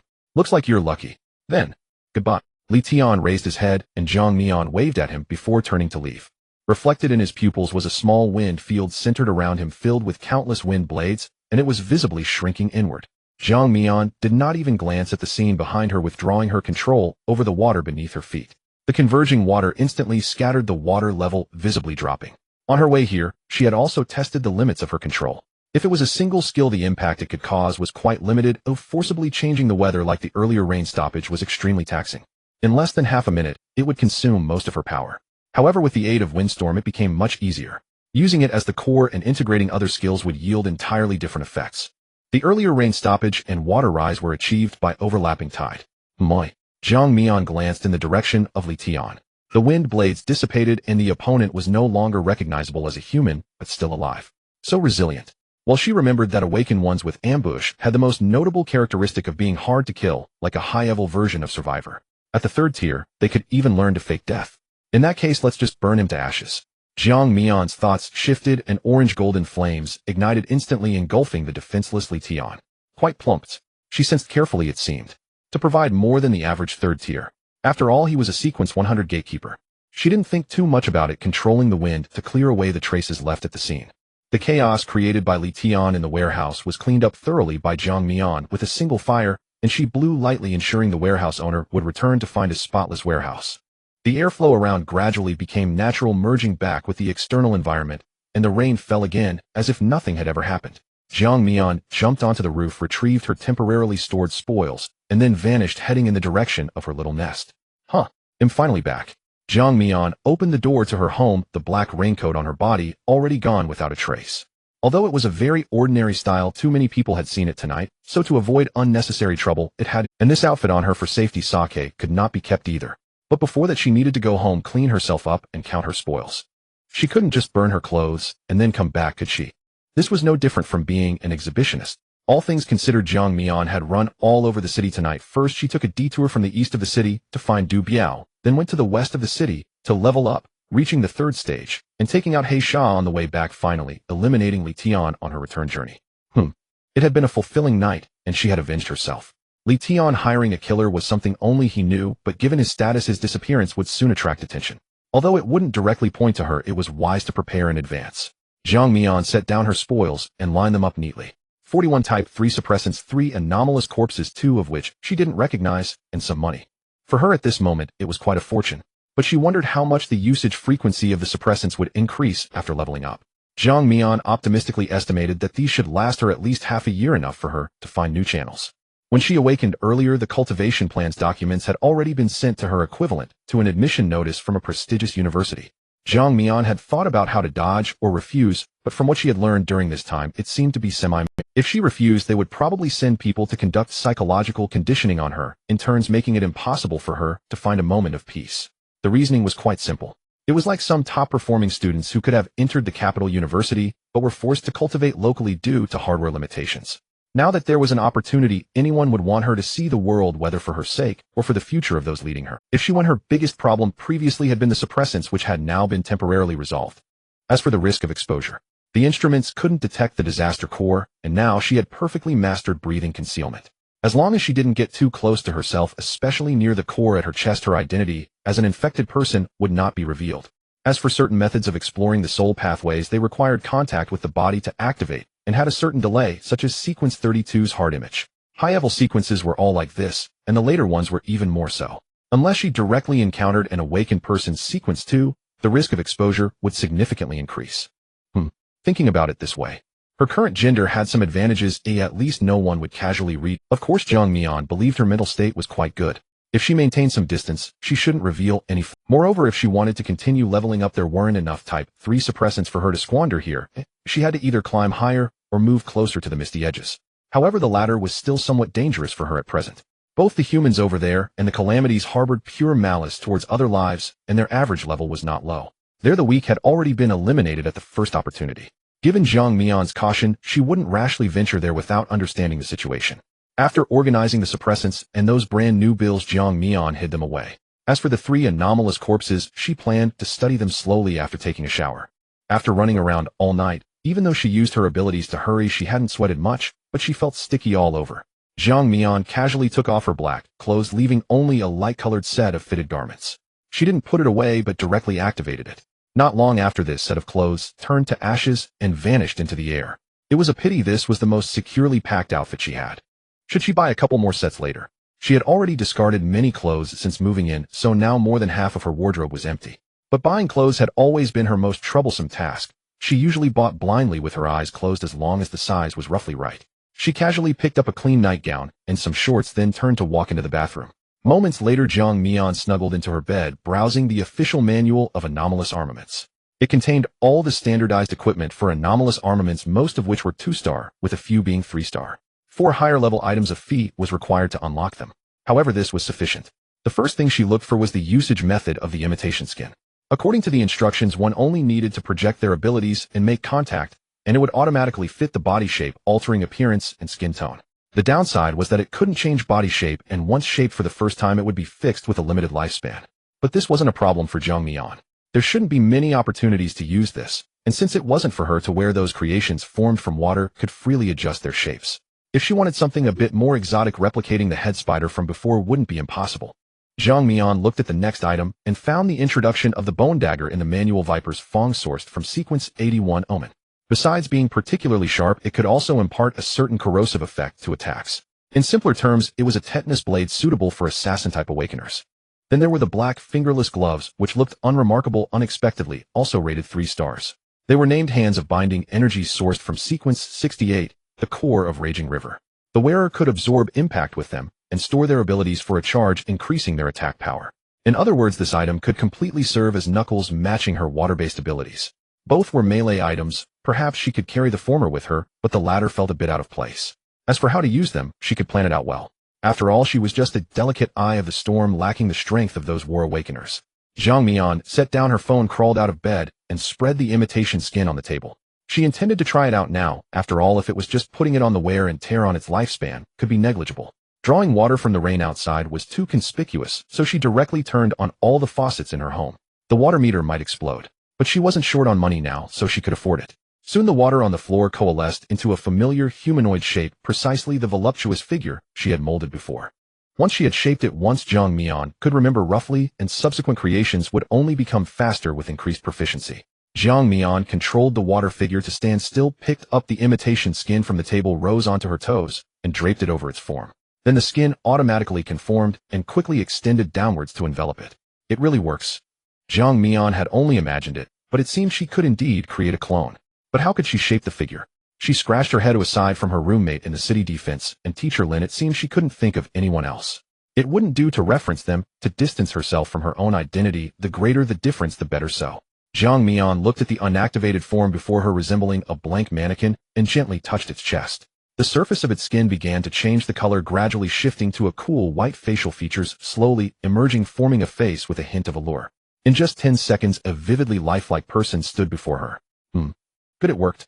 Zhang Mian took a half step back, scrutinizing carefully. Aside from lacking normal physiological responses, it could be considered quite lifelike. It was just those eyes, though beautiful, seemed unfocused, appearing somewhat dull. After all, it was a puppet made of water. The eyes were merely decorative, unable to share her vision, only controllable remotely through the medium of flowing wind. However, to make it more realistic, she needed to adjust it bit by bit. For instance, body temperature could be maintained with a bit of fire, along with breathing rhythm, language capability, and perhaps incorporate some technology. When the time comes to check the city defense, some of the equipment there can be purchased directly. Perhaps it will come in handy. Speaking of which, if a puppet were to be constructed from extremely compressed water, it would resemble a skinless huapai, both being black humanoids devoid of facial features. But now that it was clothed, the visual impression was completely different. Zhang Mian subtly moved her thoughts, trying to. In her previous uses, she had already become adept at controlling it. However, it seemed like something was still missing. Clothes. Jiang Mian paused, her gaze landing on its pale body. Did she make it? Too large. Not to mention the lining, just the outer garment would probably not fit snugly if she used clothes from her own wardrobe. Jiang Mian rubbed her forehead. Buying clothes was already a headache, and now she had to coordinate an outfit for another image that had nothing to do with her. How did this happen? She had only intended to create a unique image. Why did it subconsciously turn out like this? Was it her XP? Jiang Mian lifted her head, looking at its face. The slight upward curve at the corners of its eyes, coupled with its unfocused gaze, seemed to exude a different kind of beauty. I don't feel anything. Speaking of which, wouldn't a smaller frame be more suitable?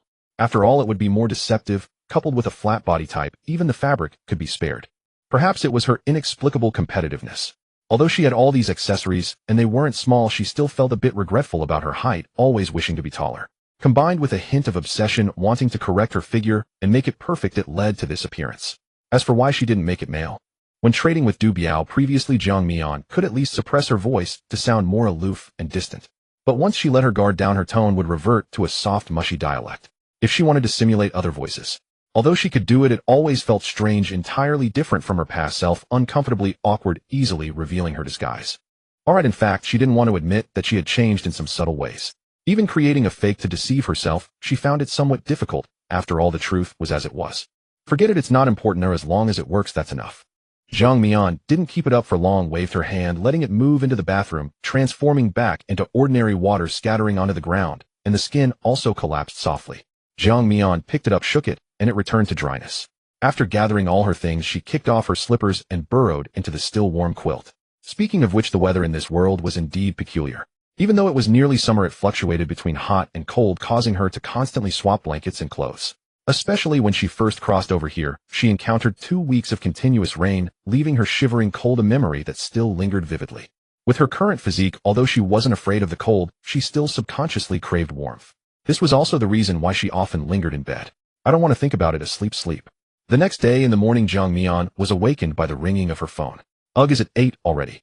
Time to go to work, she murmured groggily, turning over and reaching for her phone. It showed an incoming call from Chi. Strange, she wasn't late. Didn't they say the shift started at 8:30? Jiang Mian didn't think much further and answered the call. Hello, Uncle Qin. Good morning, Xiao Jiang. I hope I'm not disturbing you.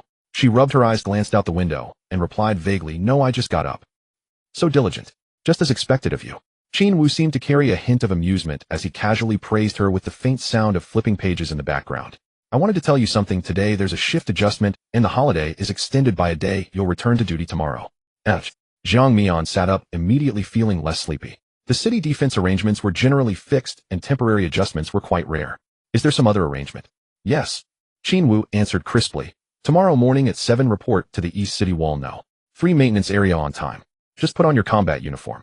A major task. Jiang Mian felt a bit puzzled. Usually tasks were concentrated in the evening, and rarely did they gather early. Yes. Qin Wu paused, lowering his voice suddenly. They say they need to transport a batch of important supplies from Base City No. 143, and several teams participating in this task have configurations similar to ours. For a task of this scale, it wouldn't go unnoticed. Under normal circumstances, it should be quite secure. Jiang Mian understood it meant training.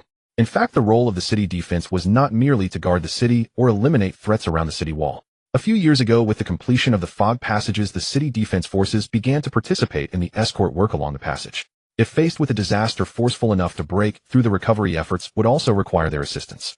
After all, this work was far too dangerous. If people from the construction bureau went, they would probably be swallowed before they even started. Even in areas protected by the radiance, some powerful disasters could still temporarily break through the limits and intrude. Okay, I understand. Qin Wu's tone softened a bit. No one can predict what happens in the fog. We still must maintain necessary vigilance. Prepare yourself. Take a good rest today. See you tomorrow. Okay. After hanging up, Jiang Mian hugged her phone and burrowed back in. A transport mission. What could they be transporting at this time? She had a vague feeling it was related to the chaos in the city, but it probably wasn't equipment.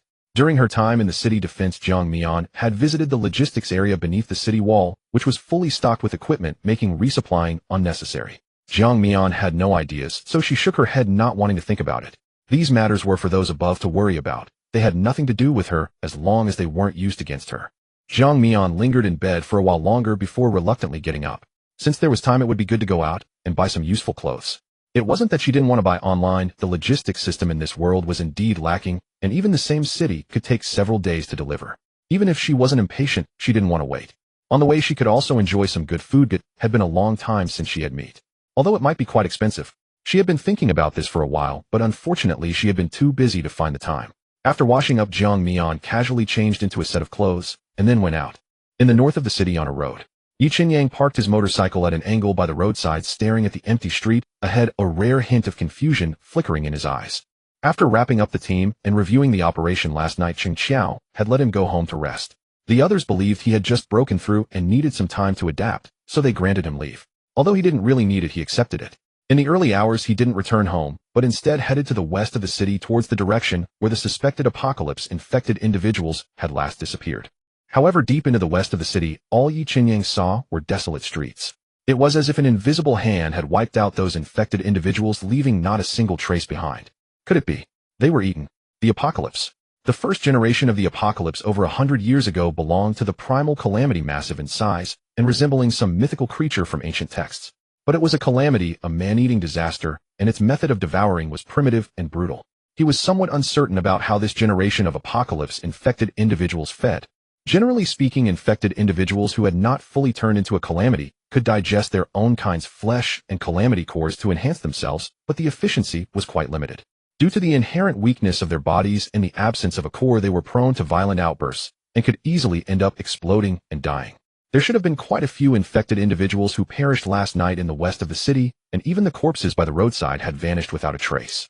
Moreover, Yi Qinyang remembered that near the factory area there was a sizable group with 3 third-tier members stationed, which had also disappeared overnight. The thought was chilling. This apocalypse had an insatiable appetite. After eliminating so many infected individuals, not a single bone remained. It couldn't possibly have already reached 30, or could it? Yi Qinyang felt this possibility was almost a certainty, yet he also noticed a few anomalies in the process. Previously, there had been no large-scale death events in the city. In other words, the opponent had remained very secretive before reaching the second tier, silently developing to this extent. To advance to the third tier, the required resources surged dramatically, which is why she would seize the opportunity of the chaos in the west for mass predation. Before this, the only time she had slipped up was during that painting self-immolation case. That incident still left some traces, having only burned the core part of the painting while leaving behind a charred skin. Could it be fire?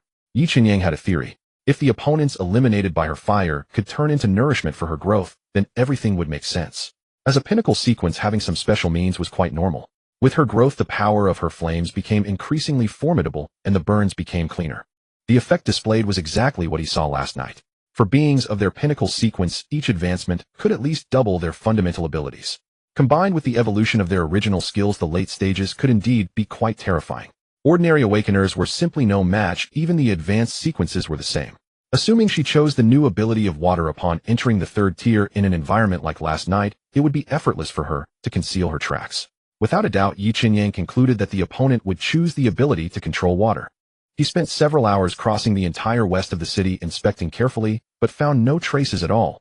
Even the aura had been cleaned thoroughly. Such caution would probably even make Wang Chuan envious. Continuing to search like this was not a solution. Just as he was about to turn around and leave, his peripheral vision caught a familiar figure by the roadside in the distance. Jiang Mian. Yi Qinyang glanced at the time. It was already past 8. Was she heading to the city's defense? It didn't seem like it. This road was the nearest from the north of the city to the south, and Jiang Mian appearing here clearly indicated she was not heading east. He looked at Jiang Mian. The girl was dressed in a simple white short-sleeve shirt and jeans with a thin jacket draped over, casually tied in a low ponytail. She looked as if she had thrown on whatever was available, presenting an ordinary home-like appearance. He didn't call out to her directly, but quietly started his motorcycle, slowly approaching her and stopping beside her. Jiang Mian. Yi Go. What a coincidence. What are you doing here? Jiang Mian turned around, blinking her eyes with a hint of confusion on her face. She had actually noticed Yi Qinyang long ago and felt a slight sense of vigilance rising within her. Why would he appear here out of the blue? Had he been recognized last night? When Yi Qinyang had escorted her home previously, he said it was on the way, which should have been a lie. She had been living around here for a while, and she had never felt his aura before.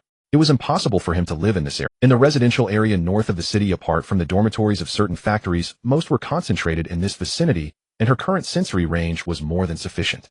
So, why was he here? It couldn't be an intentional coincidence, could it? Yi Qinyang looked at Jiang Mian, a peculiar feeling lingering in his heart. Because of the momentary suspicion from last night, he felt a bit blocked in his chest. Yet she appeared entirely natural, looking harmless. Am I imagining things? I'm resting today, just taking a stroll. This area is quiet and perfect for a breeze. What about you? Didn't you say you had duty? A morning ride. Sightseeing. Who are you trying to fool? Jiang Mian surely didn't believe that riding a motorcycle for a breeze early in the morning. Last night was so cold that it kept her cocooned in her blankets for quite a while. Wait, last night? He couldn't possibly have come from the west of the city, could he? She glanced at the motorcycle beneath, Yi Qinyang sensing a good likelihood. Had he gotten entangled with her?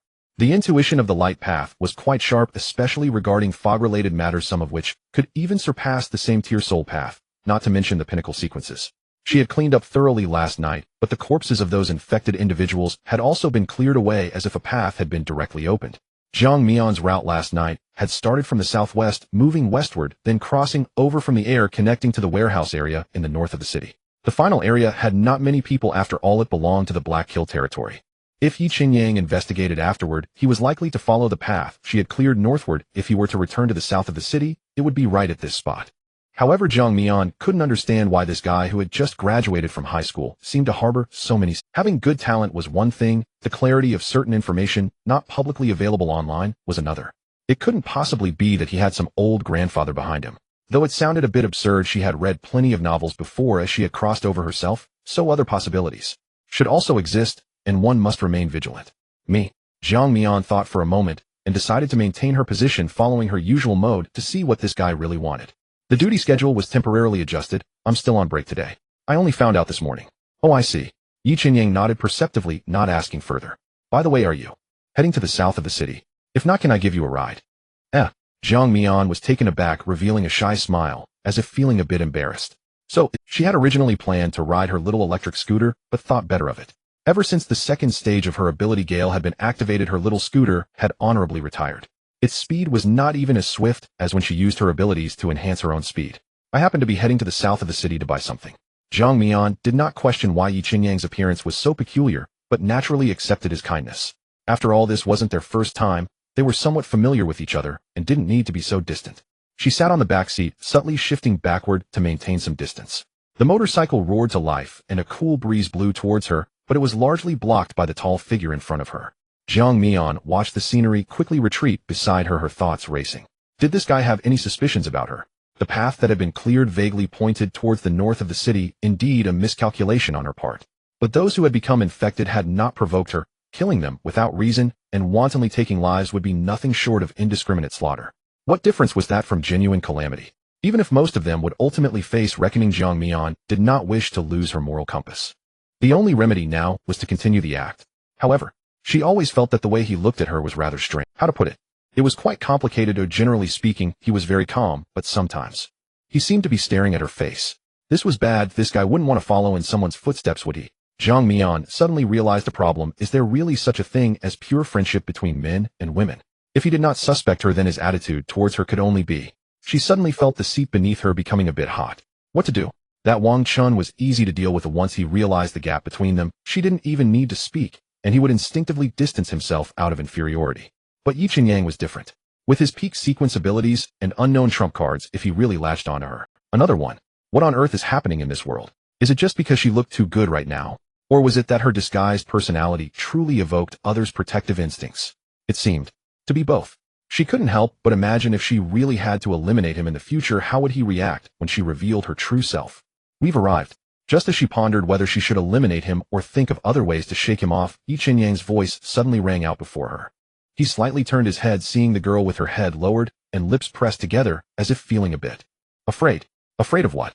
Yi Qinyang's heart tightened. Could there really be some problem? What's wrong? It's nothing. Jiang Mian waved her hand and got off the motorcycle. She was never one to dawdle. If she confirmed that he was suspicious of her, she would have to act decisively and eliminate him directly to prevent any complications. From the strange golden light last time, this guy's defenses were definitely not weak. If things went south, it would be disaster. But if it was another possibility, she had to be prepared in advance and then decide whether to eliminate him or run based on the situation. Before that, to be on the safe side, she should probe a few more times. Brother Yi. Yi Qinyang parked the motorcycle and noticed Jiang Mian standing still, seemingly wanting to ask him something. Moreover, her previous excuse was somewhat flimsy. Under the assumption that it was true, it would surely have raised her alertness, and she would find ways to shake off any suspicion. Seeing the subtle shift in Yi Qinyang's aura, Jiang Mian's heart tightened. A thought crossed her mind, and a hint of hesitation appeared on her face. She bit her lip, lowered her head, and said in a faint voice, "Are we considered friends?" As soon as she spoke, Yi Qinyang's mind went blank and the alertness that had been rising abruptly vanished. What did that mean? Looking at Jiang Mian's expression, he inexplicably felt a twinge of guilt. Strange, where did that come from? Was it because he had just doubted her in his heart? Her words carried a sense of insecurity. Was it because she had been lonely for too long and felt confused and fearful about friendship? He had learned about Jiang Mian through Lin Yun. She had basically no friends, and the only people she could talk to were a few classmates around her, and she usually didn't talk much.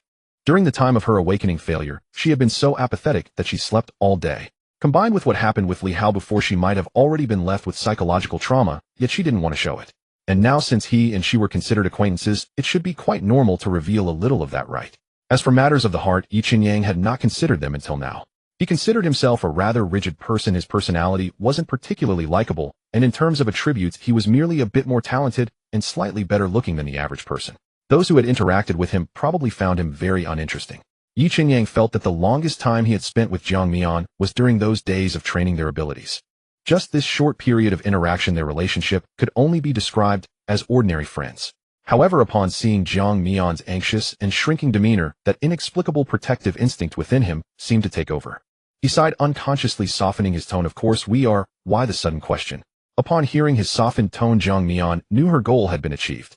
She had cleaned up very well last night, and currently there was no direct evidence pointing to her. Perhaps Yi Qinyang had merely developed a slight suspicion, and as long as she extinguished it quickly and remained cautious going forward, she should be fine. Last time at the beverage shop, she had also managed to grasp Yi Qinyang's personality and stance. He was not an extremist, and could even be considered quite kind, valuing relationships strongly, so using emotional tactics shouldn't be a problem. Just don't go overboard. If he got serious, it wouldn't end well. I'll manage. Jiang Mian still played her part well. She did not meet Yi Qinyang's gaze, talking to herself. I'm sorry. I seem to have asked a strange question. I just worry about causing you trouble. Don't say that. Yi Qinyang comforted her. Helping you is my choice, and it's just small favors. It's not a bother at all. If you encounter any issues in the future, or just want someone to talk to, I'm completely fine with it. Thank you. Jiang Mian's previously fragile demeanor faded a bit, and the corners of her mouth curved upwards. You're welcome. Yi Qinyang nodded with a smile, and the rising suspicion was again dispelled by Jiang Mian's sudden little emotion. Suddenly he remembered something, and asked, what are you here to buy?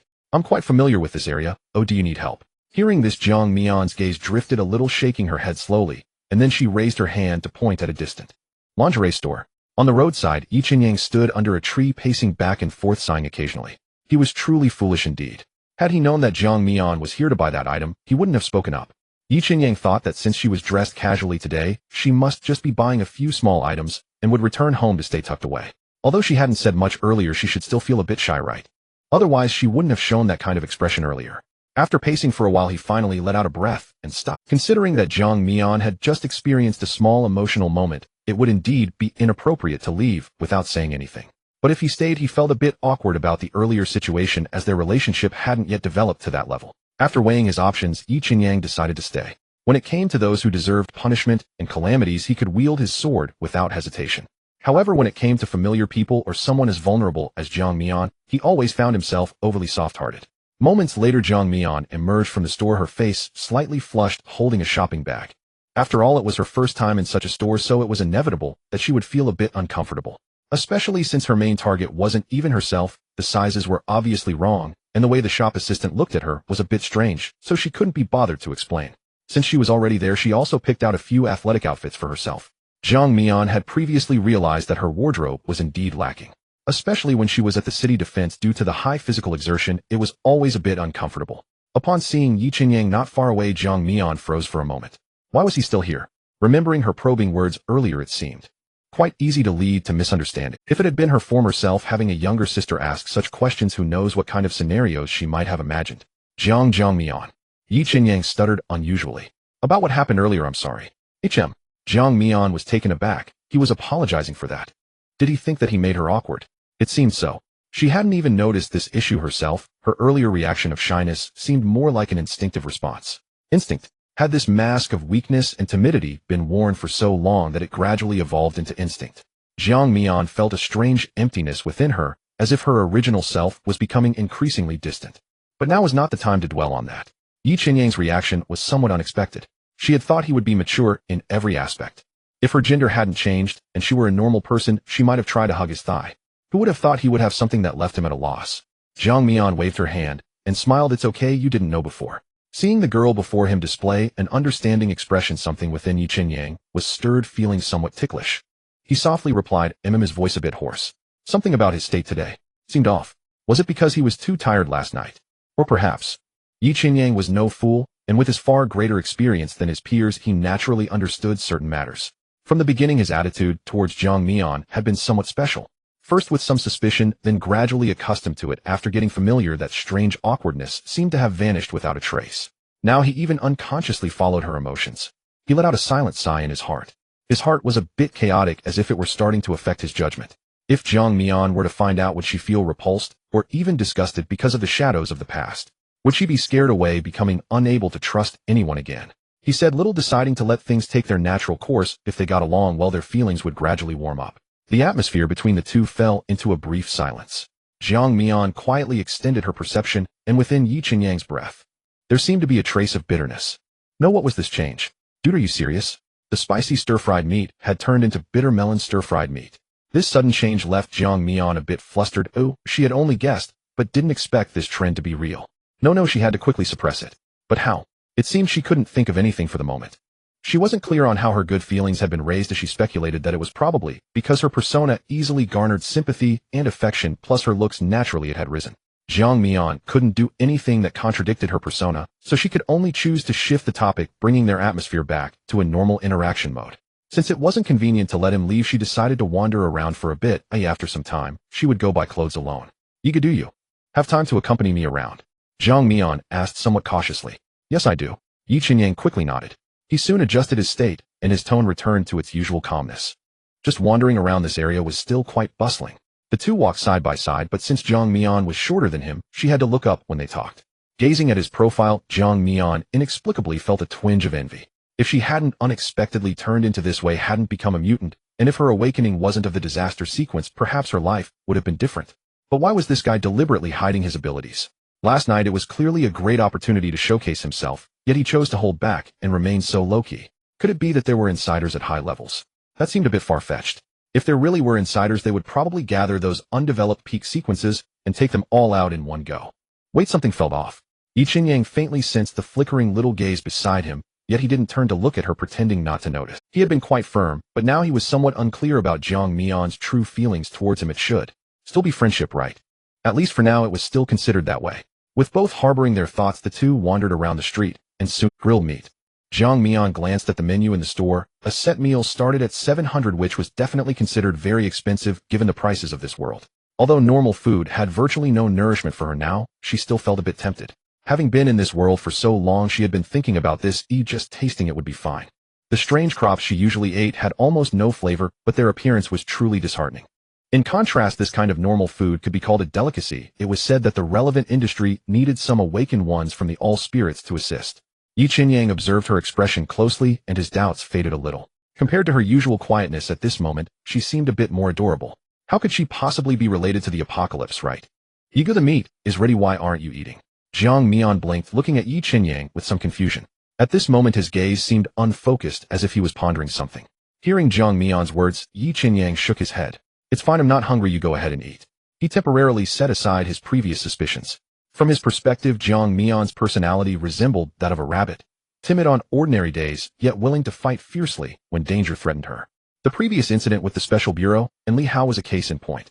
If she awakened and became a mutant, she would likely be very frightened, trying her best to conceal it from those around her and secretly hide away. But if that were the case, there would surely be many flaws, as her character was not suited for deception, unless she had been pretending all along.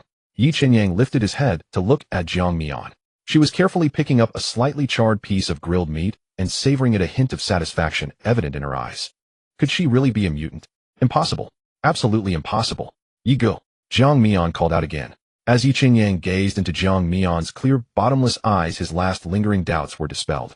The foresight brought by his rebirth could sometimes become a burden, making everyone appear as a potential threat. Jiang Mian was just a girl with bad luck who wanted to live her life, coincidentally endowed with decent talent. He inexplicably felt a twinge of guilt.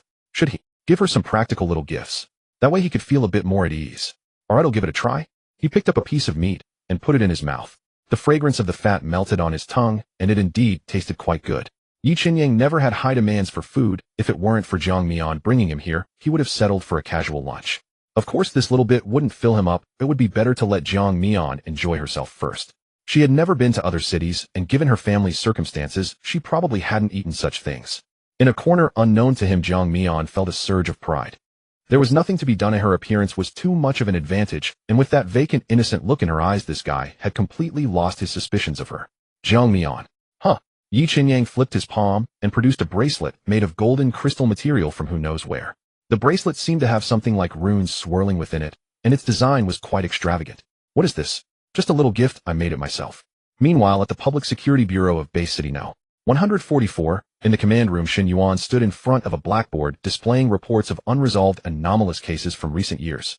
However, most of the entries on it had been crossed out with white chalk. He frowned slightly and added another name at the bottom. This morning, Li Tian's subordinate reported that there was a task that required his personal handling, but they had been unable. In these times, due to the disasters and mutants within the city, any report was worth taking seriously, especially one involving someone like Li Tian, a capable awakener. Currently, the city was under martial law, a particularly sensitive period. Cases involving third-tier or higher awakeners had to be handled by Shen Yuan. He himself was among the highest-ranking individuals in Bay City No. 144, at the 4th tier with a power level of sequence 88, heavy water. Shen Yuan rubbed his eyebrows. Li Tian seemed to have something to hide. His subordinates scoured the surveillance cameras near Li's home, but even the one right outside his door had not captured any footage of him leaving. It was evident that he had taken a detour from another location. So where exactly had he gone last night? Shen Yuan turned around and glanced at the files on the desk. Li Tian, 3rd tier sequence 100, ambush, head of the security department in the construction bureau. His son Li Hao, 1st tier sequence 135, Steelbone, died in an accident 2 weeks ago. His gaze lingered on the entry for Li Hao before looking at the detailed description below. Accident. Elemental explosion. There weren't many third-tier awakeners in the base city, most of whom were in city defense. Thus he had some impression of Li Tian. He was honest with peers, but notorious for being harsh with subordinates. According to investigations, shortly after Li Hao's death, Li Tian's emotional state appeared somewhat unstable, but within just a day or two, he returned to normal. Could it be? He blamed the girl who triggered the elemental storm for his son's death. He had a vague recollection of the girl's name. It seemed to be Jiang Mian. She was currently interning at City Defense and was also his daughter's roommate. Various pieces of information flashed in his mind. When Li Tian first started out, he had a quick temper and had offended quite a few people, but after facing retaliation, losing his wife, and nearly losing his son, he gradually became more restrained and low profile. 6 years ago, the former department head died in the mist tide, and he seized the opportunity to rise to the position and solidify his role as head. However, while circumstances may change, one's nature does not, as Shen Yuan did not believe that Li Tian's character had truly transformed. Perhaps this was just his subjective inference, but from any angle the possibility was quite high. Li Tian was not a completely foolish person. It was unlikely he would personally retaliate against that girl. After all, she was one of this year's 3 high-level sequences. If he did act against her, he would be the first suspect, as the methods of ambush were easily recognizable. If found out according to regulations, while it wouldn't lead to death, he would be relegated to the lowest base city, which was nearly the same as a death sentence. If he were to do it through someone else's hands, it would have to be either yesterday or today to create an accident. Because once she returned to city defense to act, then would be akin to seeking death. Yet there was no such occurrence. According to reports from the agents sent to investigate, Jiang Mian was not only unharmed, but had also been out shopping with another high-level sequence boy that morning. Thus he speculated that Li Tian likely went to the chaotic area in the west of the city looking for those black gloves, but negotiations must have broken down. As for whether someone had died, or what had happened, there were no clues, making it hard to deduce. However, one could not rule out other simpler and more direct possibilities, such as being consumed by a disaster. With that thought, Shen Yuan raised his head and looked at the blackboard in front of him, where the only line of text not crossed out in the left column stood out starkly: imitator. This was a case from about 2 months ago. This type of disaster with a sequence of 47 was already considered a high-level sequence resembling a human while also able to change faces. After devouring the flesh and blood of awakeners, it could temporarily borrow their abilities and appearances. With its third-tier strength, it could possess up to 3 at once, though the potency would be significantly diminished, yet its intelligence compensated for the deficiencies in combat power, making it quite troublesome.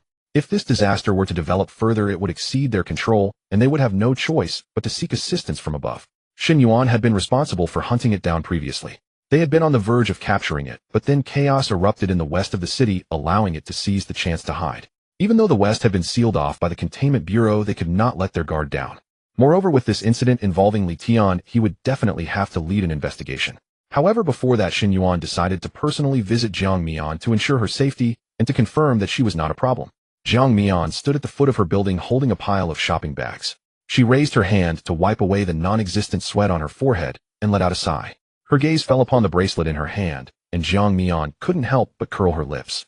While it was undeniably beautiful, reflecting a dazzling golden sheen, accepting a gift from a man for no reason. To be honest, Jiang Mian felt a deep resistance within her. She always believed that she only played the role of a soft girl out of survival necessity, and never wanted to be a real girl even if this item was quite valuable. No merit, no reward. She hadn't done anything for Yi Qinyang, so why should he give her something for no reason? Even if they were friends, it shouldn't be like this. Though Yi Qinyang hadn't said it, she recognized that the material of this bracelet was a substance known as radiant crystal. Essentially, it was a crystallization of the power of a radiant path awakener, a lower-grade version of the radiant monument. It had only two effects. Once activated, it could disperse fog within a certain radius and sense the nearest monument's location. In simple terms, it was a compass in the fog. Only high-level radiant awakeners could create solid-state crystals.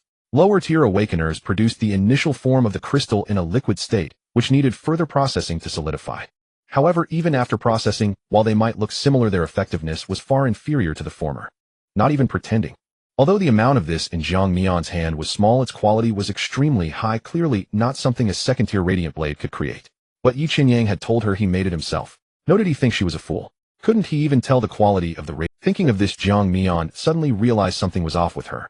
Normally, she should have immediately started to gauge the other person's psychology and rehearse countermeasures, not get tangled in this. Could it be that due to her enhanced strength, she had unconsciously relaxed her vigilance? No way, absolutely not. To avoid raising Yi Qinyang's suspicion, Jiang Mian accepted the item, putting on a facade of foolish joy. After finally extricating herself, she hurriedly gathered the items she needed to buy. She knew it was just a temporary cover. The other party's attitude was clearly off. Who knew if it was genuine concern or merely a pretext for probing?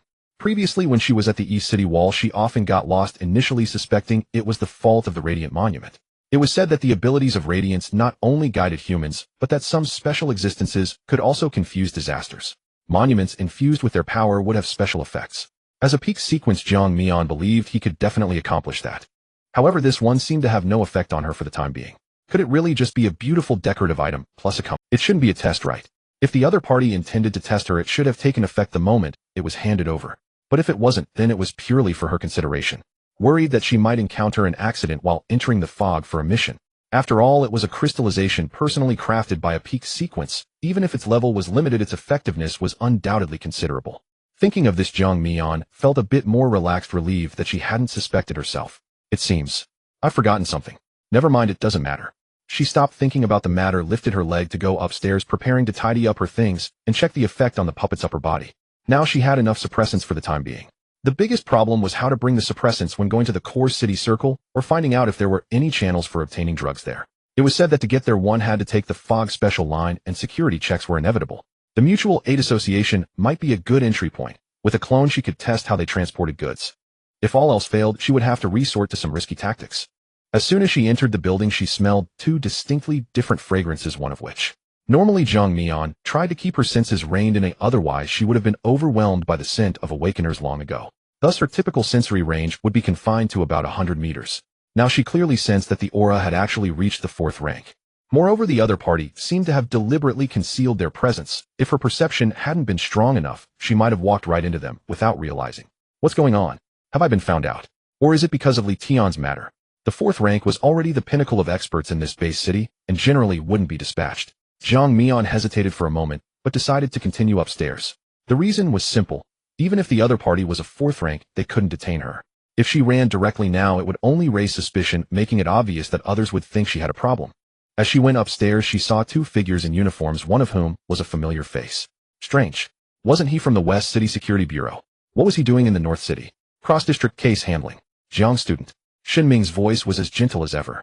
Jiang Mian looked at him with a hint of confusion naturally showing on her face as she hesitantly approached. Director Shun, are you here to see me? Shinming nodded, stepped aside, and introduced, Don't be nervous, this Inspector Shin wants to speak with you. She looked at the middle-aged man standing inside, his posture upright and his aura restrained. It was evident that this was the 4th rank she had just sensed. There were only a handful of 4th rank experts in the base city. Jiang Mian should have seen this one in some reports. And Shin Yuan, a 4th rank awakener, sequence 88, heavy water. Why was he here personally for no? Shin Yuan stepped forward, his tall figure bringing a slight sense of pressure. His gaze lingered on her bracelet for a moment, but quickly shifted away. He looked into Jiang Mian's eyes and said calmly, Jiang Mian, I apologize for the interruption.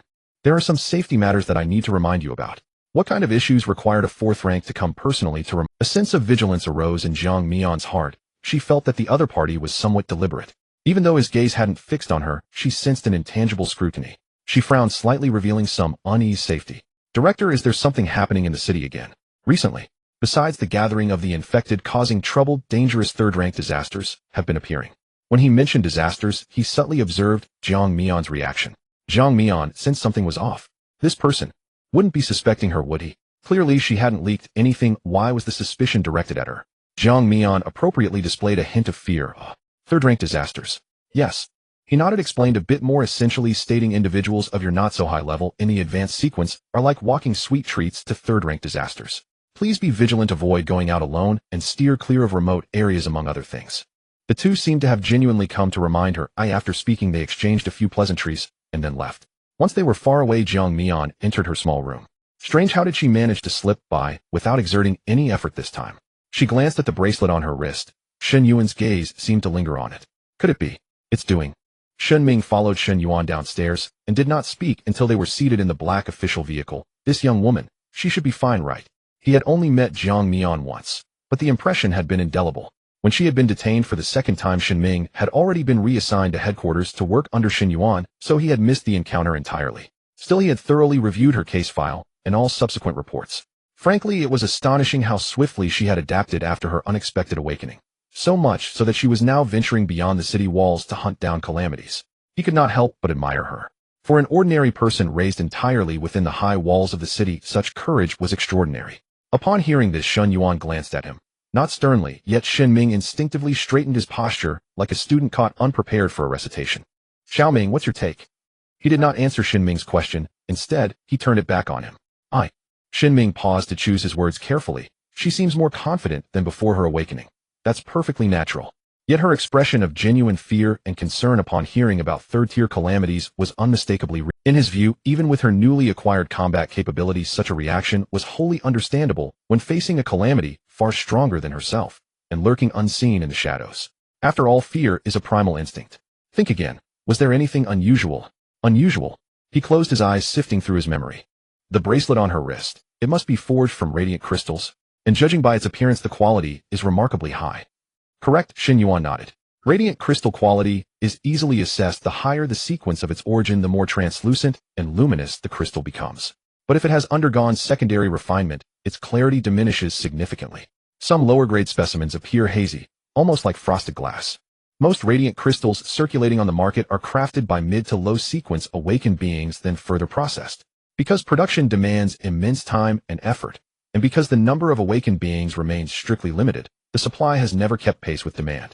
Moreover, these crystals are consumables, quickly depleted with use. Currently, distribution quotas are concentrated almost exclusively within the City Defense and Construction Bureau. As for the Public Security Bureau, while it hardly ventures into the mist, and aside from confronting exceptional calamities, has little practical need for them. At the highest tier, radiant crystals glow with visible internal energy flow, so the one on Jiang Mian's wrist was certainly no common artifact. If she truly posed a threat, she would never wear such a thing. Is that so? Shen Ming pondered thoughtfully. He had considered this logic himself. It was straightforward enough. The mimic is a calamity of the nightmare dread path. Its abilities are uncanny, yet its primary attribute is mental, rendering it acutely sensitive to the energies of awakened beings. High-grade radiant crystals possess purifying power. Their greatest efficacy lies against the opposing chaos path, followed closely by the nightmare dread path. Such entities instinctively recoil from them. How then could it possibly wear one? From the very first moment of their meeting, Shen Yuan had ruled out the possibility that Jiang Mian had been replaced by a mimic. Now that the matter had been clarified, they might as well proceed directly to the Western District to investigate Li Tian's case. Colleagues from the Containment Bureau had mentioned something major occurring there last night. Let's go to the west. Back home, Jiang Mian rose onto her toes to hang freshly washed clothes. The wind had grown stronger, but just enough not so fierce as to sweep them away. It had taken her only minutes since unpacking the delivery. Curiously, her current abilities served not only in battle, they made daily life markedly more convenient. Laundry and cleaning required no physical effort at all, though a mere thought sufficed. She wondered how a third sequence awakened being might apply such powers, or how they chose their abilities in the first place. To her, any ability that enhanced comfort and ease was by definition a good one. With half a day of leave still remaining, Jiang Mian had no intention of wasting it. With roughly 2 weeks left before her next assignment, she resolved to dispatch a clone tonight to investigate the so-called Mutual Aid Society. As long as the clone remained discreet, the risk of exposure was exceedingly low. She had observed the two public security officers' departure closely. They headed westward.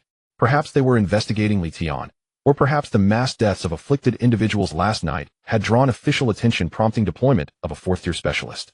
Either way, suspicion would not fall upon her, at least not yet.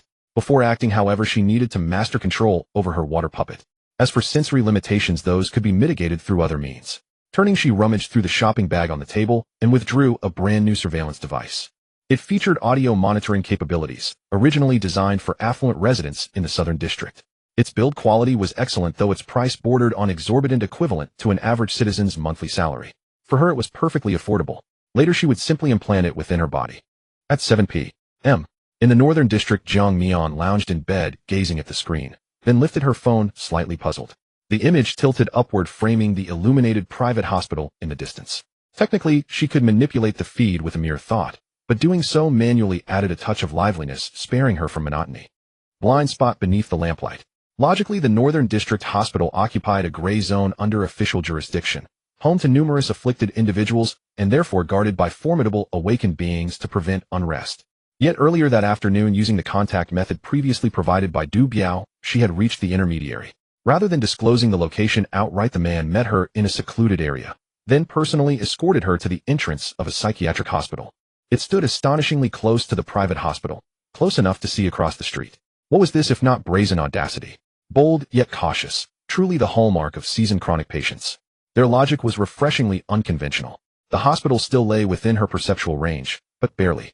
As the camera's perspective drew nearer to the psychiatric hospital's gate, Jiang Mian expanded her awareness, fully focusing it intently on that precise locale. We've arrived. Time to begin. At the hospital's side entrance, a tall, slender woman pushed open the door. She wore a slightly snug shirt, sleeves casually rolled up to her elbows, and wide-legged trousers. An outfit. Jiang Mian scanned the lobby. Aside from the receptionist, the entire space was unnervingly silent. The intermediary who had brought her here had departed immediately, but no. In Jiang Mian's perception, he remained outside, stationed as a sentinel, apparently fearing she might flee once she learned the address. Given the extraordinary circumstances, and the fact that they were clearly powerful afflicted individuals, a crackdown would pose grave complications. So cautious, she ignored him entirely and walked straight to the front desk where a young nurse sat, appearing utterly ordinary. "Hello, I'd like to ask." The nurse was scrolling through her phone when she absent-mindedly recited a set of directions. Only when she finished did she realize something was off, and looked up. The woman before her had a figure that could be described as perfect. Her pale skin seemed to glow in the dim light, almost devoid of color, giving her a somewhat sickly appearance. Her features were merely delicate, yet her eyes were particularly striking, with slightly upturned corners that gave off a natural allure. However, her gaze appeared rather vacant, adding a sense of fragmentation. "Hello, I'm here to buy some medicine." Jiang Mian repeated, her voice weak and lacking energy, as if she had just woke. Moreover, due to deliberate adjustments, the voice her avatar could produce was strikingly different, embodying a languid tone that matched her appearance. The nurse's gaze fell upon her, visibly taken aback. "Ahem." She cleared her throat and quickly regained her. "Miss, this is a mental hospital. Are you sure? You're in the right place." Jiang Mian shook her head, and after a moment said softly, "I had a restless night, just need to buy some medicine to feel better." "Then let me ask you. Number 8 sent me." Before the nurse could finish, Jiang Mian interrupted. Number 8 was the nickname of the introducer. Before entering, the person had given her a cryptic set of codes, but after hearing them, they waved their hands, saying it didn't matter much, and that she could simply refer to his title upon reaching the third round. From the introducer's demeanor, it was evident that the mental state of the organization's members was quite concerning. How did they end up like this? Jiang Mian found it somewhat unreliable. Well, she was still lying at home anyway, so it wasn't a waste of rest time. The nurse, after being interrupted, said nothing more. It was just a formality. As for why she felt the other person's gaze was strange, she thought, well, for a person with a mental disorder, it was not unusual to have an odd mental state. "Follow me." She stood up and led Jiang Mian into the elevator. Oh my. The moment Jiang Mian stepped into the elevator, she felt it suddenly sway, as if something incredibly heavy had entered, causing her to gasp in surprise. She glanced at Jiang Mian, whose slim waist and long legs hardly seemed tank-like. Was her ability affecting the weight? How could it be so outrageous? Jiang Mian seemed to sense something, slightly tilting her head to gaze at the nurse. The nurse quickly turned away, swiped her card, and began pressing the buttons with fervor. Jiang Mian withdrew her gaze. This avatar of hers had compressed and stored numerous elements to avoid being scattered in case of an accident, and to enhance its strength, even bringing along an empowered hand. However, to avoid drawing attention, it was not placed externally, but hidden beneath a guise. This way the avatar possessed a certain combat capability with different elemental combinations able to simulate certain abilities from the paths of calamity, allowing her to masquerade as a transformed individual. During the elevator ride, the nurse briefly introduced herself, Su Miao number 44. For convenience in addressing one another, members of the mutual aid group referred to each other by their numerical designations, with only those close knowing each other's names. Because her sequence was extremely low, her abilities did not significantly affect her appearance. Thus, she was assigned to the entrance duty. Newcomers could be directly brought in if number 8 deemed them acceptable. However, Jiang Mian felt things were not that simple. When they had met earlier, the person had tested her, but after she entered they still blocked the door, clearly ready to take action at any moment. She speculated that as long as she didn't successfully gain entry, she might not be able to leave. This organization was definitely not benevolent. But what was the deal with Su Miao in front of her? A mascot. For some reason this person gave Jiang Mian a strange feeling. Yet since she was not physically present, her perception had somewhat diluted over a distance. Ding! Before she could ponder further, the elevator stopped. The screen displayed a buttonless 0 floor, likely situated in some interstitial layer or deeper underground. Outside was a narrow corridor, impeccably clean, with a floor that nearly reflected light. Some patient rooms were tightly shut while others had their doors ajar with few people coming and going. Outside was a narrow corridor, impeccably clean, with a floor that nearly reflected light. Some patient rooms were tightly shut while others— "Alright, I'll take you up to here. Someone else will guide you from here." Su Miao waved goodbye to Jiang Mian and stopped in front of an office. "Okay," Jiang Mian replied succinctly and pushed the door open to enter the office. Inside, a slender middle-aged man sat behind the desk facing a burly man. Strangely, the man's face was covered with grotesque blood-red patterns resembling protruding veins, which was quite terrifying, indicating he had reached the 3rd stage. Yet this man was able to converse normally with the middle-aged man across from him, showing no signs of madness. She walked over to the desk. The grotesque, burly man glanced at her, his gaze unwavering, and silently walked to the door, closing it, standing there to block it completely. "Sit." The slender man extended his hand toward the chair opposite him, a strange glimmer flashing in his eyes as he looked at Jiang Mian. Among the transformed women, especially those who were beautiful, were quite rare. After all, for the sake of suppressance and survival, they had long been devoured until nothing remained, let alone maintaining a clean and beautiful appearance. The woman before him either had means or was not weak in strength. But since she was here, it indicated a need to join. "You can call me number 2. If you wish to join, we will proceed according to the rules and start with some questions." Number 2 observed Jiang Mian's expressionless face and continued, "First, how long have you been ill? What stage are you at now?" "For a little over a year. I'm at the 2nd stage and have never reached the 3rd stage." He immediately straightened up, a rare ripple stirring within him. It is well known that excluding certain naturally awakened individuals, awakening typically occurs around 18. Just a year of illness. Does that mean she is 19? He did not dwell on this and continued to ask abilities. Level. Sequence 63, Calamity Path Mist, Veil, 2nd stage. No wonder. Since her arrival, the man had felt almost no aura from her. It turned out to be due to this ability. Transformed individuals are usually discreet, and randomly encountering 1 or 2 with high sequences is not unexpected. Those in the forefront likely consume a significant amount of suppressants, making it reasonable to seek them out when they couldn't cope. It's a bit of a pity if only she were at the 3rd stage. The Mist Veil ability is a rare assassin among the Calamity Paths, but the core skill Vaporization only unlocks at the 3rd stage. At that time, her stealth capabilities would greatly enhance. However, even at the 2nd stage, she was not weak, and considering her youth, if she were an awakened one, she would definitely be considered a genius. Demonstrate basic skill. Upon hearing this, Jiang Mian's thoughts moved slightly, and a hazy white mist quietly rose within the room, thickening at a visible pace. The operations principle was somewhat different. If she were physically present, she could directly draw upon the elements in the surrounding environment. But as this was merely an avatar, she could only use her own reserves. Fortunately, the consumption was not great. Before the mist could fully rise, it was called to a halt. "Stop, stop, stop." Number 2 waved his hand, and a gust of wind suddenly swept through the room, dispersing the freshly risen mist. Indeed, it's Mist Veil. He did not allow Jiang Mian to demonstrate her 2nd stage skill, as while the toxic mist wouldn't kill him, it would be unpleasant. Number 2 opened the drawer beneath the desk and took out a sealed test tube. The liquid inside was a vibrant blood red, reflecting a strange distorted sheen under the office lights. He gently pushed the test tube toward Jiang Mian, tapping lightly on the desk with his fingertips, saying, "Drink this, and you'll be able to join us." Jiang Mian picked up the red vial, examining it closely in front of her. The packaging resembled that of a suppressant, yet its consistency was much thicker, akin to a type of syrup. "What is this? A suppressant?" Number 2 provided no further explanation, but his gaze conveyed everything. "If you don't drink it, it's uncertain whether you'll be able to leave this room." In his eyes, although the mist concealment was rare, she was merely a 2nd stage, now unable to vaporize, and her skill's preparatory phase was quite long. Even with agility, she could hardly exert her full strength in such a confined space. Moreover, there was a formidable individual blocking the door. Jiang Mian had anticipated this. This group surely possessed means of controlling members, otherwise with such a nature of the organization, it was likely that anyone stepping out would immediately transfer to the adjacent special management area.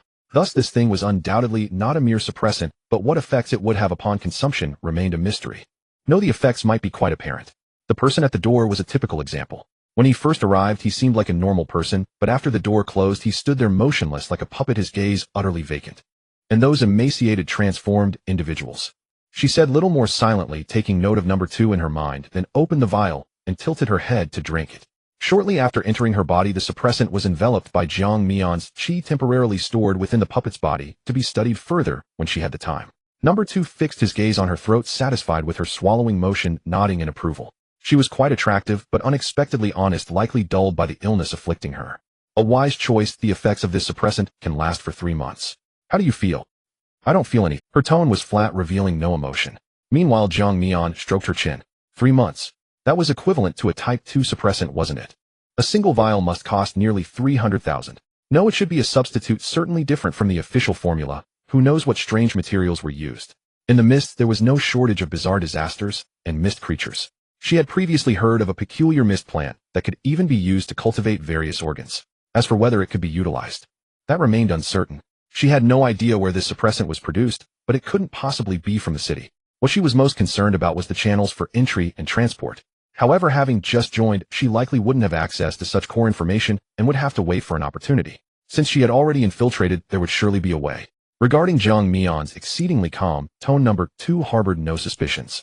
He never considered others to be fools. The other party must have recognized the unusual nature of this suppressant, only showing a bit of resistance, having a minor tantrum. Number 2 turned sideways and pulled out 3 cards from the nearby drawer. Draw 1 to determine your number. Number 2 was never a patient person. This time, perhaps due to her pleasing appearance, he rare explained, "You know about the naming process. The mortality rate among transformed individuals. Even with suppressants, many do not live long. So if those in front meet an unfortunate fate, the vacant numbers will be filled by newcomers. So, does that mean that those with earlier numbers aren't necessarily stronger? This complicates things a bit. After all, who knows if the later numbers contain powerful individuals? However, this was of little concern to Jiang Mian, and as long as they did not trouble her, it was fine. Jiang Mian extended her hand and randomly drew 1. 6. Hee, it seems you're lucky. This position just opened up and you drew it. Number 2 chuckled softly. However, this statement felt a bit strange to her. Number 4, take her to get acquainted. Number 2 called out to the burly man at the door and waved to send her off. Upon hearing this, number 4 turned around, opened the door, and without caring whether Jiang Mian followed, walked out on his own. Jiang Mian followed number 4 out of the office, the door closing silently behind her.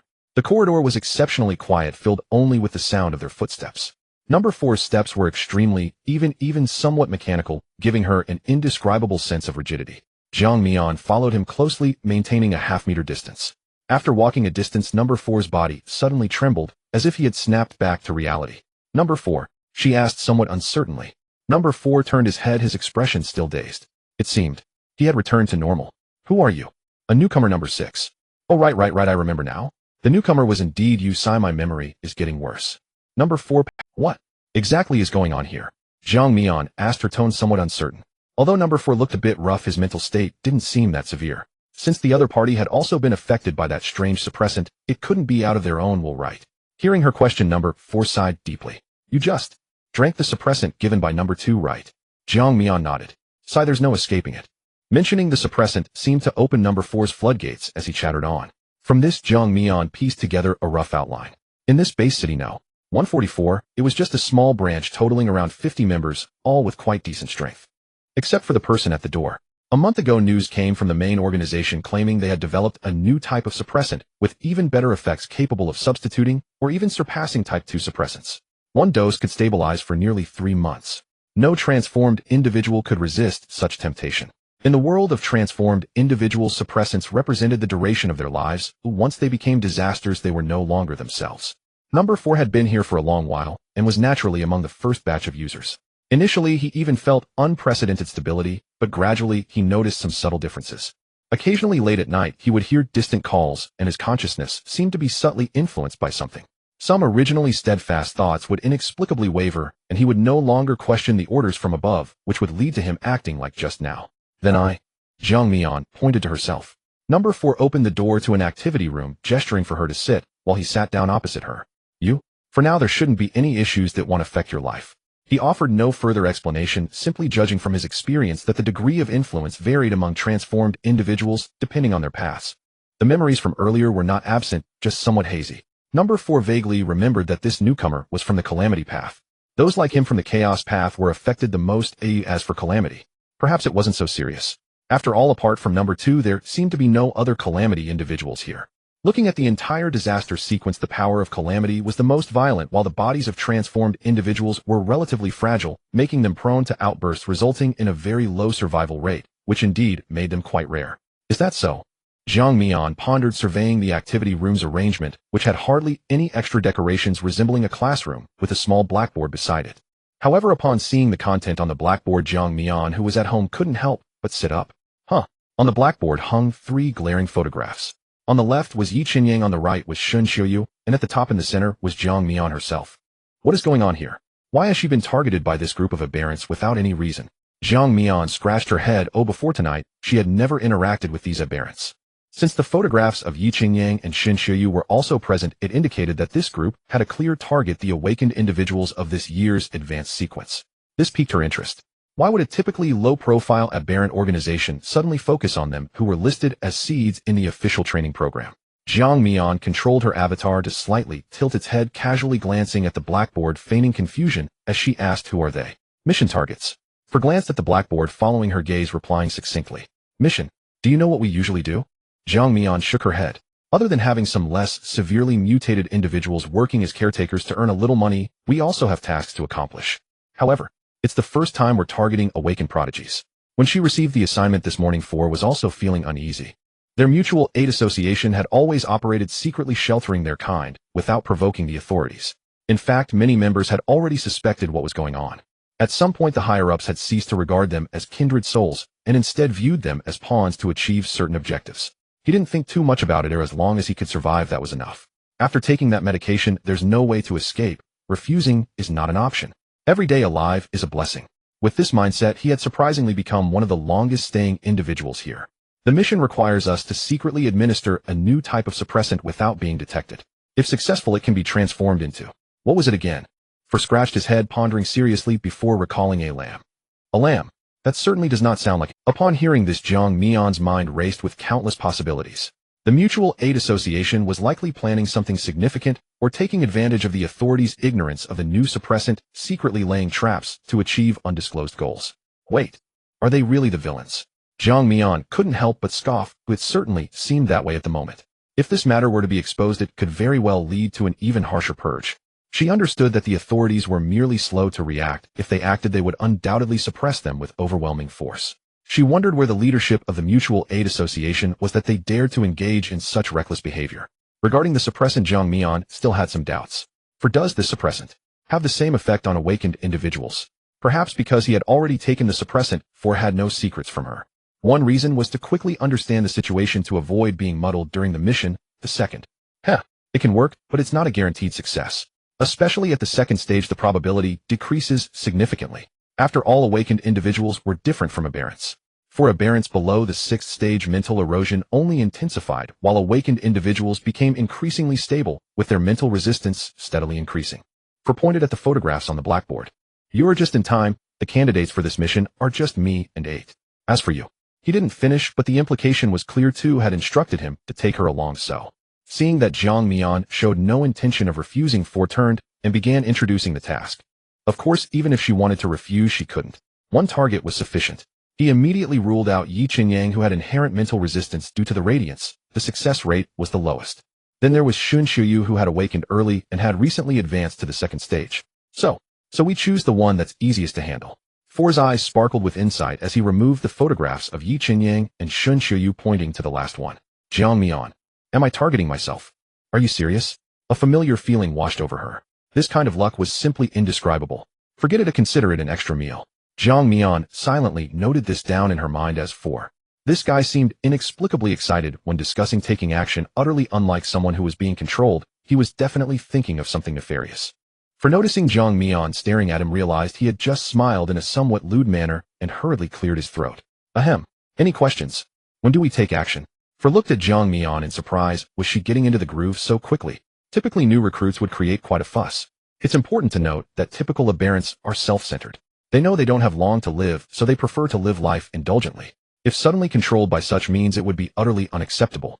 This woman had not shown any emotional fluctuations since her arrival. Could it be too much of a low-quality support? For had never been one to overthink. He simply concluded that she was just someone with a strong capacity to accept things, and since there was no escape, it was best to accept it. He wasn't afraid of the other party acting recklessly. There had been precedents before, and those individuals had all exploded before implementation. Zhang Mian couldn't be bothered to explain. The more she said, the more mistakes could arise. Let for fill in the gaps himself. The two unexpectedly reached a consensus and dove straight into the main topic. For pulled out a map from who knows where and said tomorrow outside the city. Tomorrow that group would have a transport mission. Although there were many people, for certain reasons they would split into a large and a small group. They could take a chance if lucky the target would be in the smaller group, which wouldn't be too crowded. However, since there were no Radiance individuals among the aberrants, navigating through the fog required some special means. Zhang Mian glanced at the contents of the map, or it depicted the underground pipeline routes of the base city. Aside from the information that she would be on a mission tomorrow, how was she able to obtain this? Due to heavy rainfall, the drainage system of the base city was intricate, and because of the presence of disasters, many places in the pipelines were equipped with modules for manual adjustment, and there were also dedicated patrols with routes dispatched on the same day. Being able to exit through this place only proves there's a leak. Zhang Mian had no interest in the matters above her. What did that have to do with her? She hadn't expected that exiting the city would be so simple. Once she had the information, it was no longer a difficult task. Why show some reaction, newbie? For noticed Zhang Mian's blank expression as if she were daydreaming and couldn't help but speak up. Zhang Mian cast a deep glance at him, already marking a cross in her mind. However, how to handle things later still required careful consideration. As for leaving the city, considering the control range of the puppets, it was best to avoid the two. No need to worry about me. I have my own way out. Oh. Seeing Zhang Mian's calm demeanor, For scratched his head. Were today's newbies so capable? Indeed, after all, the environment outside was quite harsh. Those who survived were all skilled individuals. Zhang Mian did not let the clone stay there for too long. After roughly assessing the situation, he quietly returned. The 4th and 8th sequences should not be low. Both are at the 3rd tier, specializing in the chaos path, adept at stealth and concealment. Therefore, as long as they do not encounter awakening practitioners skilled in perception when leaving the city, generally, there will be no unexpected incidents. Ironically, they had originally planned to test the situation as soon as they received the task. If possible, they would handle the matter on the spot. However, before they could emerge from the shadows, they almost bumped into Xun Yuan and Xin Ming, who were there to find her. Then the two of them chose to flee. Considering the current situation in the city, they did not dare to confront a 4th-tier awakening practitioner hidden. Naturally, they did not dare to do so normally either. Thus, they decided to relocate the meeting point outside the city. The two had also considered delaying the time by a few days to find an opportunity when the 5th squad went out alone. However, due to the recent frequent disappearances of awakening practitioners, suspected disasters had infiltrated and were quite active, prompting a wave of personnel changes from above. Starting immediately, the number of patrols was increased, and the original guards were dispersed to train newcomers, affecting their embedded informants and leading to their direct reassignment from their original posts. Consequently, obtaining the subsequent pipeline routes became much more challenging. Zhang Mian controlled the clone, confirming that no one was following before returning home via a side path. Once inside, the clone instinctively shed its clothing and then removed the simulation skin, revealing the structure inside. The water was compressed into black, appearing slightly translucent after 2 rounds of testing consumption. According to Zhang Mian's plan, this amount was sufficient to simulate water-related abilities 7 or 8 times. Once the release was nearly complete, the strength of the puppet's body would be maintained at a normal level. If it was merely simulating the basic skill of mist concealment, the number of uses should be even greater. With a thought, the black water puppet spat out a blood-red sphere, its surface covered with a thin membrane resembling a water balloon. Zhang Mian did not want to touch it. For some reason, this thing gave her an ominous premonition. She simply let the sphere hover in the air, gave it a gentle shake, and confirmed it was very viscous, almost devoid of liquidity.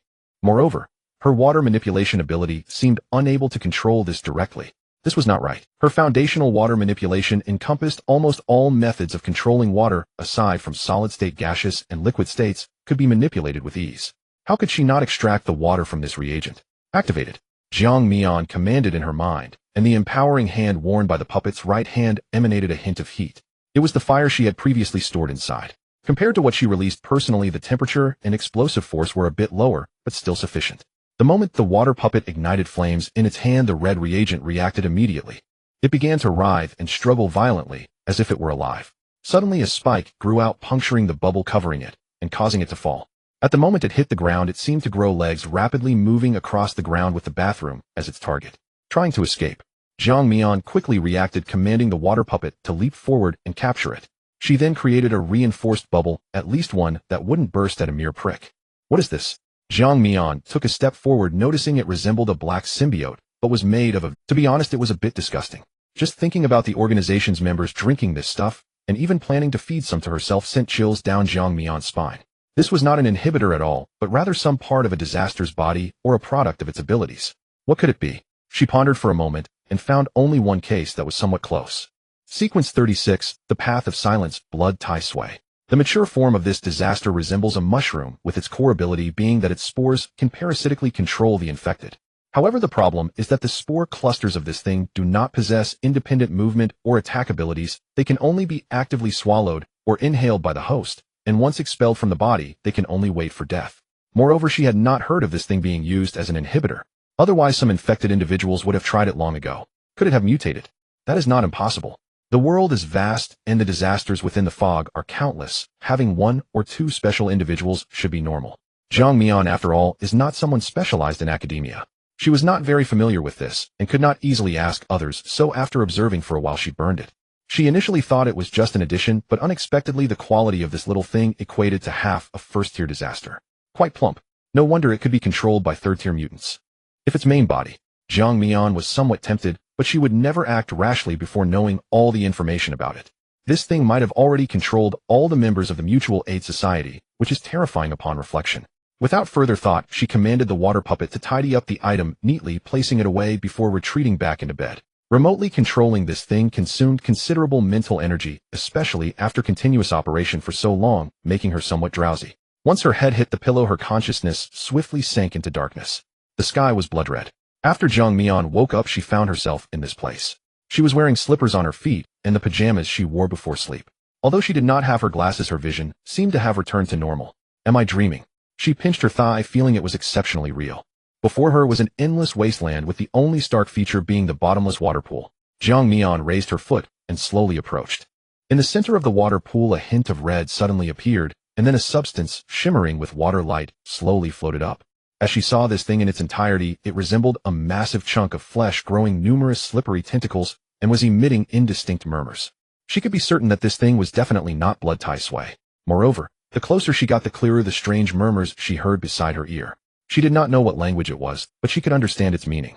Attach. Merge. What the hell is this? Jiang Mian immediately displayed a look of disgust. Did this thing want to parasitize her? Go to hell. The mere thought of it ignited the surrounding air, and orange-gold flames instantly enveloped her body. Centered around her, the flames rapidly engulfed the surroundings, igniting the disgusting flesh ball and swiftly spreading to its body hidden underwater. The flesh ball emitted a sharp shriek, its tentacles curling and darkening at a visible speed, and its massive body violently contracted inward. Naturally, that annoying murmuring came to an abrupt halt.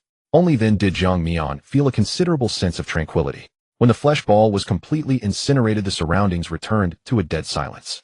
In the morning at 6 o'clock, Jiang Mian opened her eyes and glanced at the dim morning light outside. She had already woken up once after dreaming last night, and still vividly remembered that dream. She rubbed her eyes, stretched her waist, and sat up. Mental contamination. I should stop eating random things. Jiang Mian brushed through her slightly messy hair. That thing seemed to not only affect the physical body, but also had a certain corrosion on the mind. Even something as powerful as the burning ash left behind a small wave of pollution after burning, requiring a second combustion to cleanse it entirely. Given her current skill level, unless the opponent's true form was far superior to hers, and their rank was also not low, such a situation should not occur. Jiang Mian recalled the form of that thing in her dream. Was it really the blood Tai Sui? It didn't seem like it. The characteristics were more akin to the calamity of the chaos path, with two significant traits present: lurking shadows and disordered bodies. For instance, rank 49. The Crimson Touch was essentially a mass of flesh and blood without a fixed. Its core ability, however, evolved toward different directions based on the surrounding environment, and then solidified, which led to varied individual forms. Some would develop shells while others might grow spikes. In short, one word: chaos. That thing from last night to Jiang Mian was just an incomprehensible mishmash of unknown origins. Forget it, I won't think about it. She shook her head, temporarily abandoning her thoughts, got up, slipped on her slippers, and prepared to freshen up. Knowing of the existence of such things, she would have to be more cautious in the future and absolutely avoid drinking unknown potions. Who knew what was mixed in them? Half an hour later in the No. 3 maintenance area of the East City Wall. This place was at the base of the city wall next to a small exit, only allowing 2 large cargo trucks to pass simultaneously. By the time Zhang Mian arrived, 8 small teams had already gathered. 3 of them belonged to the East City Wall, all acquaintances. One team was the one where Shun Xiuyu was, and another was the Xiongyu team she had seen before. As for the others, they came from different defense zones. Usually due to the need to rotate watch at various sentry posts, manpower was always tight. It was already quite rare to allocate so many people this time.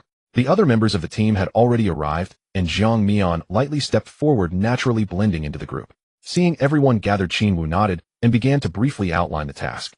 Just as she had learned last night on the return trip, that batch of supplies had to be transported in batches resembling the relief grain from the imperial court, with a small batch brought back, while most had to be transported south to base city No. 145. The situation there was similar to that in the city, all about the mutated beings, but it seemed to be more severe with an unexpectedly high number of cases, and they even needed to borrow some people. Thus the higher-ups directly arranged for the support and transport tasks to be combined. Since Zhang Mian and the others were still in a probationary status, such dangerous tasks were not for them to undertake. Just yet, it would be the 3 teams from the East City Wall responsible for transporting this batch back. That's about it. Is everyone clear? Qin Wu rubbed his hands over his thermos. Clear. Several people responded in unison. Good. Full of spirit. He waved his hand, signaling everyone to relax before conducting another check. Zhang Mian touched her bag. She didn't bring out the simulated skin bag, it wasn't necessary. After all, those 2 would definitely act. In this fog, it wouldn't be difficult for her to silently take them down. However, to ensure nothing went wrong, she still brought along the special communication device, given by No. for the Tonyan box. Since electronic devices couldn't function normally in the fog, this special abnormality was developed. It was only of 2-star quality, utilizing materials from both the Sound Tracker and Earth Listener calamities. The 2 combined had a communication range of only 2 kilometers and had to be in contact with the ground to use. Considering it could still be used in the fog, its value was twice that of a standard 2-star anomaly. Zhang Mian planned to make good use of this little device. In a place where several people couldn't see, she quietly took out the Tonyan box, which looked like a quail egg-sized skull. Holding it in her palm, Zhang Mian quietly tossed it under the vehicle. The water in the surrounding air quickly condensed, enveloping the Tonyan box without making a sound. Then the flowing water extended like tentacles, attaching this thing to the underside of the vehicle. The entire process was seamless, not making a single sound. Just as Zhang Mian straightened up, a hand patted her shoulder. Mian. Eek. Zhang Mian pretended to be startled, turning to see it was Lin Xiaoya, letting out a sigh of relief as she patted her chest. Although Zhang Mian felt somewhat resistant, she still reluctantly accepted it. Why the big reaction? Doing something guilty? Lin Xiaoya teased. Although Zhang Mian felt somewhat resistant, she still reluctantly accepted it. Why the big reaction? Doing something guilty? Lin Xiaoya teased, finding her reaction somewhat cute. Sister Xiaoya, why did you suddenly scare me? No way, you were clearly too absorbed. From her perspective, Zhang Mian had just been facing away, squatting alone on the side, as if organizing things in her bag. Was I? Lin Xiaoya waved her hand, leaned a bit closer to Zhang Mian, her gaze darting toward the Xiongyu team, lowering her voice. Mian, let me tell you something. What is it? Zhang Mian followed her gaze. Several people were checking their gear, looking all normal. It's that one on the left side of Xiong team, quite tall, with slightly curly hair. Since we gathered, I've noticed him glancing over at us from time to time, to be precise. He's been looking at Xiuyu. Upon hearing this, Zhang Mian subtly assessed that person. He had an ordinary appearance, probably around 30, seemingly just reached the 2nd rank, with a somewhat unstable aura. He was helping other team members organize their gear, appearing quite normal. Sister Xiaoya, could it be that you misread? Maybe it's just because Sister Xiuyu is pretty and he can't help but glance a few more times. Even so, Zhang Mian still felt a degree of vigilance. That person gave her a feeling of seeming normal, yet there was an indescribable strangeness in her intuition. How should she put it? It was like something that resembled a human, but was not human, mimicking human expressions and actions perfectly. She was very clear that including No. 6, the Mutual Aid Society had only sent 3 people for this mission. So what was up with that person? My intuition has always been very strong. Lin Xiaoya puffed up her chest confidently. If you ask me. Zhang Mian tilted her head, blinking innocently. That guy is definitely thinking something unclean. Huh. Meanwhile, over at the Xiongyu team. Ahua, are you ready? Get in the car. We're ready to go. Xiongyu shouted at the target of the previous conversation. Okay, Xiongyu. Ahua finished packing his gear and then walked toward the back seat. Just before closing the car door, he unintentionally glanced at Shun Qia's figure not far away. So fragrant. So fragrant. Ahua withdrew his gaze, a flicker of uncontrollable excitement passing through his eyes. He had finally managed to infiltrate this human city, enjoying a few days of comfortable life.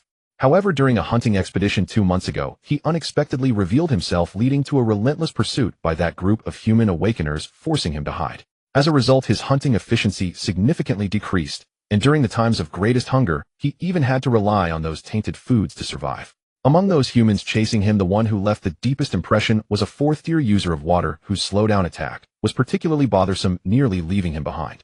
2 months. It had been 2 months since he had a proper meal.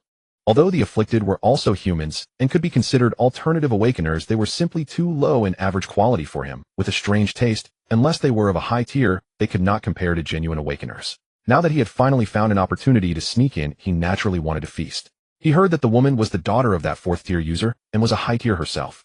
Even if she was just a 2nd tier, her taste and value would certainly not be lacking. He planned to finish this meal before heading back into the mist, and once he reached the 4th tier, he would definitely return to take revenge on that group of humans, especially the one who used water. By the way, there was also another 1st-tier high-tier small cake, buy one get one free, which was simply delightful. After leaving the city, the convoy moved steadily along a straight road. Jiang Mian leaned against the car window, looking outside. Above the road was a layer of invisible barrier keeping the mist at bay, and the view ahead was clear and wide, resembling a tunnel underwater. In the higher skies, a brilliant golden light stretched far into the distance like a divine path from a myth. It was magnificent, so magnificent that it was hard to believe that it was just a transportation device. The Mist Express track. If one wanted to reach the distant core city circle, this was the fastest route. It looked quite advanced technologically, contrasting sharply with the city inside. No wonder the fees were frighteningly high. Jiang Mian pulled back her thoughts. Calculating the distance, it should be about time. This place was a bit far from the city, and since it hadn't reached the southern fork, if those two were lying in ambush, they would likely choose this area. With a thought, the water flowing beneath the car wrapped around the communication box and quietly fell to the ground. The target was not large, and with the wind's cover, no one noticed the inconspicuous little black shadow that appeared on the road. Even if someone did notice, they would not pay it any mind. It was just a small mass of water, not even a disaster. What threat could it pose? After the convoy moved on, the mass of water carried the communication box and shifted to the side of the road. As soon as it touched the ground, the skull head received a signal, its mouth opening and closing as it emitted the voice of number 4. Hey, number 6. Where are you? While speaking, the water mass rapidly transformed, bizarrely growing a mouth, and with the wind's assistance, it produced the unique, lazy voice of a clone, articulating clearly, I've arrived. Oh, when it's time to act, I will naturally come find you. Just messing with them.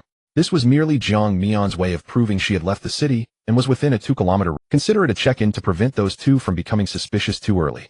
Meanwhile, not far down the road on the high ground, the mist here seemed even denser, appearing to writhe like a living thing, gloomy and lifeless. Hey, number 6. Number 6. Speak up. Number 4 propped himself up on the ground, tapping the skull head in front of him. Don't break it. Number 8 couldn't help but remind him. That new guy hung up voluntarily. There's no use in tapping. Oh, only then did number 4 pick up the communication box, rubbing it casually before putting it in his pocket. That woman really came out. How did she manage that? He seemed to be talking to himself, yet also asking number 8. You ask me, who do I ask? Number 8 replied impatiently. He already held considerable resentment regarding this mission. Not only was the difficulty high and risks great, but one teammate was a bit slow-witted, and the other was a newly inducted member, a lone wolf, who was hard to get along with. How are we supposed to handle this? Number 8 also understood that number 6's ability was mist concealment, giving him a unique advantage in this mist. As long as he activated his ability, even if the two wanted to find him, they would be unable to do so. Forget about number 6. Have we prepared everything we need? Number 4 chuckled, pulling open his coat. The inside of his coat was filled with all sorts of strange little gadgets. Number 8 couldn't help but twitch his eye. Alright, let's start setting up. According to their original plan, they needed to artificially trigger a wave of miniature mist tides. When that happened, not only would the mist violently surge and gather, but there would also be a considerable number of low-tier disasters, with the highest level being Tier 3. Within that group, there were also 2 Tier 3 leaders, so they wouldn't be completely defenseless. The intensity would be manageable. While ensuring enough chaos for convenience and action, they wouldn't let the target lose their life. Number 4 nodded and turned to walk deeper into the mist, with number 8 following closely behind. About 2 hours later, the convoy arrived at Base City 143, parking in the maintenance area at the western city wall. Strangely, as Jiang Mian entered the city wall area, she felt an inexplicable pressure, her head spinning, and accompanied by a strange sense of nausea. What's wrong? Su Wanning turned to look at her, asking with concern. Jiang Mian shook her head, indicating she was fine. It might be my first time using the mist passage, been just a bit unaccustomed. I see. Let's get out for some fresh air. Su Wanning, not suspecting anything, helped her open the car door.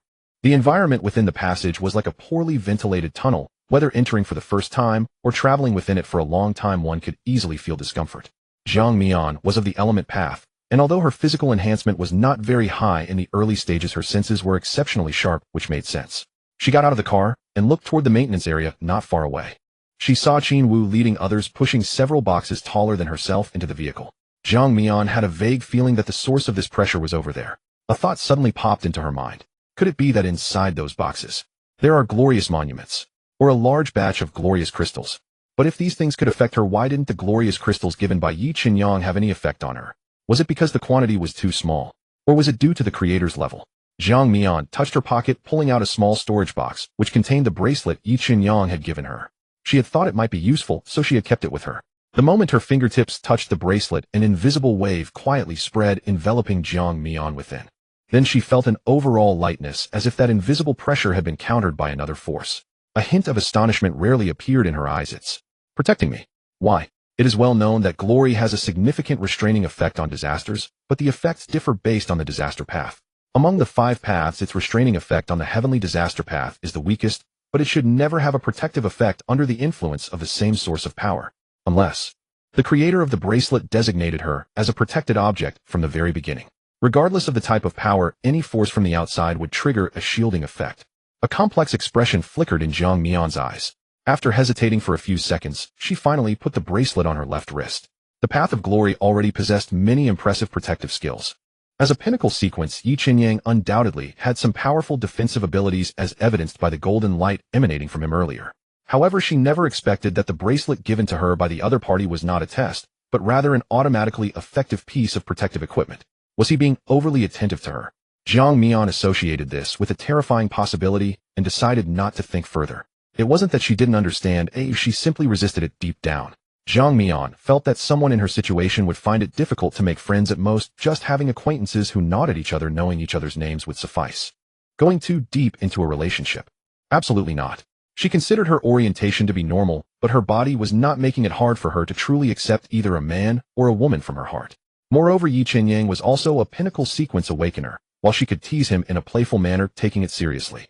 Jiang Mian shook her head, casting aside these chaotic thoughts. She needed to level up as soon as possible. Once she reached the 6th tier, she could go wherever she wanted, and no one would be able to catch up to her. As for that guy Yi Qinyang, forget it. She would see how things went in the future.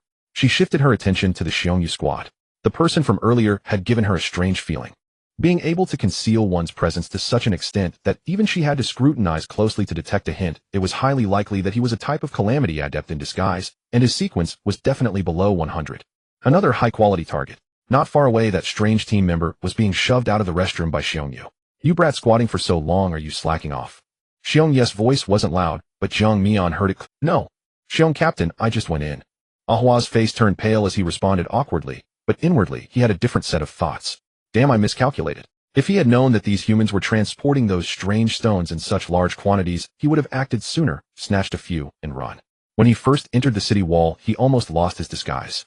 Although these things couldn't directly kill him, they made him feel as if he were being pricked by needles all over. If his level had been slightly lower, and he couldn't hold on, he probably would have revealed his true form and collapsed on the ground by now. You? Xiongyu looked at his pale face, and slightly unsteady steps, his expression odd. Ahua's heart tightened.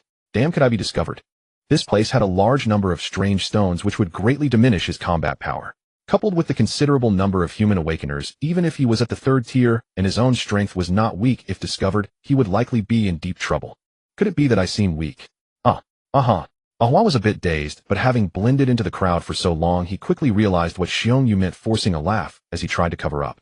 Xiongyu looked at him a few more times. A 2nd tier awakener able to appear so weak, what had he been doing behind? Previously a member of their team from the Path of Glory, needed a long medical leave to recover, and Ahua joined the team shortly, after having only been in for less than a week. He looked quite honest, but unexpectedly. Alright, you just rest. Just make sure not to drop the ball at a critical moment. Seeing his appearance, Xiongyu didn't force him to help, patting his shoulder meaningfully before walking away, although he still felt something was off. Ahua finally breathed a sigh of relief, but keenly sensed a gaze upon him. He lifted his head and looked not far away. It was that 1st tier little cake. Earlier he had not sensed any aura from her, indicating she must have some hidden aura protecting item. However, he thought the scent should not be bad. But now there seemed to be a strange smell emanating from her, prickly and spicy, somewhat uncomfortable. The source was that bracelet on her hand. When did she put it on? Forget it, that wasn't important. In his understanding, such a small thing could not compare to the larger items transported by the convoy. With his strength, breaking it would be a piece of cake. Zhang Mian observed the entire process. As an experienced actress, she felt that the other party's acting was even worse than her own, with so many flaws, that even if Xiong Captain knew a bit more information, he would be able to sense something was off. The goods in the box should all be in an unactivated state, but due to their large quantity, they still had a significant effect on the calamity. The other party was probably a calamity from the path of nightmare, highly sensitive to the powers of glory. Surviving until now was likely entirely reliant on their own strength. This was quite a timely arrival. She was in need of a helper who could stir things up even more. Although it was clear he was targeting Shinshouyu, she might as well take advantage. If she could shift his hatred onto herself, first, what would happen if he confronted number 4 and number 8? The core target of the calamity was singular: to devour humans. And number 4 and number 8 were supposed to feed her suppressants while ensuring survival. Their goals were in direct conflict. If they crossed paths, a clash was inevitable. When the time was right, all she would need to do was reap the rewards. Moreover, if the two of them caused enough commotion, she could also conveniently sustain some minor injuries, using that excuse to request more leave to dig into the information about the Mutual Aid Association. As for why the 2 third-tier ones were gone, leaving only her as a second-tier, and whether the mission would be successful, it shouldn't be a big problem, she should be able to get through it. Since she had taken that suppressant, as long as her reasoning wasn't too far-fetched, the other party wouldn't easily suspect her. Even if unexpected events occurred, the losses wouldn't be significant. Zhang Mian raised her head and inadvertently met Ahua's gaze, seemingly startled, retracting her neck and hastily averting her eyes. Ahua narrowed his eyes dangerously. Did that little cake just look at him? Had he been suspected? How could a mere first tier? No, he couldn't be sure if she had discovered anything unusual. He had to probe her. If she really discovered something, he would have to find a way to change his identity as soon as possible. Ahua took a few steps forward, but did not get too close, smiling and saying hello. I noticed you've been staring at us. Is there something you need help with? Quite polite, wasn't he? Although he smiled brightly as if there was no issue, Zhang Mian found it somewhat strange. She showed a hint of confusion in her eyes and shook her head.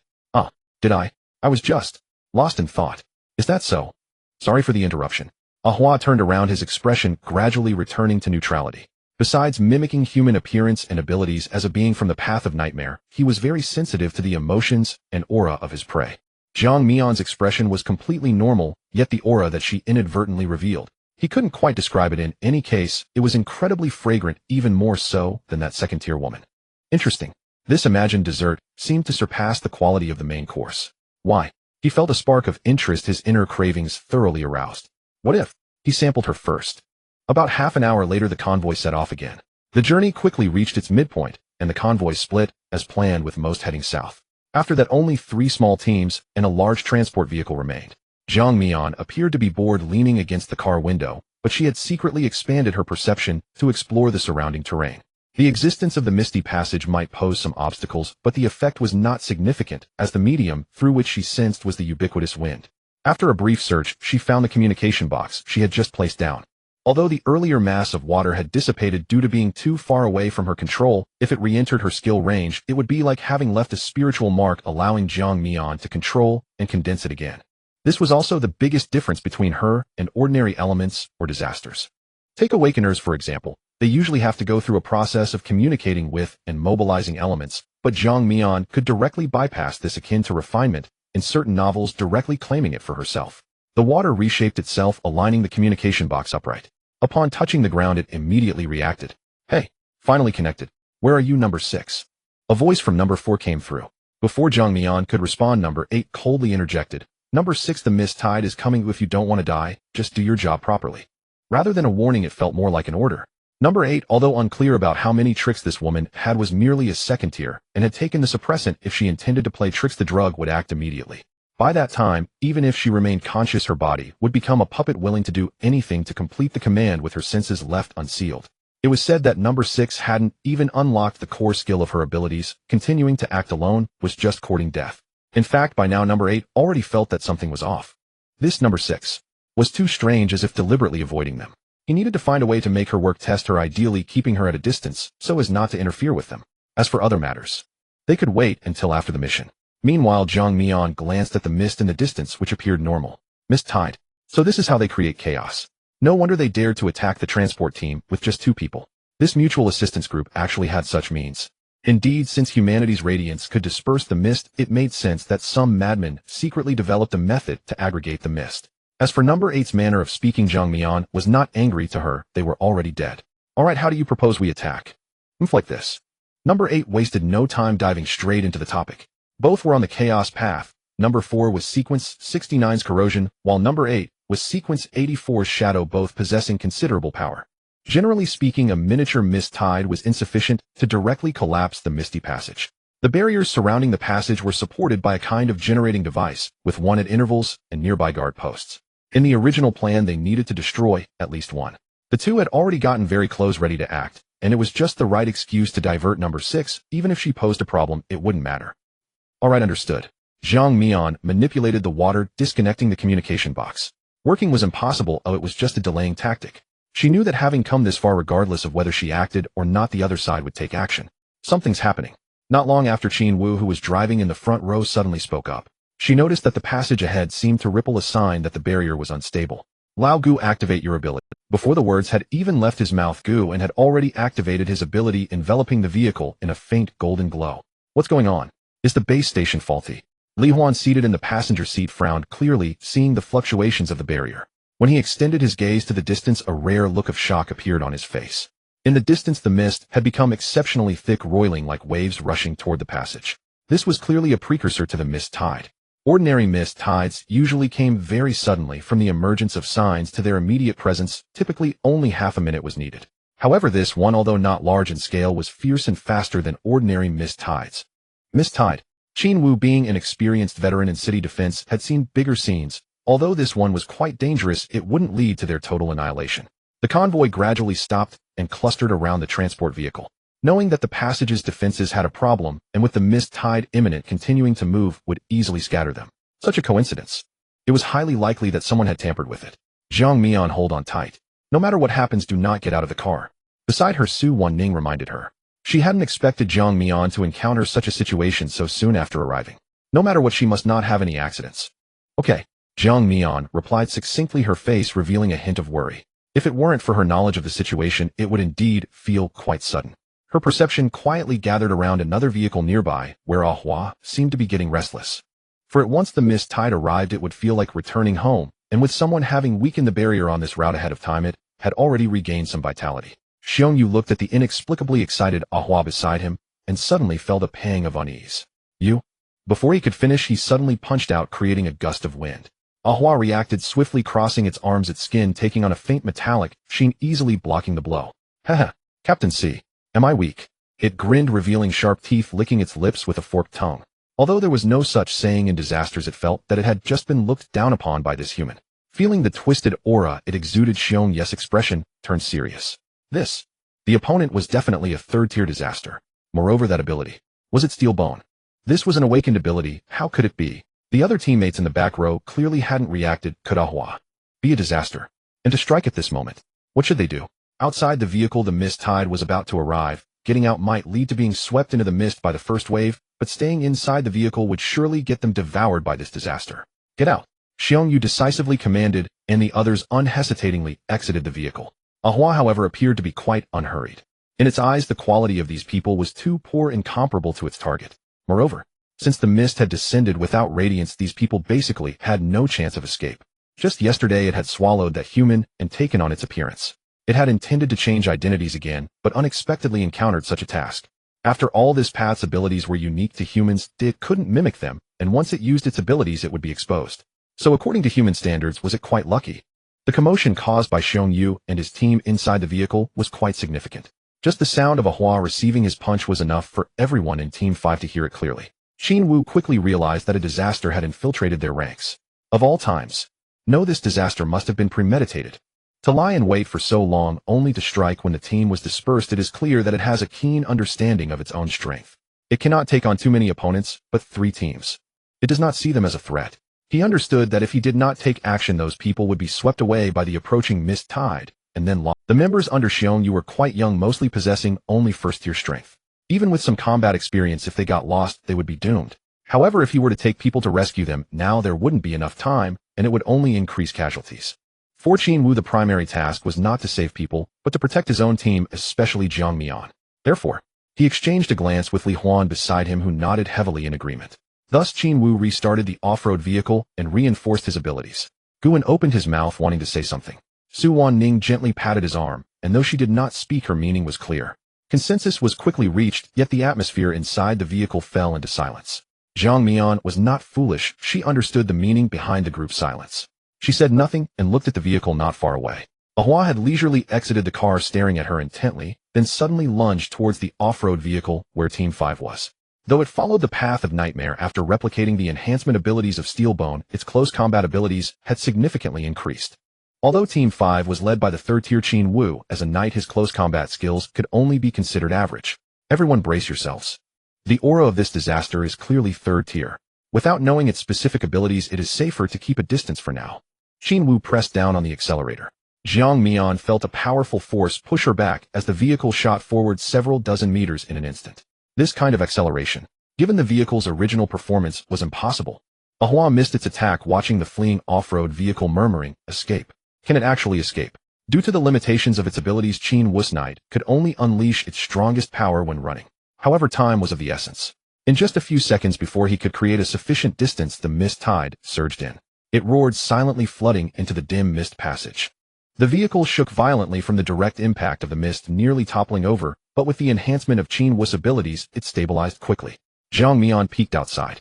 Covered by the mist tide, the visibility, which had been nearly 100 meters, had now shrunk to 50 or 60 meters. The mist was even flowing very unstable, and visibility continued to decrease. Teams 4 and 8 were already nearby, but they were discussing how to proceed. The first wave of impact was not only physical. For ordinary awakened, it would also affect their spirits. Logically, even she would be affected to some extent, as on the spiritual level, she was still human. However, the bracelet seemed to offer some protection against mental impacts, blocking all the spiritual shocks coming from the depths of the mist.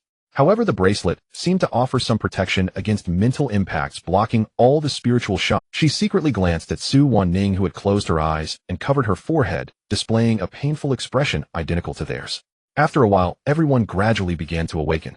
Because Guan had just used his ability to envelop the vehicle, the impact on the group was not too severe. Instead, he himself was the most affected. No matter how many times I experience it, it is always unbearable. Guan inhaled sharply. The last time he encountered the mist tide was several years ago, and its intensity back then was much greater than this time. Qin Wu, being the highest level, was the first to recover, his voice booming. Everyone stay alert. The disaster is coming. Upon hearing this, Su Wanning leaned slightly forward, placing her hand on Qin Wu's shoulder, silently activating her abilities. Though her abilities were lower in sequence and had average effects, unable to directly heal, like higher sequences, they could promote wound healing, thus accelerating her teammates' recovery. Li Huan rummaged beside him and pulled out a rifle. Although his ambush could enhance weapons, it was ineffective against firearms, or rather bullets. If he were to use a bow for long-range attacks, it would not work well inside the vehicle, and the attack speed was slow, so this would have to do for now. Zhang Mian retrieved a box from the base. Because the cannon was too large, it had to be disassembled for storage and would require assembly before use. However, her thoughts were not on that. Disaster. So many disasters. She bit her lip, casting aside. No, this time it should still focus on those 3 high-quality targets. If she did not fill her stomach first, any remaining space would have to be prioritized for the third-tier targets. Before reaching the third tier, she could offset it with lower-tier disasters, but now the returns from them had significantly decreased, at most just filling a gap. After assembling the cannon, she raised her weapon towards the indistinct flow of disasters in the distance, but her perception remained locked onto those 3 targets. Not far away, Team 4 was holding what looked like a monocular, looking towards Team 5's off-road vehicle. The lens of this device was made from specially processed luminous crystals, which could enhance visibility in the mist. However, in the environment of the mist tide, the enhancement was limited. If certain speed-specialized and high-level disasters were involved, they could probably approach the observer the moment they were seen. Hey, how strange, the mist tide hasn't arrived yet, but there's already a disaster mixed in. Team 4 scratched his head, somewhat confused. Disaster? What does it look like? Can you determine its sequence? Team 8 quickly inquired. High sequences like the target were precisely what disasters liked the most. Disasters that could blend into the crowd would not be low in intelligence or level, and aside from wanting to take the opportunity to feast, he couldn't think of any other reasons. If the target were to get into trouble, their mission would fail. It looks like a person. Team 4 was at a loss for words, so he simply handed the binoculars to Team 8. Team 8 quickly raised it, focusing on the direction of the convoy. Another small team remained in place, clearly having just recovered from the impact of the mist. Shin Xiaoyu fixed her gaze on the figure not far away. No wonder she had felt a vague gaze watching her since the start. She had heard her father mention before that there was quite a slippery disaster in the city, but she never expected it to infiltrate the city defense team. But Don't disasters generally choose targets that are nutrient-rich? Logically, they should come for her first. Why were they targeting Jiang Mian? Before she could think much more, Hua chased after the direction Team 5 had left. The reason was simple. That fragrance had wafted back, driving it nearly mad. Its instincts told it that consuming her would definitely allow it to ascend right on the spot. Such opportunities were rare. It did not delve into why Jiang Mian's allure was so great. Its instincts had completely overridden its reasoning.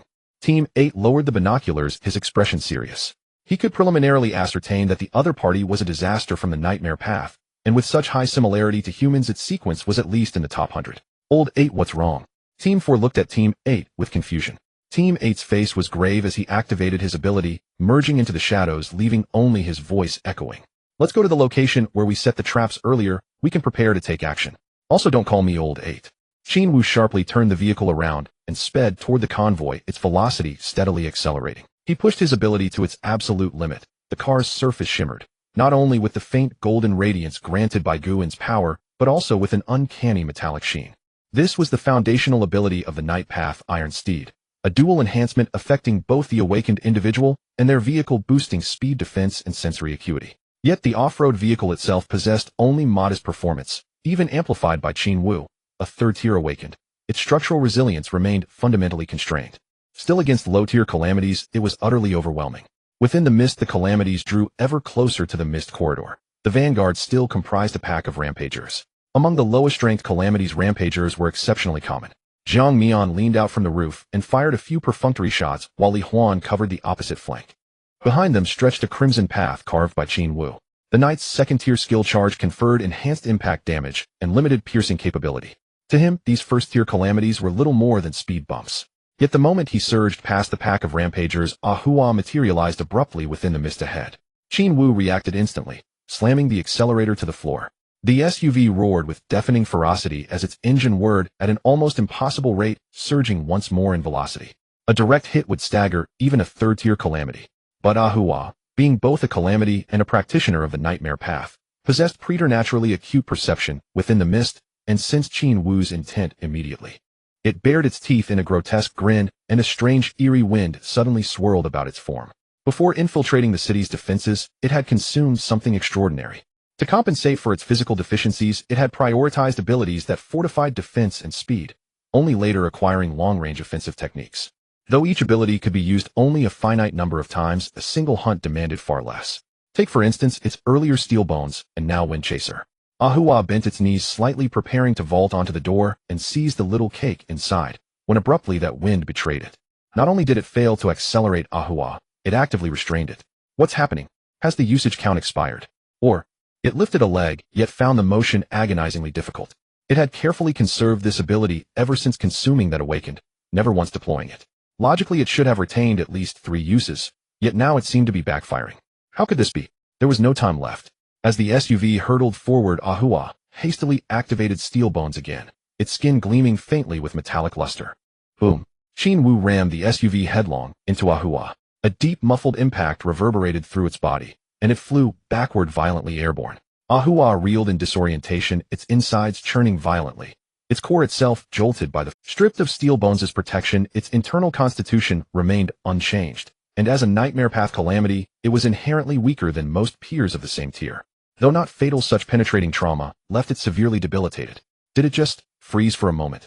In the passenger seat, Li Huan furrowed his brow, glancing first at Qin Wu beside him, then at the others in the rear. Guin, whose perception was notably sharper, had also sensed the anomaly. Indeed, it felt like backlash from a failed ability activation.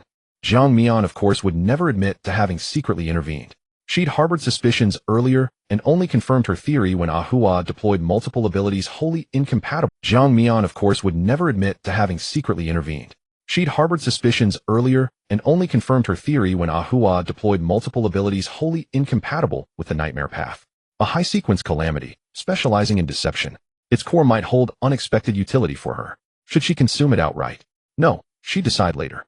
Jiang Mian judged it prudent to delay action, to wait until chaos fully erupted, allowing her to strike unseen. For now, her teammates remained aboard the vehicle. Any overt move would severely constrain her. Qin Wu remained silent, eyes locked rigidly ahead.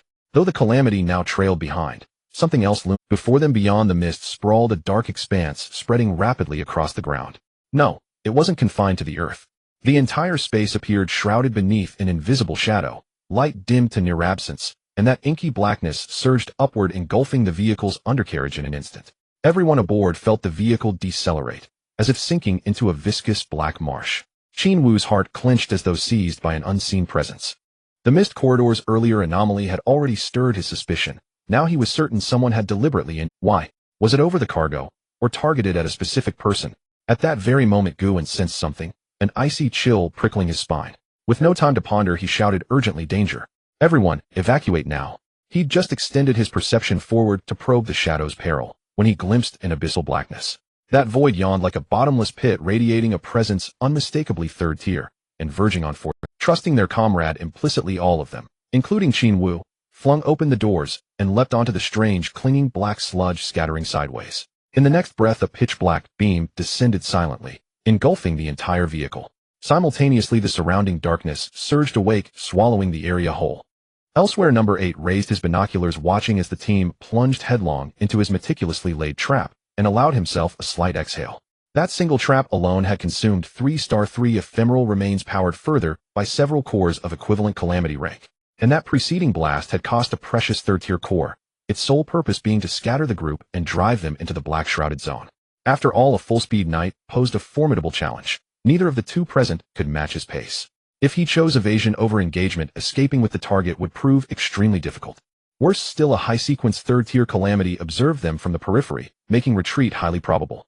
Thus, the shot had targeted their vehicle specifically, and succeeded admirably, at least dispersing Team 5. The target was still guarded by a second-tier vanguard. No serious obstacle. Number 4, I'll go in first. You keep watch on that knight outside. If I haven't emerged within 5 minutes, come find me. With that, he tossed the binoculars to Number 4 and dissolved into the shadow beneath his feet, streaking toward the obsidian zone. Hey, what about that third-tier calamity? Number 4 began, intending to ask where it was positioned, since it too appeared fixated on the target, but Number 8 had already vanished. With a resigned sigh, he headed toward the opposite flank. "Jiang Mian, are you all right?" Jiang Mian lifted her head, looking at Li Huan before her. "I'm fine." She seemed to have just regained her senses from the impact, shaking her head as she reached down to pick up her cannon from the ground, shaking it to try and rid it of the black mud sticking to it. This black mud seemed quite viscous, firmly adhering to the surface. No matter how hard she shook, it wouldn't come off. "What is this?" Jiang Mian looked at the black mud, slightly furrowing her brow, feeling a bit nauseous. "It seems this gun is no good anymore." If Li Huan weren't present, she would have tossed it away without hesitation. Shadow of Delay, a 3-star anomaly. Once activated, it quickly expands, possessing the effects of delay and corrosion. Li Huan patiently explained its adhesion is also very strong. Without special cleaning agents, it cannot be removed. Clearly, the ambushers were well prepared, and the surrounding black mist was another type of 3-star anomaly, the effect of the chaotic veil. This thing was originally developed to hold enemies in urgent situations, facilitating retreat, but now it had become a trap to ensnare them. "Oh, what should we do?" Jiang Mian displayed a look of helplessness as the gun in her hand fell to the ground. "The gun is unusable now. Do you have any other weapons?" Li Huan asked. Since Jiang Mian joined the team, she had been using firearms, and he truly wasn't sure what other weapons she could use. In this situation, not only could the hidden people potentially attack, but the previous 3-year disaster and the subsequent swarm of disasters could also break in at any moment. For safety's sake, one must have a weapon in hand. Seeing that Jiang Mian didn't respond, he pulled out a dagger from his waist pouch and handed it to her. "Here, take this for now. This is a standard 2-star weapon, a fong, fairly sharp, and also lightweight and durable." Jiang Mian accepted the dagger, but in her heart, she was devising a way to bypass him and stealthily make her move. As it stands, the imitator hadn't yet encountered No. 8 or No. And there hadn't been any movement.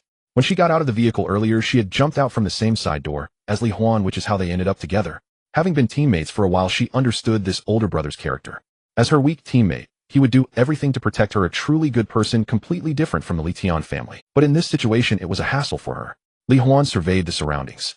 The captain and the others didn't know where they had been pushed to. Currently, it was just he and Jiang Mian left. Without the power of glory, running around easily could lead to getting lost. Because the chaotic veil had just been triggered, it was the thickest time for the fog, with visibility not exceeding 5 meters, and it even had a certain shielding effect on the senses.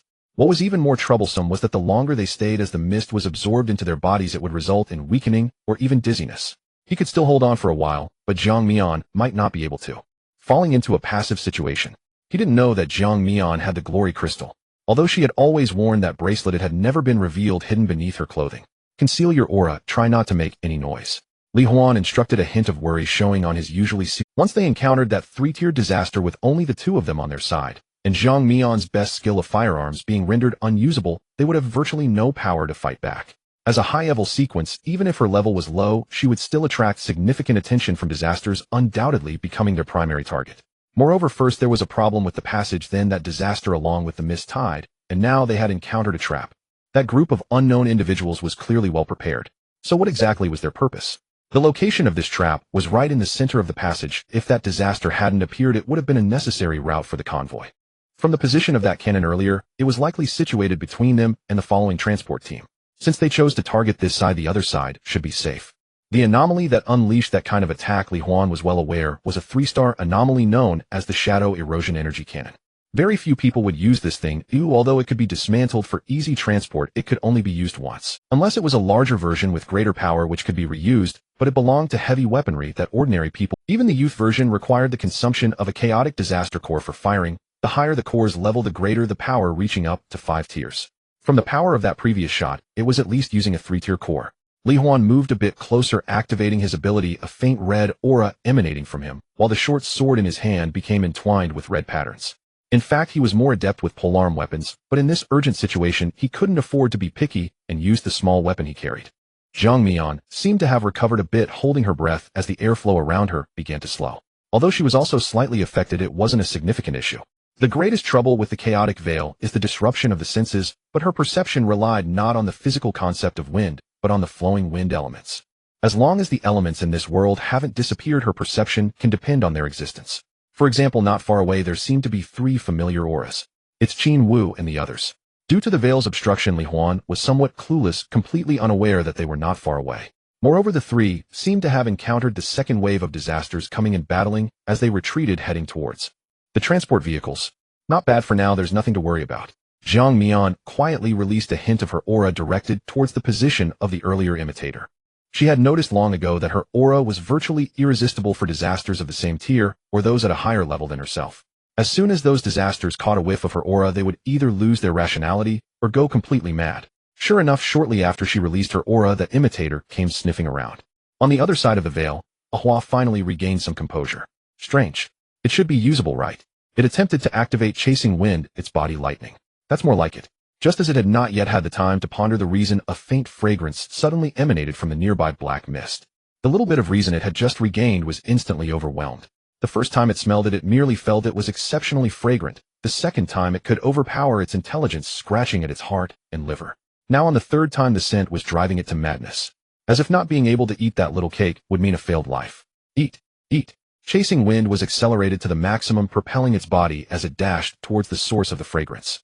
Ahua was jolted awake by the sudden slash, instinctively forcing the wind that buoyed its body to reverse.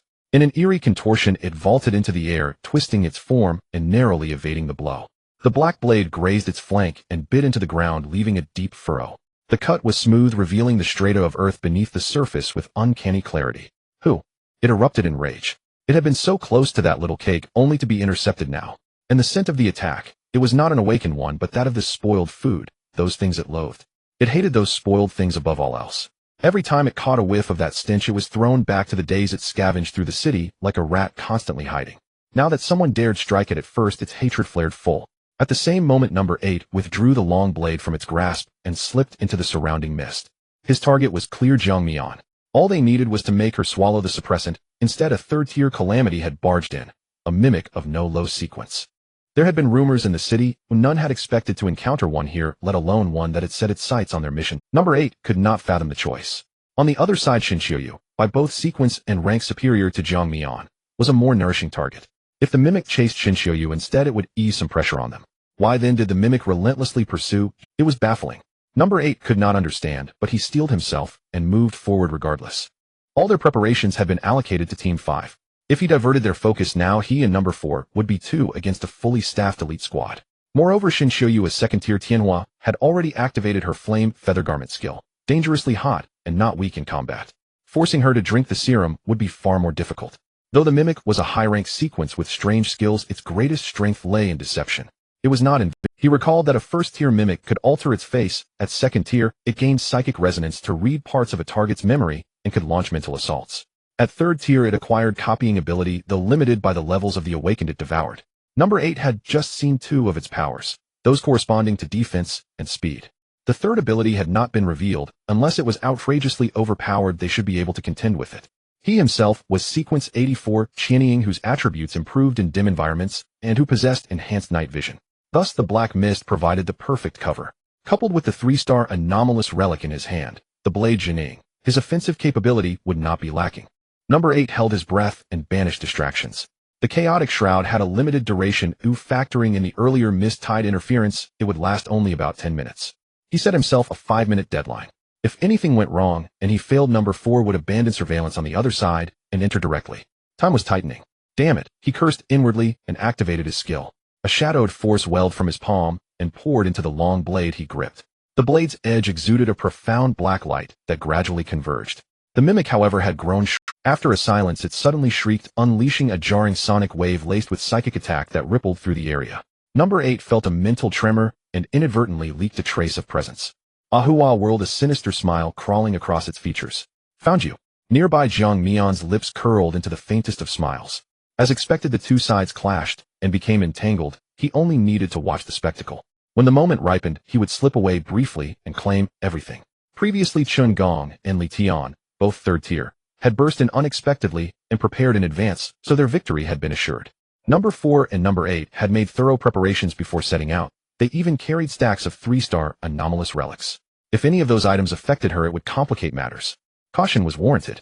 Rather than charging outright, better to let them sap one another, though that was not truly internal conflict since they were not on the same side. He still had a minor problem to handle. From the far side of the black mist, the direction the mist tide had just surged, came the rustle of scurrying footsteps. Li Huan had barely turned when a barbed long tongue tore through the fog toward his face. Jiang. He raised his sword to block, only to find the spot beside him empty. Soundseeker. He lifted an eyebrow. From the attack's characteristics, he recognized the calamity lurking in the mist. Sequence 332. Not very strong and manageable in small numbers. Soundseeker. He lifted an eyebrow. From the attack's characteristics, he recognized the calamity lurking in the mist. Sequence 332. Not very strong and manageable in small numbers. But before that thought fully formed, a repressed roar rose nearby. The silent mist seemed to come alive at once. Innumerable shrieks answered, as if echoing the first. Li Huan felt his chest sink. From the sound, there were at least dozens of them. Though low-ranked, these creatures belonged to the Yang path, and did not act purely on instinct. They even displayed rudimentary teamwork. Jiang Mian had already fallen several steps back to Li Huan's side, silent, and evidently aware of their nature. The surrounding airflow began to quicken and spiral, forming a thin wind wall around the two of them. She knew these sound seekers had followed the frantic runners and first encountered the captain and his group. With no immediate quarry, they drifted about and were drawn to the two of them, an opportunity they could exploit. In Li Huan's eyes, she had been with their squad a while and performed well, but she was not skilled at close quarters. Deprived of ranged weapons, her combat effectiveness would be sharply reduced. The black mist already obscured vision, and with a swarm of sound seekers plus the nearby third-tier calamity, the prospects looked bleak. Before the last roar died away, several twisted white humanoid shapes emerged from the fog. They possessed only the lower half of a skull with oversized ears and protruding red tongues. Their limbs resembled those of ordinary humans, but their appearance was grotesquely wrong. Stay close to me. Li Huan gritted his teeth. A crimson aura thickened around him, and the red filigree on his sword seemed to emit a faint sanguine glow. There was no point in staying silent after being singled out. He swung his sword at the nearest sound seekers, the blade carving a scarlet arc through the air. Li Huan tried to clear a safe zone with his first strikes, but the sound seekers came in such numbers that as soon as the vanguard fell, the rear surged forward. They appeared far faster than he could cut them down. Jiang Mian's hastily formed wind field was moderate and only slowed them. To create a truly forceful wind pressure vortex would require far more charge time. It was well known that low-tier elemental awakened suffered casting delay, especially with area skills like Fengyan Wind. If they had faced a Tianhua, one skilled in close-range bursts, the problem would be much smaller. As time slipped by, more sound seekers breached the wind field and closed in. Their density was oppressive, crawling under the skin. Among them lurked several taller silhouettes, evidence that stronger calamities had mixed in. Li Huan faltered, and a few long tongues entangled his left arm. He hacked violently to free himself. As he did, the wind field around them lurched, and then erupted with countless thin wind blades. After the chaos, Li Huan spun around, and found the ground littered with the carcasses of sound seekers. Jiang Mian. Where was she? Jiang Mian stood quietly several dozen meters away from Li Huan, surrounded by a bizarre vacuum zone. Any calamity attempting to approach her would be shredded into mincemeat by the sharp blades of wind. The surrounding wind had mostly returned to normal. Thanks to the perception brought by the wind, this chaotic veil not only did not obscure her vision, but instead became a controllable stage. The positions of the members of Team 5, as well as the battle between the imitator and Team 8, were all under her control. Just now she sensed the presence of Team 4 approaching. She wondered how he was searching for people in this black mist, and how efficient he was. Zhang Mian didn't care about that. Once she dealt with Team 8 and the imitator, they would conveniently come to her. However, the captain and the others had clearly escaped the influence of the chaotic veil, but after a brief recovery, they returned. Also, that person spraying bullets with a gun is Su Jia. Zhang Mian truly didn't know what. She initially wanted to see if there were any high-quality calamities, but it seemed that only small fry had come, not even a third-tier one was present. As for the transport team, Zhang Mian could see clearly after Team Xiongyu got out of the car they weren't pushed too far away. As long as they stayed put and didn't run around, their chances of rescue were still quite high.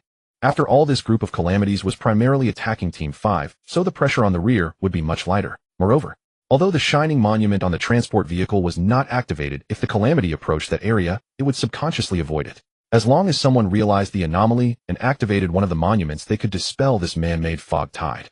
With that thought, Zhang Mian glanced at Li Huan again.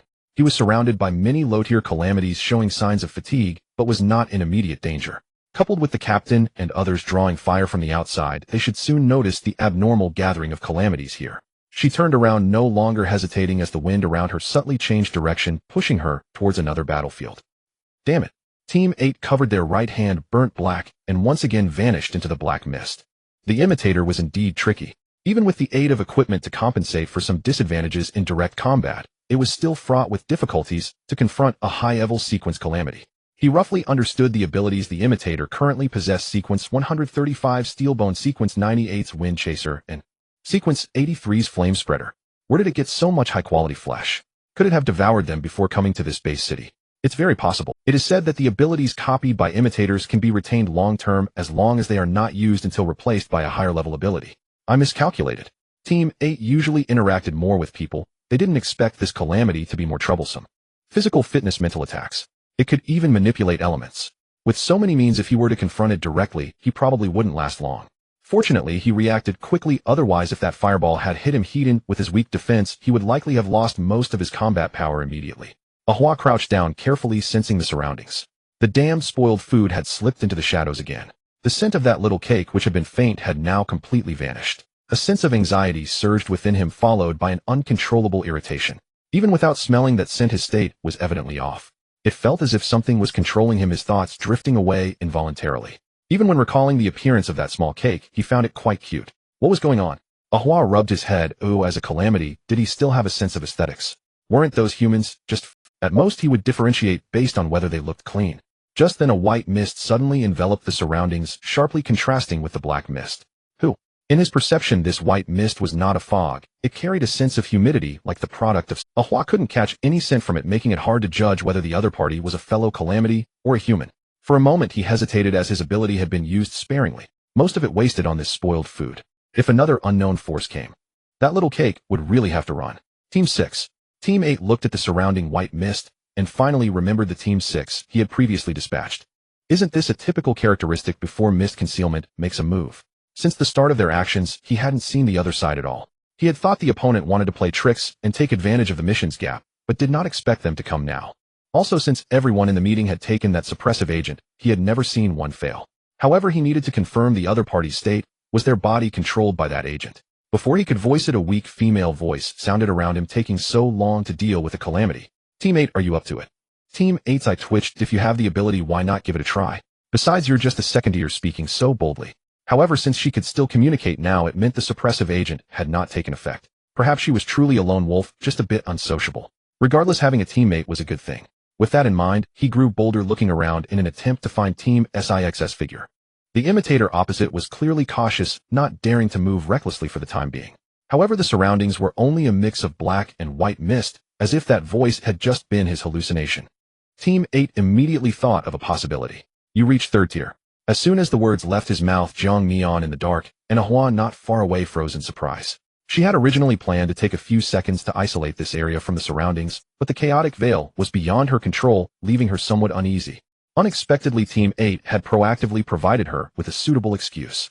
Ahua felt even more reluctant to fight. This spoiled foods equipment was decent, plus the environmental advantage hiding and attacking was making him feel somewhat nauseated. Moreover, if the remaining skill usages were exhausted here, it would be a huge loss. It was better to seize the opportunity while Wind Chaser still had one usage left to capture that little cake first. Seeing it turn to leave, Team 8 panicked. Team 6, it has used most of its 3 skills: Steelbone, Wind Chaser, Flame Spreader. The imitator obviously still had some strength left, but his consumption had been significant. Even movement was difficult, let alone combat. After all this time, wasn't it all for Jiang Mian? Calamities were exceptionally obsessed with food. If it managed to escape, it would definitely come looking for her. What kind of situation was this? They had clearly come to feed Jiang Mian medicine, but now they had to protect her from being eaten by the calamity. Oh, is that so? But, for me, whether I have skill usages left makes no difference. Just as he was about to ask what that meant, he saw a pitch-black hand suddenly reach in from behind the imitator, directly piercing through, and in that hand, emerging from the broken chest, was a gray calamity core. Ahwa. Or rather, the impersonator looked in disbelief at the hand that passed through its chest. How could this be? It hadn't even had the chance to react before its core was extracted. The moment the core left its body, the impersonator's superficial disguise could no longer hold, slowly peeling away to reveal a large mouth that stretched to the back of its ears along with excessively small eyes, while the rest of its body bore no significant difference from that of a human. It seemed that there remained a final flicker of strength within its body, allowing it to awkwardly turn its head. Upon realizing that the attacker was Jiang Mian, a hint of shock humanized its gaze, soon followed by a dawning comprehension. No wonder. I have been intentionally led on this wild chase. What on earth is she? Before it could fully grasp the situation, its consciousness slipped into an abyss, its body losing support and collapsing to the ground with a thud. The black arm slowly retracted, obediently presenting the still warm core to Jiang Mian. Speaking of which, this thing could also be considered a type of water illusion. Inside the fog, she found that her ability flowed inexplicably smoothly. Her speed in manipulating the elements significantly increased, and compressing the water into this form was quite effortless. The intensity was decent, and with the wind attached to its surface, it enhanced the tearing effect, making its attack power quite formidable. At least it could easily breach the defenses of this already nearly exhausted impersonator. Speaking of which, the impersonator's ability is rather fascinating. Should I research this core?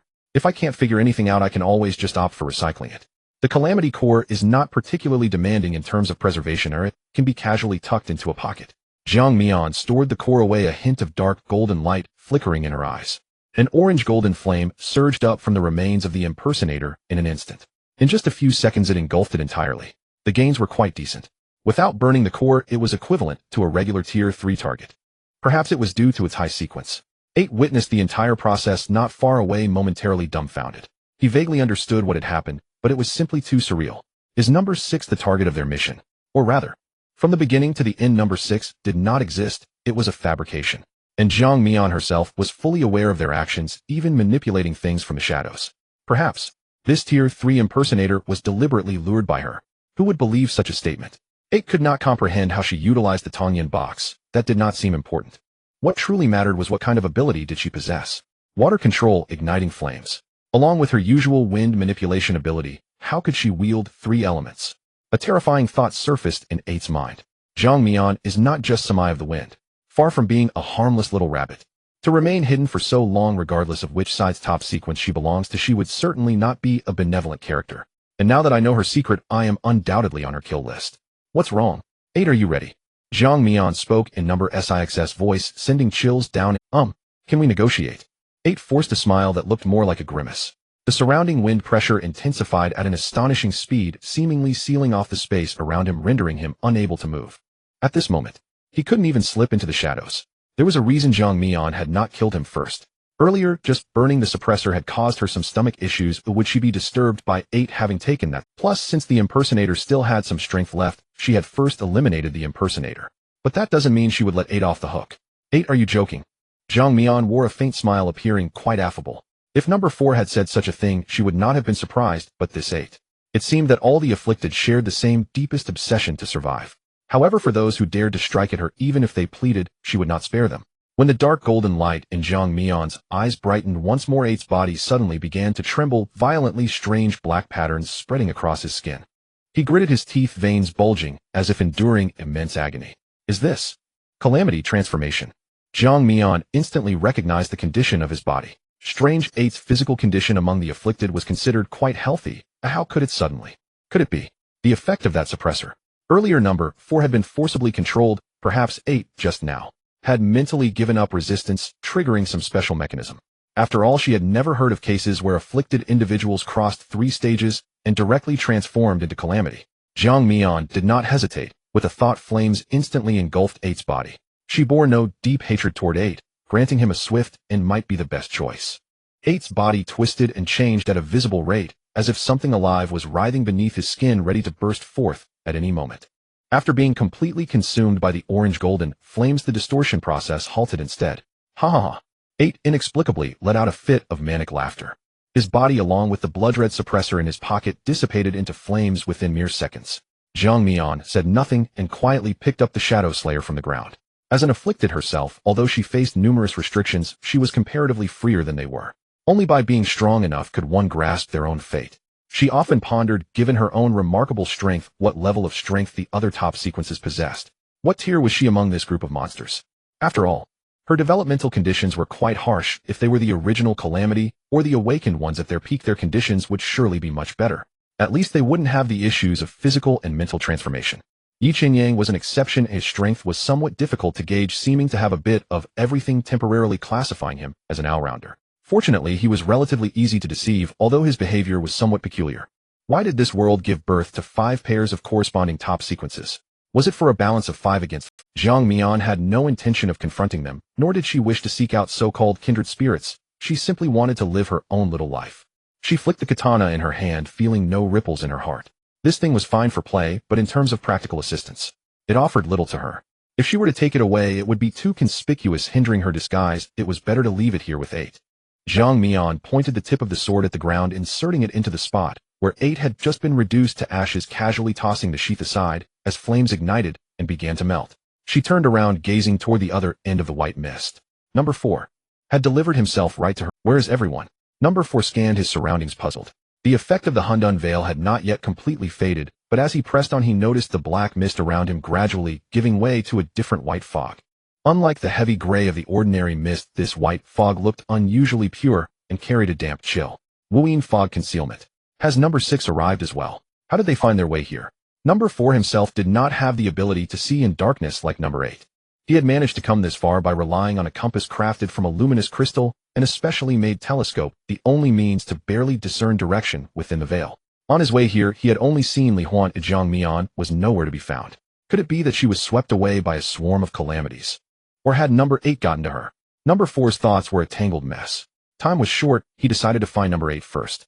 Although both followed the Hundun path, his abilities manifested in the flesh, and his stealth relied mainly on Ihai, making him inferior to number 8, a pure assassin. However, as he neared the area, the compass in his hand suddenly trembled. Its needle spun wildly, as if some force were interfering. Damn it, failing now. Number 4 patted the compass. The thing had cost nearly as much as a 3-star Ihai. How could it be so unreliable?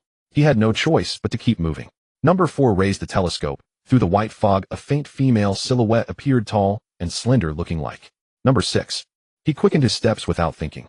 As he drew closer, he sensed that something was wrong.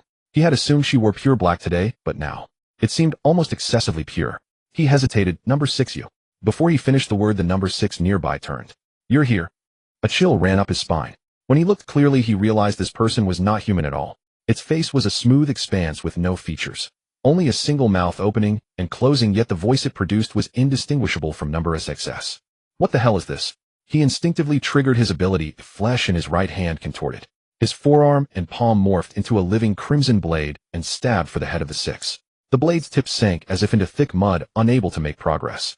Number 4 felt alarmed and tried to pull back, but found it excruciatingly difficult, as if something were sucking him in. Since entering stage 3 of the mutation, his ability had become warped into this. Or rather, his very internal structure had altered and was no longer at all like that of a normal human. If not for that new type inhibitor, he would long ago have turned into a mass of predatory flesh. Open for me. Number 4 growled. The living blade bled a thin, bright red fluid. His skill was blood-activated. Ever since he had reached stage 3, every activation had been painfully intense. The afflicted suffered ongoing corrosive damage and gradually rotted. Yet the black humanoid remained utterly unmoved. How could this be? Number 4's heart jolted. His flesh blade, combined with dissolving fluid, could cut through special alloys on city walls. Why was it ineffective here? He hastily transformed his left hand into another flesh blade, and with a savage motion, slashed down at his own right arm. As if untouched by pain, Number 4's face remained calm. Once freed, he kicked back with his legs and retreated, finally putting distance between himself and that uncanny black figure. Only a monstrous stump remained of his right arm, drips of blood sizzled and fell, leaving tiny pits. Jiang Mian stood quietly to one side, watching it all. Indeed, those mutated to stage 3 could no longer be regarded as people. If, like number 8, one's mind suffered a violent shock that triggered some conditioned disaster, transformation might occur in an instant. After burning number 8 and the inhibitor he carried, she inexplicably felt a wave of drowsiness. This had never happened before. Perhaps number 8 had also taken that strange inhibitor and the effects accumulated. Tonight back home, she might dream of that thing again. Enough. Let her dream. If she must, at worst she could burn it again. If there were no gain, then this trip would have been for nothing. Number 4 had been merciless with himself, but since he had stepped into her ignition radius, he should not expect to escape. No sooner had number 4 steadied himself than the bleeding at the severed arm strangely stopped. The flesh on the stump writhed, and the limb seemed to be regrowing. Suddenly, he heard footsteps, the sound of boots on the ground. He turned and saw a pair of eyes burning a dim dark gold. As the figure in the fog drew closer, and its appearance grew clear, it revealed itself to be their target. You? He managed one syllable before a feverish heat rose in his chest and surged to his brow. The next instant, an orange-gold flame, with no warning, swallowed him whole. His mutated flesh burned like premium fuel, hissing as it ignited. At first, number 4 felt only the acute agony of being consumed by flame. Seconds later, it gave way to a strange lightness, as if some invisible mental shackle had been seared away. In a daze, shattered memories flashed before his eyes. Time blurred until his consciousness sank into a dead silent black. Jiang Mian stepped forward and casually brushed aside the remaining embers. In a daze, shattered memories flashed before his eyes. Time blurred until his consciousness sank into a dead silent black. She bent and picked up the fallen compass and telescope, weighing them in her hand before shaking her head. What a pity. The valuable ihai were probably used in the traps. Only these scraps remain. Jiang Mian raised the telescope and glanced toward Li Huan. It was acceptable, enough to see a rough outline for an ordinary awakened person, but far inferior to her own perception. Bad luck had the upper hand again. The loot was all useless. Selling them for cash was not impossible, but only official channels in the city would accept such items. She herself could not go. Her avatar was an unregistered identity, a black account. Far too troublesome. She had heard that in stronger cities the restrictions were fewer. Some even had civilian awakened groups participating in fog exploration, and they paid well for recovered equipment. A decent way to earn money. Unfortunately, there were none of those here. Jiang Mian checked the time. Only 2.5 minutes had passed since she slipped out. Time enough to tidy up. Li Huan stood at the edge of the mist and punched a nearby damaged car frame. It's all my fault.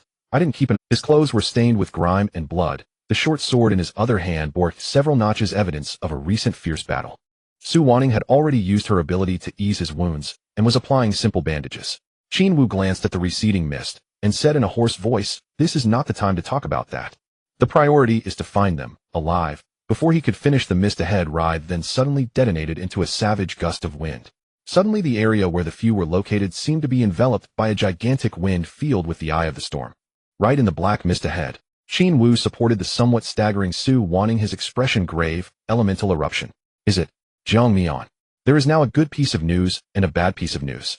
The good news is that Jiang Mian is safe. Elemental eruptions occur only under extreme circumstances, and once the core awakener faints or dies, it will forcibly terminate. Especially with the wind field before them, it must have a wind eye to maintain it. The bad news is, her situation over there seems somewhat dire. They must find Jiang Mian before the eruption ends, otherwise once the wind field dissipates, she will fall into an extremely weak state. However, within the team, Guan was also in a bad situation due to the concentrated attacks, making it difficult to maintain his abilities for long. Captain. Li Huan opened his eyes, braving the wind, to walk to Qin Wu's side, the wounds on his body seeming to crack slightly due to the tugging of the wind, oozing droplets of blood. Let's go. Qin Wu quickly made a decision. Even without a vehicle, he was a solid third-stage awakener. Moreover, this wind field had indirectly accelerated the dissipation of the chaotic veil. Even though there was still mist, visibility had improved significantly. Qin Wu led the charge, entering the wind field at the forefront. Fortunately, the wind blades mixed within the field seemed to be few, and even if there were some, they did not pose any threat to him. Once they crossed the wind field and reached the windless area where the eye of the storm was, what they saw was a scene of devastation and scattered debris. Among this wreckage, a figure was squatting on the ground, breathing heavily. It was Jiang Mian. She appeared quite disheveled, her combat suit damaged in multiple places, her face smeared with dirt, and even her glasses bore splattered marks. Noticing someone approaching, Jiang Mian lifted her head, her eyes filled with vigilance and panic. Only when she saw that her visitors were her teammates did the wariness slowly fade, leaving behind a trace of unease. Simultaneously, the surrounding wind field seemed to become chaotic due to the loss of support, quietly dissipating along with the remaining chaotic veil. Jiang Mian. The few rushed over. How do you feel? Are you hurt anywhere? Su Wanning stepped forward, ignoring the dirt on Jiang Mian, turning her over and checking her for a long moment. Sister Su. I'm fine. Just a bit exhausted. Jiang Mian instinctively tried to escape, but stiffened slightly, and stopped, merely biting her lip and lowering her head in silence, looking somewhat scared. Seeing her like this, Qin Wu and the others tacitly refrained from asking further. You scare me to death. After confirming there were no major issues, Su Wanning patted her chest, seemingly a bit shaken. Fortunately, she only looked a bit disheveled and exhausted. The rest were minor injuries, nothing serious. Having been in the team for less than a month, encountering a mist tide and a disaster of this scale, returning unscathed was all. Seeing Jiang Mian like this, Su Wanning felt a pang of heartache and reached out to smooth her messy hair. We couldn't find you earlier. Everyone thought something happened to you. I'm sorry. Qin Wu's gaze lingered on her for a moment, noticing the bracelet that accidentally peeked out from her wrist, his tightly furrowed brows relaxing slightly. As long as you're okay. If there's anything, we can talk about it later. As the few surrounded Jiang Mian and returned to the location of the transport vehicle, the surrounding scene had changed drastically. The power of light enveloped this area like a warm sun, completely dispelling the previously dense mist, creating a temporary safe zone. The disbanded Bear Universe squad had also regrouped, but everyone was severely injured. The visibility around was exceptionally clear, filled with the remnants of disaster and an indescribable stench. In the center of the road lay a cargo container, the very goods they were transporting. The lid had been opened, revealing a monument-like golden stone tablet that radiated a dazzling golden light. Upon seeing the group return, a tall and thin, middle-aged man approached. Jiang Mian recognized him as the captain of the East 37 team, surnamed Sun, also another third-stage awakener apart from Qin Wu on this trip. Captain Qin, how is your side? Captain Sun's expression showed some surprise. He knew Qin Wu's abilities well. Once activated, he usually wouldn't get out of the vehicle unless they returned to the city. Now that they had all returned on foot, it was clear they had encountered some trouble and had lost their vehicle. It's fine, we didn't. Qin Wu briefly responded, glossing over the injuries and quietly asking, what about you? Have you seen any signs of others? He was unaware that the ambushers had already been dealt with by Jiang Mian, and his vigilance remained intact. This matter was simply too peculiar. Why had the other party gone to such lengths to create chaos, but not shown themselves to reap the rewards? It was obviously illogical. Captain Sun shook his head, his expression grave. Other than disasters, there hasn't been a single shadow of a person. This matter is too strange. Initially, he thought that the others were after the glorious monument, and after all, it was an important resource standing firm in the mist, and given that some frenzied metamorphs had recently shouted their slogans about building cities. Although it was unrealistic they were metamorphs, so anything was possible. The glorious monument, like the glorious crystal, has a lifespan. If a metamorph truly obtained the glorious monument, at most it would last 3 to 5 years. By the time the city was built, it would be used up. For the attackers to create such a ruckus without leaving any traces behind, it looked more like they wanted to disrupt them and target a specific team or person. Qin Wu had the same thought. However, after their team was scattered, the anticipated attack did not come, which was quite strange. His gaze unconsciously turned to Jiang Mian beside him. This time, the only ones truly isolated were her and Li Huan. Even after tidying up earlier, Jiang Mian still had some dirt on her face, her lips remained pale, and she looked somewhat pitiful. Moreover, her almond-shaped eyes were as clear as water, containing traces of lingering fear and confusion as they innocently gazed back at him. The moment their eyes met, Qin Wu silently shook his head. Perhaps that group had a falling out among themselves. Jiang Mian should have only encountered low-level disasters. It was just that their numbers were too vast, causing extreme fear, which triggered another elemental eruption. Before Jiang Mian joined the team, the higher-ups had provided him with detailed information. This girl had triggered an elemental eruption when she awakened. Her psychological state was already unstable, and now having triggered another one so soon, it was likely due to her sensitive emotions. In a place unseen by Qin Wu, Jiang Mian lowered her eyelids, the innocence in her eyes quietly fading away. She had managed to muddle through. By the time everyone returned to the city, night had already fallen. The medical personnel had been waiting here, taking away the severely injured team members in order. Among Team 5, aside from Jiang Mian and Su Wanning, the injuries of the remaining 3 members seemed far more severe than they appeared. Especially Gu En, who bore the brunt of the damage, probably due to the fact that the radiance drew the most hatred. He was usually quite talkative, yet on the way back after regrouping, he was silent, which was enough to indicate the severity. It was foreseeable that the entire team would need to take a sick leave for a while. It would be impossible to go out on missions in the short term. Jiang Mian had originally planned to find an excuse to gain more free time, and this unexpectedly fulfilled her wish. Her injuries were not severe, she was just a bit exhausted and felt a bit groggy, likely due to the inhibitors in both their bodies. She couldn't tell if it was her illusion, but it felt like the mental erosion had lightened somewhat. Jiang Mian planned to go home and examine her condition more closely. After simply tidying up her injuries, she changed back into her regular clothes and prepared to head home. Before she could leave, a strange voice called out to her. Jiang Mian. The person was dressed in a clerk uniform from the command center, evidently sent from above to run errands. Jiang Mian's heart tightened slightly. Why were they looking for her at this time? She maintained her composure, her voice laced with a hint of fatigue and confusion. It's me. May I ask? Please follow me. Someone wants to see you. Although the other party spoke formally, there was an unintentional hint of respect in their tone. Someone from above. Is it about today's mission? Jiang Mian felt somewhat resistant, but it seemed difficult to refuse at the moment as she had no choice but to go. She silently followed the clerk, entering the passageway within the city walls. After winding through a series of turns, the two stopped in front of a conference room. The guiding clerk stopped at the door, gestured for Jiang Mian to go in, and then turned to leave. Jiang Mian stood at the entrance, feeling an inexplicable sense of unease. The wind here was too quiet, as if it had been deliberately adjusted. There wasn't even a trace of breath inside. Her perception would not be mistaken. The person inside should be a master, at least above the 4th stage, and certainly not low in rank. But now that she was here, turning back and running away clearly wasn't wise, as she could only brace herself and go in. She quickly adjusted her expression and gently pushed the door open. The conference room was not large, containing only a long table and 2 rows of chairs. On the opposite side of the table sat a kindly middle-aged man, dressed somewhat casually, looking quite out of place in the city defense environment. The moment she saw him, Jiang Mian instinctively withdrew her aura, yet did not disturb the normal flow of wind around her body. The reason was simple. She could sense no trace of aura from him. His means of concealment was also wind. Student Jiang, please take a seat. The man smiled slightly, exuding a strange sense of approachability. As soon as he finished speaking, the wind in the room stirred gently, pulling the chair in front of Jiang Mian. Let me introduce myself. Oh, I am Xiao Song. You can also call me Inspector Xiao, or Senior. An inspector from the Department of Supervision. So this person is truly sent from above. But why was he looking for her? Jiang Mian visibly tensed up, half in truth, half in pretense. She had heard that those who could be called inspectors were at least 6th stage. If he discovered her, would she? No need to be nervous. Seeing that Jiang Mian had not moved for a long time, Xiao Song stood up, poured 2 cups of water, and then sat back down. Thank you. After the brief shock, Jiang Mian quickly adjusted her state and obediently sat in the chair. Xiao, Senior Xiao, what is it you need from me?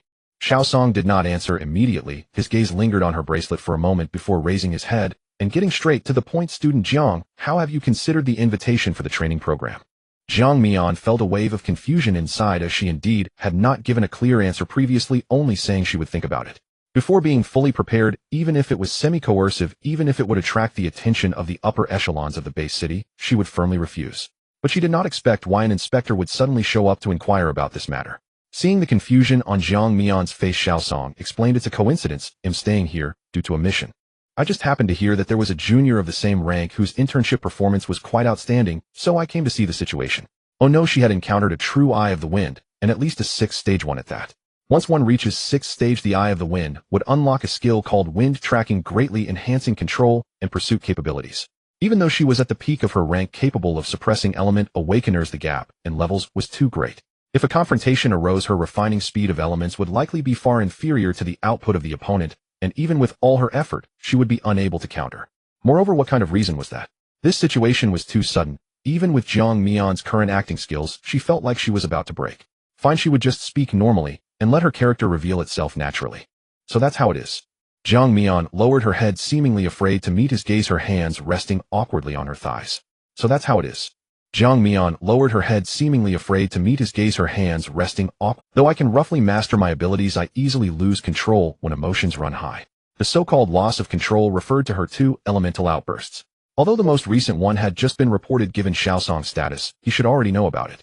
No, this is not a problem. On the contrary, it proves your talent is quite good, especially in terms of elemental affinity. Xiao Song briefly explained. Why are elemental outbursts rare? Because even with the same rank, there are differences in talent. Only with sufficient affinity talent can one frequently trigger elemental outbursts. Otherwise, even with abundant emotions, it would not suffice. From Jiang Mian's internship performance, her control over her abilities was also quite impressive. In summary, Jiang Mian lacks nothing in talent. She only lacks confidence and guidance, so she should definitely go. As long as she is willing to go, subsidies, auxiliary potions, and equipment will not be lacking. Hearing that money was involved, Jiang Mian instantly perked up, her eyes brightening slightly, but her heart grew increasingly wary. So, because I was too outstanding, it caught his attention. This doesn't seem right. Having deceived many people, she naturally sensed when someone was trying to deceive her. The more she thought about it, the stranger it felt. and Xiao Song seemed to have other motives, though she couldn't quite put her finger on it. Zhang Mian had specifically chosen a higher rank towards the back. She only had a slightly better talent, so why would someone from above be concerned about her? The way he persuaded her seemed to leave her with no choice. But the situation with the inhibitors was still unresolved, and she still didn't know what was happening in the core urban area. However, it seemed she couldn't find a reason to refuse. To others, Zhang Mian had no family ties in this base city aside from a few acquaintances. She had little to hold her back. Such a rare opportunity lay before her. If she continued to hesitate, it would only raise suspicions. The longer she delayed, the more likely she was to expose a flaw. What to do? Zhang Mian gritted her teeth and could only agree on the surface. If it didn't work out, she could always resort to some desperate measures to delay. Senior Xiao, I am willing to participate. Upon seeing Zhang Mian come to terms, Xiao Song smiled and handed her a transparent golden card. What is this? A ticket. Zhang Mian carefully accepted it, expressed her gratitude, and then exited the conference room. The door closed gently behind her, and silence returned to the room. The smile on Xiao Song's face gradually faded. He raised his left hand, and a wisp of flowing wind curled around his fingertips. Interesting. Xiao Song's arrival at Base City 144 was not as coincidental as he had claimed. According to the higher-ups, there were currently only 4 individuals in this generation's pinnacle sequence, with the most crucial one, Eternal Day, missing. It is important to note that the abilities of the Radiance Path are unique to humanity and involve far more than simply dispelling fog. If one can safely cultivate to the later stages, a single individual could become the core of a city, even easily shrouding the entire core urban area. The radiant monuments he had a hand in creating not only had a lifespan exceeding several decades, but also came with inherent protective skills that effectively warded off disasters. Initially, the new base cities extending from the core area all utilized such radiant monuments. High-level awakeners typically refer to those of 7th rank and above, whose lifespan limits remain unknown. After all, from the appearance of the first-generation awakeners until now, it has only been just over 150 years, with most fatalities resulting from battles. Within the current core urban area, there are even several elders from the old era. However, among them, there is not a single individual from the previous generation's pinnacle sequence. According to records, during the struggle against the disaster's pinnacle, only Eternal Day survived, but he vanished after leaving behind the tower. The ultimate destination is deep within the fog. Once the abnormality was detected, they mobilized the entire inspection department, assigning tasks based on strength, essentially conducting a wide-scale search for individuals. Xiao Song is a high-level Eye of the Wind, having just broken through to the 7th rank not long ago. With his skills Wind Breath and Skyward Wind Path, he has been assigned the largest search area. This area just happens to be within the range. Initially, Xiao Song wanted to meet Zhang Mian out of curiosity. After all, according to the data, the girl's talent is truly exceptional, albeit somewhat unlucky. If it was just a psychological issue, unwilling to leave her comfort zone and nestling in this small city, would that not be a pity? But now that they have met, he finds her quite interesting. From the very beginning, she gave Xiao Song a peculiar feeling. Nervousness, confusion, and the small excitement upon hearing there was money to be made. All these emotions seemed genuine. However, the wind surrounding her, while fluctuating, felt somewhat off. Simply put, it was unnatural. Others might not notice, but as a seasoned wind-type awakener, how could he not? Although wind-type awakeners naturally possess the ability to conceal their presence after awakening, she seemed to be wrapped up far too tightly. If she could easily trigger an elemental explosion, her innate elemental affinity must be quite high, and the surrounding wind would react to her emotions.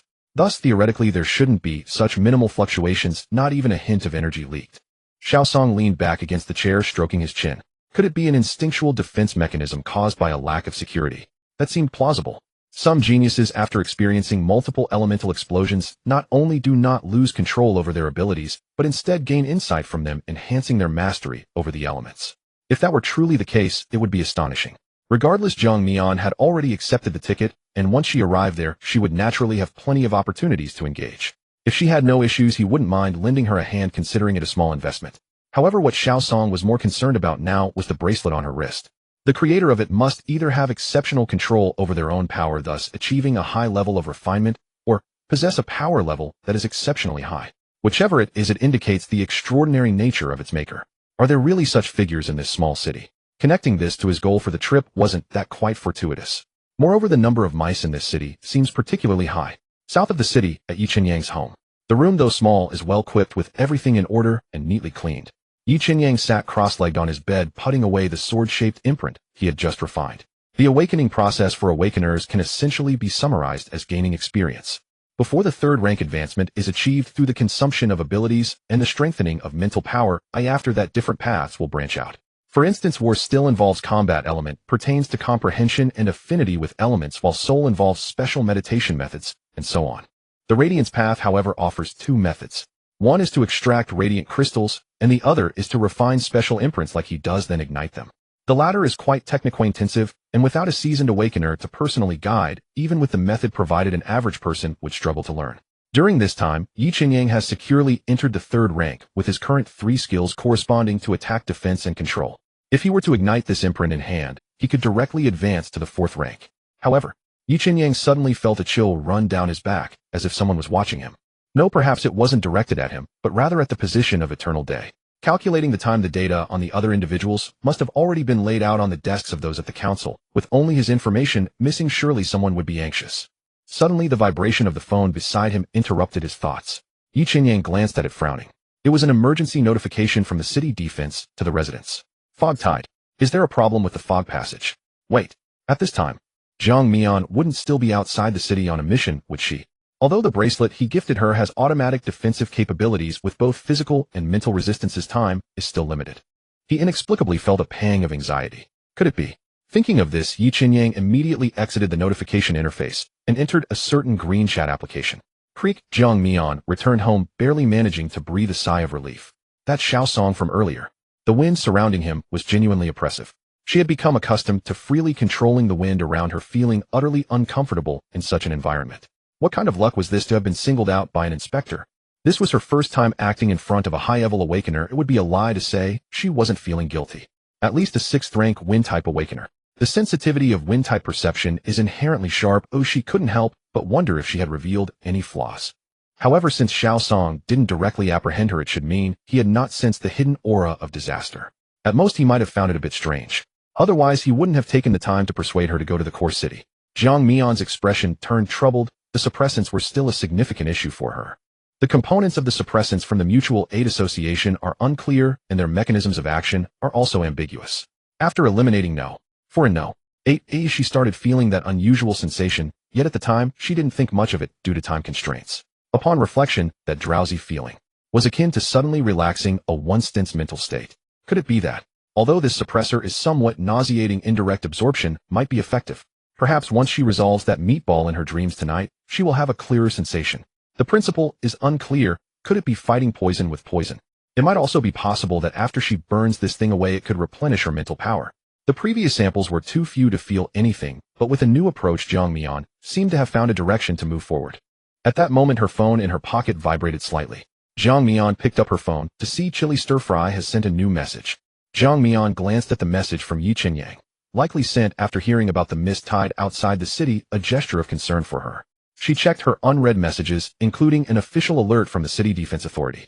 The mist tide could indeed destabilize local weather and even awaken dormant calamities. Such warnings were issued routinely whenever such phenomena occurred. Perhaps that was why he'd thought of her. Zhang Mian's expression tightened slightly, a quiet wariness stirring within her. So her earlier suspicion had been correct. He truly was unusual. That bracelet, she recalled, had been gifted to her precisely because of his inexplicable fondness. Today it had aided her significantly, not once, but repeatedly. Zhang Mian prided herself on integrity. Deceiving others to conceal her identity was one thing, but accepting gifts while deliberately misleading someone's affections crossed a line. Yet if she abruptly withdrew, might something go awry? After a moment's reflection, she opted for caution and tapped out a reply on her screen. We ran into some trouble, but no one in our team was injured. Thanks for checking in. She appended a demure smile. Elsewhere, Yi Qinyang stood by the window, gazing down at the street below, until his phone vibrated with her reply, prompting him to exhale softly and settle back into his seat. He had intended to ask more, whether she'd sustained injuries, what dangers she'd faced, but hesitated, finding the questions too abrupt. After prolonged uncertainty, he settled on a single simple reply, "Glad you're safe." Zhang Mian couldn't help but lift the corner of her lips upon reading his terse response. Something felt off. What exactly had she meant to do? All right. His affection seemed unervingly intense as she needed to steady things. Yet why had she been the first to falter? And beneath it all, a faint, inexplicable warmth stirred in her chest. She tossed her phone aside, folded her arms, and furrowed her brow. Across lifetimes, through all those years, only Teacher Lin's occasional support had ever pierced her solitude. Why then did mere concern, offered by a boy she'd known for scarcely any time, stir such disquieting? She struggled to articulate it. A hollowness, or perhaps a hunger gently assuaged, yet paradoxically awakening a deeper, more insistent yearning. How strange. Her thoughts swirled, so she chose clean sleepwear and stepped into the shower seeking clarity through the rush of warm water. After drying her hair, Jiang Mian sat back on the bed and retrieved her primary spoils from the mission, the core of the mimic. As the source of a calamity's power, its significance was self-evident. Until now, her ascents had relied either on mass elimination of afflicted or long-range sniping of calamities. She'd never held such a core in her hands before. 4 ordinary afflicted absorbing cores required time to digest, and attempting to assimilate one ranked higher than oneself risked severe spiritual indigestion. How awaken one's refined such cores into heterobones remained unknown to her. Tentatively, she enveloped the core with her perception, applying the principle of refinement. Yet within it lingered a vestigial, aberrant consciousness. Jolting awake the instant her perception breached its surface, shrieking as it lunged toward her. Jiang Mian fixed it with a sharp glare. Bang! It exploded on its own. She paused momentarily, stunned. She'd only suspected it as a top-tier sequence. Her abilities were inherently comprehensive. She'd incinerated that fleshy orb within the dream realm, not through brute force, but through something far more fundamental. Its subtlety had simply gone unnoticed, masked by the sheer speed of her prior victories. Now, however, she possessed undeniable leverage against psychic assaults, an unexpected boon indeed. Her perception probed deeper. Within the gray core shimmered 3 distinct motes of light, occupying roughly 1/3 of its volume. These are the 3 abilities the mimic copied before perishing. After further exploration, she reached a conclusion: this core functioned like a battery. Equipping it to a clone would drastically reduce operational overhead, especially extending endurance. Should a foe prove beyond a clone's capacity, the core could be detonated to reclaim its stored energy. Shall I test it? Without hesitation, Jiang Mian conjured a water clone and embedded the marked core into its chest. This time integration was swift, effortless. Excellent, much smoother. Emboldened by fresh insight, she regained vitality, standing before the clone with hands on her hips. If the peculiar inhibitor mechanism replenished spiritual energy rather than employing toxic countermeasures, then the Mutual Aid Society was for her a boundless treasury. And if this resource proved renewable, well, these remained conjectures. Verification required only one thing: sleep. As for dispatching the clone to report to the society, that could wait until the dead of night. Though somewhat embarrassing to admit, she had developed a flicker of fascination, even quiet exhilaration, toward that tentacled entity. Jiang Mian dispelled the clone, burrowed beneath the covers, and drifted instantly into slumber. Zzz. Ah, here again. She stretched languidly, surveying the familiar desert with serene composure. With practiced ease, she strode forward toward the distant pond, and as expected, the familiar crimson mass rose once more from its depths. Yet this time it had swollen 4 or 5-fold in size, and bore 2 indistinct human faces upon its surface, Subject 4 and Subject 8. Its aura was profoundly sanity-eroding. Whispering voices coiled around her ears. Jiang Mian instinctively grimaced. Ugh! Though unsettled, she could endure, if it yielded results. This iteration proved markedly more aggressive. Sensing her approach, shadows rippled around it, and multiple barbed, flesh-bladed tentacles lashed forth with terrifying speed. Evolved Oi. She frowned, and with a mere thought, searing flames erupted along every incoming tendril. The whispers twisted into shrill, agonized shrieks. The 2 faces contorted grotesquely, melting away under the fire's relentless burn. When the fleshy mass had shrunk by half, Jiang Mian clapped her hands once. The flames vanished instantly.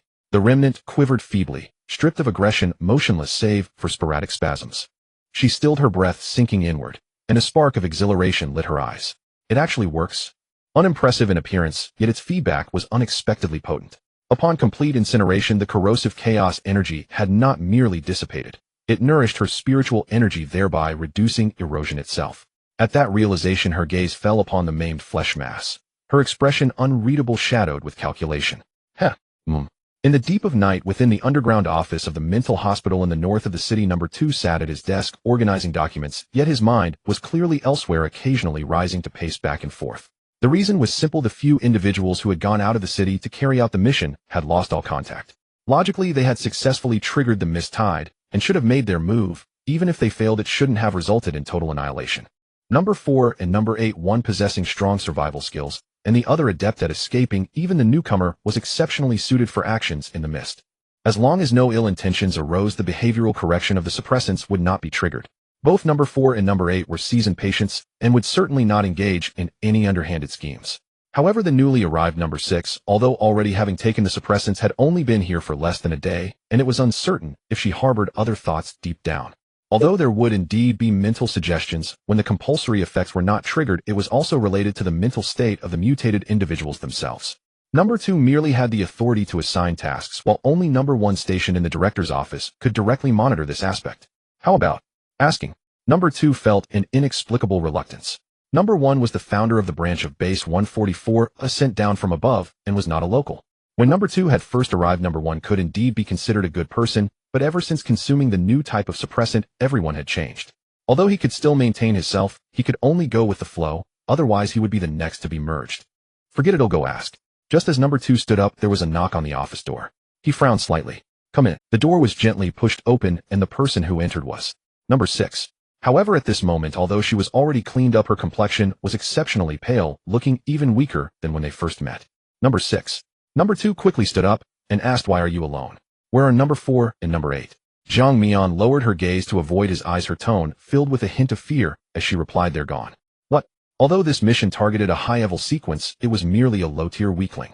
Moreover, the information of the escort team was public, with the abilities of those two, if they were prepared, even in failure, escaping shouldn't have been a problem. The mission has failed. We had already scattered the transport team as planned, but a third-tier imitator infiltrated the group, also targeting Zhang Mian. Upon hearing this, Number 2 furrowed his brow tightly. An imitator. Such high-level disasters were exceedingly rare, and there had been many rumors inside the city before, but they had been suppressed by the Public Security Bureau. How could it be so coincidental that it infiltrated the city defense team and targeted the objective? He was well aware from the previous mission materials that another alternative target was also within the team.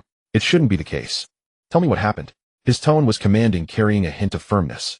Zhang Mian briefly outlined the process, saying whatever came to mind.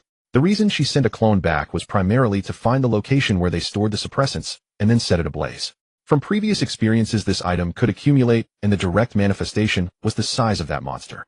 Earlier, Zhang Mian had already conducted enough research. It seemed that only by reducing the size of that monster to a certain extent could one exit the dream. It was uncertain whether it could be restored, and whether the speed would keep up with the consumption. If it truly worked, wouldn't that be akin to a refreshing suppressant? Still, it was not the kind that required physical carrying. Unfortunately, to find out the results, one had to wait a while. In any case, Zhang Mian was genuinely intrigued this time, and regardless of whether her guesses were correct, gathering more wouldn't hurt. This way, whether continuing to live or fleeing, it would be much more convenient in the future. However, her current level was too low, so she couldn't be too ambitious. Not to mention the high-level awakened ones on the human side. But if she entered the mist and encountered a true mist tide, she would be in serious trouble. After all, on a mental or soul level, she was still considered human and would be affected by mental shocks. She couldn't rely on Yi Chen-Yang's bracelet every time, could she? That thing was after all a consumable. For now, her focus remained on the suppressants in these people's hands. As for what the monster's true form was, that could wait. Of course, if they were still unrepentant and wanted to make a move against her to avoid complications, setting it ablaze would suffice. Although the noise would be somewhat significant. That Xiao Song probably hadn't left yet. If she could lead him over, it would be amusing, and perhaps she could even showcase her acting skills to divert official attention. How did you escape? Number 2's face revealed no emotion as he pressed on. Zhang Mian did not speak, merely releasing her own aura silently. Third tier.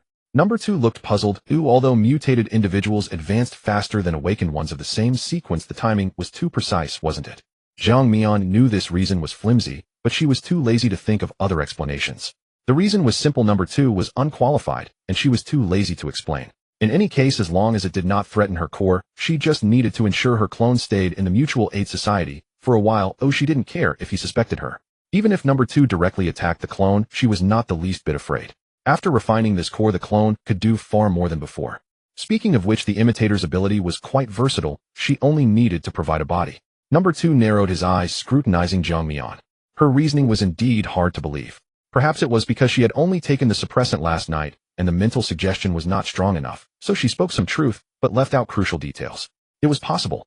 Perhaps. She could only be taken to Number 1. The other party's authority was the highest, and in a sense could be considered the control center of the Mutual Aid Society here.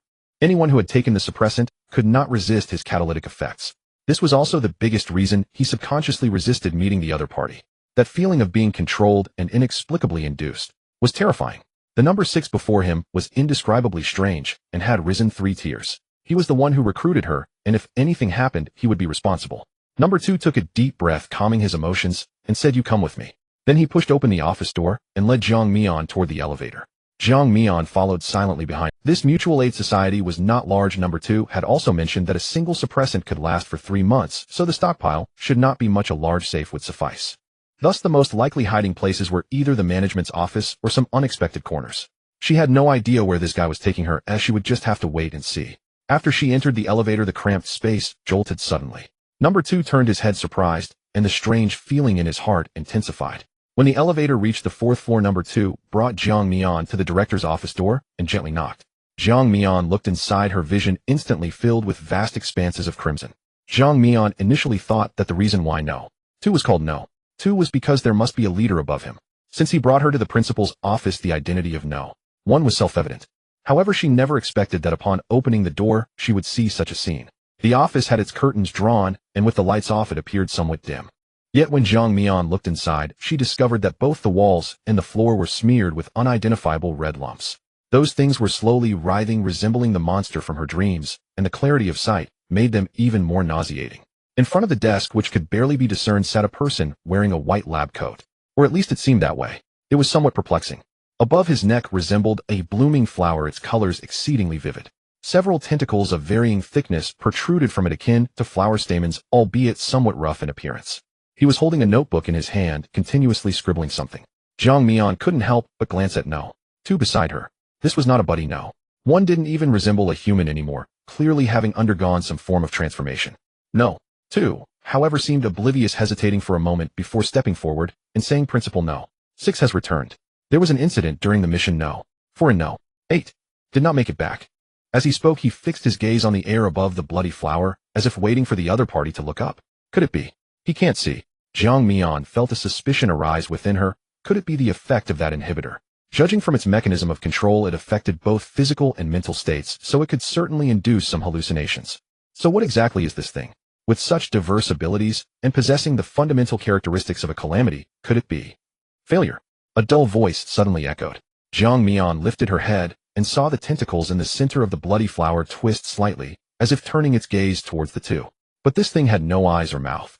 Yes, for some reason No. 1 seemed particularly oppressive today. No. 2 lowered his head, not daring to look at the other. As soon as the words left his mouth, he felt a wave of scorching pain surge from his abdomen, swiftly spreading throughout his body. He let out a muffled groan, curling up in pain. His legs gave way, and he collapsed to the ground. No. 1 put down the paper and pen, stood up, and walked out from behind the desk, speaking to Jiang Mian word by word. "You didn't drink. Has this been exposed?" Jiang Mian's internal alarm bells rang, instantly activating the fire compressed within her clone's core. The air in the room suddenly became scorching. This room seemed to have a strange delay, making it unsuitable for controlling a clone in battle, but she could still try to see if she could take them out instantly. After all, the principles of spellcasting were different. When she used her abilities, she only needed to consider the consumption of mental energy. The elements required for skills were all captured and refined on the spot. At that moment, No. 2 suddenly clutched his head and let out a strange scream.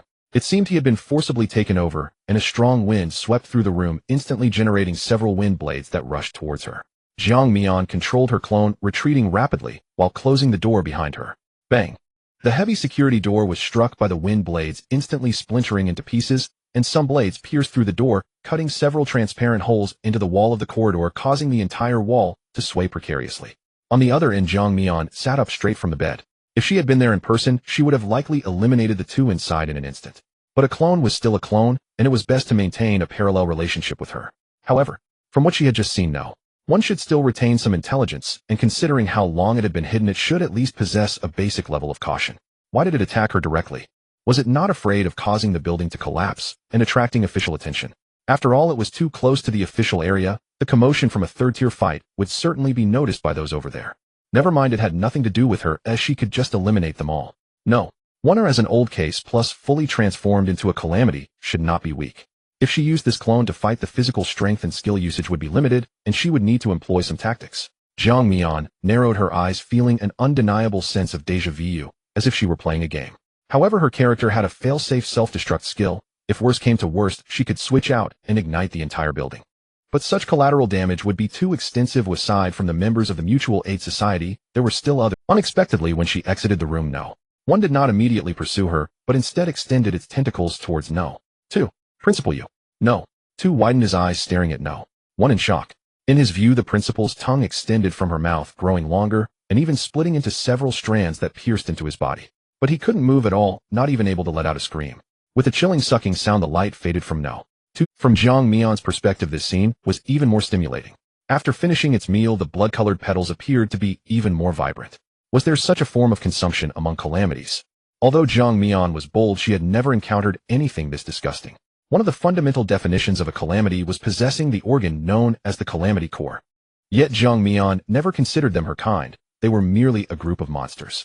The sight before her only deepened her repulsion. No. One slowly walked out of the office, its body facing Jiang Mian. A strong wind suddenly swept through the corridor, identical to that of No. 2 just moments ago. This.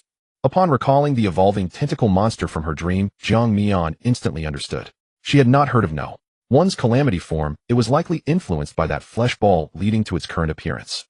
And its ability was to preserve the powers of other altered beings after parasitism consumption, or so they, or rather that thing behind the scenes, were targeting the seeds of the high-eval sequences, wanting a more complete and diverse evolutionary path. Fusion and evolution were its fundamental goals. If there were no restrictions, what could it ultimately evolve into?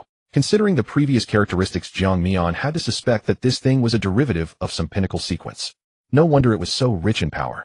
She raised her head, and even the originally dull eyes of her clone began to show hints of brightness. No. One seemed to notice her change, momentarily taken aback. The woman before it looked at it with an inexplicably fiery gaze akin to that of a predator eyeing its prey. This could be tolerated. It seemed to be enraged, letting out a low growl. The wind in the corridor shifted direction, blowing from behind Jiang Mian, attempting to push her towards its position. Using wind before me. Earlier there had only been some delay in the room now. Jiang Mian snorted coldly and slowly raised her right hand. The wind around her seemed to encounter a higher-level presence, instantly being countered by the wind she released. Subsequently, a scorching wind pressure surged from all directions, enveloping No. 1. Although the core storage of the imitator has limited elements, its power, refined personally by Jiang Mian, is not something others can easily replicate. The number 1 itself is not on the path of natural disasters. In terms of operation and intensity, it can only be considered a poor imitation. She speculated that since he chose to directly devour the number 2 rather than control the battle, there must be some kind of limitation, so he simply used it as nourishment to enhance himself. What a pity.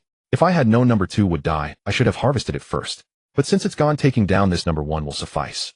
Although number 1 was being suppressed, it had not completely lost its ability to move. Shadows swirled beneath its feet as it attempted to sink its body into them. Is there more than one ability? Jiang Mian thought, and the scorching wind pressure instantly adjusted its direction, tightening like a shackle and pinning him in place. Caught in limbo, it resembled a decaying flower directly stuck into the ground. This thing's main body was clearly still a disaster, stemming from the chaos path, generally fearing heat and light. Even if it were some unknown being's derivative, it possessed that characteristic. Not to mention Jiang Mian's flames were already formidable. Under the searing heat, the originally vibrant petals of number 1 quickly turned dark red with charred edges, and the center slightly curling. Not long after contact, number 1 directly folded, its petals resembling a gigantic flower bud. Only then did Jiang Mian see the several faces hidden beneath those petals. Apart from number 2, the other 2 faces were unfamiliar, likely belonging to number 1 and another altered being. I see. Jiang Mian realized these were all the individuals that number 1 had fused with, and its abilities should only be the few displayed earlier. Then there's no need to hesitate. A direct assault is the way to go. Number 1 seemed to sense something, its body writhing violently, and a heavy mixed sound emanated from the gathered flower bud as it tried to make a final struggle. However, Jiang Mian's flames arrived even faster. With her control, a sprinkle of orange-golden light flickered in the dim corridor, quietly adhering to number 1's body. Suddenly, its body began to swell. Jiang Mian reacted swiftly, summoning water elements to form a transparent water shield in front of her. Bang! Splashed. It exploded again, but this time it was number 1's body. Dark red blood and flesh, still bearing flames, scattered throughout the corridor with globs of crimson material, even clinging to her water shield. How disgusting. She was already averse to such slimy substances, and even through the screen a strong discomfort surged within her. This number 1 actually detonated the fiery parts. The remaining half of its body, using the explosive recoil, raced towards the staircase in an absurd posture. This thing, can it escape like the last suppressor? Well, since it's a chaotic mass of flesh, it probably doesn't. Is it being remotely controlled by its main body, or is it instinct? Jiang Mian narrowed her eyes, activating the core within her clone. An invisible wave swept through the area, igniting the debris scattered across the corridor. This core cannot directly use burning, as that is her exclusive skill, but since the fire has already ignited, she can control it. These things were clearly excellent fuel. In an instant, the corridor transformed into a roiling sea of golden flames. Jiang Mian paid no further attention to them, letting them burn, and then leisurely moved toward the direction where number 1 had fled. That thing seemed capable of using its previous shadow skill, running at high speed. It had been marked. Did it still think it could escape? In the shadow fleeing from her, a familiar orange-golden hue floated up. The shadow suddenly twisted it clearly couldn't withstand the pressure and sprang out from within.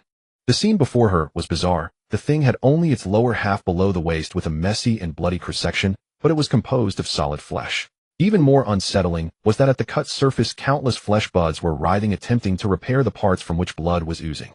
This thing's vitality is indeed beyond imagination. Jiang Mian frowned slightly. The distortions from this chaos path were truly uncomfortable. Just looking at it made her feel like her eyes were unclean. Now it seems the disasters from the slaughter path appear more palatable. She did not approach any further. Instead, she extended her right hand, gripping the air, and the wind element stored within her poured out, forming an invisible force field that directly restrained it once more. Then under the catalysis of the wind, the tiny flames at the cut surface flared up instantly. She could even see the monster continuing to struggle and convulse. Fortunately, a few seconds later it turned to ashes. The corridor returned to silence with only the remnants of warmth and a few unburned flames. At home, Jiang Mian closed her eyes, carefully sensing the feedback from this entity. She felt no drowsiness after all. She had just woken up. It seemed pretty good. A 1 was equivalent to 2. And they were both high-quality targets. So does that mean the high-quality targets needed for advancement have already been filled in advance? She only needed to accumulate the remaining 30 ordinary components. The pressure immediately lightened significantly, and she should express her gratitude to the Mutual Aid Association for the generous gift. Speaking of which, having taken down number 1, and with number 2 gone, can she just head to the principal's office first? Jiang Mian checked the status of her clone. The water stored in her body was hardly used, and the fire in the core was still at 70%.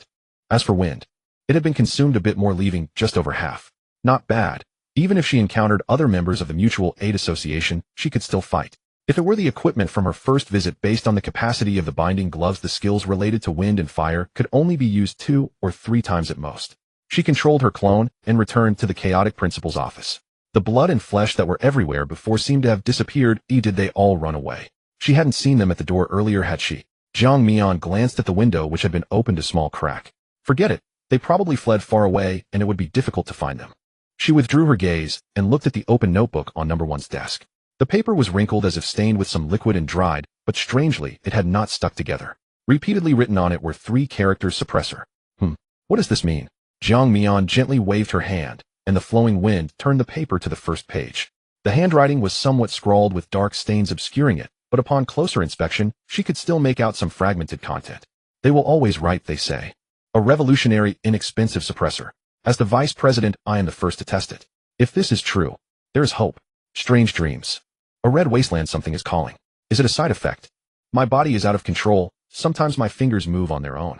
Writing is a struggle. It seems I have forgotten many things, only remembering that voice saying more lambs are needed. After this page, the originally scrawled text seemed even more chaotic, the writer's mind clearly having deteriorated. Do not use that suppressor. Suppressor. Suppressor. The rest of the pages were filled with countless repetitions of suppressor. Jiang Mian's gaze darkened slightly.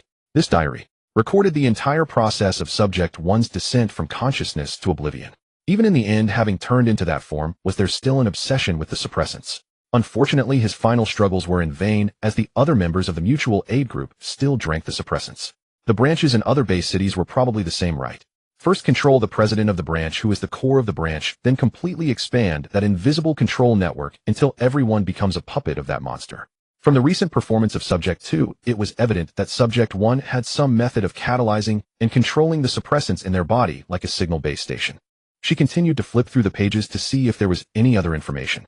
The notebook contained many entries written in reverse order which were different from the previous diary and resembled experimental records. Suppressant raw material. Biphasic nightshade. Did Subject 1 attempt to create suppressants on their own before the calamity? According to the records, this foggy plant exhibits different forms depending on the growth environment. When growing in mist, it blooms purple flowers, and the extracted liquid has hallucinogenic effects and is addictive. In a specific artificially cultivated environment, it blooms white flowers, and the effects of the extracted liquid become a powerful tranquilizer, serving as one of the primary raw materials for the suppressants. Leaving aside other auxiliary materials and production processes, just obtaining this substance would be quite difficult. The so-called special environment mentioned above can only be achieved within the core urban circle. The urban structure over there is entirely different from here, and there even exists an artificial sun, which is the key. This seems a bit outrageous, doesn't it? Jiang Mian couldn't help but complain. There had long been rumors online that they had restored conditions to what they were before the fog descended, but to produce such things. Remembering the glorious monument, she speculated that it might not be a technological creation, but rather a collection of some kind of glorious power. Well, at least she understood a bit now. Since the raw materials can only be produced over there, it really wouldn't be enough. After all, rarity brings value, and this substance is the main raw material for the suppressants. If it were all made into type 1 suppressants, it would definitely be far from sufficient. Aside from that, there was no other information in this notebook. It seemed that the previous diary mentioned something about the suppressants being stored in the underground pharmacy. Better go down and take a look. First floor service station. Su Miao sat in her usual spot board scrolling through her phone, but her eyes had already closed, her head bobbing, as if she would fall asleep at any moment.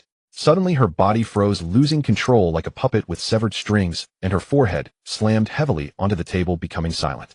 After a few seconds, Su Miao slowly got up, her pupils turning a blood-red scarlet, her gaze calm, showing no sign of the previous drowsiness. She quietly stared into the darkness at the doorway. From that direction came the sound of some viscous substance dragging across the ground. A few seconds later, the source of the sound finally revealed itself, a grotesque mass of writhing flesh. Su Miao showed no fear, standing up and walking up to it, squatting down. Why is there only this little left? Strangely, the monster did not attack her. Instead, it trembled in fear. Seeing her demeanor unchanged, it tentatively extended a tentacle, affectionately rubbing against her palm. The tentacle's surface was cold and slimy, forming a stark contrast with her delicate pale hand. Oh well, it's just a node. But that's subject 6. Hee, Su Miao murmured.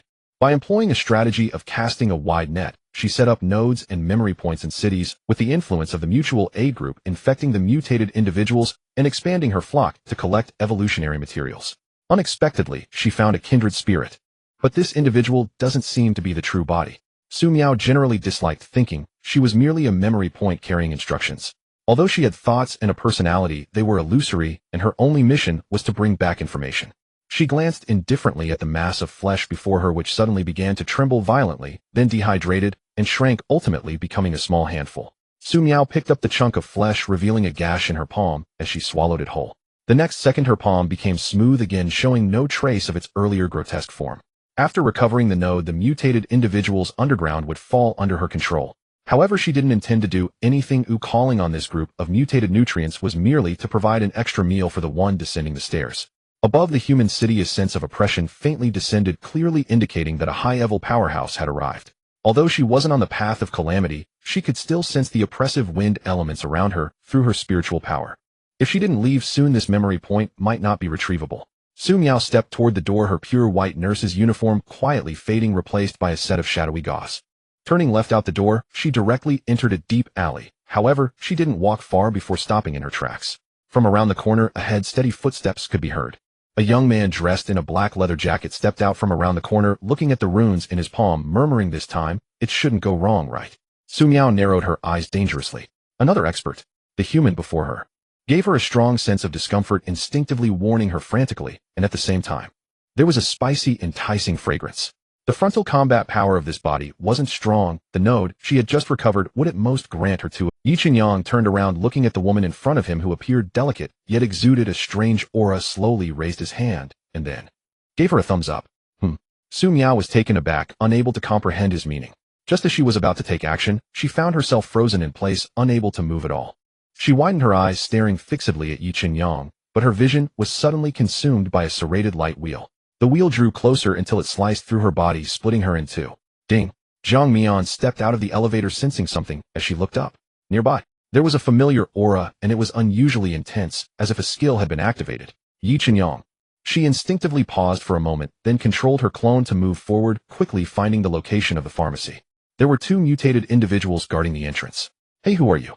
Seeing that the newcomer was a beautiful woman, both of them perked up. Not that they harbored any malicious intent, but to enter here silently, especially with a face like Zhang's, was inherently strange. Zhang Mian couldn't be bothered to waste words with them. Her condensed water element body, enhanced by the wind, took down one with a single blow, then the other. 2 newly evolved mutated individuals easily dispatched. Then she ignited flames, blasting open the pharmacy door, releasing wisps of white mist, and there the crimson suppressants were actually placed right in the most conspicuous spot. Zhang Mian had not yet had the chance to take a closer look when a rustling sound came from behind him. The 2 individuals outside staggered to their feet, their skin crawling with grotesque crimson patterns. Like the previous number 8, they directly bypassed the 3rd stage and began the process of calamity transformation. What is happening? Just a moment ago, everything was fine. How did it suddenly become like this? Could it be because she eliminated number 1 and something went wrong? Before he could think further, the 2 figures began to twist violently, their bones shifting beneath their skin, producing a rigid crack sound. Jiang Mian furrowed his brow as wind swirled with flames and swept forth, directly engulfing the two individuals. It seemed that the group of members below would likely. This won't do, I need to hurry.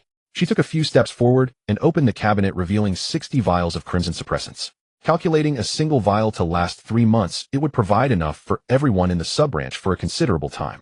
Furthermore, since the suppressants were alive, Jiang Mian speculated that they might last even longer, perhaps indefinitely. The 3-month duration was merely a comforting notion. Jiang Mian stroked her chin, pondering whether these items could stack. She wondered if she could handle the cumulative effects. Based on her previous experience, a few vials only caused slight dizziness, yet eliminating them was still effortless.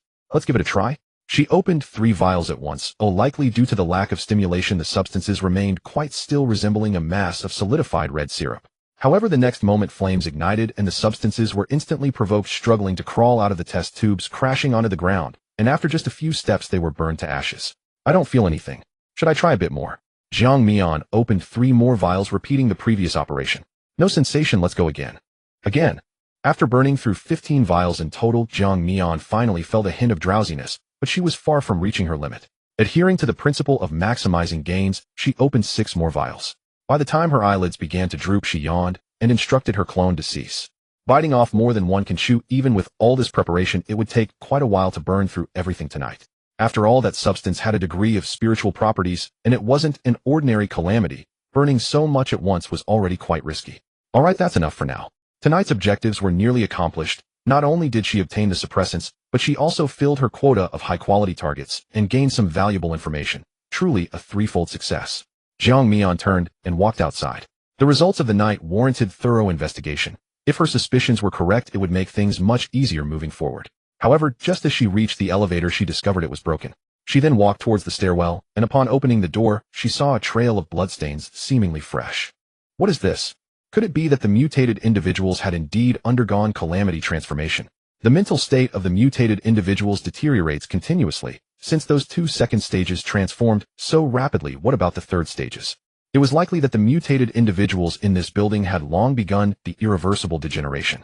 She frowned slightly, glanced upward, and then stepped upstairs. Pushing open the fire door of the stairwell, she stepped into a pool of blood. A piercing scream echoed from the end of the corridor, but it quickly faded, transforming into a growling sound. Jiang Mian looked towards the service station, but Su Miao was not there. Strange. This hospital was not large. The area above the 1st floor and below the 5th floor consisted of treatment rooms and wards, the main gathering area for patients. Yet now she distinctly felt a powerful wind completely sealing off the 1st floor and below. Even her perception had weakened significantly, as she could only rely on her control over the water element to guide her clone's actions. Jiang Mian immediately thought of Xiaosong. Within the city, only this high-level wind could control wind to such an extent. Had he discovered her?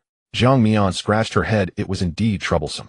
Fortunately, tonight's mission had already been completed. If this clone was lost, so be it. She could create another later. Perhaps she should look for a more convenient corpse. This simulated skin, while realistic, was quite troublesome to use and came with many restrictions. However, since Xiaosong had discovered this place, it was likely that she wouldn't be able to use clones for quite some time. After all, the purpose of creating clones was to handle tasks that were inconvenient for her. For some reason, Xiaosong had not taken direct action, as should she harvest a bit more. It shouldn't be a problem if caught. Self-detonation was the worst-case scenario. With that thought in mind, Jiang Mian stepped deeper into the corridor. In an alley, Yi Qingyang stared at the gradually dissipating red liquid on the ground, lost in thought. Calamity Sequence 4, Chaos of Formlessness. The peak of chaos, as its name implies, is formless and shapeless. No one has ever seen its appearance at birth. They only know that its fundamental ability is fusion. Specifically, it can generate some flesh and blood derivatives, transforming living beings into lambs, and through this, it creates mental suggestions, achieving a gradual fusion of body and spirit. As the level increases, this fusion deepens due to its entrenched nature, ultimately plunging completely into the embrace of formlessness. Although the controlling methods differ from Wanchuan, the effects are quite similar. After all, Wanchuan does not directly control people, but alters their perceptions, making the affected believe that what they do is correct. For formlessness, materials of low quality would instead slow down its evolution process. Many low-tier abilities are very singular and have upper-tier substitutes, especially in the case of high-tier sequences, which not only have higher values, but also possess relatively rich abilities. What puzzled Yi Qingyang was that his memories and reality seemed to have discrepancies. Was his memory disordered? In his impression, it shouldn't yet be the time for formlessness to be active, let alone extending its tendrils to base city 144. Why had it arrived so much earlier? He hadn't yet done anything that would impact the overall situation had he. In his past life before dying in battle, the subsequent base cities fell one after another, yet base city 144 remained standing. For this question, Yi Qingyang suddenly thought of a rather far-fetched possibility. Doomsday also originated from here. Could it be that, as a mutated being, it was already difficult to maintain oneself, let alone uphold basic moral standards, while wielding immense power? He still knew too little about Doomsday if he could uncover her true identity. Unfortunately, given her caution, she had likely hidden herself away. Yi Qingyang sighed. The urgent matter was to investigate how much influence formlessness had established within them. He had heard that its derivatives could temporarily alleviate erosion symptoms for mutated beings, but if it activated on its own, the host would directly undergo calamity transformation. He looked towards the nearby hospital. Suddenly, a heavy calamity aura emerged from within, as if it had burst forth from nowhere. The formlessness clone had run out of the hospital. The controlled mutated beings should have gathered in this hospital, and boom. Inside the hospital, an orange-golden flame erupted, suddenly shattering the glass with a crash, and a wave of heat surged towards him. No way. This orange-golden flame is quite recognizable. Doomsday. Had they confronted it? Or were they here to hunt? Just as he was about to enter for a closer look, he suddenly halted. Behind him, a hand rested on his shoulder. Xiaosong appeared out of nowhere, smiling, and saying, "Little brother, shall we have a chat?" Yi Qinyang knew Xiaosong quite well, even to the point of being familiar with him, and he was surprised to see him here. After the 6th tier, every advancement for an awakened one is a qualitative change. For example, the Eye of the Wind. Prior to this, skills were mostly control and support. Upon reaching the 7th tier, one gains a skill known as the Sword of the Heavens. From the name alone, it is evident that it is a powerful area attack skill. At this stage, the Eye of the Wind becomes a complete embodiment of both offensive and supportive capabilities. Thus it ranks 48, but due to its versatility, it is highly sought after regardless of context. With such a powerful individual appearing here, it is likely that his superiors have already begun a large-scale search due to his disappearance. The two exchanged a few simple words as Xiaosong's arrival was quite timely, and what he observed was not much. Yi Qinyang understood that the perception range of high-tier wind element awakened ones was significant. However, he had just used his ability while trying to restrain his power, employing an attack skill nearly identical to the brilliant blade. Even if Xiaosong had suspicions, he wouldn't dare to be completely certain about Yi Qinyang's true rank. One strike to resolve it, clean and efficient. Well done. You flatter me, senior. Xiaosong looked at the calm Yi Qinyang and chose not to say much more. He could naturally tell that this young man was hiding his true capabilities, he just didn't know how much was concealed. So he had tested him upon their first meeting, and the result was somewhat hard to describe. As steady as an old dog. Before setting off, Xiaosong had done his homework. Since Jiang Mian's awakening began, this kid had grown quite close to her. That bracelet was likely a gift from him, and probably crafted by himself. He couldn't believe that Yi Qinyang was merely a brilliant blade, given the quality of the radiant crystal he had gathered.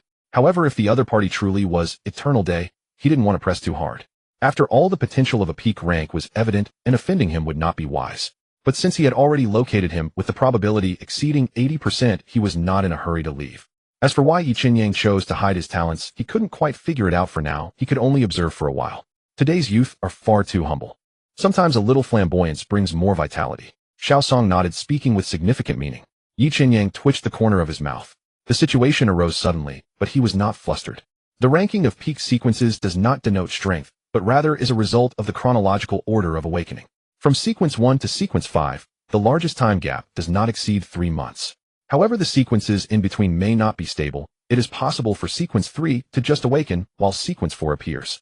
Although the peak sequence progresses swiftly at the beginning, breaking through to the higher tiers, especially the 6th tier, has certain limitations. For example, Formless requires the collection of a certain amount of high-tier evolutionary materials, which cannot be achieved in a short time. Even if Wangchuan has already begun to act, it would not be able to develop sufficiently within such a short time to directly affect high-tier awakened ones like Xiaosong. If it could, it would have openly dominated humanity long ago. Speaking of which, Xiaosong's personality was quite cautious. Without confirming his identity, he would only probe a little, refraining from making rash moves that could offend a potential peak. Since he was here, perhaps he could take the opportunity to remind him about Formless. Thus, Yi Qinyang shifted the topic, saying, "Senior, it seems something is off with the situation in this hospital. Are there many disasters?" If he recalled correctly, the individual who had been inside had not come out right. Even if they were already at tier 3, they would likely be unable to withstand a single blow from a tier 7. There was no choice, the level gap was too great. Xiaosong glanced in the direction of the psychiatric hospital, slightly retracting his smile. Indeed, there are quite a few. But there's no need to worry, I have already sealed it inside, and not one will escape. Upon his arrival, he had sensed the mutated patients underground that were undergoing disaster transformation. There were a few on the upper floors, but he had swiftly eliminated them without any casualties. However, it seemed there was a strange person among them. This piqued his curiosity. Let's go in and take a look. With that, Xiaosong stepped forward, heading toward the hall on the first floor.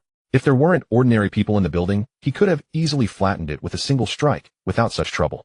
By the way, he had already called the local security bureau to handle the aftermath. Why hadn't they arrived yet? This efficiency. Never mind, he would deal with it after things settled. Zhang Mian stood quietly at the entrance of the fire escape. The core's stored energy had already dwindled to less than 30%.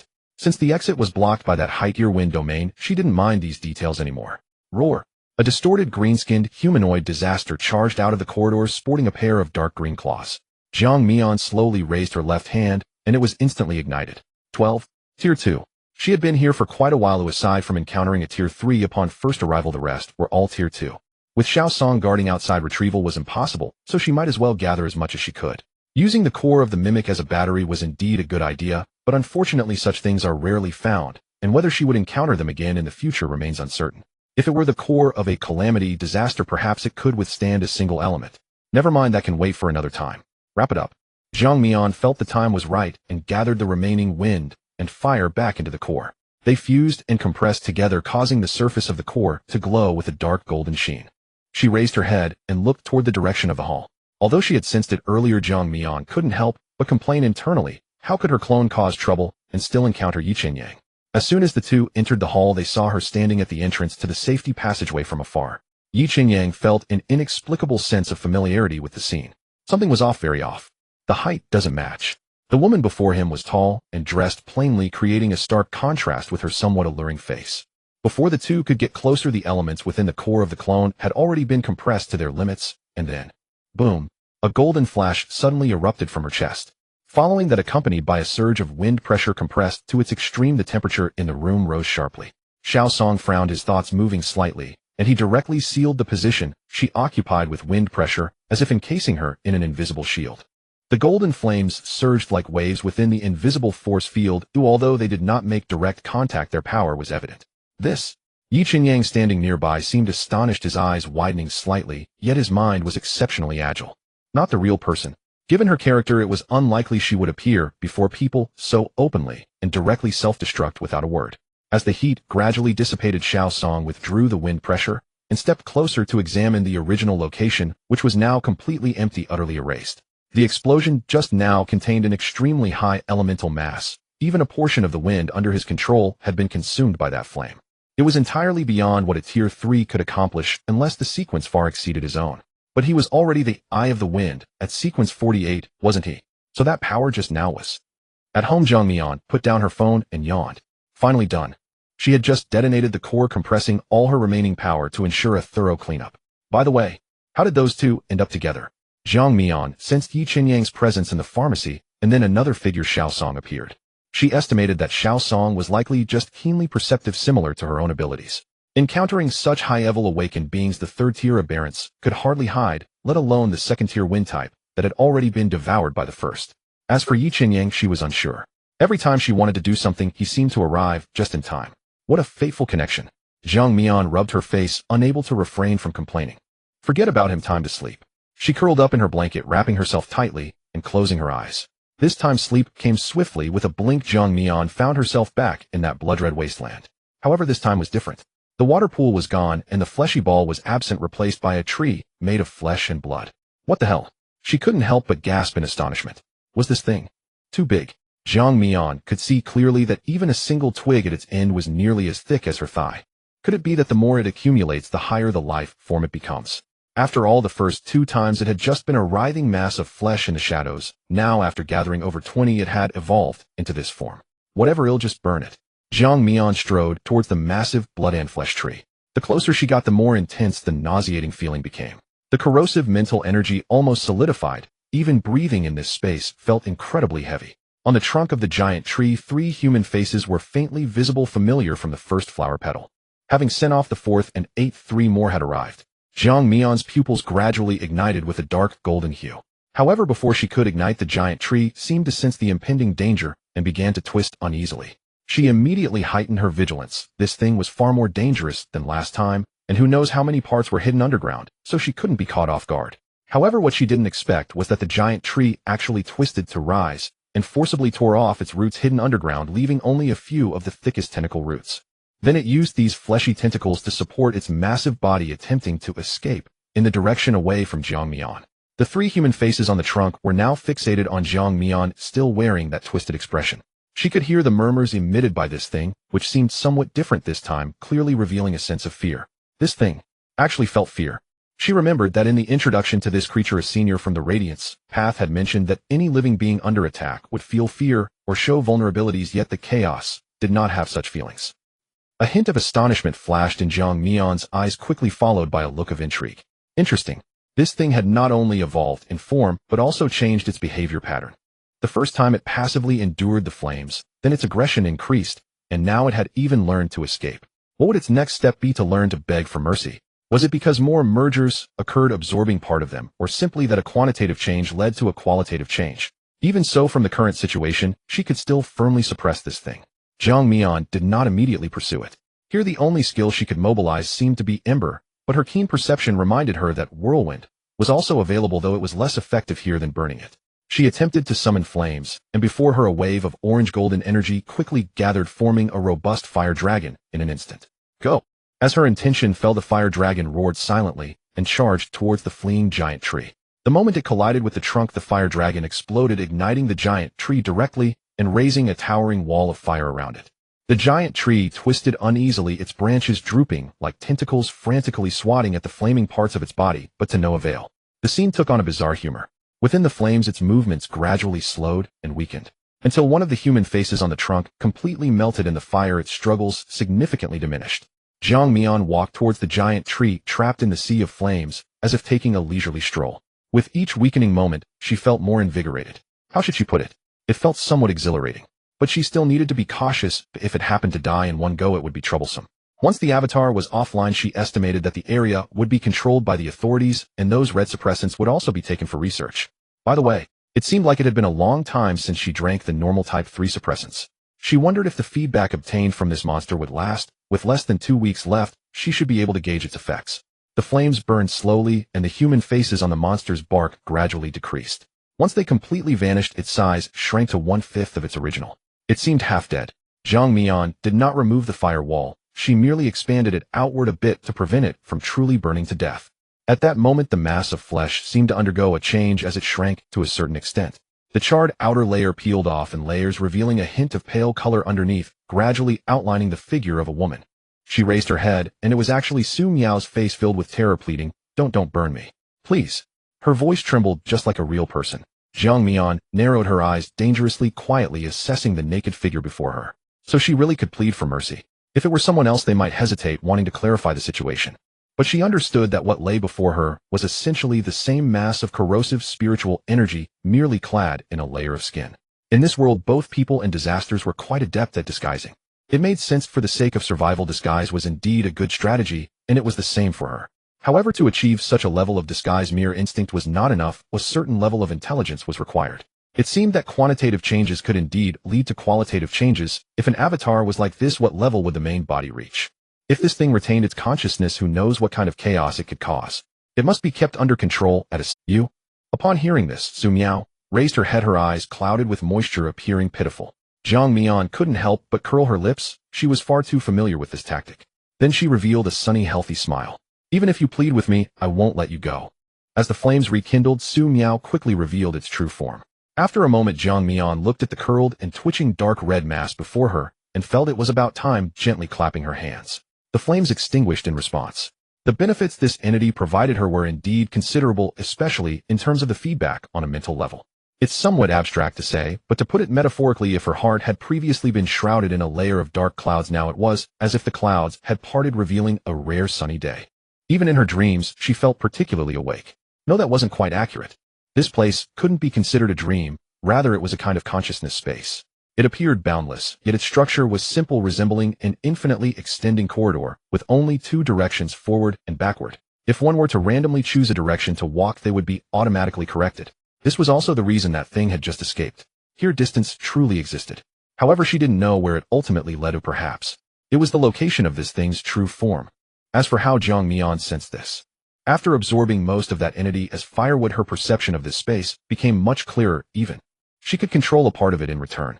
What surprised Jiang Mian even more was that as time passed, this space seemed to undergo certain changes, as if it had been isolated, and furthermore it became a closed cage where entry was allowed but exit was not.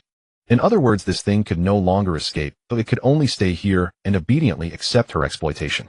Strange. She couldn't quite articulate what was happening. After all, she wasn't a mind type, and the embers being able to inflict damage from this mental erosion and absorb it was already quite unexpected. Now she could even control it in return. Could it be that she had some hidden characteristics? Unfortunately, she was still in the exploratory phase regarding her own abilities. She could only say she had thoroughly grasped elemental control, discovering only recently that flames could inflict mental damage. Will more unique abilities emerge in the future? She didn't know. After all, the upper limit of this unknown chaos pinnacle ability was indeed high, and if she absorbed more high-level sequences, its strength would surely increase significantly. Thinking further, what if she accidentally fused with another entity of the same pinnacle sequence? The outcome would definitely be a case where 1 + 1 is far greater than 2. But conversely, what if she swallowed it?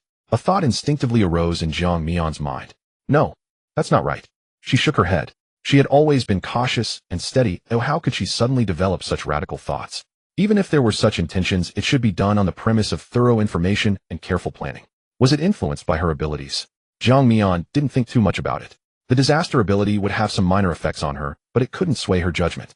If only she could get her hands on the previous generation's disaster pinnacle data. Unfortunately, it was classified as top secret by the authorities and difficult to access. But if she participated in the cultivation program, perhaps she could find an opportunity. She didn't believe the authorities were completely unaware of the emergence of disaster pinnacles. Preparations had to be made early. Judging from Xiaosong's attitude, he probably didn't consider her in the context of disaster. In other words, as long as she kept things tightly under wraps, the previous methods should still be usable. The overt advancement wasn't urgent. 4 high-level sequences like this from first to second tier, the quick ones took at least a month. There was still a long way to go. Jiang Mian was clear about the Eye of the Wind ability until the 4th tier, currently Whirlwind, could pretty much cover it. Though both were auxiliary abilities, the offensive means were somewhat lacking, but compared to those high-level sequences specialized in combat, if the technique was sufficient, the damage from wind pressure and wind blades was actually quite considerable. Jiang Mian shifted her gaze back to the fragmented flesh. During the time she had been pondering, it seemed to have regained some vitality, but the speed was not fast. The power supporting its regeneration seemed to originate from this space. Can it really be continuously utilized? She couldn't help but feel invigorated. As long as its regeneration speed kept up, the issue of the suppressants would be temporarily resolved. With that thought, Jiang Mian instead felt a sense of unreality. Speaking of which, according to the original plan, it shouldn't have been so quick, but plans cannot keep up with changes, and things always happen so suddenly. Next, if there was truly no way to escape, she finally had some confidence. At least at this stage, no infected individual could leave the suppressants. Tonight's harvest left her satisfied. Jiang Mian took one last glance at the regenerating flesh before exiting this space. The next morning, Jiang Mian had actually woken up long ago, but didn't rush to get out of bed. Instead, she squirmed a couple of times under the covers turned over and planned to nest for a while longer. It's important to balance work and rest. One should rest well when it's time to rest. Drowsily, she lost track of how long she had lingered before she fully regained her consciousness. Her spirit seemed exceptionally vibrant, as if even her senses had become slightly sharper, or perhaps the range had expanded. However, she didn't rush to test it. There was still a high-level awakener in the city, so it was better to be cautious.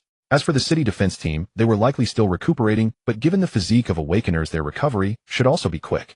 She subconsciously touched her phone by the bedside and glanced at the time. It's 9 o'clock. There was an unread message in the notification bar. At the same moment, at a street corner, not far from Jiang Mian's home, Yi Qinyang appeared calm on the surface, but his feet unconsciously paced back and forth, betraying his inner anxiety. Last night, after taking down the formless clone and helping with the aftermath, dealing with the remaining infected individuals, a wave of unease surged within him. Its activity would undoubtedly have a significant impact. Just looking at those infected individuals was enough to know that its tendrils had already reached into this city. The goal was likely to expand its flock. And Jiang Mian, during the mission yesterday, had just encountered the fog tide. As the counterpart to Radiance Chaos, could naturally generate a type of item, the Chaos Core, which had the opposite effect of the Radiance Crystal, capable of attracting the gathering of fog, and thereby inducing the fog tide. Connecting the two, it dawned on him that Jiang Mian might have unknowingly become a lamb, and Yi Qinyang immediately lost his composure. Though he was a pinnacle of radiance and had ways to eradicate its influence, the process would definitely not be pleasant. Last night he had casually helped the Public Security Bureau with some cleanup work, but this busy work had lasted until dawn. After all, his mental fortitude was far superior to that of an average awakener. One night, without sleep, was nothing, and after resting for a moment, he hurriedly made his way here. Having waited for about half an hour, Jiang Mian still hadn't replied to his message. What's going on? Is she still asleep? Could it be? After consuming the formless flesh-derived entity, if the transformation succeeded, the lamb would selectively forget about 10 minutes of memory and exhibit symptoms of drowsiness lasting for about a week. Yi Qingyang's anxiety deepened. Should I go check on her directly? Though it was somewhat sudden and he wasn't quite sure of Jiang Mian's attitude towards him, the situation was urgent, and confirming her safety was the most important thing. Just as he was about to head upstairs, his phone finally vibrated. A message had come from an account he had marked as particular. Why did he suddenly contact me? Jiang Mian glanced at the message in the chat window, casually replied, and then got up. Last night her clone did indeed reveal itself in front of the two, but she handled it cleanly enough not to implicate herself directly. The way she connected with her clone was quite special. She could be certain that even adept soul awakeners might not detect any clues. If it weren't for this matter. Pushing the timeline back, it would lead to her encounter with the Misty Tide, something that Yi Qingyang was also aware of. Could it be that he still wasn't at ease after asking? It's possible, but it didn't seem that simple. Given his character, which was always calm and restrained, even somewhat dull, although he had feelings for her, he shouldn't be this concerned. Unless his feelings had inexplicably deepened without her knowing. No way, right? She released some of her perception and indeed sensed Yi Qingyang's aura not far from her home. He's already here. It seems he has been waiting for a while. Although she was mentally prepared, seeing this scene still made Jiang Mian feel a bit nervous, yet strangely excited. If he wanted to do something, how would she firmly refuse? What kind of expression would he show? However, as soon as this thought emerged, Jiang Mian quickly deflated. While it was an interesting thought, Yi Qingyang was not an ordinary person. Of such matters couldn't be casually dealt with. Moreover, that bracelet had helped her a lot before. Roughly speaking, he had done her many favors. For someone who had helped her, she couldn't bear to play with his feelings so unscrupulously. And besides, what if after doing so he became even more persistent? It would be even harder to extricate herself then. Forget it, he'll just adapt as the situation arises. She always felt that no matter how she reasoned it out, she couldn't accurately predict Yi Qingyang's next actions. Jiang Mian rinsed her mouth, washed her face, and tidied herself up. Walking to the wardrobe, she instinctively glanced at the small skirts pushed to the side that she had never worn. She turned her head and ultimately chose a simple outfit of long sleeves and pants, just in a brighter color than before. Of course, she also casually took that bracelet with her. After receiving her reply, Yi Qingyang felt an inexplicable sense of calm wash over him. He realized that his current state was off. His emotions were too easily influenced by Jiang Mian. But he was clear about what he needed to do. If he were to encounter a peak calamity in the future, it would be best not to involve her. The peak naturally exerted dominance over other awakeners or calamities. Even height year sequences were inherently at a disadvantage against the peak. This was particularly evident in the elemental path. If he faced the apocalypse under the same level and painstakingly mobilized enough elements, a single encounter could result in betrayal. Fortunately, the opposing force should be considered a unique neutral caught between two factions. Otherwise, by the time things escalated, she might not even have been seen, and a city could have turned to ruins under rampant natural disasters. Yi Qingyang closed his eyes, calming his mind, and when he opened them again, his gaze had regained its tranquility. He looked towards the staircase of Jiang Mian's home, and suddenly a bright figure entered his sight. The girl wore a loose light yellow knitted sweater paired with beige straight pants, her hair cascading down. It looked casually matched, yet somehow gave off a relaxed and cheerful vibe. Yi Gu. Sorry I didn't see the message earlier. Jiang Mian quickened her steps and stood not far in front of him. Yi Qingyang's gaze lingered on her face for a moment. She still wore the same round-framed glasses. Her complexion looked healthier than the last time they met, and her eyes appeared much clearer, showing no signs of injury. She was also very vibrant, not exhibiting the unique daze and confusion of someone transformed into a lamb. From her aura, there seemed to be no issues. It's fine, it's me who disturbed you. He subtly withdrew his gaze, shook his head, and let go of the tension in his heart. As long as she was fine. So, Yiga, did you find me for something? Jiang Mian stepped a bit closer and looked up. Strange, she had seemed so nervous earlier. How did she suddenly return to normal? Could it be that it was truly because of seeing him that her emotions relaxed? Jiang Mian didn't consider herself to be narcissistic, nor did she think she had such a great charm. Perhaps she was just being overly sentimental. At this, Yi Qingyang momentarily fell silent.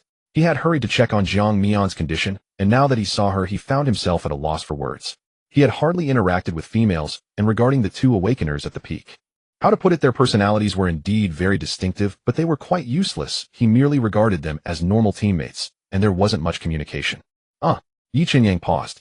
He looked at Jiang Mian's slightly raised face. The overcast light was a bit dim, but that wasn't an issue for him. Those almond-shaped eyes widened slightly, filled with a hint of confusion.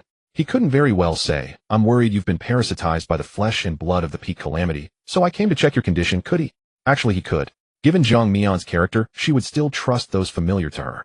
If he really said so, she probably wouldn't doubt it, and would be quite scared after hearing it. So how to change the topic? After a brief silence, Yi Qinyang glanced at the bracelet she was wearing, and an idea. Though he didn't know if she noticed, once activated it was quite easy to tell it apart from ordinary luminous crystals. That item was made by him, so he naturally understood it well. Since Jiang Mian encountered the Misty Tide yesterday, she must have activated its automatic protection. But for some reason, she hadn't mentioned it yet. Yesterday. It should have come in handy, right? Jiang Mian sensed that Yi Qinyang was somewhat off, but following his words, she shyly smiled, raised the hand with the bracelet, and said yes. The situation back then was a bit frightening. Everyone was scattered, and it was thanks to the bracelet that Yiga gave me. In front of the main party, Jiang Mian didn't deliberately hide anything, but she only said half of it. After all, many people had seen her wearing it, so there shouldn't be any issues. That's good. Yi Qinyang noticed the topic had shifted, and quietly sighed in relief. He pointed at the bracelet, and said, "Here, let me charge it." Jiang Mian blinked, and took off the bracelet. Yi Qinyang took the bracelet, still retaining a bit of warmth. In truth, the power stored in this bracelet was ample enough to keep it activated for a month without issue. However, when he made this bracelet, he was still below tier 3. Although it had more functions than an ordinary luminous crystal, he still felt it was somewhat lacking. Now that his level had risen, Yi Qinyang naturally wanted to upgrade it. Suddenly, he raised his head thoughtfully and looked at the overcast sky. In the distance, Xiaosong looked down at the two below, seeing him gazing up at the sky, silently curling the corners of his mouth.